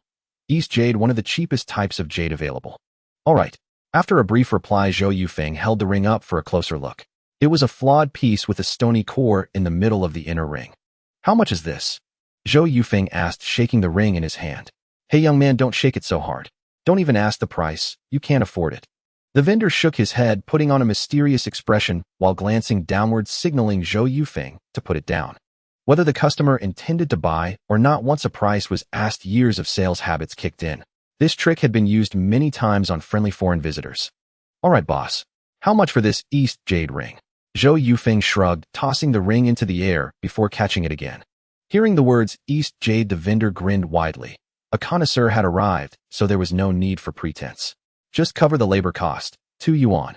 Mass-produced items aren't that expensive. Look at the obvious machine-cut edges." Zhou Yufeng held the ring out toward the vendor. 1 yuan 50, can't go lower. The material itself is worth something. It's still jade. Look at the stony core in the middle. 1 yuan. Fine, 1 yuan it is. The vendor agreed without hesitation, nodding. Such a decisive response left Zhou Yufeng feeling a bit awkward. He had probably offered too much. But there was no taking it back now. He pulled 2 50-cent coins from his pocket and handed them over. "Ha, all right, young man. Come again." The vendor smiled as he took the money. Slipping the ring onto his thumb, Zhou Yufeng held it up to the sunlight. It became translucent, and to someone unfamiliar with jade, it would be hard to tell its true quality. "Boss, do you have a small iron sheet?" Zhou Yufeng asked, taking the ring off. "Yes." The vendor nodded, handing him a small iron sheet used for smoothing machine-cut edges. Taking the iron sheet, Zhou Yufeng began polishing the rough edges inside the ring. He stepped around the stall and crouched beside the vendor. "Brother, how's business usually?" So. The vendor shifted slightly away, clearly not keen on chatting with the young man. "Oh ha." Zhou Yufeng gave a faint smile and fell silent, continuing to polish the ring. Zhou Yufeng worked meticulously, applying even pressure, so his progress was slow. He stayed at the vendor's stall for half an hour without leaving. "Still not done? What, trying to flip this thing?" the vendor said impatiently. "No, it's a family heirloom. I wouldn't part with it." Zhou Yufeng replied with a smile, handing the iron sheet back to the vendor. "Heh." The vendor let out a cold laugh, took the blade, and didn't bother giving Zhou Yufeng another glance. Slipping the ring back onto his thumb, Zhou Yufeng headed toward the alley entrance. "Hey, Du Yuchuan, that young guy's definitely got a screw loose." A nearby vendor pointed at Zhou Yufeng's retreating figure with disdain. All sorts of weirdos these days." Du Yuchuan snorted, then leaned back in his rocking chair, fanning himself as he swayed. By noon, Zhou Yufeng bought a bowl of noodles at the intersection, squatted by the roadside to eat quickly, and then returned to the antique alley. Under the scorching sun, Zhou Yufeng leaned against a willow tree. When thirsty, he would go to a nearby pump for a drink of water. He kept his eyes fixed on the alley entrance. By late afternoon, after the hottest hours had passed, more customers began to arrive at the antique street. But there were no foreigners, just some out-of-town merchants with an interest in antiques stopping by for a look. Few were actually buying. Zhou Yufeng sat idly staring into the distance. Gradually, a tall figure appeared, blonde hair and blue eyes, a foreigner. Zhou Yufeng shot to his feet, brushed the dust off his pants, and strode toward the alley entrance. Accompanying the foreigner were a blonde woman and a Chinese man, who communicated with them in English, his accent thick but understandable. This was likely a friend bringing visitors to hunt for treasures, not the target Zhou Yufeng was after. He scrutinized the foreigner's attire, no designer labels, and his leather shoes were clearly knockoffs. Not a particularly wealthy foreigner. Foreigners who claim not to care about brand name clothes are simply those without money. There's no such thing as innate indifference. Otherwise, luxury goods wouldn't have flourished first in Europe and America. After a glance, Zhou Yufeng didn't follow them into the antique street, but returned to his spot, continuing to wait for a foreigner without a Chinese companion. Once the two foreigners entered, Zhou Yufeng could clearly hear the din from outside. The vendors perked up, standing and hawking their wares. As dusk arrived and the heat finally subsided, the antique street reached its busiest hour. The narrow walkway was packed with several foreigners among the crowd, 7 or 8 in total. Yet Zhou Yufeng remained seated outside the alley, idly playing with a blade of dog's tail grass, weaving it into various shapes. Suddenly, Zhou Yufeng shot to his feet, eyes wide. He quickly brushed the dust off his pants, straightened his clothes, and bent down to wipe his shoes. Two foreigners approached from ahead, clinging to each other with no one else accompanying them. Just the two of them. Two foreigners approached from ahead, clinging to each other with no one else accompanying them. Just the two of them. "Hello, may I ask, is this antique street?" The foreigner spoke Chinese with a heavy accent, smiling at Zhou Yufeng as he inquired. The foreigner was not particularly tall, roughly the same height as Zhou Yufeng. Zhou Yufeng discreetly glanced at the foreigner, disregarding the other clothing brands. The Armani outfit alone suggested this foreigner was wealthy. He can speak Chinese, no wonder he didn't bring a local guide. Muttering to himself, Zhou Yufeng smiled and nodded. "Thank you." The foreigner nodded and smiled back, pulling the blonde-haired, blue-eyed woman into Antique Street. As the pair passed him, Zhou Yufeng quickly followed. "Oh, darling, this is beautiful. Look at the soil on it. What era could it be from?" As soon as they entered the alley, the woman crouched by a stall and spoke in English. "I don't know. China has a long history. These things have weathered the ages. It's incredible." The foreigner crouched down, carefully lifting a small stove. "Hey, be careful, don't drop it," the stall owner exclaimed in panic, pouting with wide eyes fixed intently on the stove. This acting, too over the top. Zhou Yufeng was speechless. These stoves were probably a common household item in every village. Yet the exaggerated acting was surprisingly effective. The foreigner nodded vigorously, speaking broken Chinese. "Okay, you'll be careful, please, rest assured." Holding it in his hands, the foreigner examined it closely, gently stroking it with his fingers. "Darling, I can feel its history." "Let me see." The woman took the stove, examining it just as carefully, shaking her head in awe. "Unbelievable, I'm holding a 1,000-year-old artifact. This feeling is truly magical." "Yes, darling, how about we collect it?" "That's a good idea, but it must be expensive." "No, even if the price is high, it's worth it. And you know, in China these things don't seem to be sold very expensively." "Are you sure?" "That's great." The foreigner paused, cleared his throat, and looked at the stall owner, asking, "How much?" "This one." The stall owner took a deep breath, his expression solemn. "It's an heirloom from my ancestors, hard to part with. They'll cherish it." Seeing the stall owner's attitude, the foreigner quickly spoke, afraid the owner wouldn't sell him the stove. "All right, since you're a foreign friend, if you want it, take it for 1,000 yuan. "What a ripoff," Zhou Yufeng muttered again from the side. He could naturally understand the conversation between the two foreigners and could even identify the American regional accent. In his previous life, Zhou Yufeng's company directly handled business with the United States, so English was his absolute forte. However, upon hearing the price of 1,000, the foreigner didn't hesitate at all. He took a stack of cash from the woman's handbag, all 100 yuan foreign exchange certificates. Foreign exchange certificates were issued directly by the bank with 1979 and 1988 editions. They were legal tender equivalent in value to the Chinese yuan at the time, with the only difference being a maximum denomination of 100 yuan. The issuance of foreign exchange certificates was due to the early stages of reform when the economy was still recovering and the Chinese yuan had not yet been integrated with foreign currencies. It could not be freely exchanged and goods were still scarce. To facilitate overseas visitors and shopping and investing in China, foreign exchange certificates were issued under these circumstances. It was still a form of currency, just with a different design and a maximum denomination of 100 yuan. Compared to the current 10 yuan Great Unity note, it made the 100 yuan certificate seem very valuable. Ordinary residents couldn't obtain foreign exchange certificates, only specific individuals could exchange them. Some foreign invested hotels like the Danton Hotel in Zhihai City only accepted foreign exchange certificates. Even using Chinese yuan wouldn't work there. This made the certificates even more sought after and popular among the public. Staring at the 1,000 yuan certificates, the stall owner's eyes went wide and his body began to tremble. If this deal went through, he wouldn't have to work for the rest of the year. Swallowing hard, watching the foreigner slowly count the money, the stall owner could barely resist snatching it all. Just then a voice drifted from behind the foreigner. With a standard American accent, the speaker was mistaken for an American. "You've been cheated. This thing is fake." Both the foreign man and woman widened their eyes, turning to see the face of a Chinese man. The foreign man hurriedly asked, "What did you say?" "This thing is fake. It's not an antique at all. I have one at home too. If you want, I can give it to you for free." After saying this in a low voice, Zhou Yufeng didn't waste any more words and walked to another stall to avoid the stall owner coming after him if the deal fell through. Thank you, friend. I'm truly grateful. The foreigner shouted loudly in the direction Zhou Yufeng had left. What are you yelling for? Zhou Yufeng frowned, cursing inwardly. Meanwhile, the woman had already put the money away. Seeing this, the stall owner panicked. He looked in the direction the foreigner had shouted, but saw only a bustling crowd with nothing suspicious. By now, Zhou Yufeng had crouched down. The stall owner next to him was none other than Du Yuchuan, who had done business with him that morning. I don't want this stove anymore. The foreigner said coldly. Huh. WHWHY.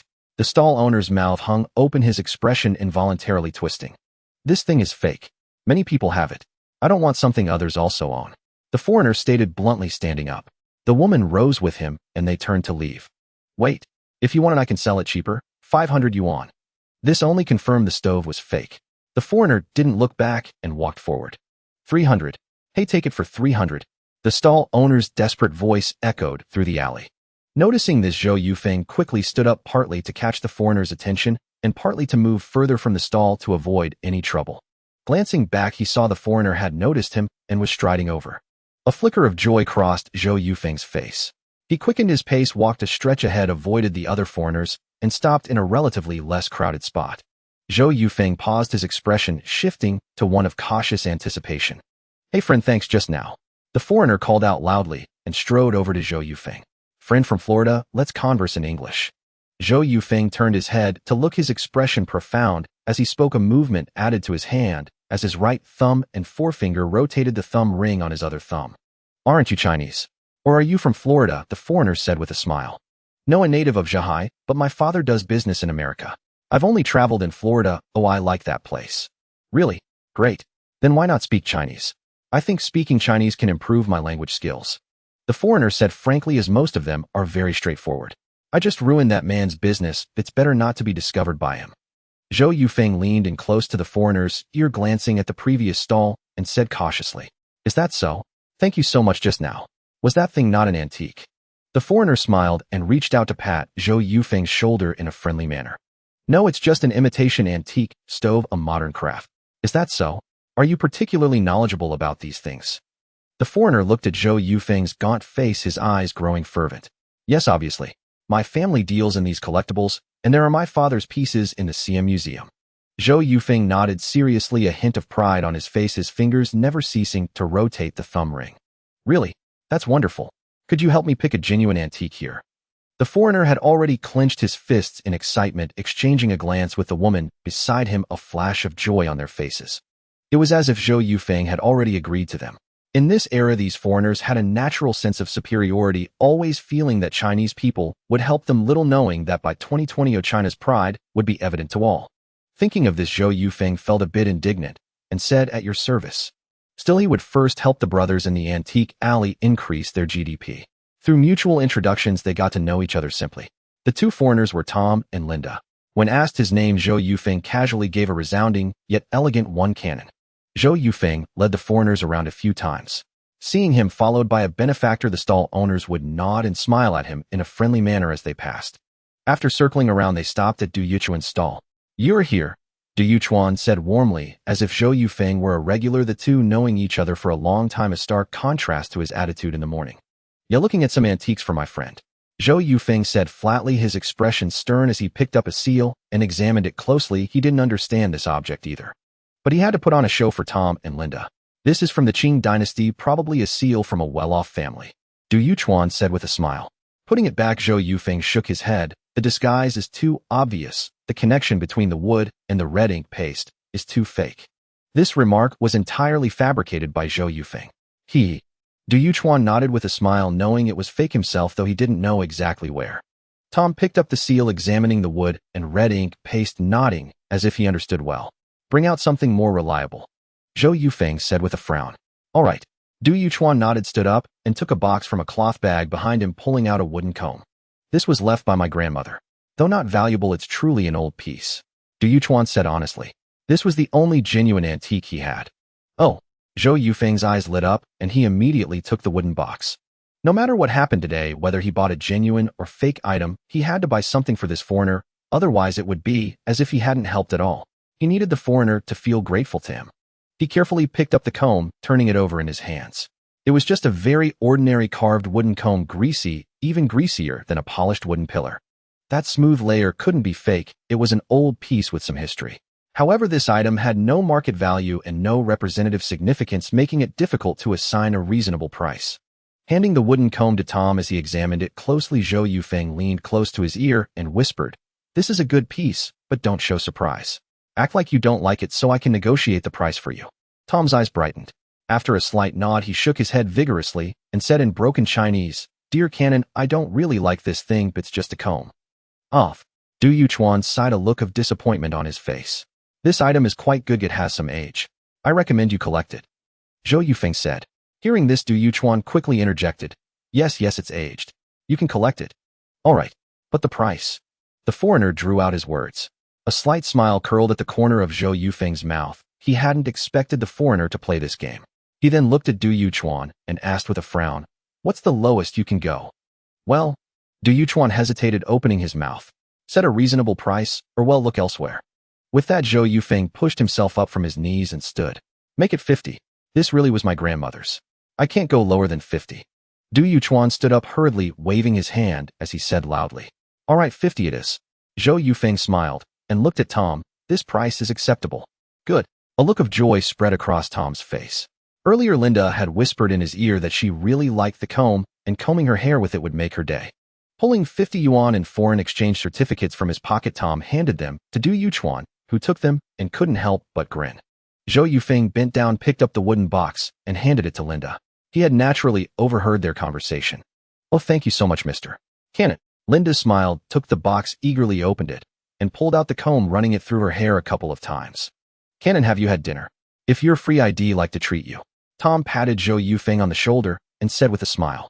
Zhou Yufeng felt a surge of excitement, a slight twitch in his calf. "That's exactly what I was waiting for you to say." Emerging from the alley of the antique street, Zhou Yufeng and Tom walked toward the Zhehai city center. Upon reaching a coin-operated public telephone booth, the three of them halted. Throughout the journey, Zhou Yufeng maintained a habitual gesture, occasionally rotating the thumb ring on his finger. Tom deftly inserted coins into the phone booth and dialed for a taxi. In less than 20 minutes, a yellow minibus sped over and came to a steady halt before them. "Canon, the taxis here look rather odd, but they're quite comfortable to ride in." Tom chuckled, settling into the back seat alongside Linda. "Yes, spacious and practical," Zhou Yufeng replied with a smile, opening the passenger door and taking his seat. "Driver to the Danton Hotel." Tom pointed ahead and exclaimed loudly, "All right, no problem." The driver turned around, nodded, and smiled at Tom and Linda, then swiveled back to start the engine, heading toward the Danton Hotel. The driver's demeanor unsettled Zhou Yufeng, making him feel belittled. "Canon, your cars here have too little power. The engine technology is all outdated stuff we've phased out." Tom crossed his legs, rolled down the rear window of the minibus, and spoke loudly. Zhou Yufeng offered a faint smile, without replying, lowering his own window to feel the cool night breeze. He then turned to the driver and muttered softly, "Step on it." In his previous life around 2020, when Zhou Yufeng traveled to the US on business, he had never encountered condescension. Mutual respect was the norm. Yet now, despite claiming his family ran businesses in the US and positioning himself as upper class, having helped the foreigners considerably, they still acted so arrogantly. No matter how outstanding he was, without a powerful homeland behind him, he couldn't stand tall. Still, fortunately, Zhou Yufeng knew how formidable his homeland would become in the future.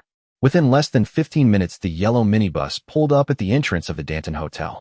The driver asked for 7 yuan, but Tom handed over a 10 yuan foreign exchange certificate and strode into the hotel, leaving the remaining 3 as a tip. Zhou Yufeng couldn't help but marvel. The taxi industry was incredibly lucrative. On a good day, encountering a few foreigners and taking detours could earn as much as an ordinary worker's monthly salary. In the lobby, a waiter approached with a smile to attend to Tom and his companions. Unlike state-run restaurants, this establishment accepted foreign exchange certificates directly and offered far superior service. Tom booked a private room and the 3 settled in. After ordering some Western food, the waiter smiled and withdrew from the room. "Canon, thank you for today.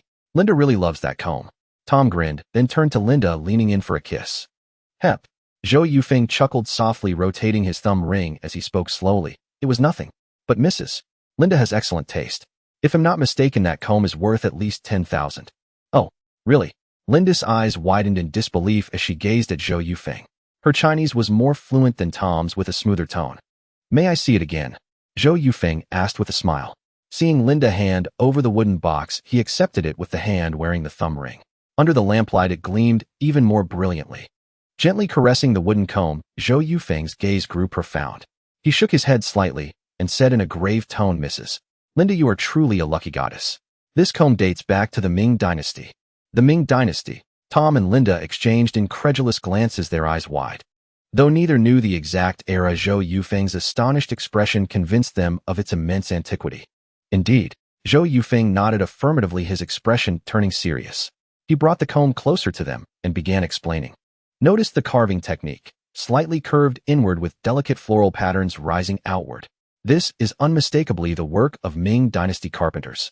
And look at the teeth, uniform thickness from base to tip, a hallmark of the Ming period. Unfortunately, he trailed off, drawing out the word. Unfortunately what? Linda and Tom asked in unison, their eagerness evident on their faces.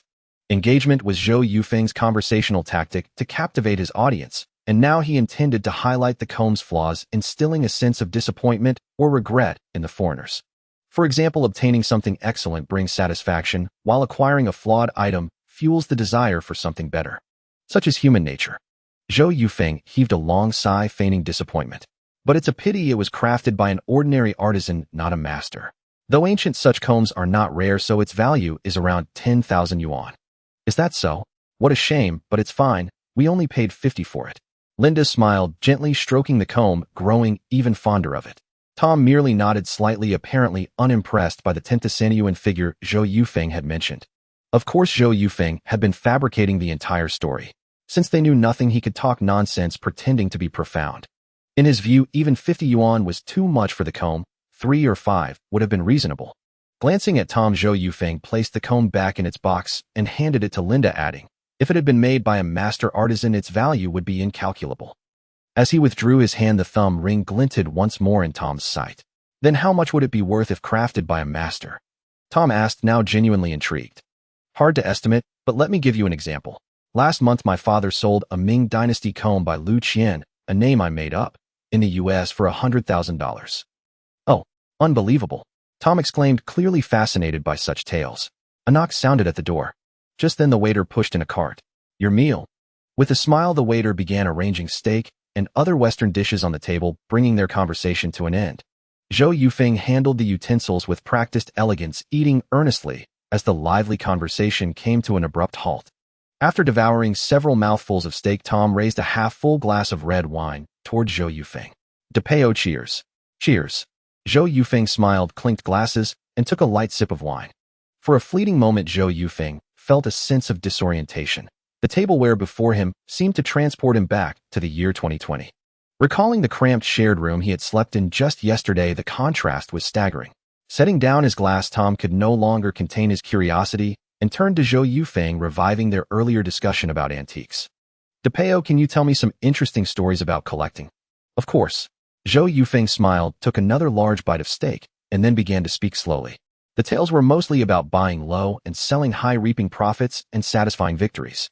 Tom listened intently, bursting into laughter from time to time, and they even arranged to meet again after returning to the United States. Zhou Yufeng even fabricated a home address, telling Tom it was in an old neighborhood in New York, a place he knew intimately. With the prospect of a future meeting, their bond grew closer. That last investment, though not huge, still netted a solid 80,000 US dollars. Zhou Yufeng shook his head with a faint smile, forked the last piece of steak, and ate it, though his stomach still felt empty. Impressive. Tom gave a thumbs up, then turned his gaze to the thumb ring on Zhou Yufeng's finger and casually asked, and this ring, what dynasty is it from? How much did you pay for it? What's it really worth? A barrage of questions followed, mirroring the very sequence Zhou Yufeng had just used when discussing antiques. Where did you find this piece? Which dynasty is it from? Do you know? How much did you get it for? And do you know the final selling price? Tom had already adopted this line of thinking. A man like Zhou Yufeng could master every detail of a conversation. The topic finally landed on the thumb ring. Even if Tom hadn't brought it up, Zhou Yufeng would have steered the conversation there, perhaps with a casual remark about the ring. But Tom's initiative made it far more effective. Zhou Yufeng's heart tightened slightly. He shook his head, gently looked into Tom's eyes, and said flatly, I don't know. You don't know? The answer caught Tom off guard, only deepening his intrigue with the ring. Well, I picked this up from a small village. I couldn't even figure out which dynasty it's from. They'll have to wait until I get back to the States and have some experts take a look. Really? You can't tell either. Then how much did you pay for it? Tom pressed immediately. When it came to the price, Zhou Yufeng had already considered it carefully. It had to be within a range Tom could easily afford, a sum he could part with without a second thought. If he asked for an exorbitant amount and Tom brought in someone to appraise the ring, things could get troublesome. Recalling the small incense burner that had been sold for a casual 1,000, Zhou Yufeng hesitated briefly before giving a conservative answer. I got it for 1,000. Really? May I have a look? Tom said with a smile. Of course, but there's a good chance you'll lose money on this. Zhou Yufeng gave a helpless chuckle and handed the ring to Tom. Lose money? DePeo, you mean even you can misjudge sometimes? It's not exactly a misjudgment. I took a gamble on it. If this really turns out to be a thumb ring from Prince Zhang of the Tang dynasty, its value would be beyond measure. But I've already asked several masters and none of them could identify it. So I'll just wear it myself for now. When I get bored, I'll sell it to a fellow collector. Tom frowned slightly at the word sell, and his interest was piqued. In such casual transactions, the more indifferent the seller seemed, the more the eager buyer wanted the item. Gamble, Tang dynasty value beyond measure, masters couldn't identify. These words echoed in Tom's mind, stirring a surge of excitement. Then can you sell it to me? Tom asked bluntly. Off. Zhou Yufeng drew out the sound, feigning surprise to mask his inner thrill. He took another light sip of wine before switching to English. Did you fully understand what I just said in Chinese? I was just gambling with this. I can't even tell its true value. It might be worth nothing at all. The chance of it being a prince's ring is extremely slim. Zhou Yufeng wore a guileless smile. If you're willing, please sell it to me. I just like this piece the same way Linda likes that comb. Tom replied in English with utmost seriousness. What captivated him was the word gamble. What if it really was from the Tang dynasty? Moreover, Zhou Yufeng gave him a distinct impression. In English, one could describe it as utterly upright and sincere. All right then. There's an old Chinese saying, the happiness of helping others. Since you want it, I can sell it to you. But when we get back to the States, you have to lend me that Mustang. Zhou Yufeng switched back to Chinese. The Mustang had come up casually in an earlier conversation. No problem at all. Tom sat up straight, brimming with excitement, clutching the ring tightly. He turned to Linda. DePeo, thank you so much. You're such a gentleman. Linda smiled, then pulled out her handbag and produced a thick stack of foreign exchange coupons, at least 4,000 or 5,000. Zhou Yufeng cursed inwardly. Damn, I was too conservative. I asked for too little. As Linda counted out 1,000 and handed it over, Zhou Yufeng raised a hand to stop her and said with a smile, in our trade there's a superstition. You can't sell at the original price or it brings bad luck. You'll never make money afterward. Linda and Tom exchanged glances and Linda asked, what does that mean? You have to charge more. And so the grandmother's heirloom thumb ring was sold for a final price of 1100 yuan. Before Zhou Yufeng could even say how much more, Linda straightforwardly added an extra 100 and handed it over. It wouldn't have been right to ask for too much, so Zhou Yufeng reluctantly accepted the 1100 yuan in foreign exchange coupons, selling the thumb ring that had once belonged to his grandmother. After chatting for another 10 minutes or so, Zhou Yufeng took his leave. Linda and Tom were staying at the hotel, and they saw him to the entrance before heading back upstairs. Walking along the nearly empty streets, Zhou Yufeng decided to take a detour past the night market toward Jiang Ziada's home, hoping he might run into her. Even just a glimpse would be enough. It was only 9 in the evening, and as he passed the night market, many street vendors had already packed up and left. Heading west through a dim alley without streetlights, he soon found himself near Jiang Ziada's neighborhood. Xinda residential area was typical of Zhehe City. 6-story buildings with a small courtyard 4 meters wide. Opposite it lay a cluster of uneven courtyards home to about a dozen families. Some of the flat-roofed houses even had their windows patched with special paper. Yet the fusion of these two vastly different architectural styles did not seem jarring. Instead, it exuded a strong sense of everyday life. Zhou Yufeng lit a cigarette and crouched by the roadside, smoking quietly. Today he had suddenly earned a fortune of 1,000 yuan. Though he didn't show it on his face, the joy in his heart was beyond words. Perhaps this was how the great entrepreneurs of the era felt, the same exhilaration. Silently making more than others earned in a year. Such a thrill was indescribable. In his previous life, Zhou Yufeng had grown numb to this feeling of earning money to the point where it was merely a change in numbers. But in this era, the thrill of potentially riding the wave and becoming a leading figure was something he had never experienced before. Zhou Yufeng's emotions were overwhelming, and he began to look forward to whether the future would truly change. He couldn't wait to share the good news with Jiang Xiaodua, to tell her that her man could earn in a single day what others made in a year. And even more, he wanted to tell that naive girl, if possible, to wait for him. Although in a sense Zhou Yufeng had never truly possessed Jiang Xiaodua, and she could be described as a remarried woman, none of that in his eyes was a reason to stop loving her. Crouching there lost in these trivial thoughts, Zhou Yufeng grinned, his mood lifted. Jeti Garden was one of the earliest affluent neighborhoods in Zhihai City, where even some foreign businessmen chose to live. With a gated community structure and security guards at the entrance, such neighborhoods were rare in Zhihai City. Shen Ziren had an older brother who also lived in Jeti Garden in the building opposite hers. After getting married, he had moved there. In one of the rooms at home, 3 girls were huddled on a bed chatting about various things. Xiaodua, that Zhou Yufeng is really persistent. But this time you mustn't be foolish again. You need to keep your distance from him. The speaker was a woman named Jia Peipei, her hair permed into curls. She lay on the edge of the bed, a cigarette held between her slender fingers. After speaking, she took a deep drag and tapped the ash into the ashtray. Jia Peipei was also a high school classmate of Jiang Xiaoduo. After graduation, she didn't go to college and came alone to Zhihai City to find work. Her job search hadn't gone smoothly. Initially, she worked for a while at a braised meat shop. Later, by chance, she encountered a dance hall and fell in love with the atmosphere. With her pleasant voice, she became a singer there. In the eyes of others, Jia Peipei was somewhat looked down upon. But Shen Ziren and Jia Peipei had a good relationship. Shen Ziren's family was very relaxed. Her parents had studied abroad, so they were quite open-minded. She was free to make friends as long as she got along with them. After meeting at the dance hall once, despite having little interaction in high school, they were still classmates. Jia Peipei's easygoing personality helped them grow close over time. Jiang Xiaoduo let out a long sigh and remained silent, her heart becoming conflicted. She had already prepared herself to forget Zhou Yufeng, so why did he have to come to Zhihai City? Shen Ziren frowned. Seeing Jiang Xiaoduo's hesitant demeanor only fueled her anger. With a stern face, she scolded, "Xiaoduo, your indecisive and lingering nature is really annoying." Although it wasn't explicitly stated as a blind date with Shi Jiang, there was that intention. Suddenly leaving with Zhou Yufeng made things so awkward for him. What will people think of you? And of me? Jiang Xiaoduo parted her lips, slightly glanced at Shen Ziren, then lowered her head again, looking utterly wronged, like a child who had done something wrong. Everyone, her family, friends like Shen Ziren, was pressuring Jiang Xiaoduo to quickly find a man with good prospects and marry him, completely cutting ties with the scoundrel Zhou Yufeng. In this era, there was still some injustice. A divorced woman was always subject to gossip regardless of right or wrong. Every day, they pushed Jiang Xiaoduo. Everyone and everything never consulted her, making the pressure unbearable. But everyone meant well for her, and Jiang Xiaoduo couldn't argue. It seemed that only by marrying a man with good conditions could she escape this oppressive life. Shen Ziren frowned deeply, her delicate features expressionless. She was genuinely angry about Jiang Xiaoduo's behavior this time. Sorry, Jiang Xiaoduo whispered after a pause, then looked up at Shen Ziren and slowly added, "Then tomorrow, I'll treat Shi Jiang to a meal tomorrow, just as an apology. Tomorrow won't work. Shi Jiang has to drive his taxi. With such a good job, driving a taxi, I introduced him to you, and you didn't cherish it, always wearing a long face."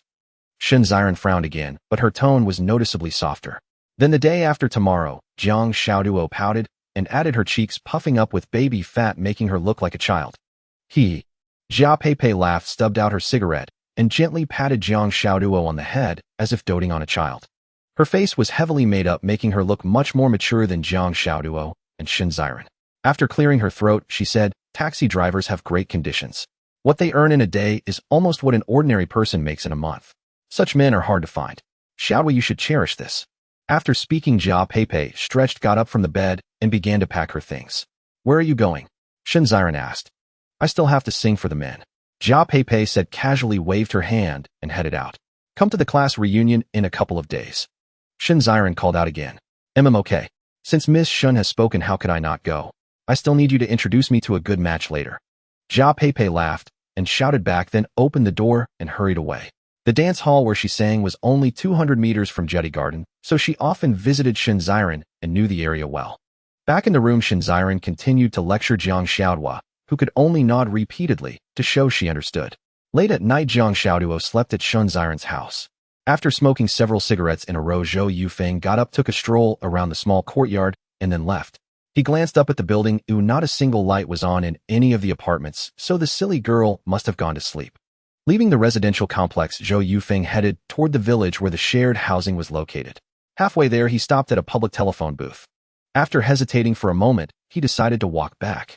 Walking would take about an hour and a half, and the drivers at night always quoted unreasonable prices. Charging 10 yuan for that stretch of road was entirely possible. The main issue was that without a stable source of income, now he still felt a bit uneasy. That kind of profit from antiques could only happen once. Before finding a way to make money, the best thing was to learn how to save it. Sometimes just a few silver coins could resolve countless worries. By the time he returned to the village, Zhou Yufeng was drenched in sweat. He hurried through the alleys, rushing toward the shared housing. On the roadside of a dilapidated wasteland, a long wooden pole held a single light bulb, casting a faint flickering glow. That was where the shared housing stood. Zhou Yufeng strode over quickly. Without even booking a bed, he dashed straight into the yard, pressed the pump, and gulped down cold water. After washing his face, he leisurely walked toward the old man sitting on a chair by the door. Glancing around, he noticed many beds in the shared housing were empty today. Zhu Jun was there too, lying on his bed reading a newspaper. "One bed," Zhou Yufeng said flatly, pulling out 50 cents and handing it over. "Sure, just find an empty bed." The old man took the 50 cents, stuffed it into his pocket, and puffed on his hand-rolled tobacco. He looked up at Zhou Yufeng and nodded. Zhou Yufeng walked toward Zhu Jun. The man who had swapped beds with him the day before was still lying next to Zhu Jun. When he saw Zhou Yufeng approach, he grinned. "Brother, want to swap beds again?" "Swap," Zhou Yufeng said with a smile. The man stood up quickly, grabbed a few pieces of clothing from the bed, and moved. Zhu Jun also noticed Zhou Yufeng. Seeing him come over, he set the newspaper aside, turned over, and prepared to sleep. "Coming back so late. Where were you working?" The man chuckled and started chatting with Zhou Yufeng. His name was Gao Feng, around 35 years old. He was from Lujin City, very close to Zhou Yufeng's hometown, and worked as a bricklayer at a construction site, earning 2 yuan a day. After a few casual remarks, Gao Feng waved his hand and turned to walk toward another bed. His bare upper body with its dark, weathered skin exuded a certain ruggedness. "Oh, that feels great." Zhou Yufeng lay down on the bed, letting out a comfortable groan. Last night he had slept on a hard bench and his neck was still sore. Seeing Zhu Jun turn away, Zhou Yufeng patted him twice on the shoulder. "What's the matter, squad leader? Going to sleep just because I'm back?" Zhou Yufeng said nonchalantly. He understood Zhu Jun's attitude perfectly well. He was on Shun Ziren's side and simply disliked him. "I have work tomorrow. It's Monday and I'm tired, so I'm going to sleep first," Zhu Jun muttered, pushing Zhou Yufeng's hand off his shoulder. "Just one thing. Who was that man walking next to Xiao Duo last night?" Zhou Yufeng pulled out a cigarette and lit it. Gao Feng was sleeping 3 beds away from him. He gestured to Gao Feng and tossed his cigarette pack and matches over. Zhu Jun's breathing grew heavier. He didn't answer immediately. After Zhou Yufeng pushed his shoulder a few more times, he sat up, impatiently glaring at Zhou Yufeng with displeasure. "Zhou Yufeng, what does it have to do with you who the man beside Jiang Xiaoduo is? Aren't you overstepping your bounds? I don't know why you came to Zhihai City, but if you're still planning to pester Jiang Xiaoduo and won't let her go, her family and classmates won't just stand by and watch her be bullied. They won't make things easy for you either." After saying this, Zhu Jun's face was flushed red, his breath ragged, and his fists clenched as if he was ready to strike. But Zhu Jun was rather thin, seeming even friendlier than Lu Naiqiang. Zhou Yufeng took a deep drag of his cigarette, looking somewhat nonchalant and roguish. In this era, his demeanor was the most despised. "You said all that, but who exactly is that man?" Zhou Yufeng asked lightly, clearly unfazed by Zhu Jun's words. He tilted his head, looking at him, cigarette between his fingers, brows slightly furrowed. The very picture of a thug. "You." Zhu Jun spat out a single word. Zhou Yufeng's attitude filled him with disgust. After staring for a few seconds, Zhu Jun said scornfully, "His name is Shi Jiang. He drives a taxi. What do you have Zhou Yufeng to compare with him?" "Shi Jiang. A taxi driver." Zhou Yufeng gave a light laugh, committing the name to memory. He said nothing more, stretched, lay down on the bed, and closed his eyes. Sigh. Looking at Zhou Yufeng, Zhu Jun let out a sigh, then lay down too. He took off his glasses, placed them in their case, and tucked it under his pillow. He felt sorry for Jiang Xiaoduo. Such a good catch, so beautiful. How could she have married a man like Zhou Yufeng? It nearly ruined her entire life. Dwelling on these thoughts, Zhu Jun gradually fell asleep. At dawn, sunlight spilled warmly across Zhou Yufeng's face. Zhou Yufeng had slept like a log. When he woke up, Zhu Jun was already gone. Most of the people in the shared housing had left. After packing up and quickly washing up at the pump, Zhou Yufeng hurried out of the yard and headed for the train station. Zhou Yufeng planned to go to Guanghai today. With the 100 yuan and foreign exchange certificates on him, if he bought some cheaper flared pants or jeans wholesale, he could get a decent quantity. If that didn't work, he could also wholesale other items like small things such as hair clips. Though cheap individually, once the volume picked up, the profit margins were enormous. As the saying goes in the 1980s, a look to Guanghai. Whether it was the clothing wholesale market or the agricultural market, it was among the best in all of China. Thanks to its superior geographical location, it also had the largest import and export trade, making both its clothing and other goods the most fashionable. Among the earliest self-employed individuals, a large number went to Guanghai to stock up. The scene there was a world apart from the tranquility of Zhihai City. Walking quickly out of the village, Zhou Yufeng bought a ticket as usual and waited for the trolleybus, the kind with overhead wires now phased out in many cities and rarely seen. Zhou Yufeng. Suddenly a clear voice sounded beside him. Zhou Yufeng turned to look. It was Gao Feng, the man from the shared housing. Which construction site is so laid back that you haven't gone yet? Hire me too, Zhou Yufeng joked with a smile. No, I'm owed 2 months' wages. Today I'm going to ask for my pay, Gao Feng said flatly, his voice tinged with sadness, though he still bared his teeth in a smile. Zhou Yufeng frowned slightly, nodded, and didn't ask further. Before long, the trolleybus rolled in slowly, its long overhead wires stretching above. The train from Zhihai City to Guanghai City requires 2 transfers and takes a total of 15 hours to arrive. Zhou Yufeng's journey went smoothly. He managed to buy tickets without much waiting time during the transfers. After a long and tiring journey, he arrived at Guanghai City's train station, which was already 1 o'clock in the morning.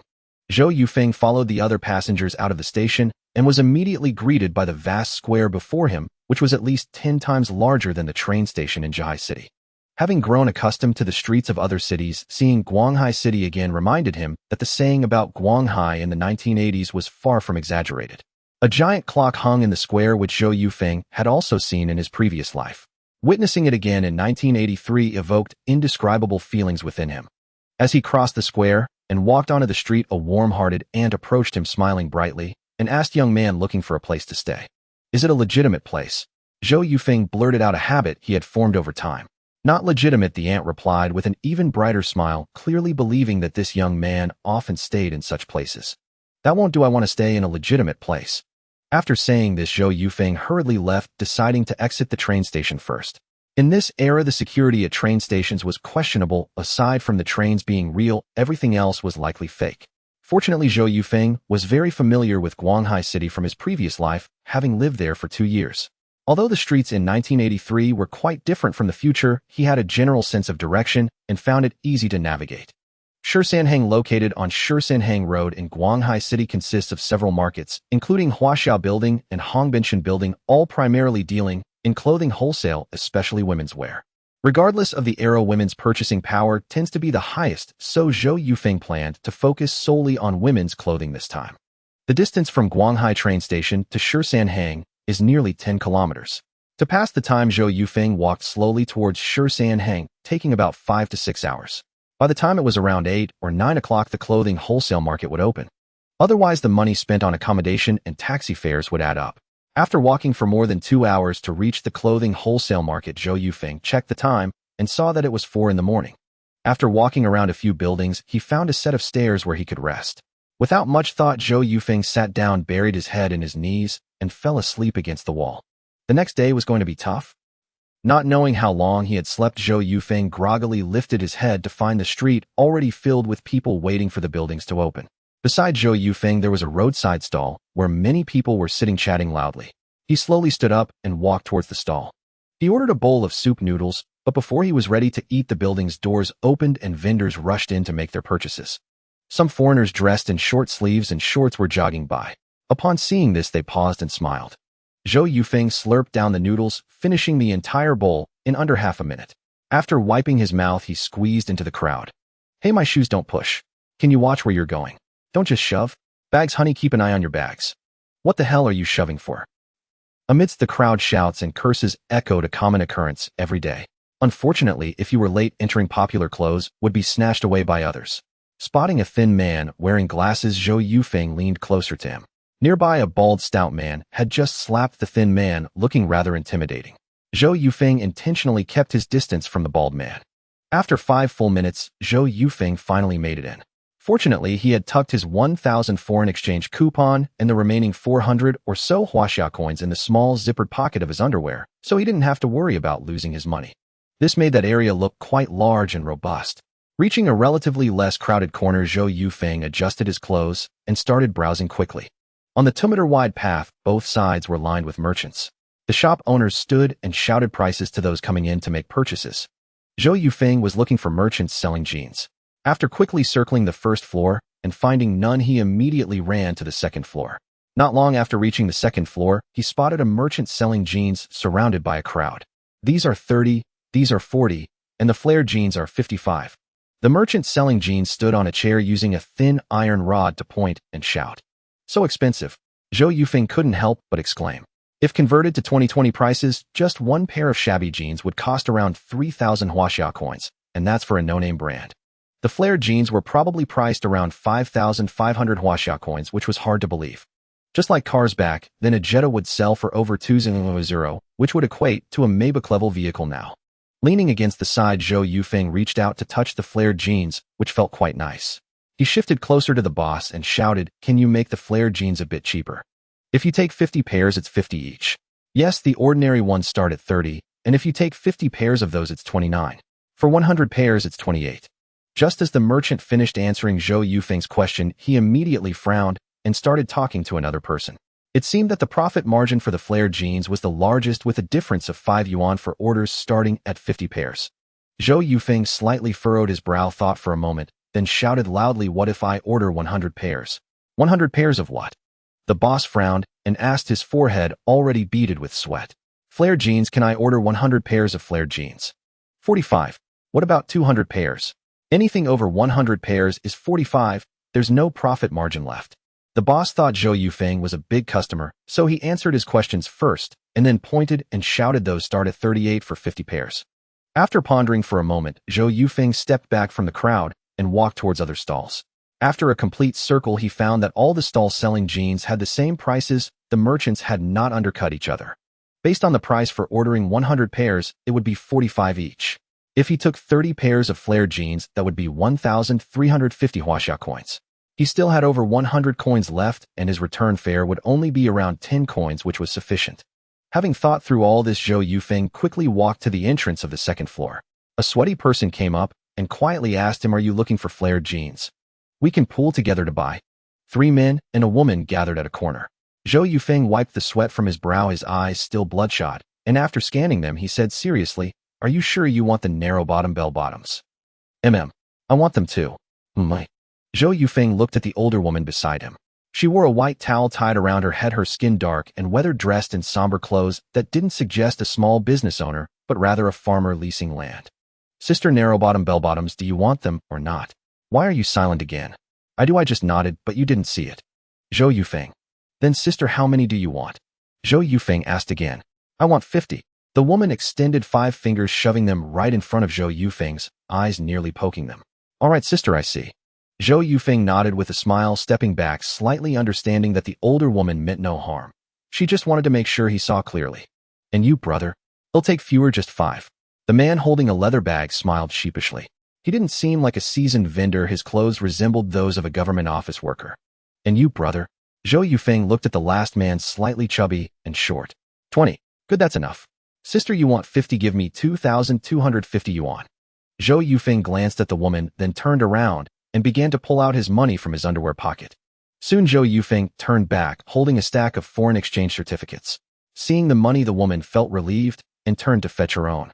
The 2 savvy vendors, almost in unison, placed their money in the same spot. "Yours." Zhou Yufeng looked at the 2 men, urging them. "Oh." The man, who looked like a government cadre, reacted first, grunting in acknowledgement, before pulling money from his inner pocket and handing it to Zhou Yufeng. After organizing all the money, Zhou Yufeng quickly counted it. Confirming the amount was correct, he nodded to the 3 and headed toward the vendor. The woman stepped forward and tightly grasped Zhou Yufeng's arm, afraid he might escape. "Boss, narrow-bottom bell-bottoms, give me 105 pairs." Zhou Yufeng raised a stack of money and shouted, instantly drawing the attention of bystanders and the shop owner. Zhou Yufeng deliberately exposed a 100 yuan foreign exchange certificate on top. The sharp-eyed shop owner noticed immediately. Taking foreign exchange certificates was a sweet deal.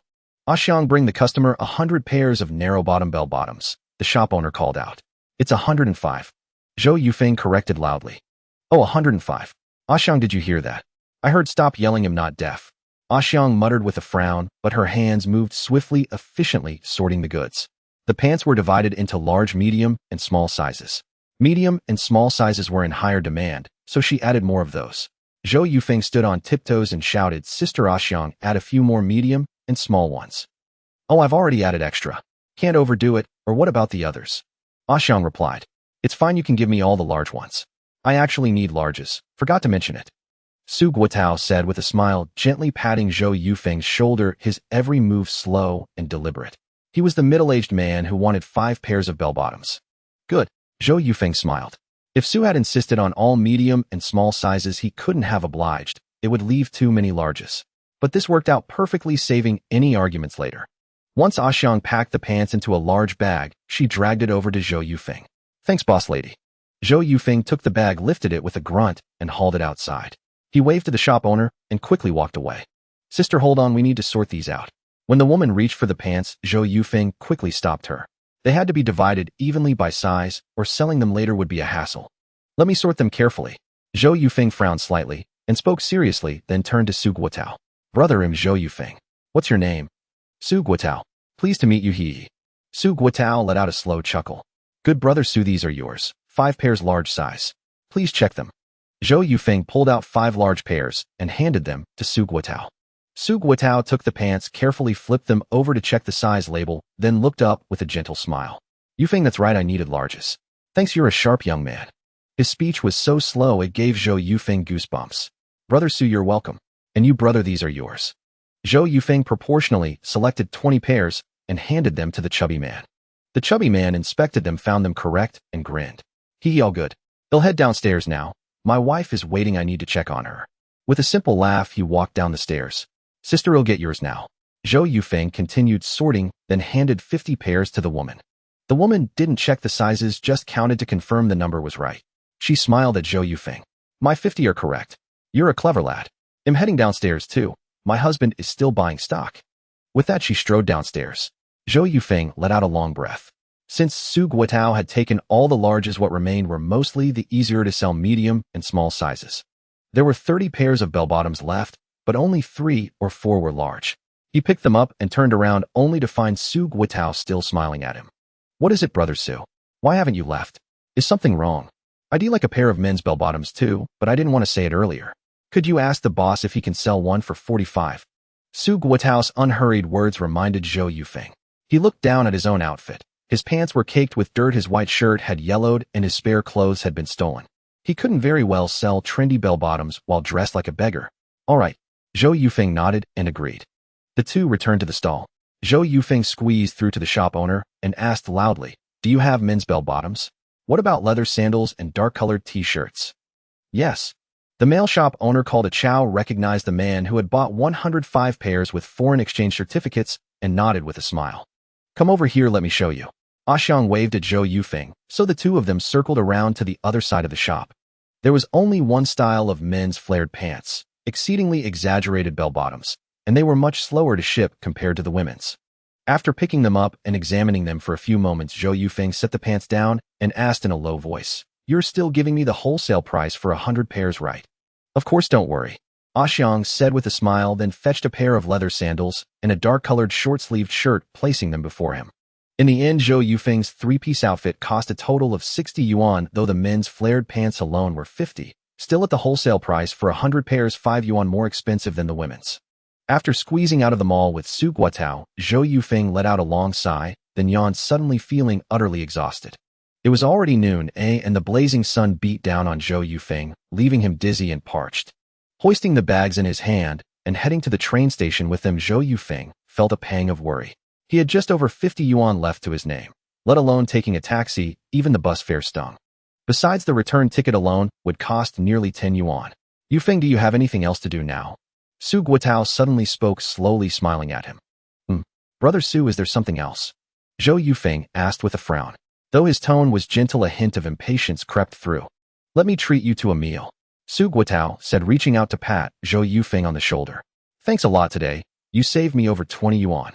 Sure, brother Su, let's go. Where to?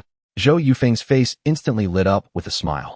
He draped his arm over Su Guotao's shoulder and headed toward the food stalls up ahead.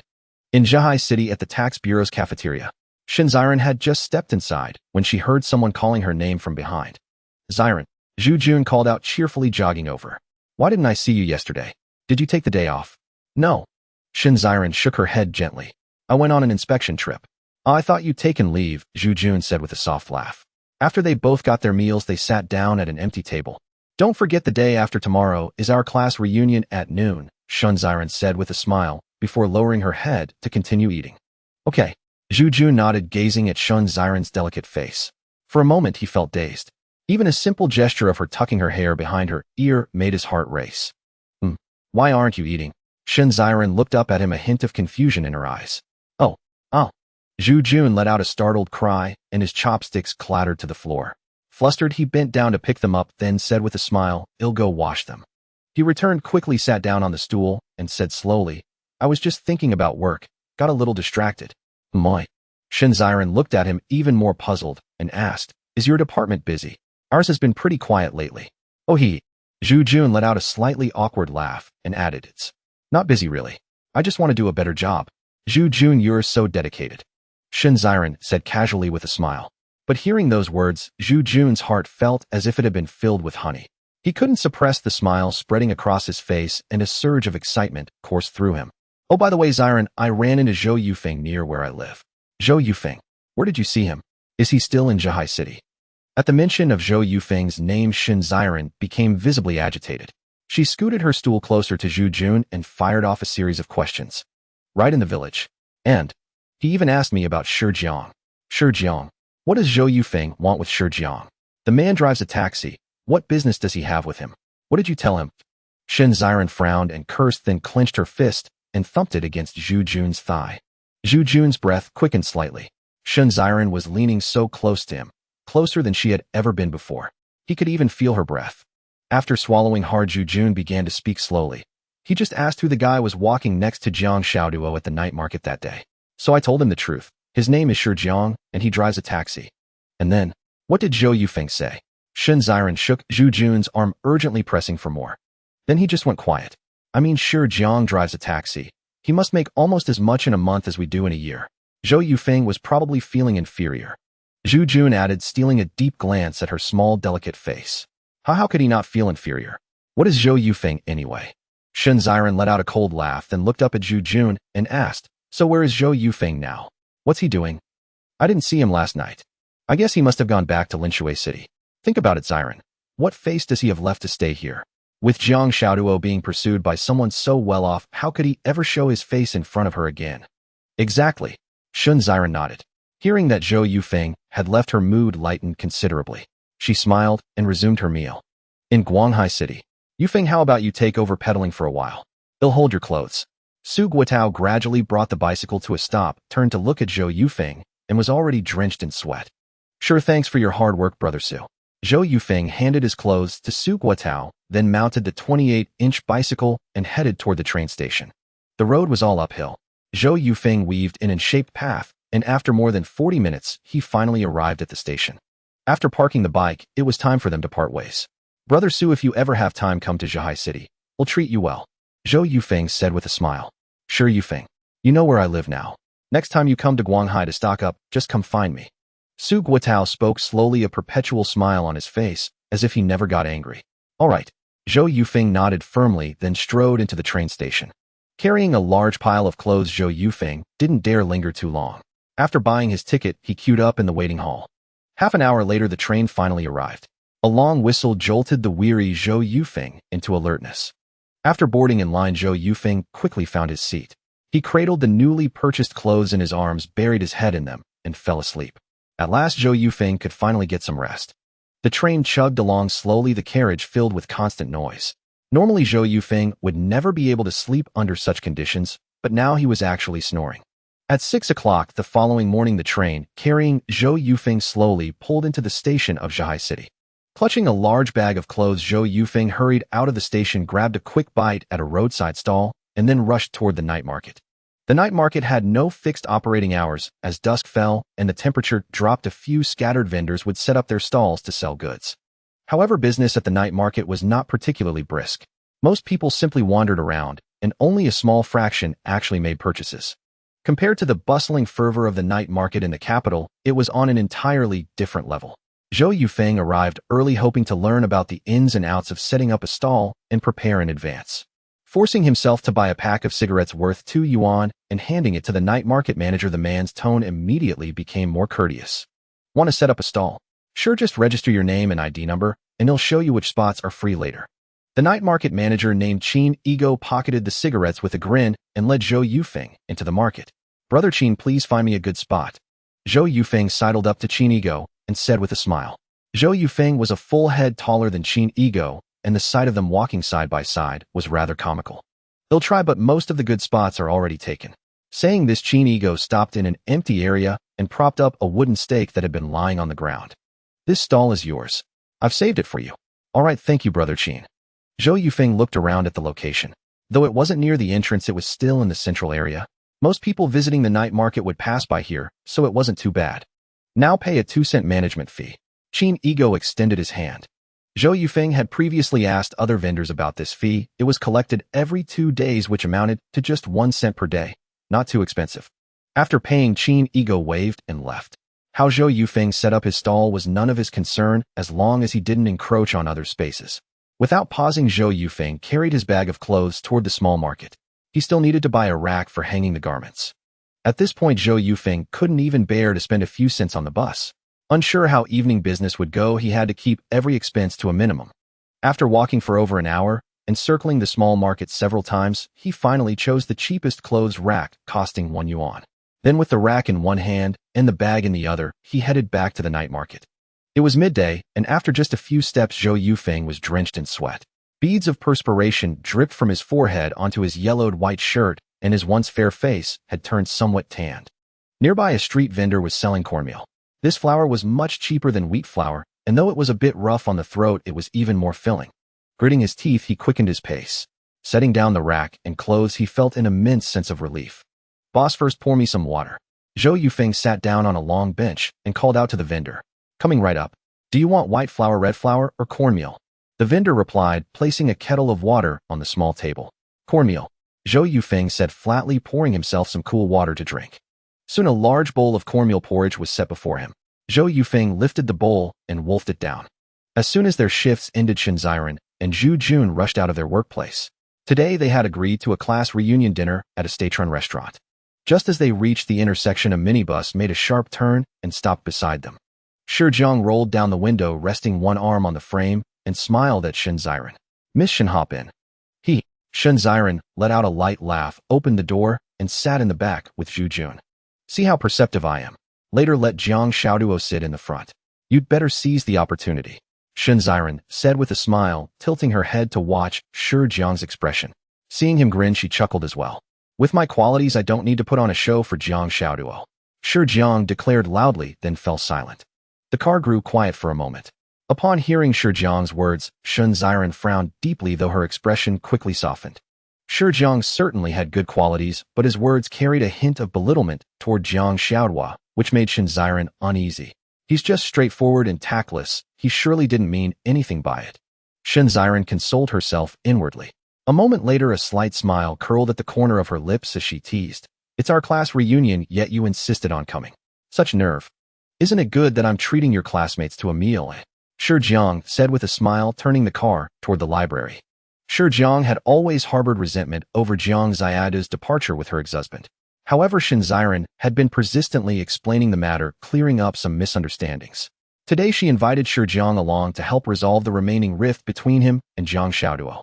With that teasing remark, Shen Ziren had hoped to hear Shi Jiang say something like he wanted to see Jiang Xiaoduo. As for treating them to a meal, that was hardly necessary. Shen Ziren let out a soft laugh, rolled down the window, and gazed outside. Shi Jiang's earlier words had dampened her mood considerably. Jiang Xiaoduo had once promised to personally invite Shi Jiang out for a meal to explain things, but she later backed out, which had annoyed Shen Ziren for quite a while. During the short drive, Zhu Jun kept stealing glances at Shen Ziren. Whenever she made the slightest move to turn her head, he would immediately look away. Soon they arrived at the library. Jiang Xiaoduo had already changed clothes and was waiting by the roadside. Spotting the license plate number 411A, she clenched her fists, slightly a wave of nervousness washing over her, especially since the passenger seat was empty. The car pulled up beside Jiang Xiaoduo. She opened the door and got in, muttering a low thank you to Shi Jiang. Sorry for the trouble, having you come all this way to pick me up. No problem. Shi Jiang replied with a smile, said nothing more, turned the steering wheel, and headed toward the Statron restaurant. After Shinziren and her group arrived at the Statone restaurant, Ja Pepe and the others were already waiting for them at the entrance. Parking the car, Shinziren and her companions got out and quickly walked over. "Sorry I'm late again," Shinziren said with a smile, taking Ja Pepe's hand. It's fine, I just got up anyway." Ja Pepe yawned and said softly, "Let's go, we'll talk inside." The man who spoke was Li Datsai, even plumper than Fu Dahai. After the college entrance exam, he moved to Zhihai City with his family and contracted a grain and oil shop. Over the years, business had been thriving, and he had already joined the ranks of the 10th Sanduyuan households. Slowing his pace slightly, Li Datsai walked side by side with Shijiang. "Brother, sure, have a cigarette." Li Datsai smiled, pulling out a pack of cigarettes and offering one to Shijiang. How's the family business lately? I heard you got a color TV." Shijiang smiled, took the cigarette, and put his arm around Li Dekei's shoulder. Earlier, Shijiang had gotten to know Shinziren's classmates in Zhihai City through her. "Just a small color TV, nothing compared to you." Li Datsai patted Shijiang's arm as they walked toward a small private room. Besides Li Datsai and Ja Pepe, there were also Bai Qiuyue and Tian Liangliang. Tian Liangliang's family had originally wanted to arrange a job for him in Linshui City, where things would be more convenient. But due to a quota shortage in Linshui, he was temporarily assigned to Zhihai City with the promise of a transfer back when an opportunity arose.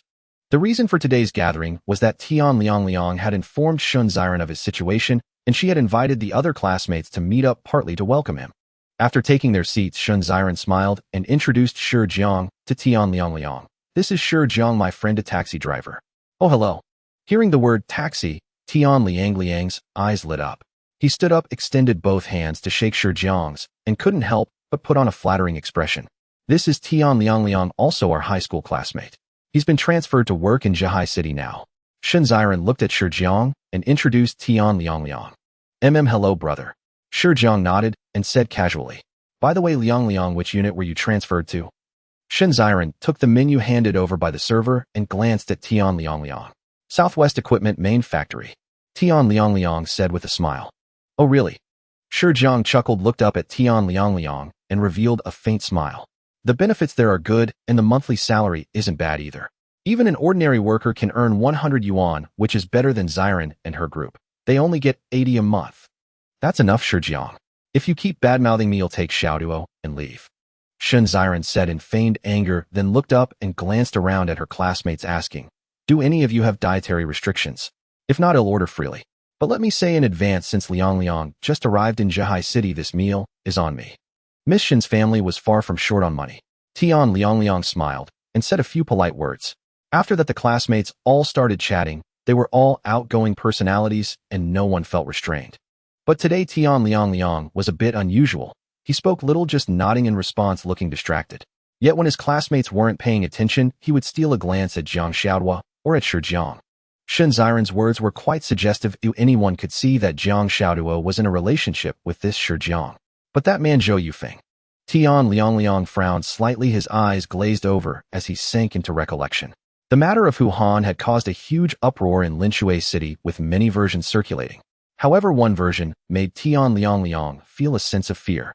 That version was that the evidence against Hu Han wasn't actually found by Kang Jinzhong, but by the son of the couple who died in the accident at the Linshui steel plant. And that person was Zhou Yufeng. At first, Tian Liangliang didn't believe it. One afternoon, while shopping with Zhang Zirwei, Fu Dahai, and the others, he casually mentioned the rumor. But the expressions on Zhang Zirwei, Fu Dahai, and Li Xiaomai's faces changed dramatically at that moment, as if a huge secret hidden in their hearts had suddenly been exposed. Finally, in Zhang Zirwei's room, Tian Liangliang heard the complete story of Zhou Yufeng. Everything he had done. From the very beginning, acting in front of Hu Han step by step, orchestrating the entire course of events, and finally delivering them to prison himself. How he called Zhang Jinzhong, how he analyzed the whole situation with the police. All of it, every single matter, was beyond belief. And that man Zhou Yufeng was so utterly unfamiliar. Tian Liangliang looked up at Jiang Xiaoduo again, desperately wanting to ask her, "Do you know about all of Zhou Yufeng's deeds?" "Liangzi, what are you staring at Jiang Xiaoduo for? Eat up," Zhu Jun said with a laugh. "Oh." Tian Liangliang smiled, pulling his thoughts back, picked up his chopsticks, and casually took a few bites of the dishes. "Liangliang, you can't be thinking of making a move on Jiang Xiaoduo. She's dating brother Shi." Li Datsai teased loudly, then burst into laughter. The others also chuckled lightly, but Tian Liangliang didn't laugh. and neither did Jiang Xiaoduo. I wouldn't dare. Tian Liang whispered so softly that no one heard. Frowning slightly, Jiang Xiaoduo wanted to stand up and retort, but then like a deflating balloon, the impulse vanished instantly. What was the point of retorting? What meaning was there in choice? Sometimes Jiang Xiaoduo even entertained the thought of just marrying someone, as everyone said since life was nothing but torment anyway. By the way, Liangzi, where are you staying tonight? Zhu Jun suddenly asked. Tian Liang sat their head down, saying nothing. Hey Liangzi, what's with you? I'm asking you a question. Zhu Jun laughed, called out loudly, and tossed a peanut at him. Huh? Tian Liang looked up in a fluster at Zhu Jun, asking dazedly, Monitor, what is it? What's wrong with you spacing out like that? I'm asking if you have a place to stay in Zhihai City. Zhu Jun asked. Yes, the Southwest Equipment main factory arranged a dormitory for me. It was all set when I reported in this morning. Tian Liang said in a low voice. Really? I'm so jealous. We have to wait another half-month for our dormitory. Zhu Jun exclaimed, putting on a look of despair. All right, let's eat. Shall we, you two? Shen Ziren said, picking up a chicken leg and placing it on Jiang Xiaoduo's plate. Oh, Jiang Xiaoduo nodded, took the chicken leg, and took a small bite. After that, the classmates all dug in, heartily chatting and laughing from time to time, the atmosphere very pleasant. Suddenly, Tian Liang spoke up. Do you all know that Hu Han has been sentenced to death, and Hu Xiaoshan got 3 years? Everyone froze, staring at Tian Liang. The matter of Hu Han had already spread among the classmates. Hu Xiaoshan's father, Hu Han, had purchased inferior products that indirectly caused the death of Zhou Yufeng's parents. At that time, Jiang Xiaoduo and Zhou Yufeng were still husband and wife. This incident was personally investigated by Kang Jinzhong, the director of the Linshui steel plant. Even the minor details were known, for the impact of Hu Han's affair was far too great. After a brief silence, Shen Ziren said, We all know about it. Let's not dwell on that. Let's talk about something lighter. She wished to avoid any topic concerning Zhou Yufeng, especially with Jiang Xiaoduo present. It was simply too awkward. All right. Tian Liang nodded and shook his head with a wry smile. He had lost his composure for a moment just now and also wanted to keep Zhou Yufeng's story to himself. Hearing that Zhou Yufeng was also in Zhihai City, a selfish thought struck him to forge a close bond with Zhou Yufeng, and only himself. Tian Liang always felt that Zhou Yufeng was certainly no ordinary man. After the meal, the group headed to the cinema, then planned to visit Jia Peipei's song and dance troupe to hear her sing, and afterward take Tian Liang to explore the night market.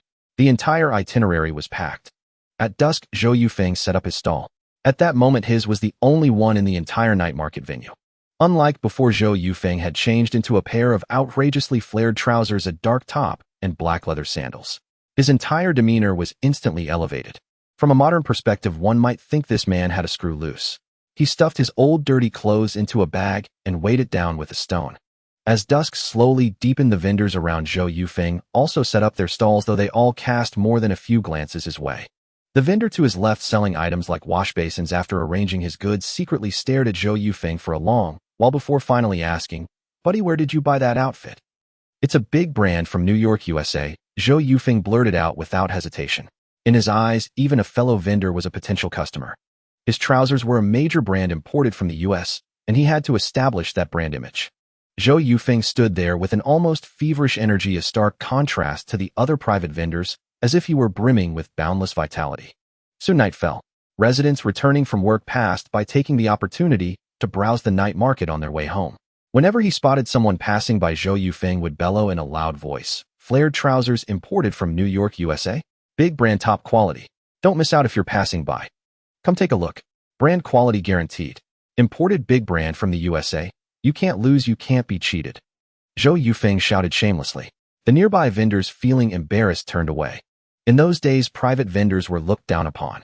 A common saying was, decent folks don't do this kind of work. But Zhou Yufeng was utterly unabashed, exuding an air of pride in being a private vendor.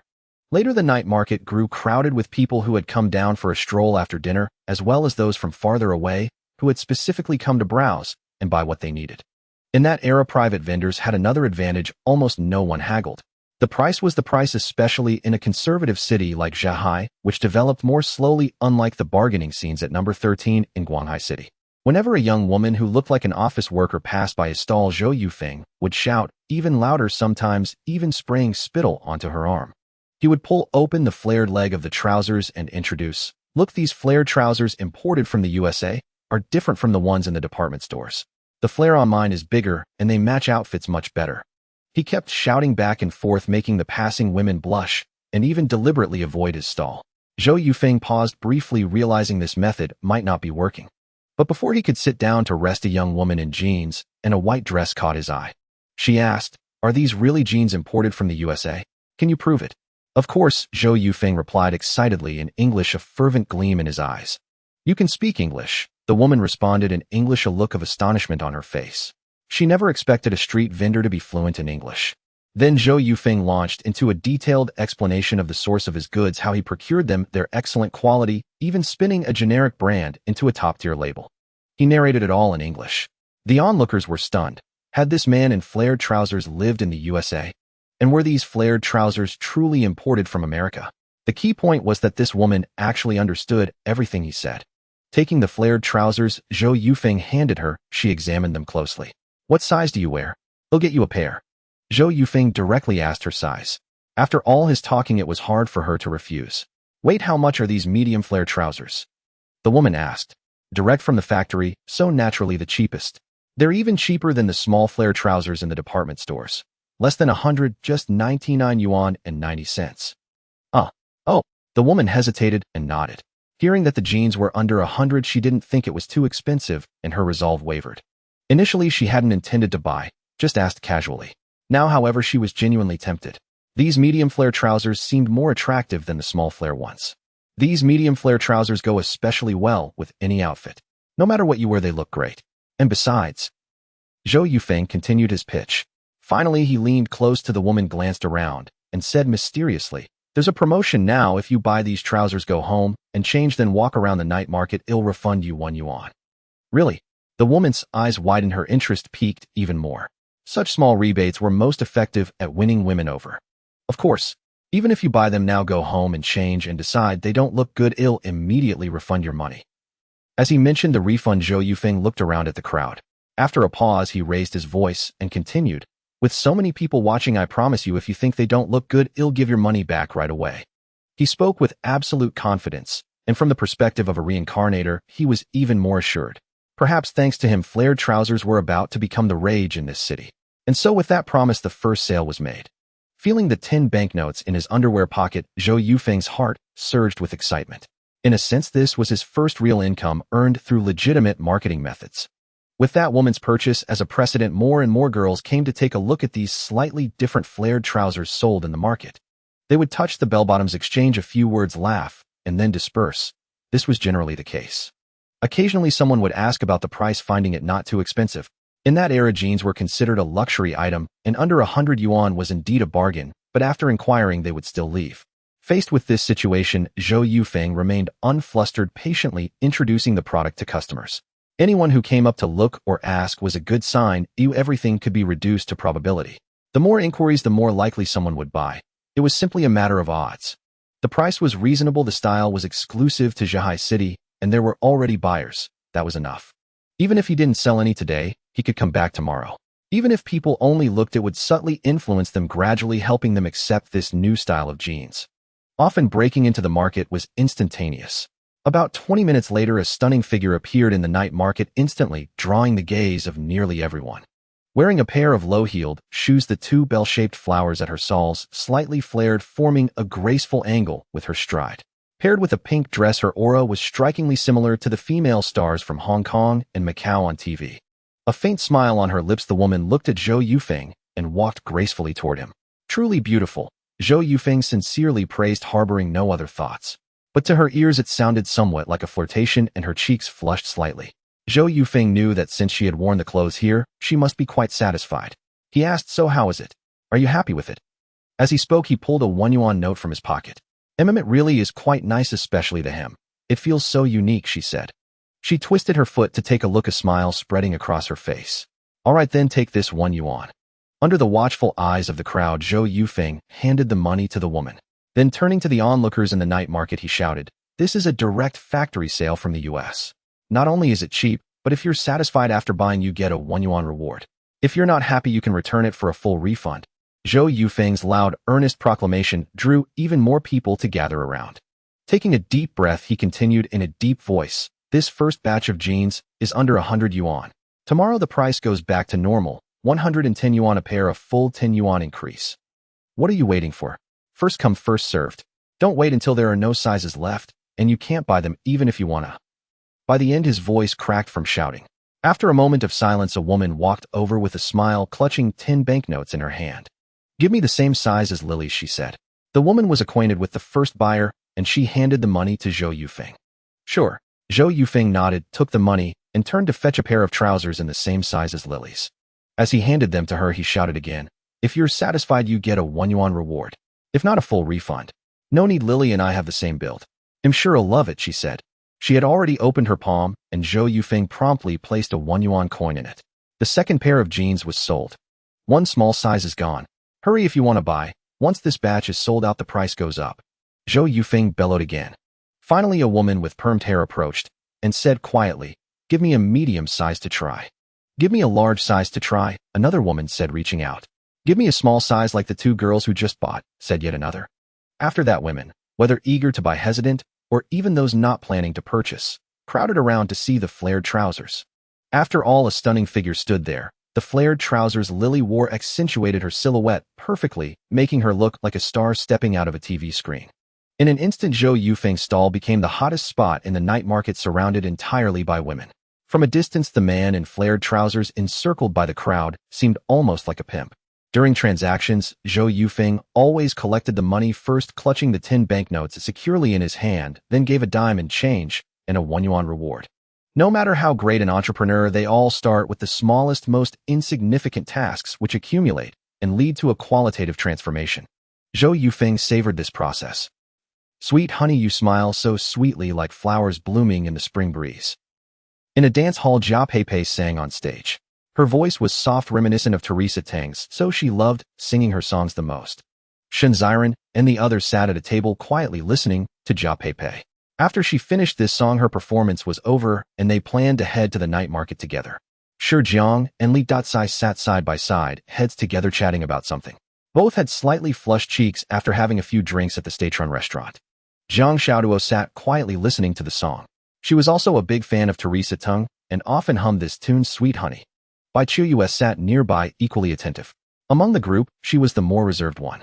Soon Jia Pei finished her song, quickly changed backstage, and rushed out eagerly. Let's go, I'm done, Jia Pei said with a smile, waving to the group as she headed for the door. But before she could take 2 steps, a hand suddenly reached out and grabbed her arm. Pei, where are you off to in such a hurry? A burly man stood up, leering at her with a lascivious grin. Brother Wang, I have something to attend to. I need to go, Jia Pei forced a smile, speaking nervously. What's so urgent? Come keep me company for a while. The man yanked her hard, pulling her into his embrace. Zhu Jun and the others widened their eyes, but dared not utter a word. All right, Chief Wang, don't harass our girls, a middle-aged man said, standing up with a frown. He was the owner of the dance hall, Lu Wuzi. Haha, just joking with Pei. Chief Wang chuckled, immediately releasing her. Jia Pei nodded to Lu Wuzi in gratitude, then turned and walked out of the dance hall. Shen Ziren and the others quickly followed. The distance from the cabaret to the night market was not far, merely 2 kilometers. Shen Ziren and her companions strolled along the street, heading toward the night market.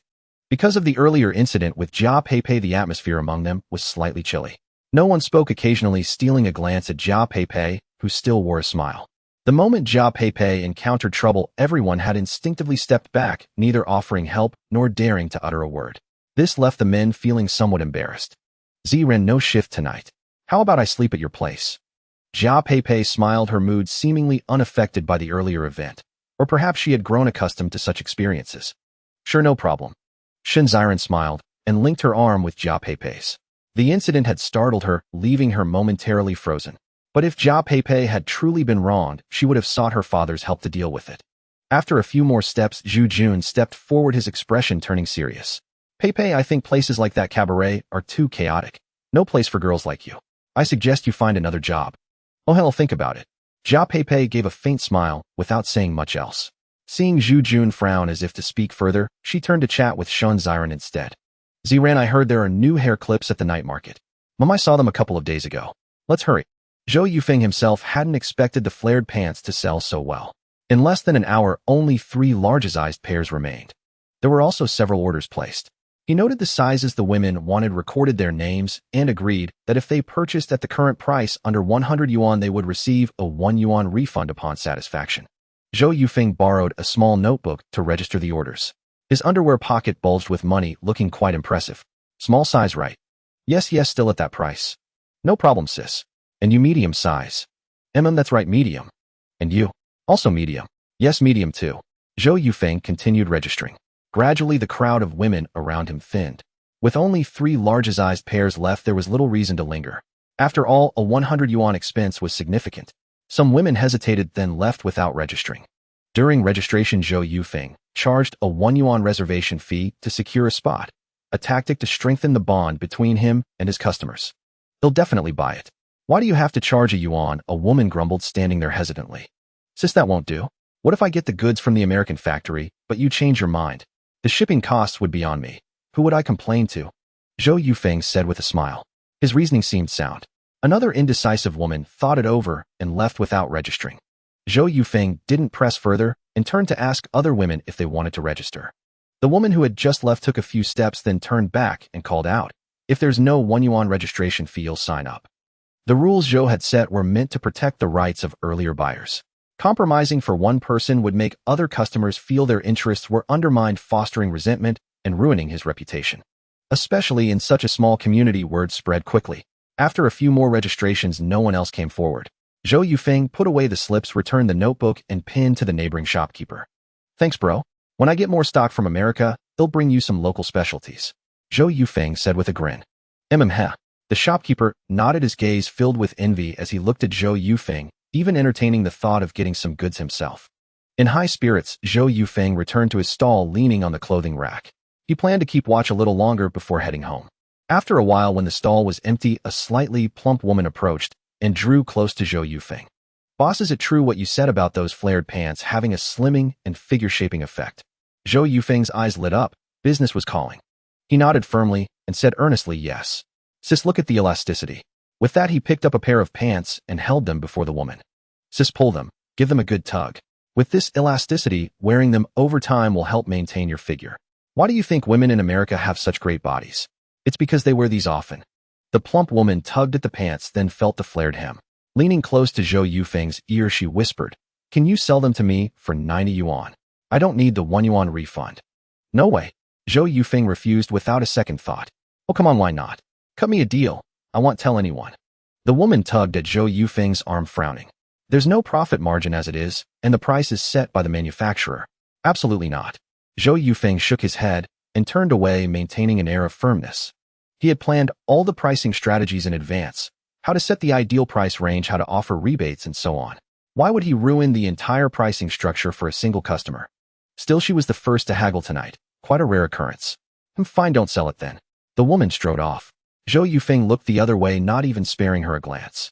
But not long after, the plump woman returned. Approaching Zhou Yufeng with some irritation, she said, fine, 100 yuan it is. You're too rigid, kid. You'll never make it in business. Coming right up, sis. I'll get it for you. Zhou Yufeng's face broke into a bright smile. He didn't care about her complaints. Only 2 large-sized pairs remained. If he stayed a bit longer, he might sell them all, or at least get a few more registrations. Ziran, the hair clips are over there. Let's hurry.